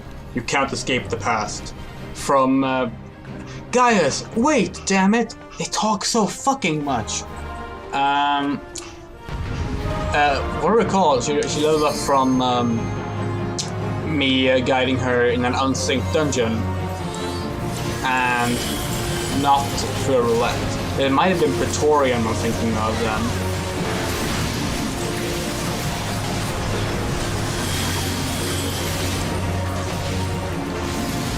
So it might just be that Ultima weapon has some like the, I don't know, like the achievement related to Ultima weapon? I don't know how it works. I could just be wrong as well. Just I remember it being like just this massive boost of XP, enough to level up from the start of 50. So we did it the moment that she hit 50. Anyway.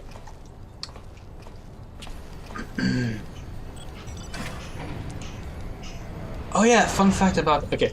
Knowing Gaius, he's headed for the Ultima weapon. If we find him, so too will we find our quarry.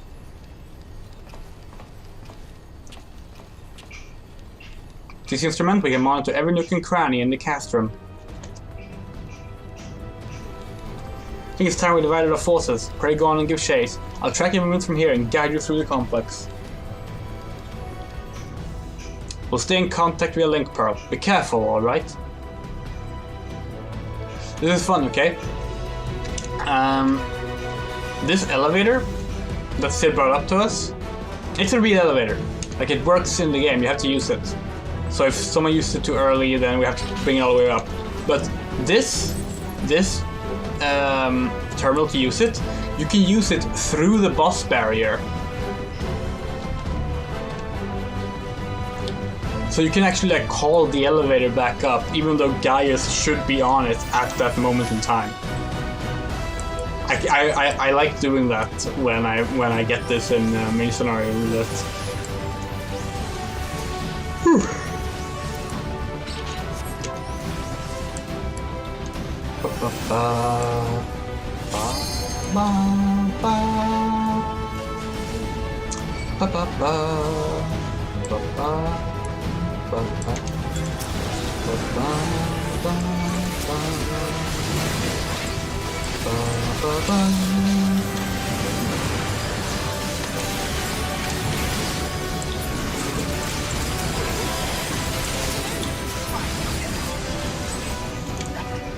You know, I like this dungeon. I think it's a good final dungeon, like on its own, like taking all the unfortunate early design flaws into putting it aside. Like having to use this identification key reader, for example, is a bad decision. But like, there's a lot of new players here. Having now played, you know, all the expansions, God, this pales in comparison to, especially the current final dungeon, which is just like beyond amazing. But even Stormblood, which I don't like much, had a really good final dungeon. Hey look! It's our Magitech armor! It's Maggie! And yet we still need a key to use it, apparently.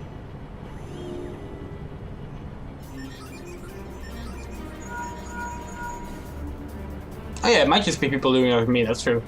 Oh, there she is! I tried to recognize her old friend Maggie, was it? They must have shipped her here from Sentry.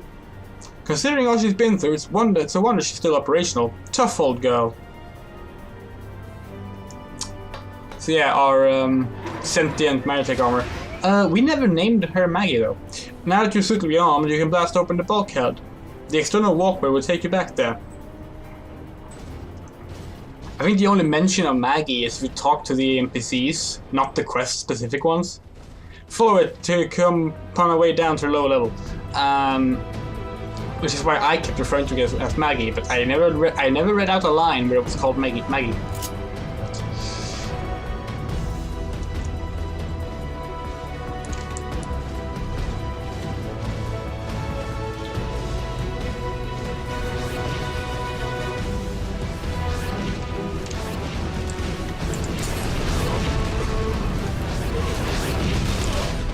This is great because you actually get to use the weapons.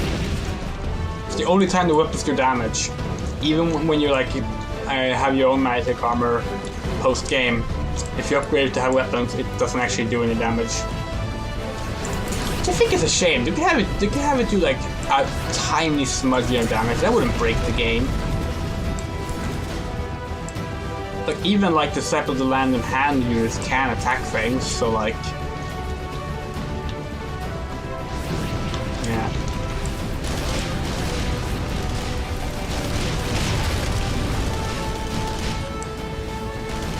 And here's the most awkward transition in the entire game.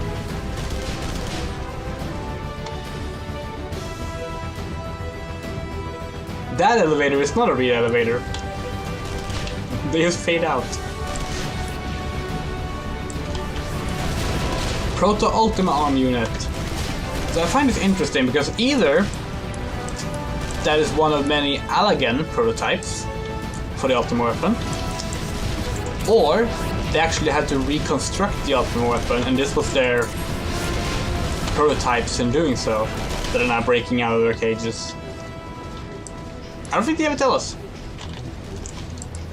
The Proto Ultima weapon does exist. It's fought in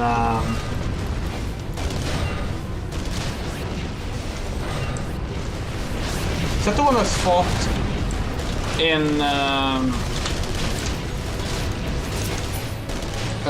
not Weeping City, the one after Weeping City? I can't remember what it's called. Might be, don't remember.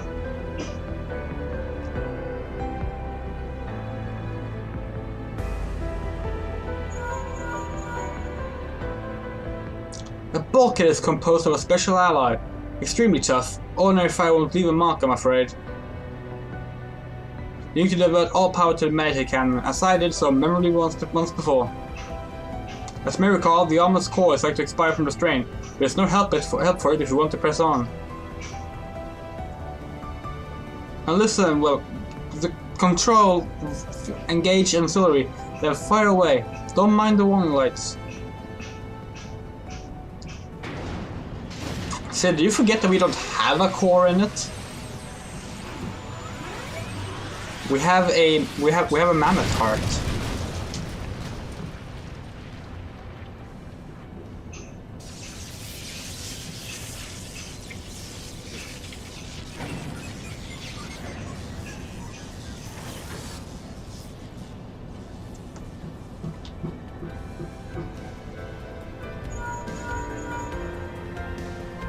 You're a natural at this. Alright, the way's clear.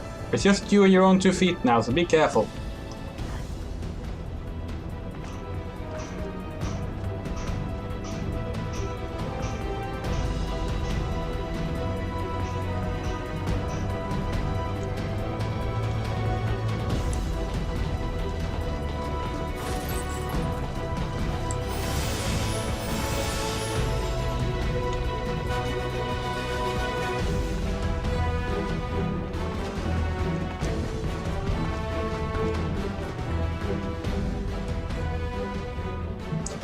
You have been leaving a fine mess in your wake, adventurer.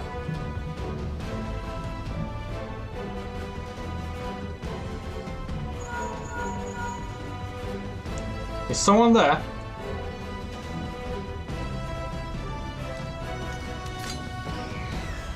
Garland, old friend. How it warms the heart to hear your voice again after these years. Nero, is that you? You sound well. It would seem the savage land agrees with you.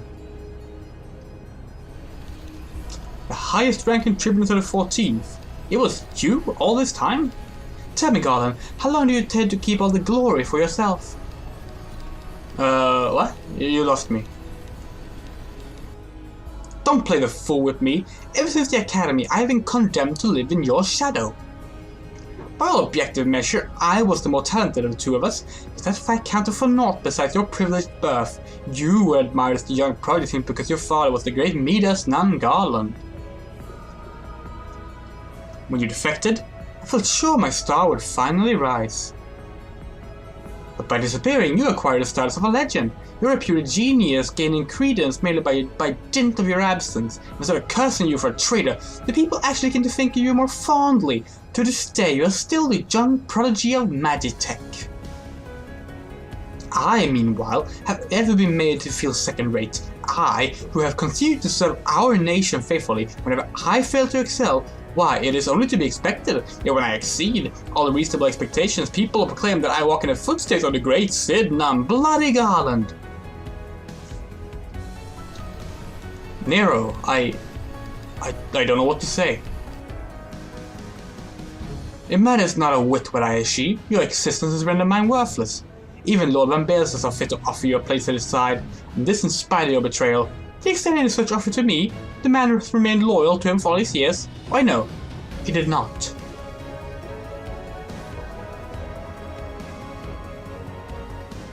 Long have I endured this injustice, but no more.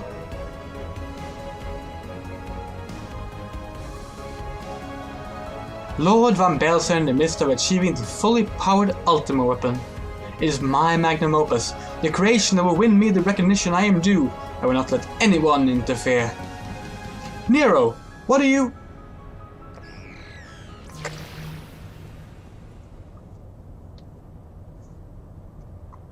Ever since I first set foot in this benighted land, I have watched you. Every move you made, every step you have taken. You have felled icons, a feat made possible by the Echo, a peculiar power which shields you from the corrupting influence. It is little wonder that my lord has taken an interest in you. As have I, the truth to be told. It is my desire to harness your power for use in the Ultima weapon.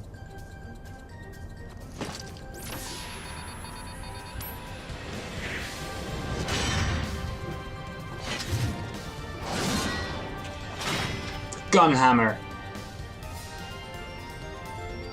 Should I succeed, Lord Van Belts will surely take notice. Beside this, God's achievement will be child's play.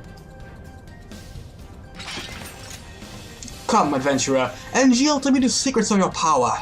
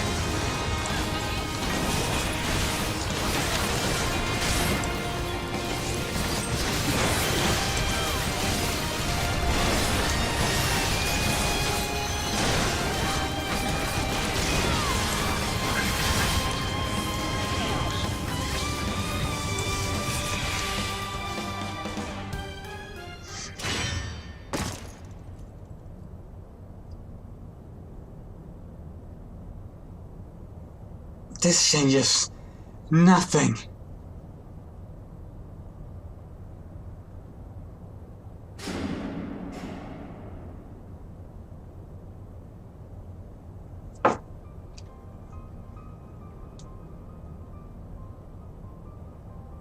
The ultimate weapon is activated and it brings with the power of the icons. Nothing can withstand its might.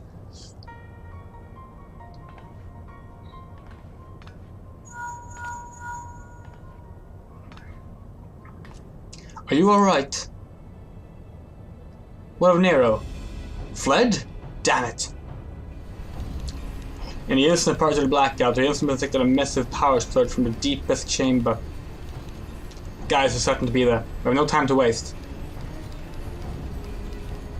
Word arrived from the Alliance a short while ago. It seems the Order of the Twin Adders completed its blockade of Castrum Sentry. But hands they can spare are hastening this way even as they speak. And likewise for the Maelstrom. All steps to destroy the ultimate weapon. I should warn you, the chamber which houses the target appears to be saturated with etheric energies. It's bound to be heavy interference. But even if we lose contact, you must go on. Just don't do anything I wouldn't do, alright?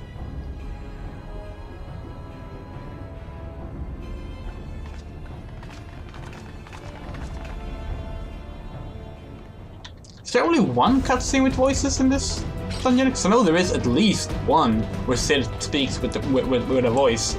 Because he says the line, "Don't even think about dying, you're too bloody useful."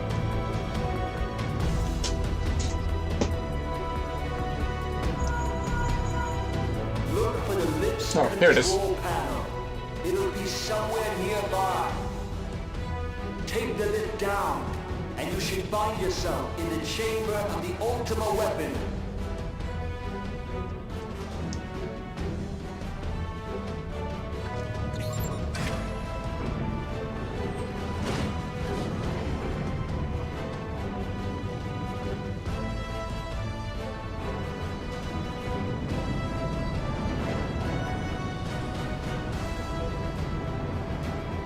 Keep your eyes peeled. Gaius could be waiting for you down there. Oh, and don't even think about dying. You're too bloody useful. That's the line I remember. The interference is getting worse. I don't think the connection can last much.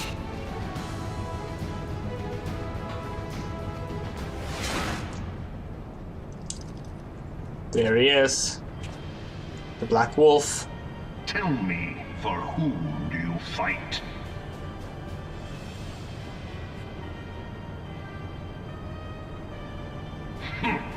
How very glib. And do you believe in Eorzea?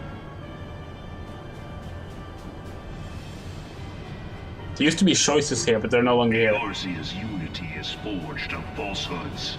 Its city-states are built on deceit. And its faith is an instrument of deception. It is not but a cobweb of lies. To believe in Eorzea is to believe in nothing. In Eorzea, the beast tribes often summon gods to fight in their stead, though your comrades only rarely respond in kind. Which is strange, is it not? Are the 12 otherwise engaged? I was given to understand they were your protectors. If you truly believe them your guardians, why do you not repeat the trick that served you so well at Cartano and call them down? They will answer, so long as you lavish them with crystals and gorge them on ether. Your gods are no different from those of the beasts. Icons, every one. Except but this, and you will see how Eorzea's fate is bleeding the land dry. Nor is this unknown to your masters, which prompts the question, why do they cling to these false deities? What drives even men of learning, even the great Louisoix, to grovel at their feet? The answer? Your masters lack the strength to do otherwise. For the world of man to mean anything, man must own the world. To this end, he hath fought ever to raise himself through conflict, to grow rich through conquest. And when the dust of battle settles, it is ever the strong who dictate the fate of the weak.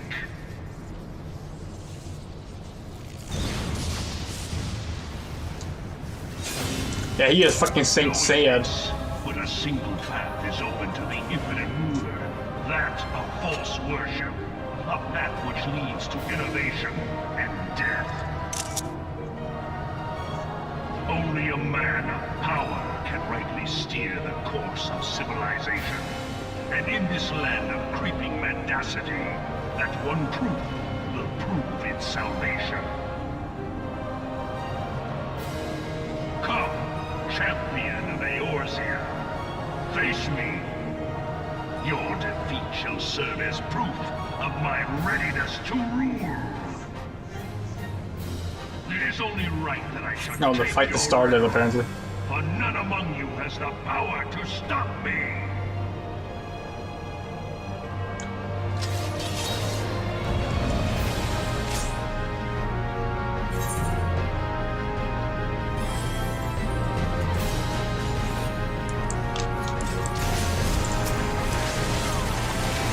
Of course, again, it's REBORN, which means that these days you can just stand on top of Gaius and swing at him until he's dead.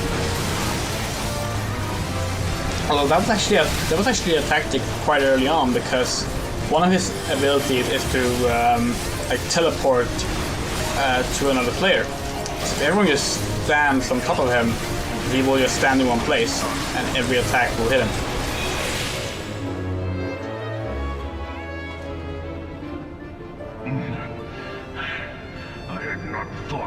So hard pressed.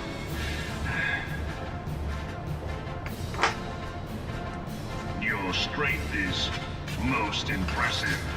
Such power befits a ruler. Yet, you lack the resolve to put it to proper use. A waste.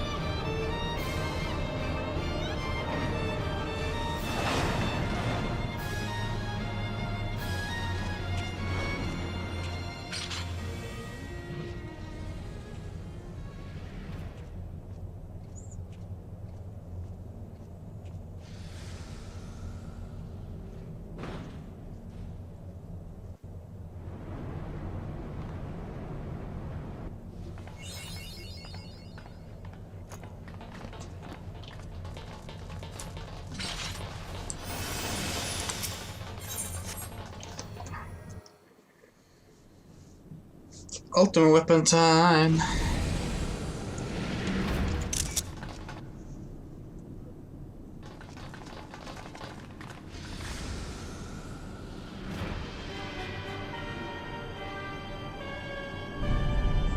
So the ultimate weapon, actually I should hold this off until the cutscene is done.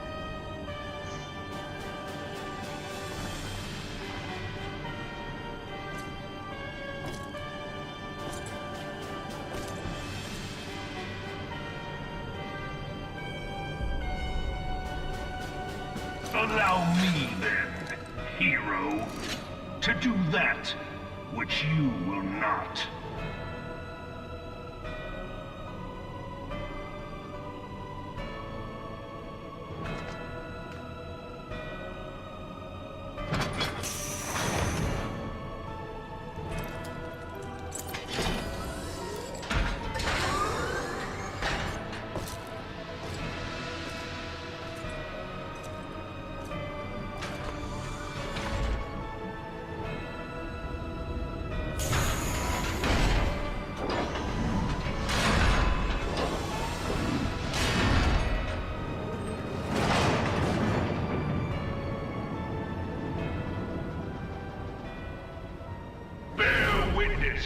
To the true power of the Ultima weapon.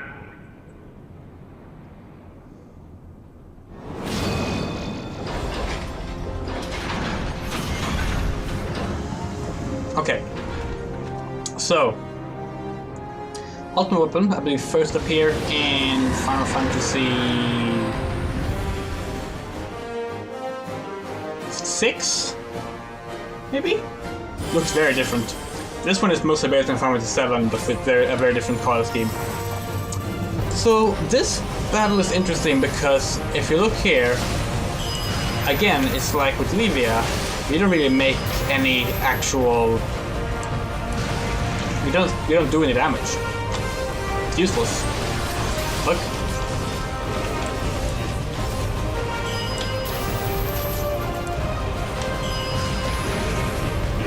Which means, of course, there's something that has to be done first. In this case, it's just waiting for this. Hearken unto me, Crystal Bearer. Look into the light. If thou must triumph, thou must look into the light. I think I messed up what was actually said there, but that's okay. Now we can do damage. The Ultimate Weapon is pretty cool because the Ultimate Weapon has both, has all three of the Primals attacks. So it has that's Ifrit, or Ifrit. It also has the Pools, Titan, and it has the Whirlwinds from Garuda. Because of course, it ate them. There we banished Garuda. Garuda's essence torn from the Ultima weapon. I can't do a Gaius at all, but I don't care.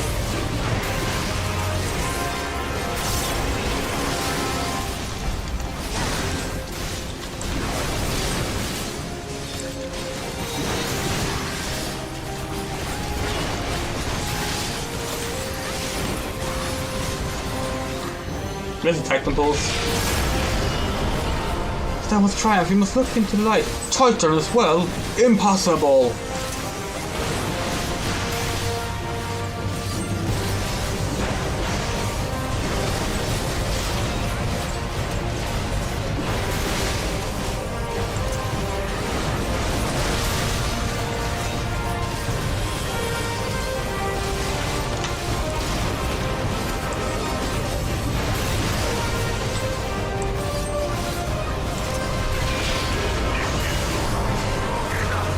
No!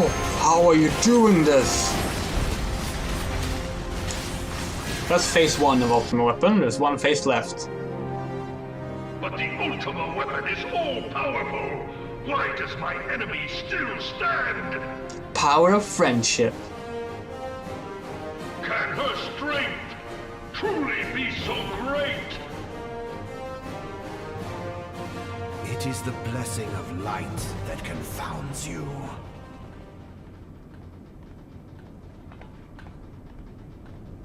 Lesbiandrea.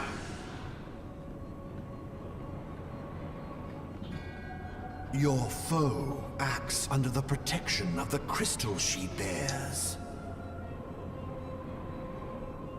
So, this is what empowers her. Beyond mortal limits. If you are to prevail, the Hammer of Darkness must needs be brought to bear upon the Shield of Light. And so it shall, for the Ultima Weapon is host to a power of which you are as yet ignorant. Speak plainly, Ascian. The heart of Sabik. It is the weapon's core, an enigma whose surface even the vaunted scholars of ancient Alag failed to scratch. The magic within has lain dormant for eons. Of what magic do you speak? A spell without parallel. Ultima. I sought the life force of the primals for no other reason but to quicken the core. For the true power of the Ultima weapon lies within its now beating heart. Lahabrea, what have you done? No more than was necessary for my god to be reborn. Damn you, Ascian. The hour is at hand. Behold but a sliver of my god's power.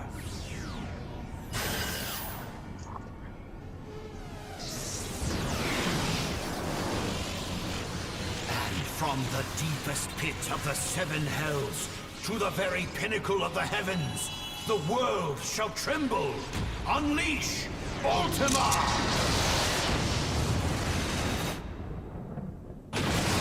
Oops.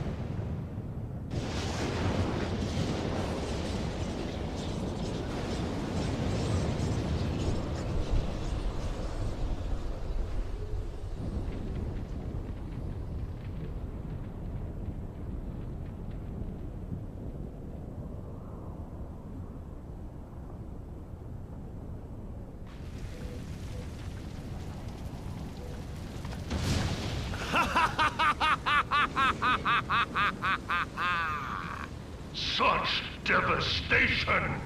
This was not my intention! Oh, Hydaelyn. It seems the task of keeping your champion alive has exhausted what strength you had left. Van Belsar, your enemy's shield is broken.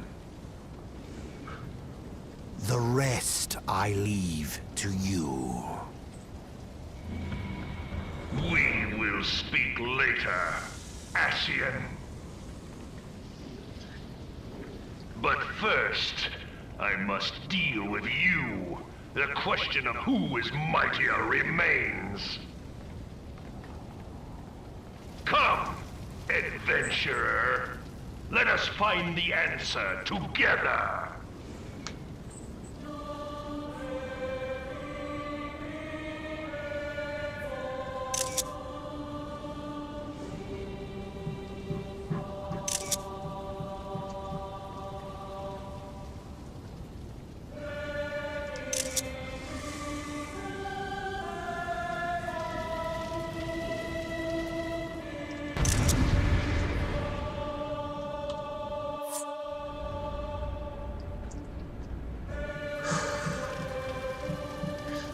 This is the one fight that you kind of still actually have to use strategy in, because there's a lot of laser beams.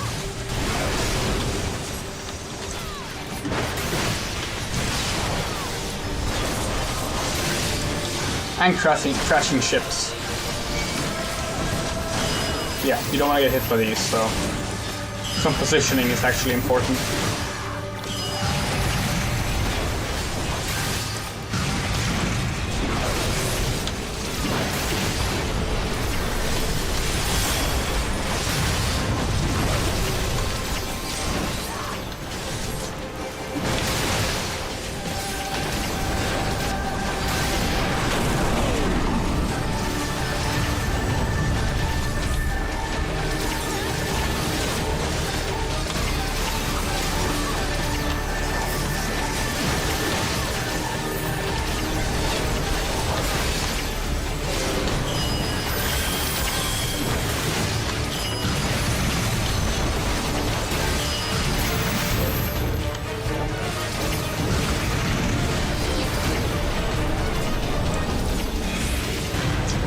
Ultima, curse you, Asian! How much destruction must be wreaked?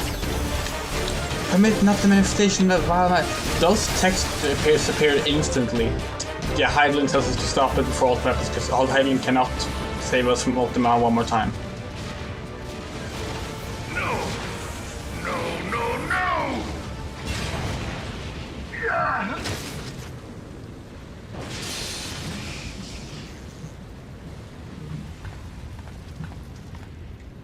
Heed me.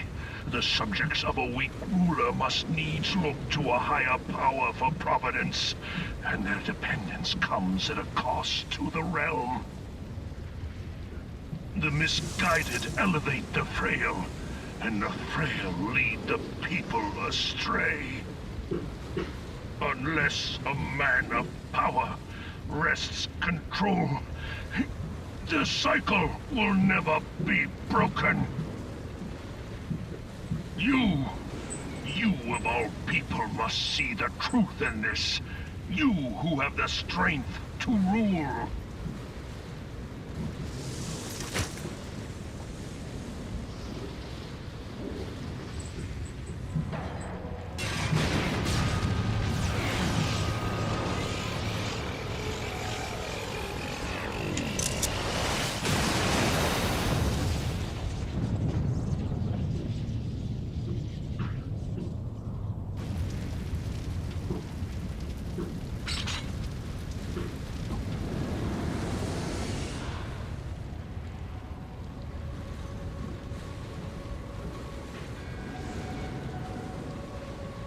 Pathetic. You boasted of unrivaled power. You were entrusted with the ultimate weapon, the ultimate magic. And still, you failed. So much for the glory of man.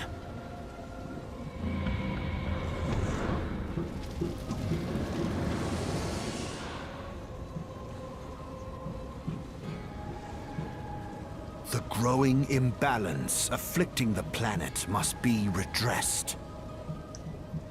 If it is permitted to worsen, the very laws of existence, both etheric and physical, will be warped beyond all recognition. Know you the root of this corruption? Hydralin.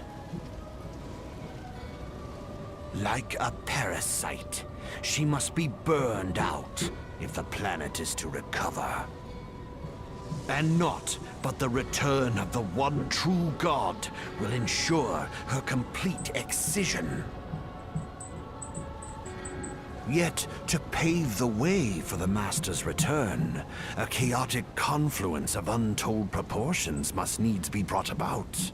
And that will necessitate the presence of the primals. Needless to say, both you and your scion accomplices cannot be suffered to interfere in this endeavor. You will not leave this place alive.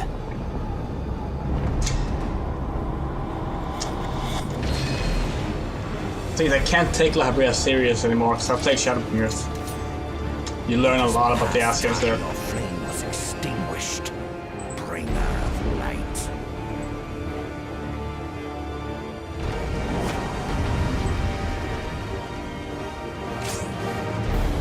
Here we go, the actual final boss of the game. It will be over in seconds. This fight is basically a joke just to give us reason to take back Frankfurt's body.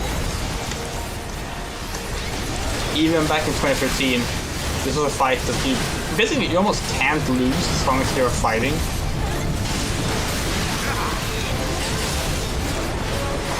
The Dark Minion's subtle word. He wasn't subtle.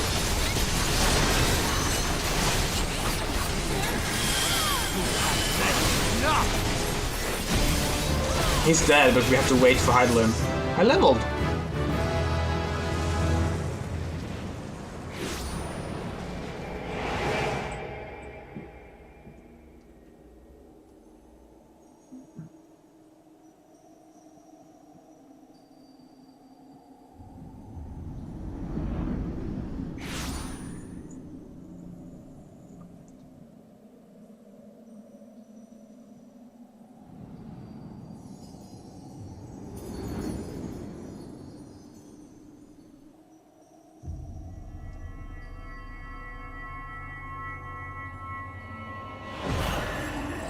If thou wouldst pierce the shadows, make thee a blade of light.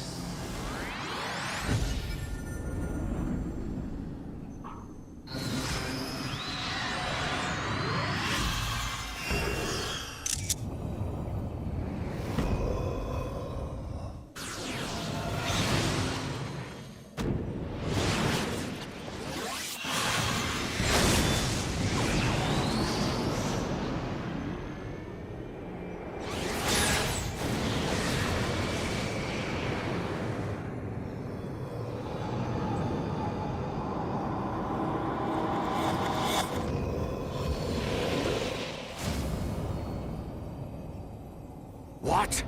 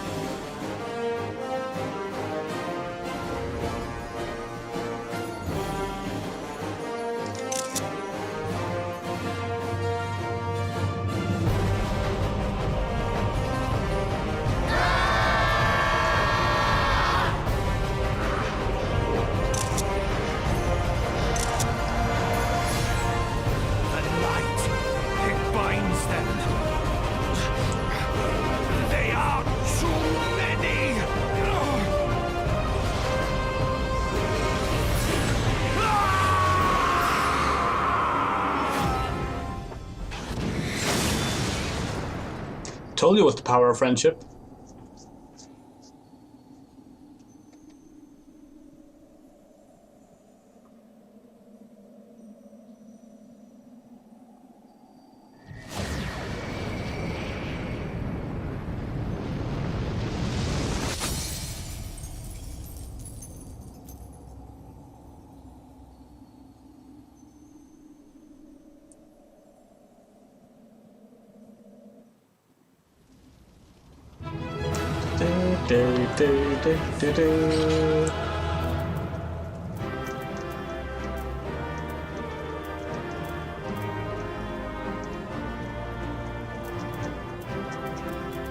Just want to see.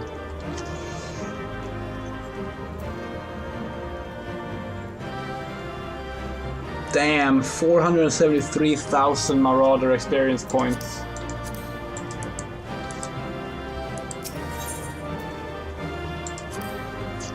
And now, we just have to watch the end cutscenes.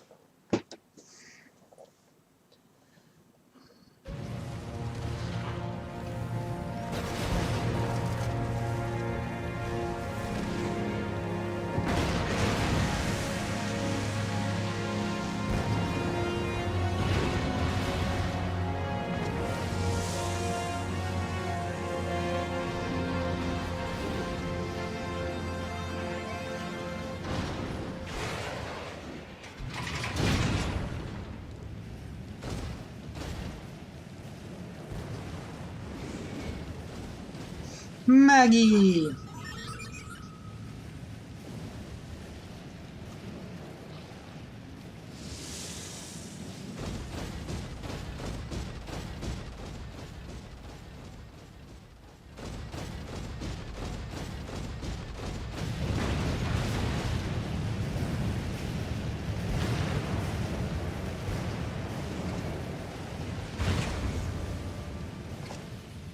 And so my conquest ends, Cid.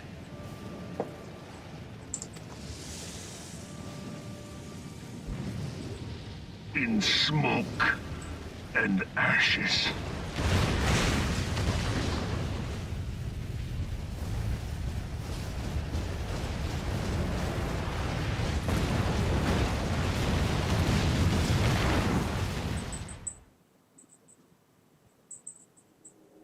Hear, feel, think.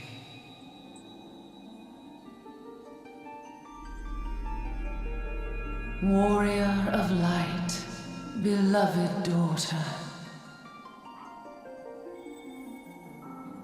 The darkness hath fled before the unclosed brilliance of thy spirit. Yet it lingereth still beyond the sight of men, in forgotten corners of the world. In the depths of the abyss yet resideth the Dark One, watchful ever, till this evil be cast out. Never shall the world know aught but a passing peace. Yet for the present, a gentle light shineth o'er the realm of Eorzea.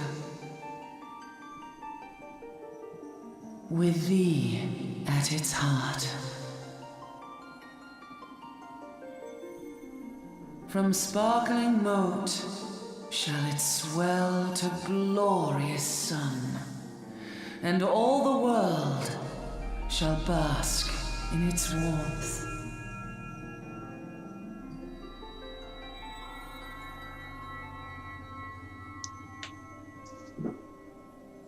Blessings and joy be upon thee. Go forth, my child, and be as a beacon of hope for Eorzea and the lands beyond through all the days of thy life.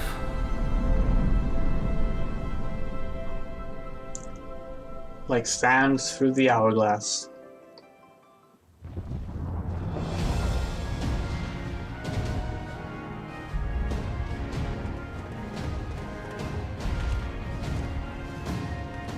My lady, all Twin Adder units have fallen back to the outer perimeter. No, right, I had to click myself. The Flames have completed their withdrawal, General. Admiral, all hands accounted for.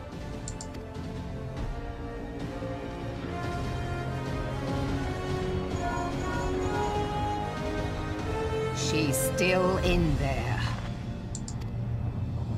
Sid, has there been no word? Nothing. Nothing at all. Damnation! She's going to make it, I know she is. Ida is right. We must have faith.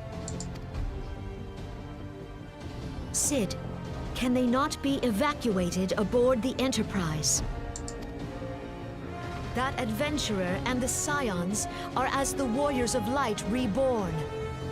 We cannot abandon them to their fate. Not again.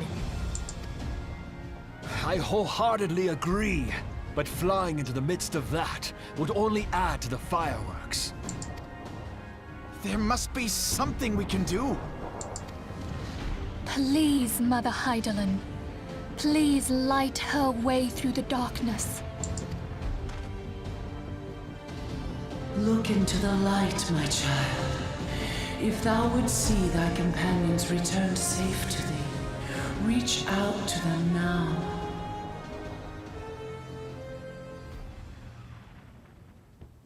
There!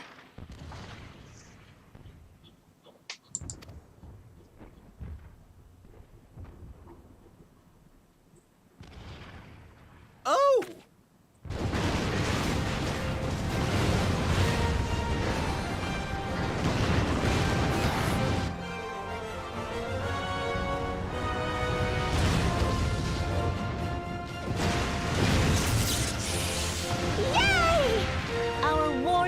Light. Yes! The hero returns! Look! Thancred is with her! Thank the 12! Wow, Thank Hydaelyn. I wished you could do high fives that well coordinated between two different races. Welcome home.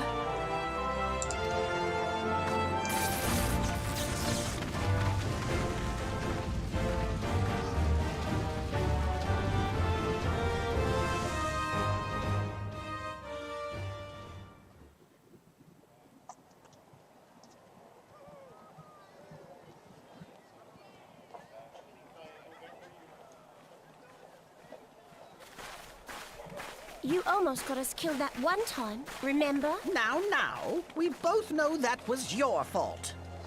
Thank the 12 we're safe. Mind your horns there, man-bull. Ha! Mayhap when you mind your manners. Though the crystal that bound Thancred is no more, I doubt we can say the same of La Habrea. And even if we could, we know that he is not alone. Confounded Ascians.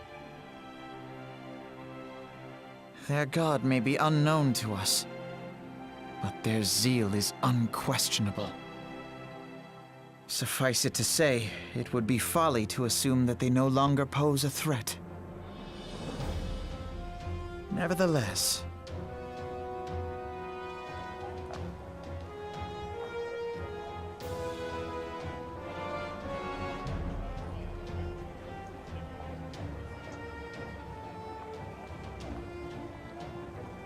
It was Richard Epcar was Gaius. Okay. for now we must savor what peace we have won, however ephemeral. Do you see, Grandfather? Our first step towards realizing the dream for which you gave your life.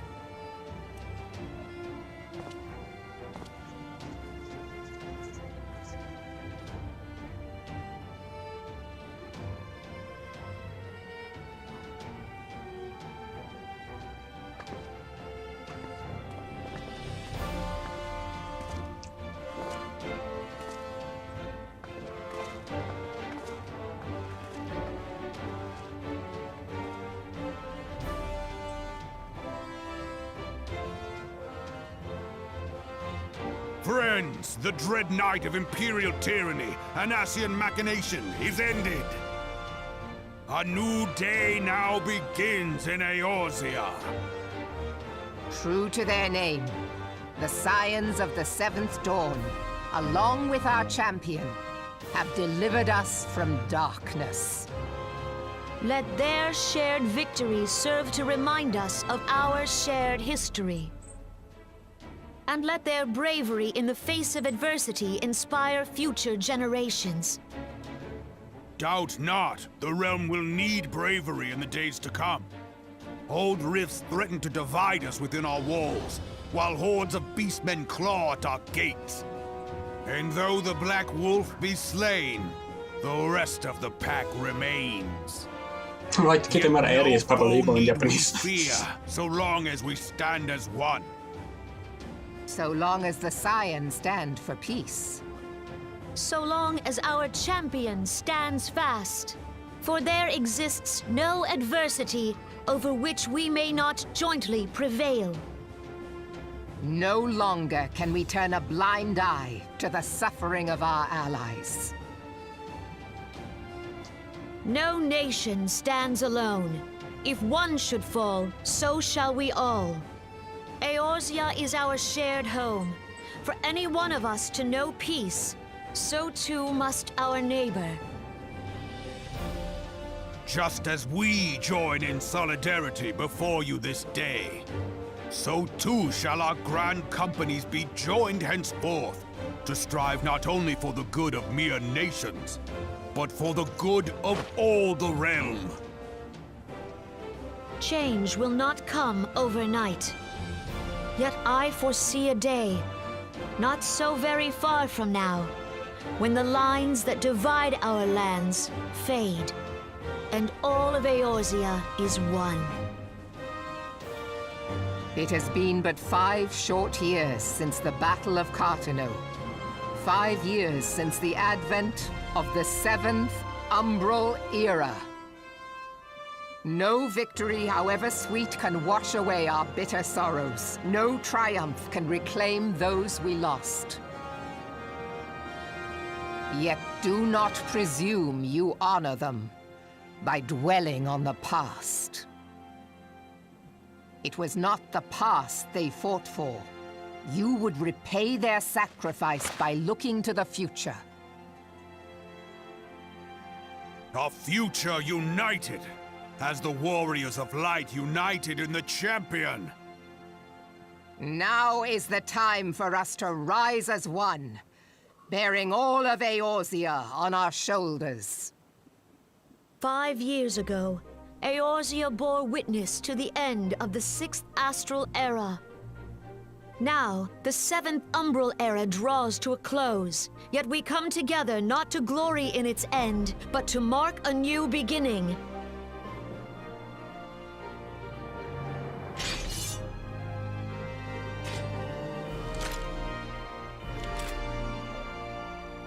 Let it be writ that on this day, by the light of the crystal, Eorzea ushered in a new era. The 7th Astral Era is come, and thus is ours a realm reborn. That's the name of the game! Title drop! Oh, Thancred is really into it.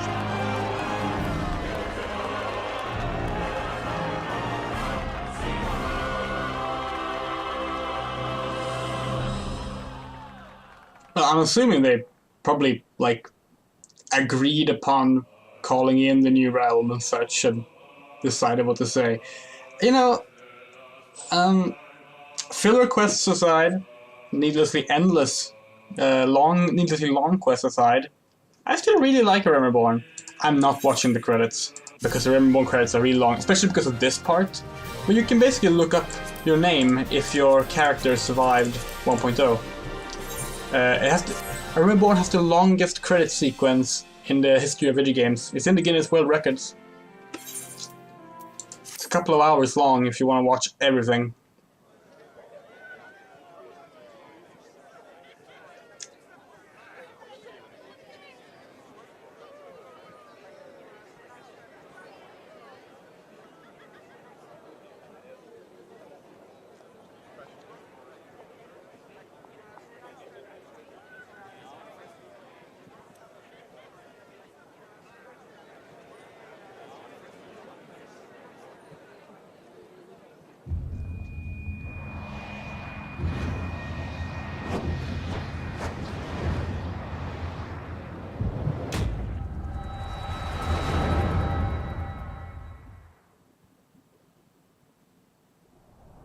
Oh no! What is this about?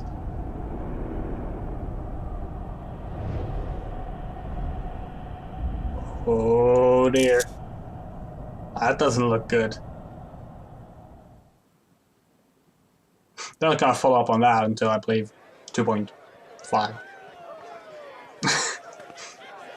That's not entirely true actually. What is it? They do follow up on it earlier.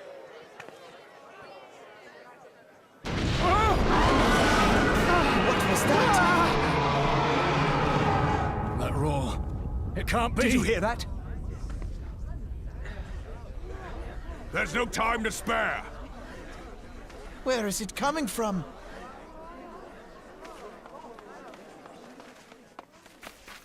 Dread tidings, chaos and carnage! It is an abomination! A primal has awakened!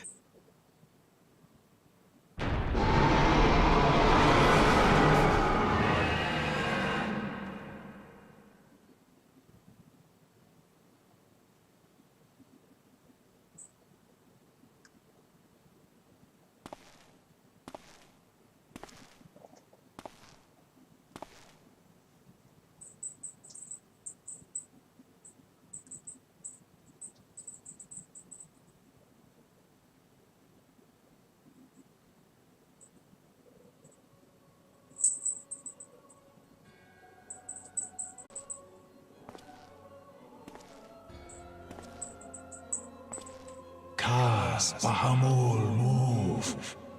Oh god, Pashtarot. Forgot about that one. One Azaz move star. I think I remember Igeorm though.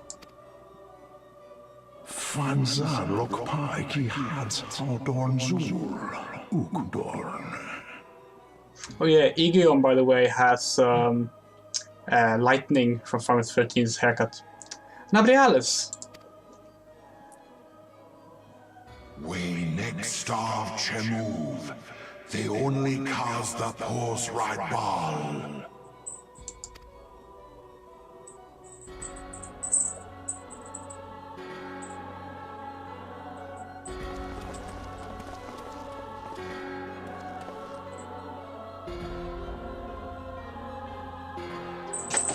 Oh. Alpha Post.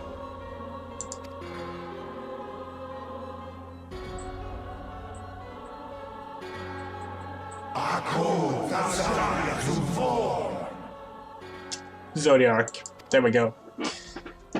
That's their god. That's who we saw. And thus did dawn break on a realm reborn.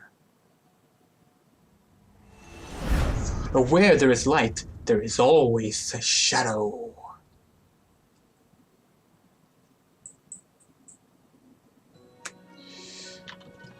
Oh, I love this. Okay, so this, you can only see this once in the game. Yay! Everyone's applauding me. Yay! Everyone except Ida.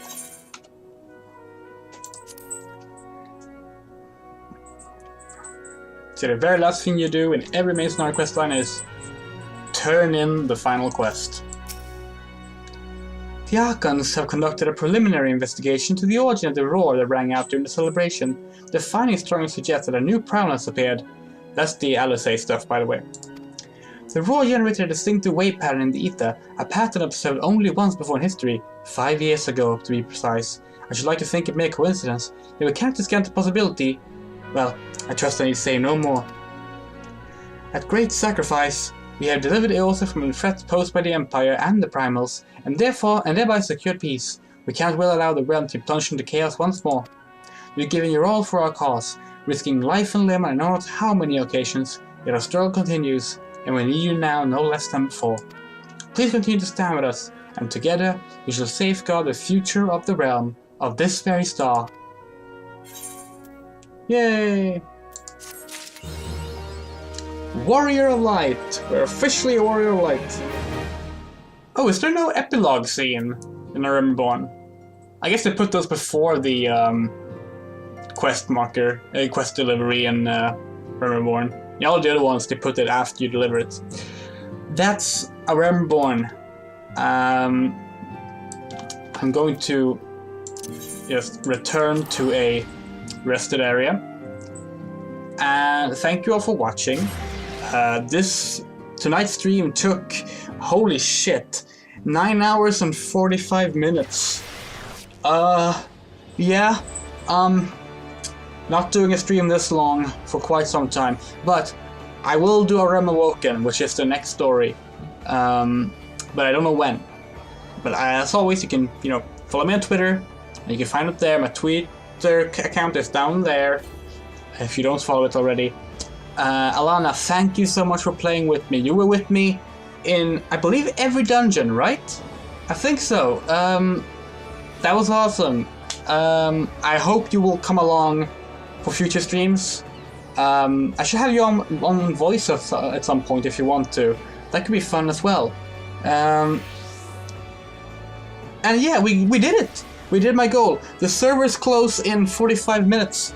And we did it. We finished the REBORN. One last time before they change it. Yeah, I'm happy. I'm also tired. And I need to go to the bathroom. And I need to feed the cats. So, thank you for watching one last time. And I will see you on the next stream whenever it happens. May you ever walk in the light of the crystal.